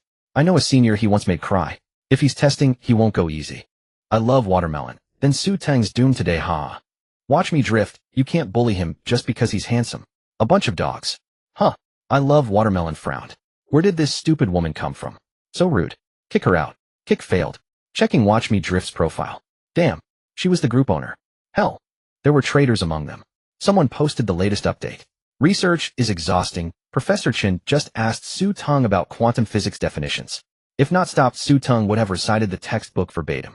Research is exhausting. Latest Professor Chen filled the blackboard with basic quantum problems. Though I don't get them, Su Teng is solving them on stage. A candid photo followed. Su Teng chalk and hand wrote equations on the board. Research is exhausting. Let me explain, it looks slow, but Su Teng's solving speed is already taking off. It's absurd beyond belief. The group fell silent after this barrage. Impossible. How could such a person exist? Someone who'd never been in the physics department after just an hour of class solving basic problems on the spot. And these were problems from the never-lenient Professor Chen. When Su Teng picked up the chalk and approached the first problem, he realized it was indeed basic. The key lay in calculating based on the hydrogen spectrum's experimental laws. Using the Lyman series formula and Rydberg constant, n should be 2 or 3. The longest wavelength corresponds to n2. The minimum energy to excite ground-state hydrogen is HVE2, and since the result was A13. 6 electron volts, 210. 2 electron volts. The surrounding classmates were stunned at the familiar formulas. Not that they couldn't solve it, but had only been in class for an hour. Someone refused to believe it and grabbed scratch paper. A flurry of calculations later, the result was indeed 10.2 electron volts. A collective heart shattered. Their minds exploded. Lu Xuxing muttered, "Damn it. Why are you performing a miracle right in front of us?" But the key wasn't just that. On the second problem, Su Teng started skipping steps. Yes, skipping steps. The key point: ionization energy is the energy needed to free an electron from its ground state. For hydrogen's ground state, ionization energy. Su Teng stopped there. He drew a line and filled in the blank. Ionization energy is 13.6, and it's in the N5 orbit. Another flurry of calculations. The result was completely correct. Everyone's mind shattered. How could you skip steps from the second problem and still get it right? Were they even allowed to live? From the moment Su Teng stepped onto the stage to solve the problems, Professor Chen's gaze had been fixed on him. Little Su should be able to handle this. No, I should lower my expectations. After all, he's just a freshman who has only listened to a little over an hour of class. And being a bit too serious here, there's no way such a gifted student exists in this world. Just as Professor Chen tried to convince himself, if little Su couldn't solve it, what excuse should he use to smooth things over? He looked up and saw the string of formulas and the final correct answer. My heavens. The first problem finished, he immediately started the second. And for the second, he began skipping steps. The ionization energy is 13.6, moving in the N2 orbital. Another correct answer. If Professor Chen had any doubts before, they had now completely turned into affirmation. Little Su has indeed fully digested everything. Starting from the third problem, Su Teng's pace had noticeably quickened. This problem, compared to the previous two, required more formula application and a slight twist in thinking. Because it required considering the energy brought by the incident light, A0, as the metal's work function. When the angle between the incident photon and the incident photon decreases. Professor Chen hadn't even finished his thought in his mind. He saw Su Teng with a swift scribble write out the answer in 2 strokes. Chen Duowen. The old professor began to doubt life for the first time. Wait, is quantum mechanics really this simple? No way. Thinking back to when he first studied the first lesson, how much effort it took to convince himself, he nearly became withdrawn from the start. Now Su Teng was completely immersed in the world of quantum mechanics. The problems on the blackboard were like a realm, each stem a minor boss to be conquered, and he himself was like a warrior wielding a sword, hacking his way through obstacles. His brain operated at lightning speed. The smallest frequency means the greatest wavelength change. Key solution point according to Einstein's photoelectric effect equation, EK h nu w. It can be deduced that if the incident photon's energy h nu is greater than the metal's work function, it proves the photoelectron has a certain kinetic energy. Formulas were like dancing sprites swirling before his eyes. Whichever one he needed, he just grabbed it directly. The chalk shortened, rapidly replaced piece after piece. When the last formula was completed, Su Teng let out a breath. Finally finished. He turned around, tossing the unused chalk onto the podium. Looking up, all the classmates were dumbfounded, some with mouths still agape. What's wrong with them? Didn't Professor Chen say these were just basic problems? Did I miscalculate? As this thought arose, Su Teng turned back and mentally double-checked his work. A minute later. No mistake. This is the answer. Turning to face Professor Chen, standing at the front of the stage, he said, "Professor Chen, I'm done. Please take a look." No response. Professor Chen. Professor Chen. After calling out twice, Chen Duowen finally snapped out of his shock. "Oh, little Su, you're finished." Chen Duowen, standing nearby, had naturally seen him finish. He just didn't understand. How could someone skip steps from the second problem and start mental calculations from the third? Yet all the final answers were completely correct. As simple as a primary school student picking up the Jiangsu College entrance exam math paper, frowning, waving his pen, scribbling away, and after 10 minutes saying, "TCH, it's nothing special. What garbage problem's trying to stop me from working?" He walked away nonchalantly, concealing his skill and fame. "Professor Chen, please check if there are any errors in the answers. I just mentally calculated it again, and it should be fine." The classmates, still at their desks, pen in hand, working on the third problem, instantly felt mentally exhausted. Oh, let it all end. Human language. I haven't even finished the third problem, and he's already mentally calculated it again. Chen Duowen was also stunned by this statement. But in the next second, he became extremely excited. This was a true genius. No problem. Before Su Teng could react, Chen Duowen quickly said the next sentence, "Little Su, would you be willing to continue studying quantum physics with me?" Old researchers all share a common trait, a love for talent. For them, there's no need to hold back. Whenever they see someone with exceptional talent, they can't help themselves. The meaning behind these words is that he wants to be my teacher, right? Su Teng found it a bit strange. Why does every elderly scholar in the end hope he will become their disciple? Before the words left his mouth, he heard Chen Duowen muttering to himself, "I know you have a mission. Forget it, it's frustrating." The bell rang. A major class ended just at that moment.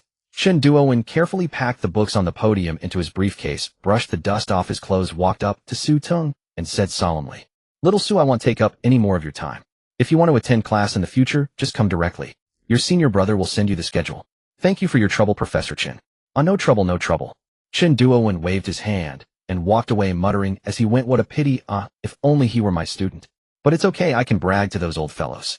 I witnessed the birth of a genius today, haha." Su Teng would indeed come to the subsequent classes. However, the plans for the next step needed to change. The system would release the blueprints in a month. Although random, the overall technological level would keep increasing. Physics has several major subdisciplines: classical mechanics and theoretical mechanics, electromagnetism and electrodynamics, thermodynamics, and statistical physics, quantum mechanics. Studying only quantum physics in a month was clearly insufficient. With the boost from the Red Star brand energy liquid, Su Teng wanted to challenge himself. He picked up his phone. "Senior brother Yin, I need to ask you for a favor." The next second, a reply came instantly. "Junior brother Su, just tell me what you need. I'm quite helpful." Helpful. Su Teng found it a bit odd because senior brother Yun's reputation among the many students didn't seem to be that. "Never mind, it's not important. I want to cover the foundational knowledge of all physics majors in 1 month." Holy crap. Yunsheng was genuinely startled by Su Teng's words. He wiped the screen with his hand and realized he hadn't misread it. He asked again uncertainly, "Junior brother Su, you're not joking, are you?" "Senior brother Yun, I'm really not joking." If anyone else had spoken to Yunsheng like this, he would have lost his temper long ago. "You want to cover all the fundamental knowledge of physics disciplines in 1 month. I think you're just trying to make things difficult for me. Do you take me for Yin Dorimenshin?" But it was Su Teng who made the request. How could my dear junior brother Su ever be wrong? If someone must be at fault, it must be me, Yunsheng. Rest assured, junior brother Su. He'll compile all the professors' schedules shortly. No, we'll summon all the physics professors for a meeting and have them rearrange their timetables to ensure your daily classes are packed. If anyone else heard that their daily schedule would be packed for an entire month, they would surely feel their spirit shatter attending classes until they questioned their very existence. Su Teng was different. The mere thought of it stirred a surge of excitement within him. The more knowledge he encountered, the more humble he became. He realized that the mountain of scientific research was endless with no final summit in sight. If you believed you had reached the peak, it was only because your perception had limited you. "I appreciate your help, senior brother Yin. It's no trouble. They'll have all the schedules arranged by tonight and send them to you." After sending the message, Yunsheng began calling various professors. Each professor's schedule was set at the start of the semester, making adjustments a troublesome task. Yet he knew every professor would be willing. Su Teng was a research talent valued even by academicians. "Senior brother Yun, you're still as reliable as ever." Putting away his phone, Su Teng looked up to find his classmates staring at him in astonishment, as if he were some kind of anomaly. "What's wrong with all of you? Class is over now, why are you staring at me?" Why were they staring? "Hey buddy, do you really have no idea what just happened?" Now they understood. That entire class had been taught by Professor Chen solely for Su Teng.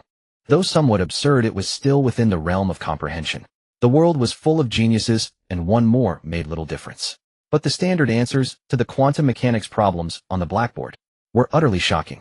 "I almost thought I wasn't living in reality, but in a TV drama." Someone chuckled awkwardly and stepped forward to greet him. "Oh, my hearing must be failing me. If Brother Su hadn't reminded us, I wouldn't have known class was over." "Brother Su." Su Teng was baffled by the address. Immediately someone else caught on. "Oh, me too. Thanks to Brother Zu's reminder. Will you be attending class tomorrow, Brother Su?" Asking for his contact information directly would likely be rejected, so they decided to approach it indirectly. Senior brother Yun would have all the schedules ready by tonight, and Su Teng truly didn't know if he'd come to class tomorrow. Maybe. That meant definitely yes. "Then see you tomorrow, Brother Su." "Goodbye, Brother Su. The weather's getting colder, take care of yourself, and don't catch a chill." After Su Teng's display, everyone knew that if he continued on this trajectory, he would undoubtedly become a giant in the research field. Why not cling to a powerful ally? As for Lu Xuxing, sorry, I'm not very familiar with that classmate. Lu Xuxing slipped away amidst the commotion. "It wasn't that I never thought of fighting back, it's just that I was defeated before I could even begin." "Where are you going?" Su Teng asked Teng, who was still sitting in her seat lost in thought. "Oh, I have math class next. I need to go," she answered instinctively. "Oh, okay." Watching Su Teng pack his things, Teng couldn't help but ask, "Where are you going?" "The library." Su Teng had already planned everything in his mind. It would take some time for senior brother Yun to adjust the schedules of the various professors. Even by tonight, the process would be rushed for him. Going to the library beforehand was the best option. The staff arranged by his senior brother would have the relevant materials ready as he had already decided to study the foundational courses of physics. The system's 1-month countdown felt more like a reminder your tasks will only grow more important. Don't be seduced by your current achievements. Only researchers who constantly climb the peaks will go further and further. Watching Su Teng's retreating figure Teng, he felt a mix of emotions. The gap between them was widening. She silently vowed, "I'll work hard to stand by his side someday. Even if I can only be a helpful assistant, it would be an honor." When the slacking trio changed their group name to the motivated trio, something shifted deep within their hearts. At least that was true for Teng Haiba. Getting into a top graduate school was no easy feat. Standing out among so many peers was even harder. Originally, Teng Haiba had planned to coast through his 3-year master's program and then try for the civil service exam. That was until he joined Senior Brother Z's project. That was the first time he truly felt the allure of scientific research, making him exclaim inwardly, "Damn. Can doing research actually be this cool, eh? Civil service exam. What's that? A true man chooses research." A blaster gun overturning the concept of traditional firearms and appearing in real life. Damn, how cool is that? With just one, you'd be the coolest guy on the block. Not to mention building mechs and warships. Honestly, what man could resist that? From then on, this conviction took root deep within Teng Haiba's heart. So, he spent every day in the library. The longer he stayed, the more he felt the charm of learning, getting lost in it, unable to extricate himself. It was like falling in love, where a couple inevitably engages in unspeakable acts. But Teng Haiba always chose the same seat because one time Su Teng had been sitting next to him. I miss Senior Brother Su a lot when he's not around. Now that he's back, I don't dare to contact him, afraid of disturbing him. I can only sit closer to where he used to sit, hoping to run into him someday. Forget it, I won't get my hopes up. But damn, I really want to join Senior Brother Z's research project again. Just as Teng Haiba was lost in thought, a librarian carrying a stack of books walked over. I know this person. He's the same librarian who helped Senior Brother Su collect the books last time. Teng Haiba's mind raced. From the path the staff took, they came this way. He turned to glance at the seats around him. The seat next to me is the best in terms of both lighting and chair comfort. Carrying so many books, so. Just as Teng Haiba turned to look, a familiar figure suddenly walked in Senior Brother Su. He excitedly stood up and quickly waved, saying, "Senior Brother Su." Su Teng was startled. This chubby guy looked familiar. Then he remembered who it was, the assistant Senior Brother Yun had brought along before Teng Haiba. Because his voice was too loud, the people around cast disapproving glances. Sorry I accidentally disturbed everyone." Teng Haiba quickly apologized. The chubby guy was unremarkable in appearance and prone to overreacting. Although the man walking toward him was somewhat handsome, scientific research had always been inversely proportional to looks. The more handsome one was, the weaker their research skills. The people around immediately lowered their heads again. The staff member carrying a stack of books looked back at Su Teng, seeking his opinion on where to place them. Since he had run into an acquaintance, he decided to stand beside Teng Haiba. He pointed at the empty seat. After some tidying up, Su Teng had just sat down. Teng Haiba beside him lowered his voice and asked, "Senior Brother Su, is that last project finished?" Having signed a confidentiality agreement, even though the trio had disbanded on the spot, he was still curious about the experiment's progress. "Yeah, it's done. So it's finished after all." A hint of disappointment crept into Teng Haiba's heart. Back in the lab, even the simplified version of the blaster gun had overturned his understanding. The full version must be capable of blasting a hole with each shot. He still remembered that the blaster gun had 5 energy levels, and the simplified version was at the 1st level. He truly wanted to know the power of the 5th level. Then, just as Teng Haiba was about to continue his questioning, he suddenly noticed the book Su Teng had pulled from the pile, New Concept Physics Tutorial Quantum Physics. What does this mean? I remember the blaster gun is a thermal weapon, right? Could I be seeing things? A thermal weapon and New Concept Physics Tutorial Quantum Physics are vastly different. Rubbing his eyes, he found everything unchanged. He then looked over the pile of books. Optics Tutorial 4th edition, University Physics, 3rd edition, Electromagnetics. A dizzying array, like a hodgepodge. Why did he need to read so many textbooks? Wait, Teng Haiba realized that these textbooks covered all the fundamental courses in physics. Oh my god, last time he saw Senior Brother Su, he wasn't this outrageous. But after completing the blaster gun project, it seems Senior Brother Su had gone to study at a more advanced institution, learning all the courses at once. Is that something a human can do? Su Teng turned to look at Teng Haiba. Wasn't this guy going to say something? Why had he stopped? Meeting Su Teng's gaze, Teng Haiba swallowed hard. Senior Brother Su, are all these what you need to study these days? Wonderful. An ordinary person would find even one subdiscipline of physics daunting. But Senior Brother Su was studying all of them at once. Just then Su Teng's voice drifted over. To be precise, within this month.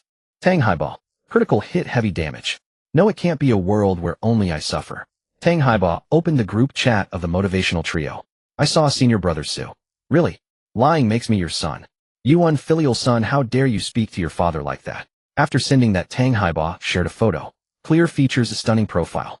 It was unmistakably senior brother Su, but the other two were puzzled. Why did he seem even more handsome after this time?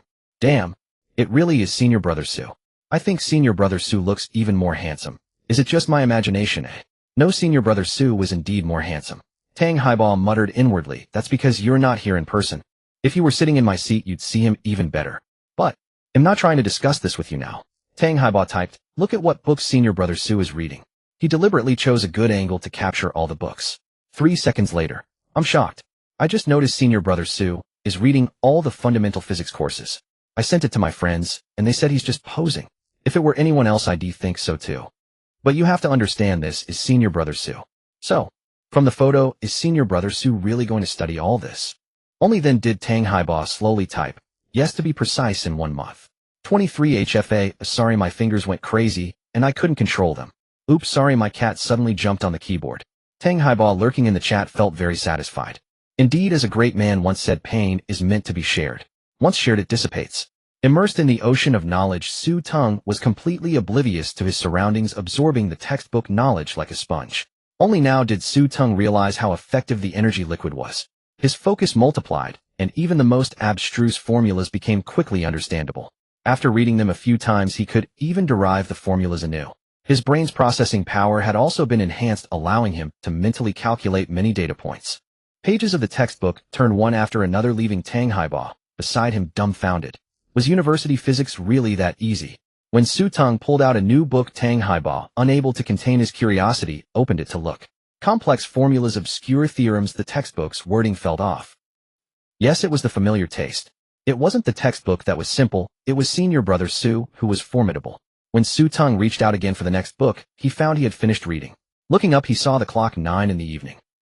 Unknowingly, over 5 hours had passed. He felt a little hungry. Turning, he saw Teng Haiba staring at him with a dazed expression, looking like an idiot. What's wrong with you? Oh, I am fine. Senior brother Su, you're done. I'm going to eat. Wanna come? Teng Haiba, questioning his existence, shook his head. Eat? Sorry, I'm not interested. I'd better ask my parents if I'm really a failure. While Su Teng was eating in the cafeteria, his phone buzzed. Junior brother Su, the schedule is all set for you. You can start classes tomorrow. Opening the schedule, it was packed. A full 30 days, no breaks. Sipping some hot porridge, Su Teng felt warm inside. Senior brother Yun was indeed reliable. With so many courses arranged, senior brother Yun and the professors must have been exhausted. Thank you, senior brother Yun. I'm really sorry for the trouble. Please also apologize to the professors for me. Haha, sure. When Yun Sheng conveyed junior brother Zu's sentiments to them, the professors in the room quickly said, little Su is too polite. Exactly, Chen Duowen kept bragging to me today about teaching Su Teng. Haha, who would have thought I'd get my turn too. With little Su around, the future of scientific research is in good hands. That evening, all students of the School of Physics received an urgent notice. Due to unforeseen circumstances, all courses for students of the School of Physics will be adjusted over the next month. The revised schedules have been distributed to class representatives. Please ensure timely communication. As soon as the news broke, the group chat exploded. Damn. I was still eating a late-night snack and gaming when my roommate told me about the schedule change. I even laughed at him for being so gullible at his age. Same here. I was kissing my girlfriend, no eating, when my phone wouldn't stop vibrating. You bastards showing off even here. The fury of a single dog. Roast him and toss him out. I thought it was some scammer in the group until that red-headed document and the official stamp blinded me. I never imagined my schedule would jump around like a stock market chart. Just as everyone was teasing each other, a comment caught everyone's attention. Holy crap. I just gathered all the schedules from the School of Physics, and guess what I found? Spit it out. I hate people who leave me hanging. If I ever meet one, ill. Collect all 7 and summon a dragon. No, that's not it. I discovered that for this entire month, every single slot in the School of Physics schedule is full. That's right, you heard me. Even weekends are packed with classes. No way, absolutely impossible. Someone immediately started arguing. I've lived over 20 years, what haven't I seen? Do you think professors don't need free time? Do you think they don't need to publish papers? Do you really believe some professors are just teachers? Everyone refused to believe it. Yet out of curiosity, some did gather the schedules. After cross-referencing them, their eyes widened like brass bells. Their fingers flew across the keyboard. Brothers, I Can't believe this is real. But I have to tell you, it's true. Then one image after another was uploaded. At first, they were the adjusted schedules for each major under the School of Physics. Finally, a large Excel spreadsheet appeared calculating all schedules with formulas showing that from today onward, for a full month, every physics course was packed every day. The most outrageous part was that all images were crystal clear zoomable for every detail. The skeptics who wanted to criticize found nothing to latch onto. The group fell silent for a few seconds as everyone downloaded and examined the photos. Then chaos erupted. I give up, I really do. I've never seen scheduling like this. This has never happened since the founding of Tsinghua, right? Oh, and baby, I know you're watching. Swearing is my fault, I couldn't help it. Why is this dog here again? Kick him out. Clicking and revealed the user is an administrator. You do not have permission. Damn. Just then a message popped up. Let me guess. Could this be because of someone? Like someone named Su Teng. Amid all the chaos, a comment analyzing the reason stood out. Su Teng. Who's Su Teng?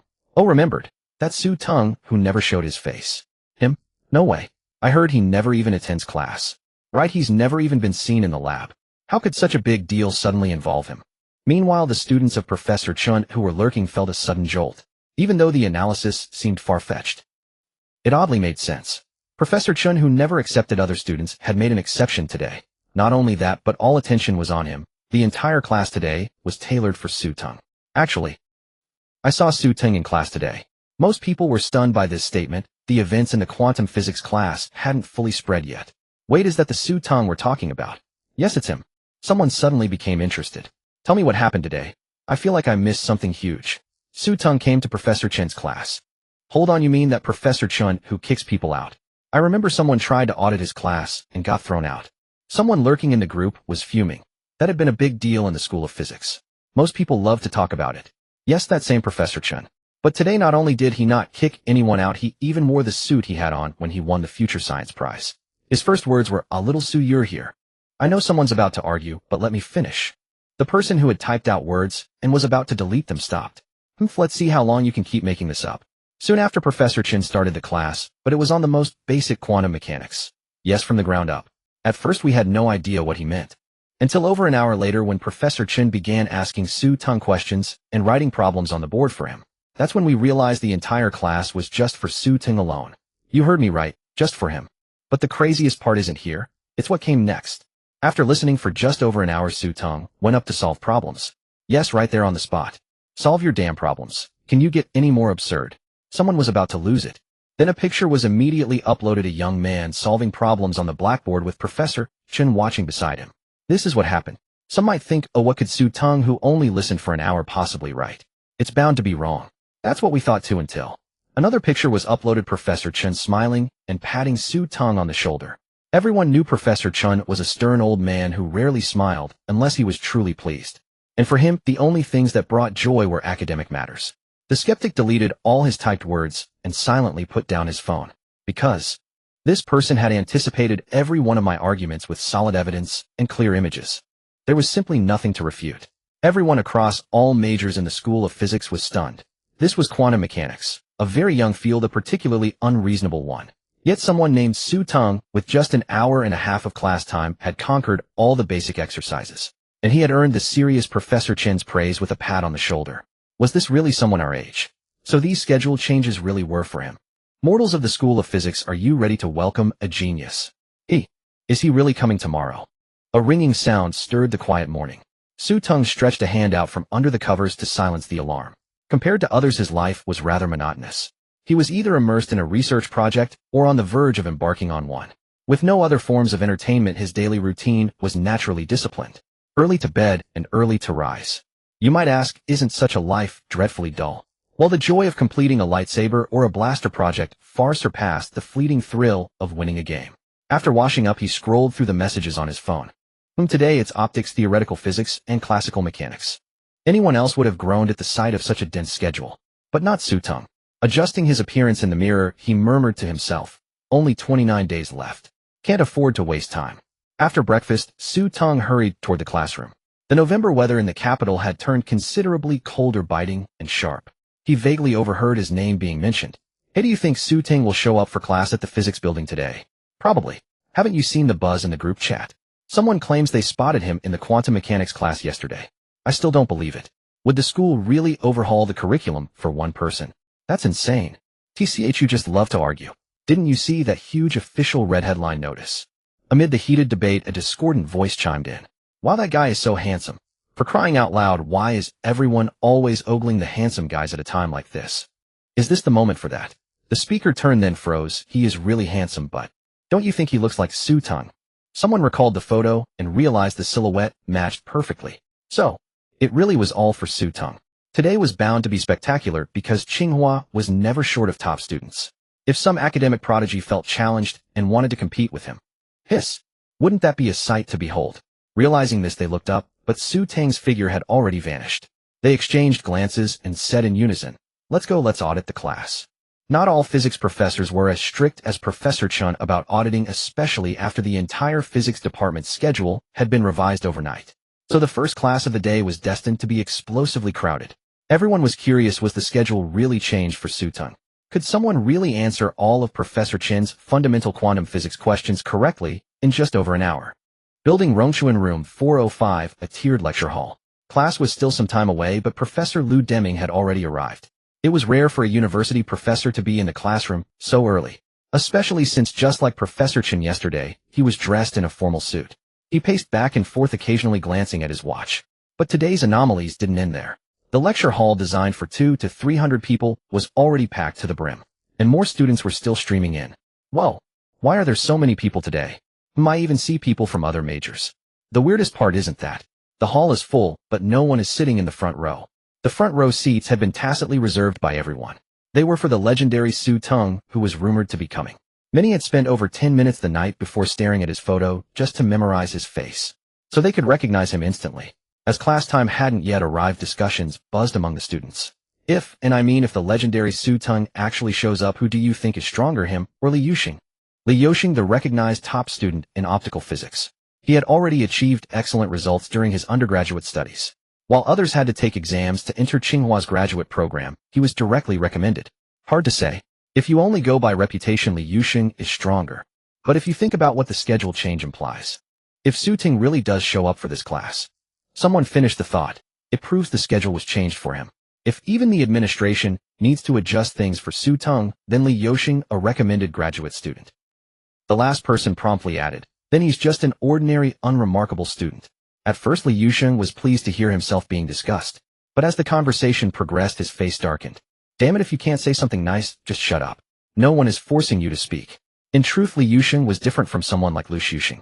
Lu Xuxing, having had everything go smoothly since childhood, the typical someone else's child, had a fragile ego. Hearing of someone stronger would ignite jealousy within him. But Li Yuxing had transformed from an underachiever into a top student.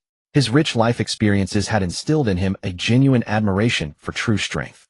He too was eager to meet the genius named Su Teng, who never appeared on the roster, never attended class, yet was never marked absent. Bang! At that moment, the door swung open. Instantly, the noisy classroom fell silent. All eyes turned to the man who entered. That perfect profile, those sharply defined features. Yes, it was Su Teng. Stepping into the classroom, Su Teng was momentarily bewildered. What was going on? Why was everyone staring at him? And with such intense, expectant gazes. Ah, Xiaosu, you're here. Professor Lu Deming reacted instantly, greeting him warmly. Everyone had seen Su Teng's photo, but seeing him in person, Professor Lu was secretly astonished. How could a graduate student still have such a full head of hair? How could someone with such high-level research skills be this handsome?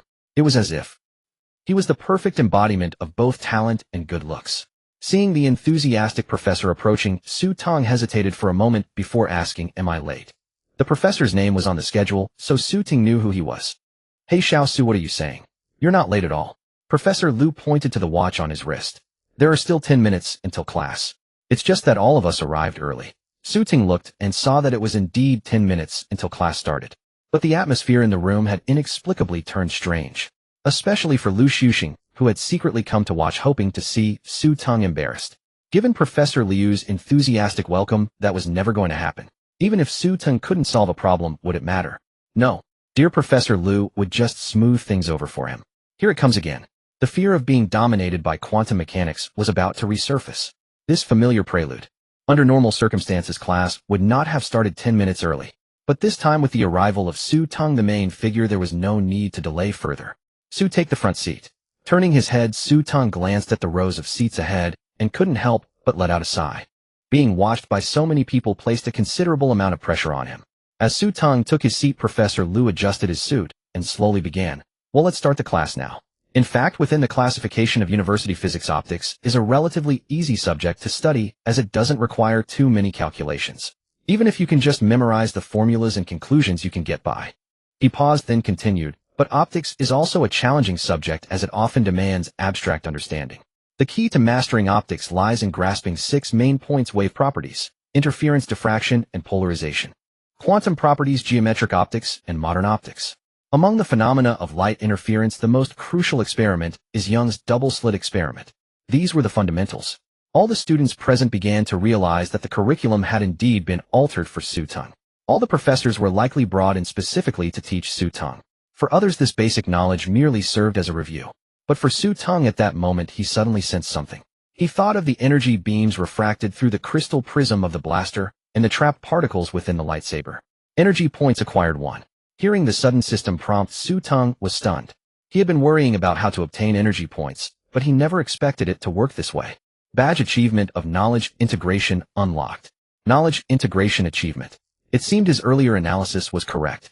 The blueprints released by the Black Technology System had hinted that they wanted him to become a versatile researcher. But why all this? Could it be related to energy points? It appeared that acquiring more energy points and awakening the Black Technology System was an urgent matter. Su Teng felt there were secrets hidden behind it all. Thus, Su Teng's concentration intensified. All the surrounding students were astonished.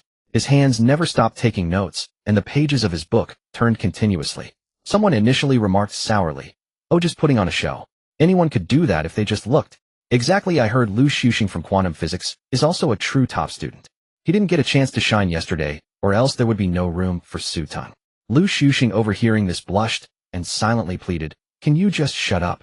But that person wasn't done yet. He turned to Lu Xingcheng and said, "Say something. Su Teng is nothing special, right?" All eyes turned to him.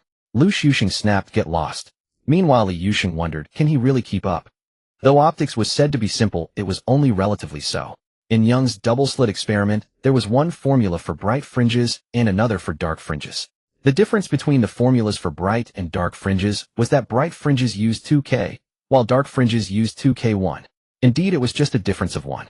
Formulas of the same type often differed by just that small amount. Memorizing them individually wasn't hard, but when dozens of formulas were mixed together, remembering them clearly became a true test of mental acuity. Especially since Su Teng had never once flipped back through the book from the beginning. With a clap of the eraser, Professor Lu tightened his suit and said, "Su, I'd like to test your understanding of the concepts now. Is that all right?" What the heck? Was Professor Lu being this humble too? The other students were shocked. But in Lu Deming's eyes, this was nothing major. In scientific research, those who excel are respected, and he viewed Su Teng more as an equal in status. "It would be my honor." "Very well, let's begin." Lu Deming turned and started writing on the blackboard. 2 geometrically identical wedges, one formed by glass in air, the other formed by air between glass. When illuminated vertically with the same monochromatic light, which one produces interference fringes with larger spacing. One by one, problems were written on the board. All the students fell silent. What was happening now was just like what they had heard about Professor Chen the night before. No mercy was shown. These problems were slightly more advanced than the basics. Some of the less diligent students truly couldn't understand. They recognized the characters in the problems, but when combined they were utterly baffling. Li Yusheng pondered, will he really go up? This is no joke. He hasn't even flipped back through the book. As they were thinking, Su Teng stood up, drawing everyone's gaze. First problem, with a few strokes he wrote the answer. The air wedge between glass has larger fringe spacing. Completely correct. Second problem. Third. Everyone was stunned by Su Teng's performance. It was as if he didn't need to think or hesitate. People began frantically scribbling calculations. Quick, you calculate the third, he'll do the fourth. Damn, how did he get to the sixth? As more joined the team in rapid calculation, they finally caught up with Su Teng's speed. The results were relayed one by one. Second problem, correct. Third problem, correct. All were correct. Everyone looked at each other blankly, realizing they had witnessed something extraordinary. Haha, excellent. Su, you are truly a genius. Professor Lu declared, inwardly vowing that this was the happiest day of his life. The bell rang. Su, I won't hold you up for your next class. Thank you, Professor Lu, for your time. Not at all, it's no trouble at all. Lu Deming walked away humming a cheerful tune. Watching Su Teng's retreating figure, the crowd snapped back to reality. Quick, follow him. The next class is starting soon. Hurry. Hurry or we'll lose our seats. And so on that day, Huaqing witnessed an unprecedented scene. Students from the physics department, and even from other majors, followed one person to the classroom. When Su Teng stopped, they stopped. When Su Teng walked, they walked. Throughout the entire day's classes, everyone felt the overwhelming pressure of a true genius. So this is what a real genius is like. And that day was just the beginning. Over the following month, the crowd went from doubt, shock, and disbelief to questioning their own existence, and finally to numbness. On the last day of the course, all the professors gathered together.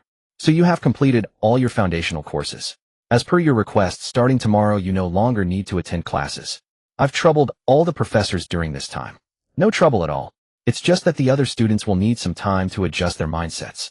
Just as he bid farewell to the professors and returned to his dormitory, the long-awaited system voice finally arrived. Ding, new blueprint unlocked, ion energy shield. Ion energy shield. Filled with curiosity, Su Teng scrolled down to read the shield's description. Ion energy shield. The carrier is a watch which can be worn on the wrist during normal times. When not in combat, the shield enters a charging state. Upon activation, it immediately forms an energy barrier capable of blocking any form of attack. Activation state. Each time it blocks an attack, the shield's energy is depleted. The upper left corner displays the shield's percentage in real time. When it reaches 0, it immediately breaks and enters a new charging state. If the blocked attack exceeds the shield's limit, the ion energy shield ruptures instantly. The above descriptions outline the usage and general status of the ion energy shield. Currently, mainstream protective gear mainly consists of riot shields and bulletproof vests. Riot shields are primarily used for maintaining public order. Bulletproof vests are mostly deployed against terrorist attacks and in military operations. However, even with these, they cannot fully protect against attacks. Let alone riot shields. The material of bulletproof vests cannot stop all types of gunfire. Against pistol bullets like the Desert Eagle, they can block shots from a distance. But against rifles, sniper rifles, and even rapid-fire weapons like Gatling guns under continuous fire, survival is essentially impossible. Yet, the Black Technology's ion energy shield introduction stated that as long as the shield hasn't burst, it is absolutely safe. For other products, claims of absolute safety might be dubious. But the system's introduction is never wrong. Su Teng imagined a scenario on a battlefield engulfed in war. Look, someone's coming, give it all you've got. Rat-a-tat, boom boom boom. After a fierce barrage, the smoke cleared, and the person emerged unscathed. At that moment, the opposing side was stunned. The captain quickly shouted, "Brothers, run. That guy's cheating, we can't fight this. Whoever wants to come on in." Truly, just thinking about it was exhilarating. In comparison, what were riot shields and bulletproof vests? The ion energy shield was the future of the battlefield. Su Teng scrolled further down, but still hadn't seen any technical-related introductions. As expected, the next entry was exactly that. Core technology. The energy shield is an advanced defensive technology that applies a charged particle field covering the surface of an object. It can deflect the impact of attacks on the object's surface, ranging from solid projectiles to directed energy streams. Blueprint incomplete. Energy source missing. As he scrolled further, Su Teng's brows furrowed slightly. Because compared to the previous two instances, this energy shield was very different. Although the Black Technology had indeed unlocked the blueprints, but it had only unlocked a significant portion, such as the general shape of the shield and the operational state of charged particles on its surface. The deflection of attacks by charged particles, the charging when not activated, and how to display the shield status in real time. None of these were shown in the blueprints. More importantly, the issue was not just that, but the absence of an energy source. Indeed, the Black Technology system did not provide blueprints for the energy source required by the ion shield. Energy has always been the most fundamental and crucial element. The fact that the ion shield hasn't appeared yet is primarily due to the energy source. It seems that as the blueprints are continuously unlocked, related technical blueprints will also be missing. Perhaps this is the system's way of hinting that I need to become an all-around scientific researcher. I just don't know if this is intentional by the system or if the blueprints themselves were originally incomplete. So no matter how formidable the system's introduction of the ion energy shield is, the first step is always to solve the energy source deficiency. Solar energy, wind energy. None of these are within consideration. Lost in thought, Su Teng's eyes suddenly lit up. Over the past month, he had thoroughly reviewed all the foundational knowledge of physics. If there was one energy source worth considering, it would undoubtedly be the tokamak device. A tokamak is a toroidal container that uses magnetic confinement to achieve controlled nuclear fusion. A rough description: the tokamak center is a ring-shaped vacuum chamber surrounded by coils. When electrified, the tokamak's interior generates a massive helical magnetic field, heating the plasma inside to extremely high temperatures to achieve nuclear fusion.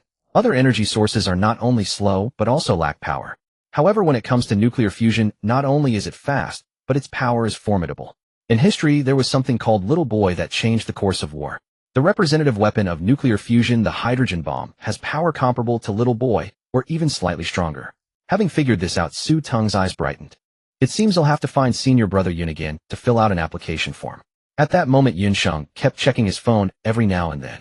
He had already heard from the professor that junior brother Su had completed all the foundational courses in physics.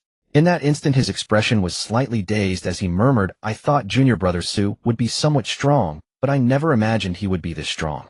In 1 month, all the professors from the physics department gave the same final evaluation of Su Teng. If little Su is given a chance, he will one day become a leading figure ushering in a new era of scientific research.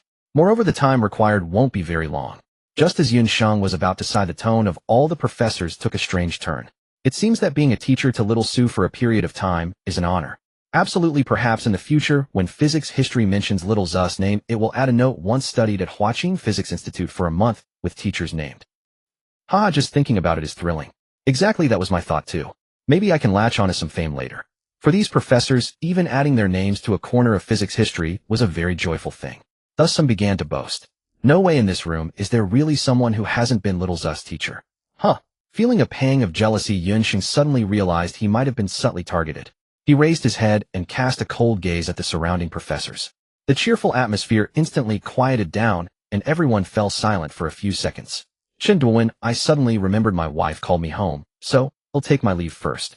Lu Deming, my grandson, is crying at home, I need to rush back. Everyone slipped away extremely quickly. Just as the office door hadn't fully closed, Xingcheng heard them laughing uncontrollably in the hallway. Xingcheng, damn it, you old guys are going too far. Buzz, buzz, buzz. His phone rang. Originally, Xingcheng didn't want to answer because he was feeling annoyed, but his eyes caught sight of the message sender. It was junior brother Su, whom he had been waiting to hear from. So he immediately opened his phone and typed quickly. He replied instantly. Junior brother Su, whatever you need, just let me know. Were he facing anyone else, Xingcheng would not have spoken such words. After all, he was the dean of Huaqing and a student of academician Su Wei.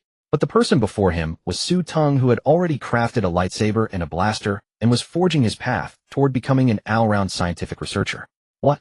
You say I was in a bad mood earlier. No, you underestimate me. It was because junior brother Su hadn't contacted me that I felt down. Although Xingcheng's words sounded a bit odd, Su Teng didn't dwell on it. I'm about to start a new project, and this time I need new materials. A new project? Xingcheng was taken aback. So soon. Hadn't he just finished the last physics lecture today, and the professor who had been showing off in front of him hadn't even left yet? Could it really be that someone, after learning the knowledge, could immediately possess the ability to conduct scientific research projects? If only I had been as formidable as junior brother Su back in the day, I wouldn't have ended up as a dean at Huaqing. Alright, junior brother Su, what materials do you need? Tell me, and I'll write the project application this time. If I recall correctly, junior brother Su had studied optics, quantum physics, nuclear physics, theoretical mechanics. Based on the lightsaber and blaster projects, I'll make a bold guess. Just as he reached that thought, Su Teng's message arrived. Just prepare the materials for nuclear fusion. Oh, just nuclear fusion. Wait, Xingcheng felt as though his eyes were playing tricks on him that he had misread. He rubbed his eyes and looked again carefully. No mistake, it was nuclear fusion. Wonderful. Xingcheng suddenly realized that he still hadn't been bold enough. His initial guess had been for some minor project research, like surface atomic structure, electronic structure, and surface vibrations in theoretical physics, or suspended particle light scattering detection and laser interference detection in optics. But what did our dear junior brother Su bring up? Nuclear fusion. Good heavens, this was an absolute hot topic in current physics research. Because nuclear energy was not only clean, but also provided immense power. The interior of the sun was constantly undergoing nuclear fusion reactions, which was why even across light years the residual light could still sustain all life. Thus, achieving absolute controlled nuclear fusion in the future had always been a goal. Wait, was this really something that could be accomplished after just 1 month of studying basic knowledge under a professor? Xingcheng's breathing quickened from excitement. The next second he began to doubt his own existence. Clearly, he wasn't a scientific researcher, yet every moment spent in contact with junior brother Su made him question his life. Gee. Good. Xingcheng typed the words with trembling hands. So, may I ask what junior brother Zu's project is this time? He really couldn't think of what would need nuclear fusion to provide energy. Ion energy shield. Ion energy shield. Not long after a document was sent over. The material application form required a project description. Given Su Teng's current status, even a blank project description would secure the materials. But whenever it came to research, Teng was meticulous. He always took care to write the project description thoroughly. Project Ion Energy Shield. The following describes the shield's status. Ion Energy Shield. The carrier is a watch normally worn on the wrist. When not in combat, the shield enters a charging state. Upon activation, it instantly forms an energy barrier capable of blocking any form of attack. Activation status. Each time it blocks an attack, the shield's energy decreases. The upper left corner shows the shield's percentage in real time. When it reaches 0, it immediately breaks and enters a new charging state. If the attack exceeds the shield's limit, the Ion Energy Shield breaks instantly.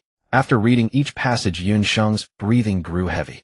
The peace of today was but fleeting and partial. Beyond the borders, wars often raged and conflicts frequently occurred within the frontier, with soldiers sacrificing their lives from time to time. For them, armor was a matter of great importance.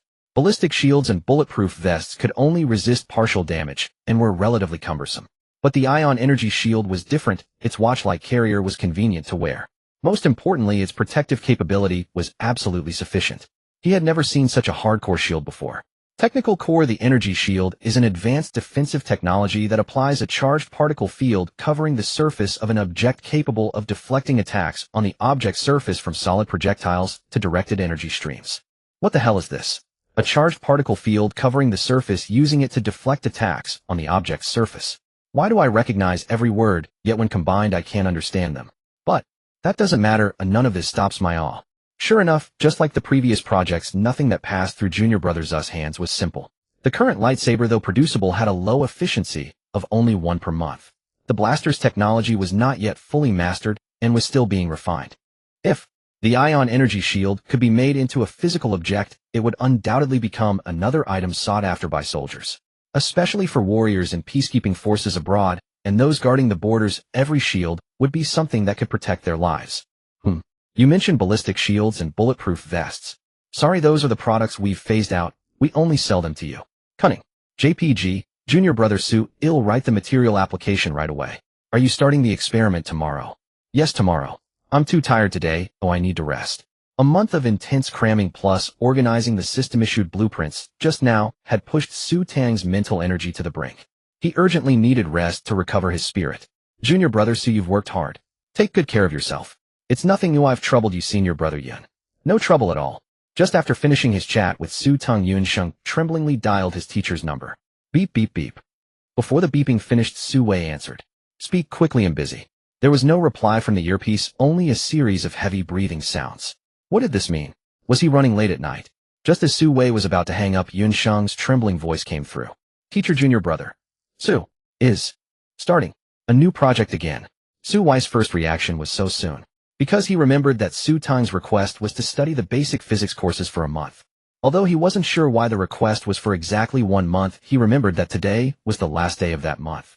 Just after finishing the basic courses, he was starting a project. Could it be some basic project? No, a basic project wouldn't make Yunsheng breathe so fast. Could it be? His eyes lit up, and Su Wei also began to breathe heavily. Quick. Tell me. What? You rascal, don't keep me in suspense. Spit it out. Junior Brother Su just applied to me for materials for nuclear fusion. Nuclear fusion. Su Wei was stunned. Then he gasped sharply. Although I specialize in applied mathematics, that doesn't stop me from knowing this is a formidable research direction. Wait, hasn't he only studied the most basic physics courses this past month? Damn. Is this the crushing force of genius? Everyone learns the fundamentals, yet that doesn't hinder the fact that I'm still superior to you. I understand. Su Wei replied, trembling. If anyone else told him they were doing something like this after learning only the basics, he would think it was a joke. But if it were Teng, perhaps this popular research project could truly be solved. Teacher, this isn't the main point. Not the main point. Can't you just say everything at once? Unconsciously, Su Wei also began to tremble. Then what is the main point? Teacher, I just sent you a document. Before Yunsheng could finish his sentence, Su Wei hung up on him. With an excited heart and trembling hands, he opened the document. Project Ionic Energy Shield. Ionic Energy Shield. So nuclear fusion was just a side project. It wasn't the main subject of research. Reading on. Technical core. The energy shield is an advanced defensive technology that applies a charged particle field covering the surface of an object. It can deflect the impact of attacks on the object's surface, ranging from solid projectiles to directed energy streams. What is this?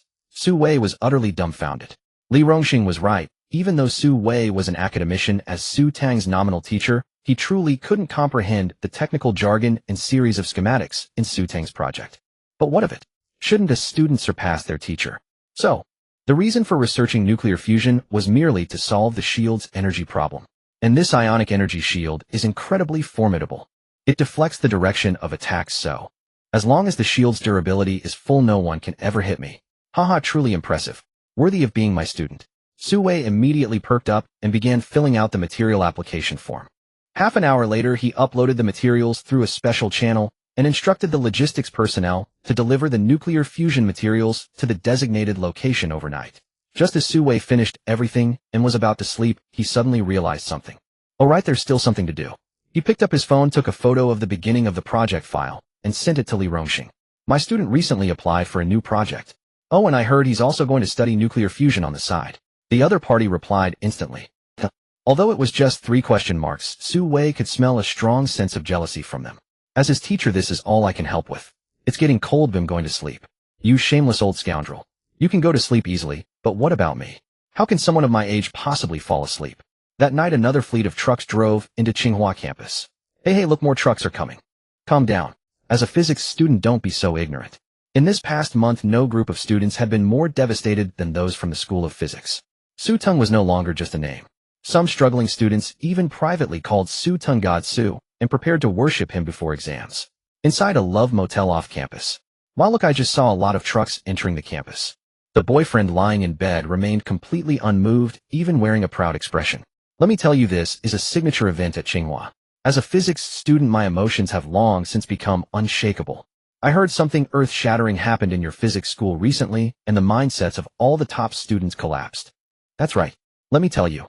Forget it, get up here first. Move yourself. You're so annoying. The next day, all physics students noticed a strange phenomenon. The class schedule had returned to normal. Most crucially, everyone who went to audit the physics core courses found that Su Teng was gone. Well, I heard God Su is so handsome. I purposely skipped class to see him, but he's disappeared. Yeah, I'm so sad too.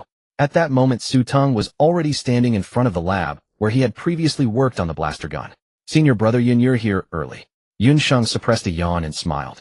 Junior brother Su, the required materials are ready. Then he turned, revealing Teng Haiba behind him.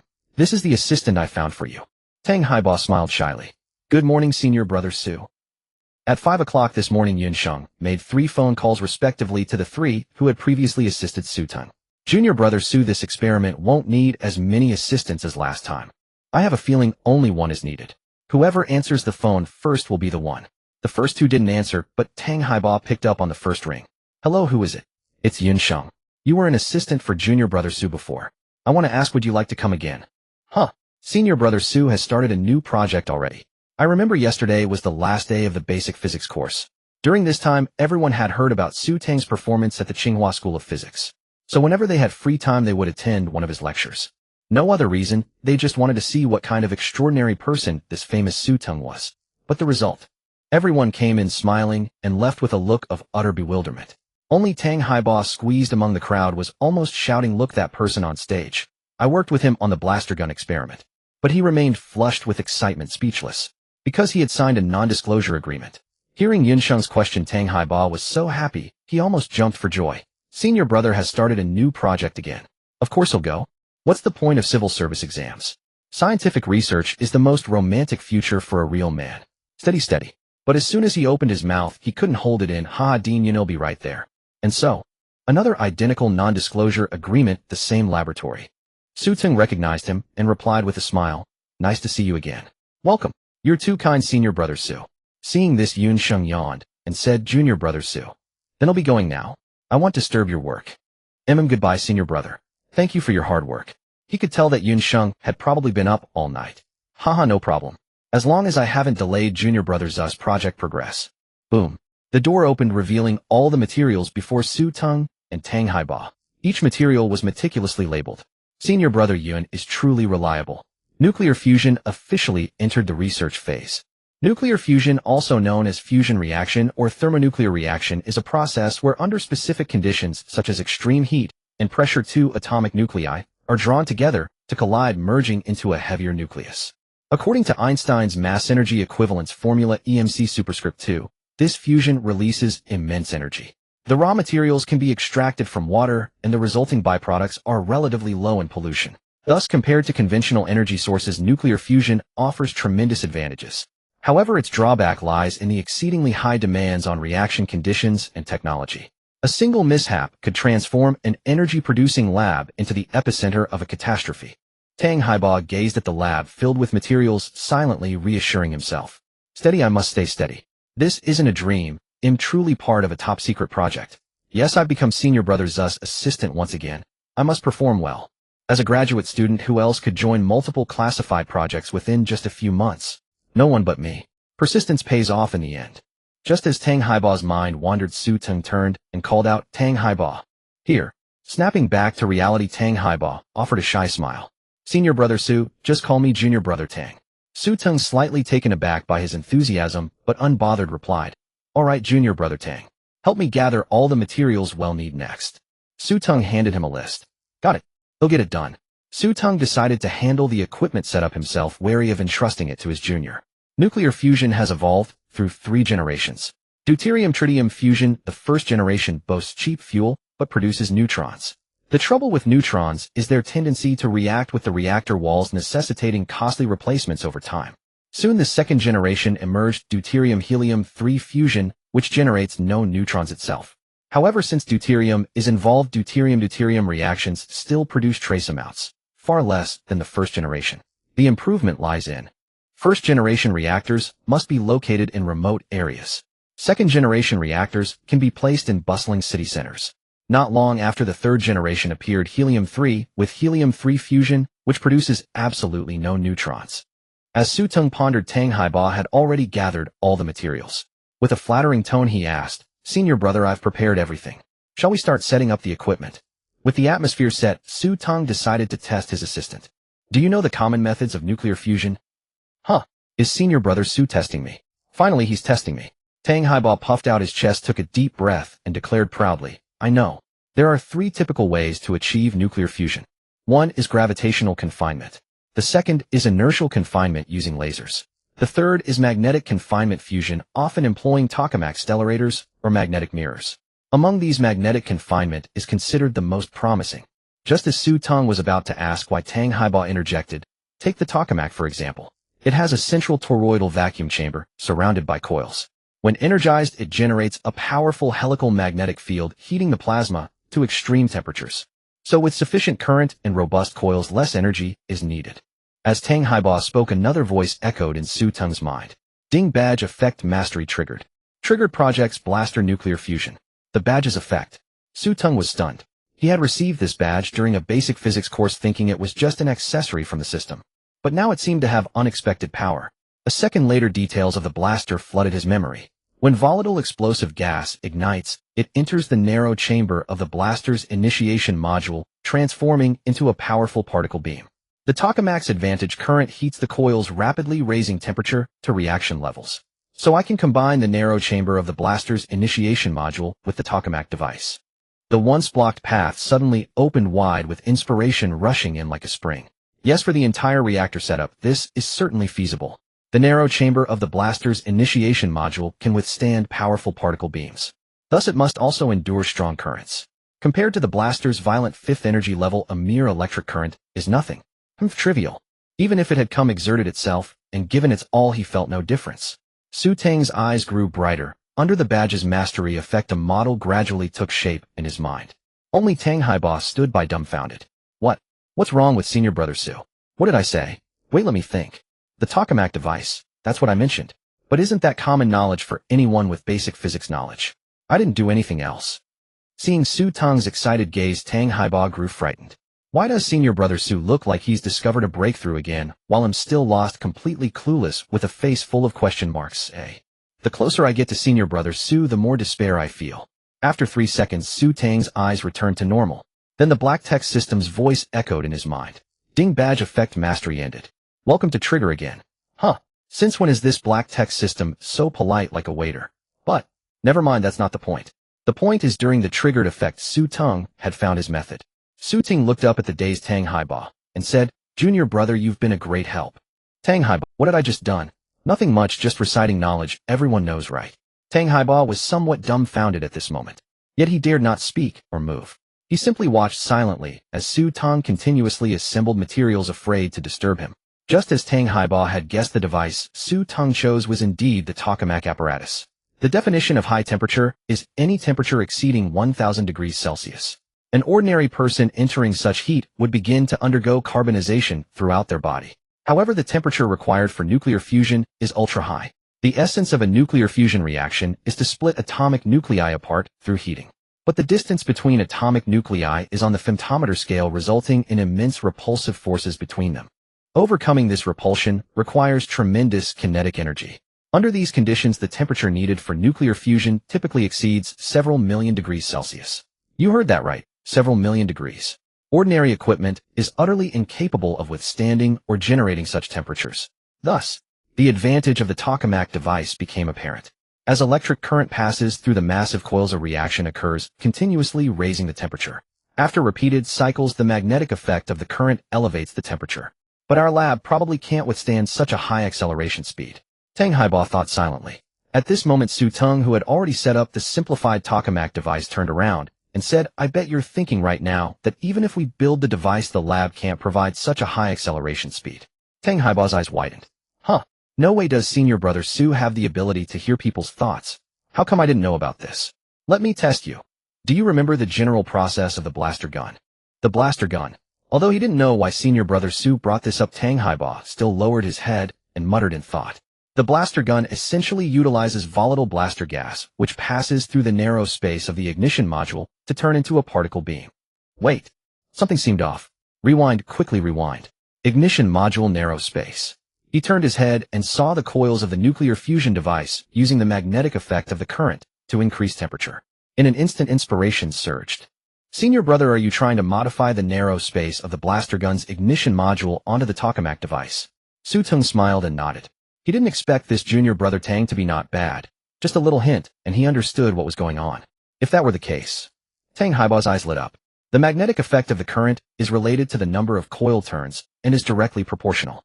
To put it more precisely, the more coils I win, the stronger the magnetic effect of the current and the faster the temperature rises. The key point is that the number of coil turns is subject to certain limitations. You can't win infinitely to exploit a bug in reality. But the narrow space of the blaster gun's ignition module is an ultra-high-speed reaction device. Without it, the volatile gas passing through wouldn't transform into an ultra-high-speed particle beam. Since both require the same thing, then indeed the two devices can be combined.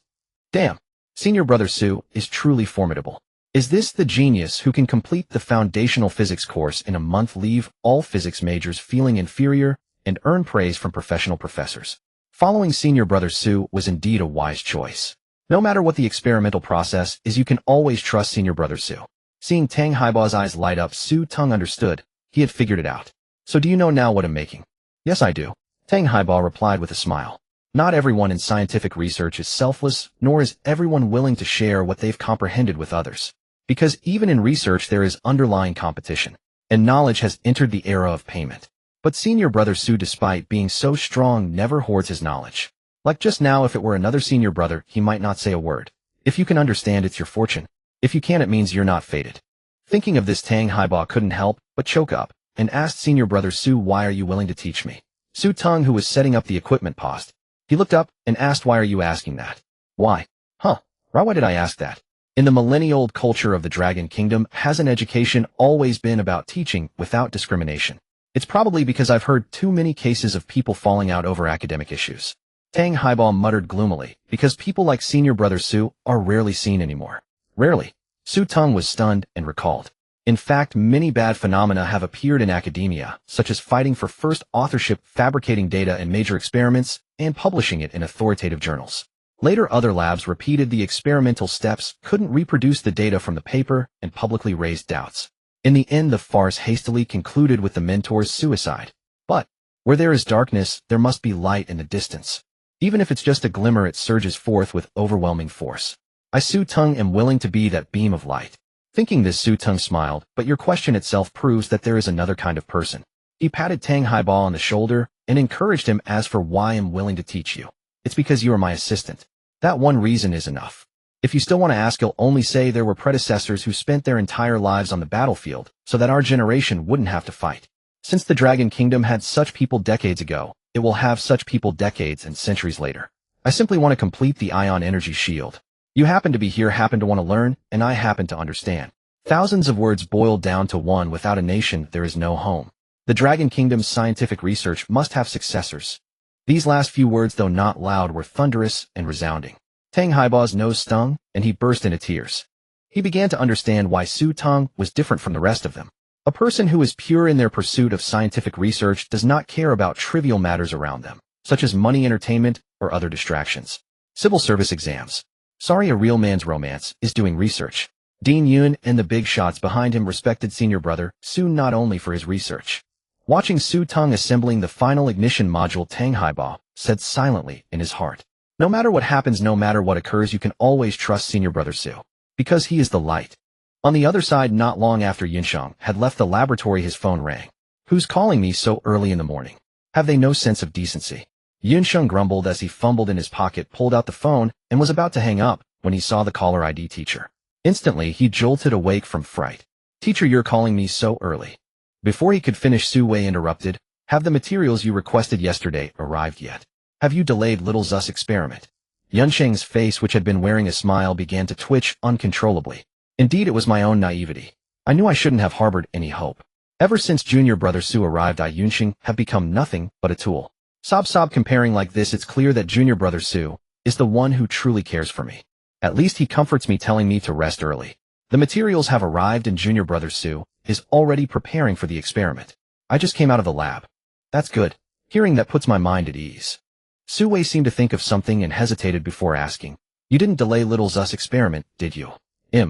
Utterly shattered. "In the past you would tell me to take care of myself, but now all you ask is whether I've held up little Zus research. Is that how you see me? Oh, never mind." Yunsheng suddenly realized that he truly couldn't understand Su Teng's experiments. Back then he hadn't even grasped the schematic of the energy cannon. What could he do? After all, he was merely an unremarkable disciple of an applied mathematics academician. Those specialized things I really don't understand. So that's how it is. It seems that staying there would only hinder junior brother Zus research. Having realized this, Yunsheng felt his heart ache even more. Like a salted fish that had lost its dreams, he muttered, "No. I haven't delayed junior brother Zus research. I left right after checking the materials." "You checked the materials overnight?" Su Wei seemed to catch the key point immediately. Yunsheng's breath quickened. "Yes, teacher really does care about me." All night." Just as Yunsheng was about to launch into his story, Su Wei cut him off mid-sentence. "That's good. Yunsheng, teacher, did you call me this morning just to infuriate me?" Su Wei paused on the phone for a moment, then asked hesitantly, "Is it that little Su only started his experiment after you left?" Though puzzled, Yunsheng answered seriously, yes." Sensing there was more to his teacher's question, Yunsheng asked curiously, "Teacher, what did you really call about?" "I talked about little Zus project with Li Rongxing last night." "Talked about it?" Yunsheng frowned slightly.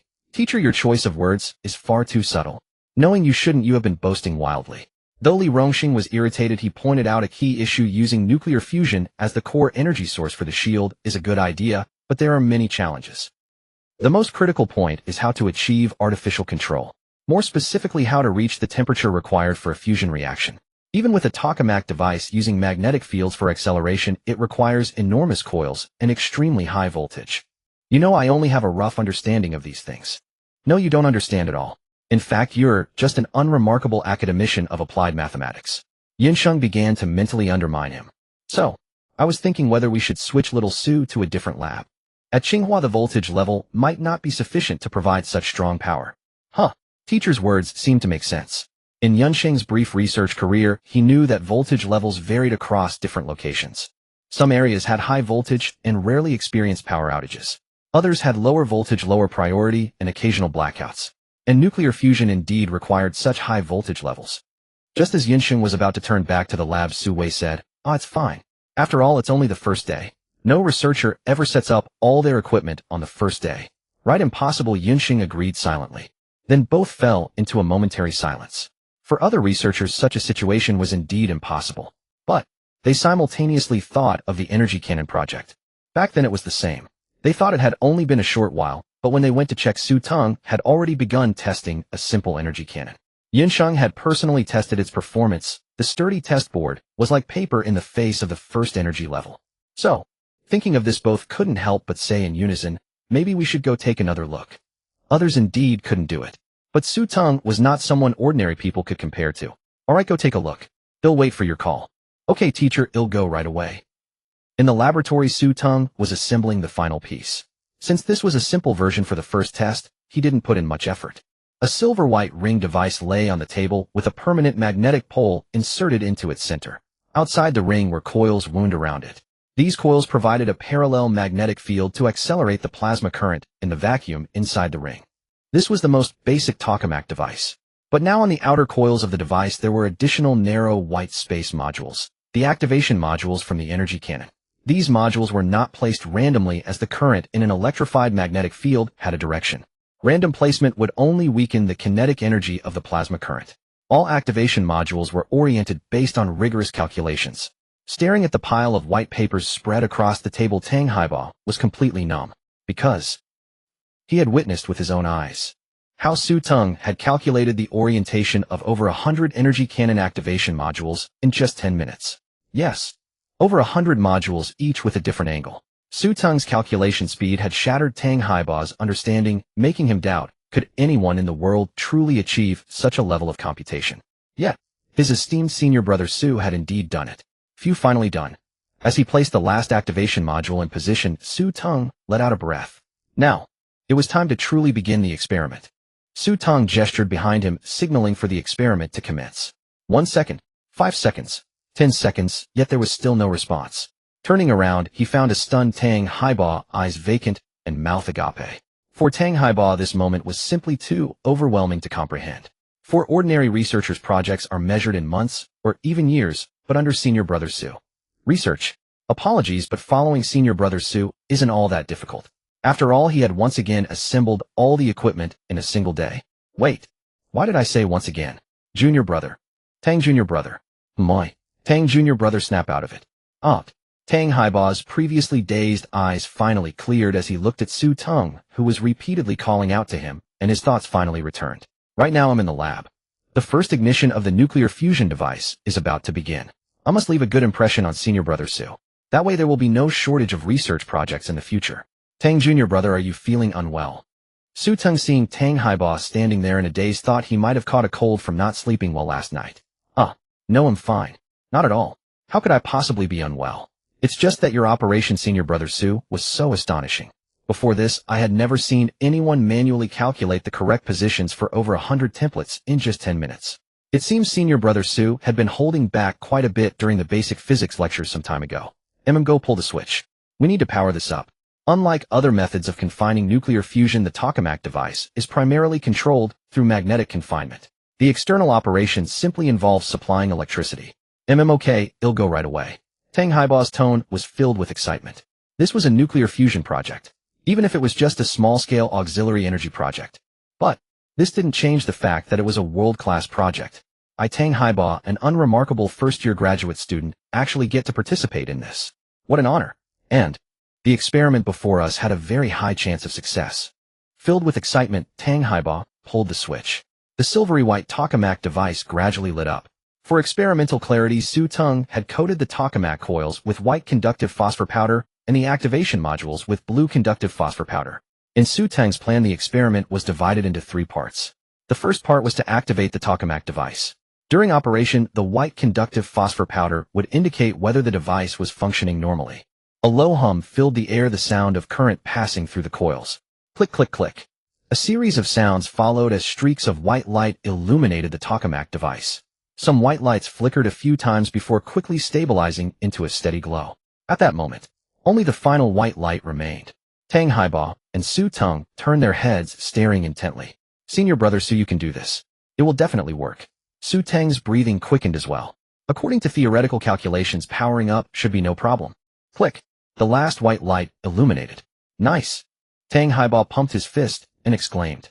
The first step of the experiment was a perfect success. In building Rongshuan Classroom 308, the people inside suddenly noticed the lights above flickering. What's this? Unstable voltage. First time I've seen this. It's nothing, a minor issue. Look on the bright side. First, let's rule out the wrong assumption. The school's power grid couldn't possibly fail to support someone conducting experiments on campus. Before he could finish speaking, crack, crack, crack, a series of sounds erupted. Looking up, everyone saw the white fluorescent tubes above them explode. The metal contact parts of the tubes were scorched black. The student who hadn't finished speaking stood there looking awkward. Back in the lab, Teng looked up and asked, "How long has the first part of the experiment been running?" 1 minute. Good, let's proceed to the second part. The tokamak experiment doesn't immediately start the second part upon the success of the first. The device needs to be observed for a period of operation. 1 minute was precisely the limit state Teng had designed theoretically. In his theoretical design, he had also factored in the school's voltage conditions. Although the tokamak device in the lab was just a small-scale model, its power consumption was formidable. After 1 minute, the power supply to other areas of the school would be affected. As for why they didn't go to other research bases, it was because the experiment hadn't reached that stage yet. Even with special channels helicopters to transport Teng experimental equipment shipment and personnel deployment, all these require time. Every task issued by the Black Technology System implicitly has a time constraint. If necessary, conducting part of the experiment at Tsinghua, submitting reports for approval, and then going to a fully prepared site later would be a more efficient use of time. Second part of the experiment after the first part runs, successfully activate the blaster cannon activation modules on a portion of the coils. Use these modules to achieve faster acceleration. Teng Haiba was already at the power switch, standing before the blue power button, and shouted, "Senior brother, I'm ready." Could begin the second part immediately. Teng Haiba pressed the blue power button without hesitation. Click, click, click. Blue lights illuminated at intervals of 1 coil unit. In this part of the experiment, the required voltage would be lower, and the blaster cannon activation modules on every other coil unit would be activated. According to theoretical formula calculations, this method would generate a powerful helical magnetic field inside the tokamak device. The moment the magnetic field was generated, the plasma current within the internal vacuum tube would instantaneously experience a massive increase in speed due to the effect of the energized magnetic field.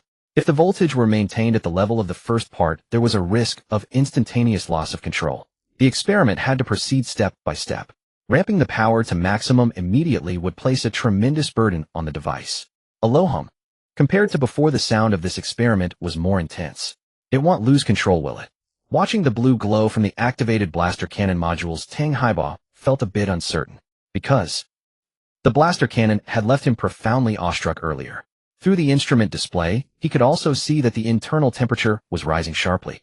Just then the laboratory door opened. Along the way, Xingcheng kept trying to convince himself, "I've only been away from the lab for such a short time. How could it have happened so quickly?" Even if the experiment wasn't about the ion energy shield, it was still a nuclear fusion experiment aimed at solving the energy problem. That's a nuclear fusion experiment, not something that can be completed in a flash. As I recall, even a small-scale nuclear fusion setup takes a day or two to build. Before he knew it, he had arrived at the lab's vicinity. Hissing sounds. Hearing this, Xingcheng looked up.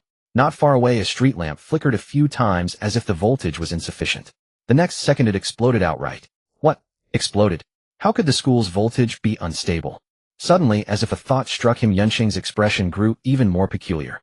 No way. Could it really be Junior Brother Su? Reaching the lab door, he pressed his fingerprint, and the massive door swung open. As he rushed inside, he was utterly dumbfounded. Earlier, while organizing materials, he had specifically looked up information to brush up on the tokamak device. Before him, the silver-white torus was exactly the tokamak from the data. The blinding white light, the distant rumbling of the power source.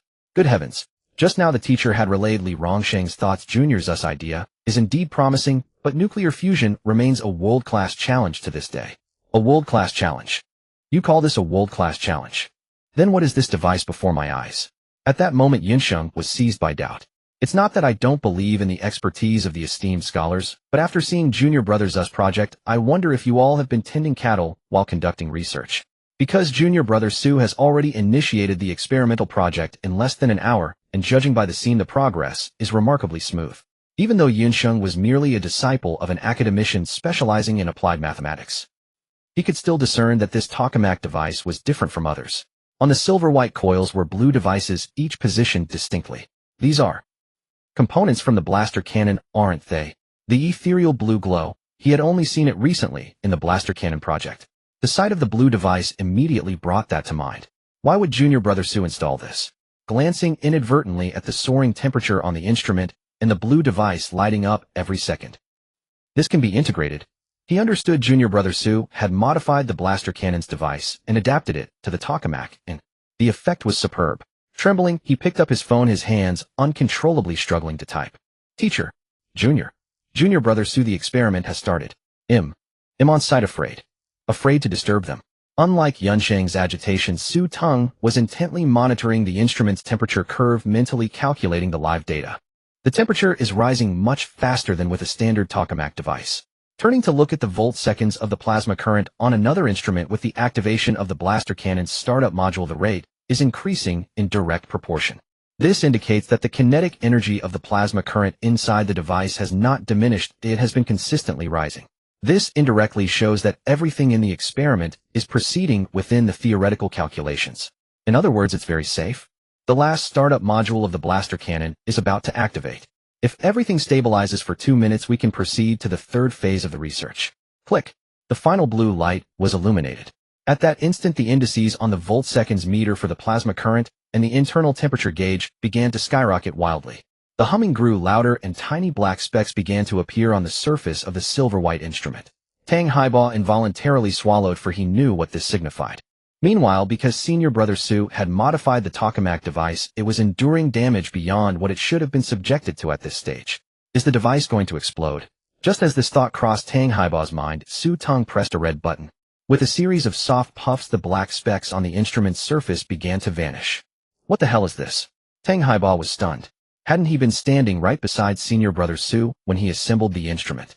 Why had he never known the red button had this function? This is an inspiration I drew from the blaster cannon project, Su Teng turned and explained. He had already considered this when he decided to modify the tokamak device. The startup module of the blaster cannon would cause the temperature to rise rapidly, drastically increasing internal pressure. This meant the original tokamak might not withstand it. Under the achievement of the badge mastery and integration, Su Teng connected it to the blaster cannon's particle beam. Since it could serve as an attack method, it could naturally also be used as a maintenance tool to eliminate the black specks on the material. This maintained a balance of stress on the internal material, preventing damage. So, in the final 2 minutes, the two of them, along with Yunsheng, standing in the corner, watched the experiment intently. 10 seconds. 1 minute. 1 minute and 30 seconds. The device shuddered. Except for Su Teng, both of them tensed up. At 1 minute and 35 seconds, the device stabilized. 2 minutes. The experiment succeeded. Teng Haiba turned to look at Su Teng, who said, directly proceed immediately with the third part of the experiment. In reality, Su Teng was not merely conducting a nuclear fusion experiment. Based on the current experimental situation, a significant breakthrough had been achieved in the global challenge of nuclear fusion. From the perspective of the blueprints provided by the Black technology, the energy supply for the ion energy shield was essentially complete. Although it lasted only 2 minutes on a battlefield engulfed in flames, a soldier activating the shield while the vehicle was at full throttle could charge directly from the front lines to a position not far from the command post. The shortest distance between 2 points is a straight line. Other armor required avoiding enemy fire points.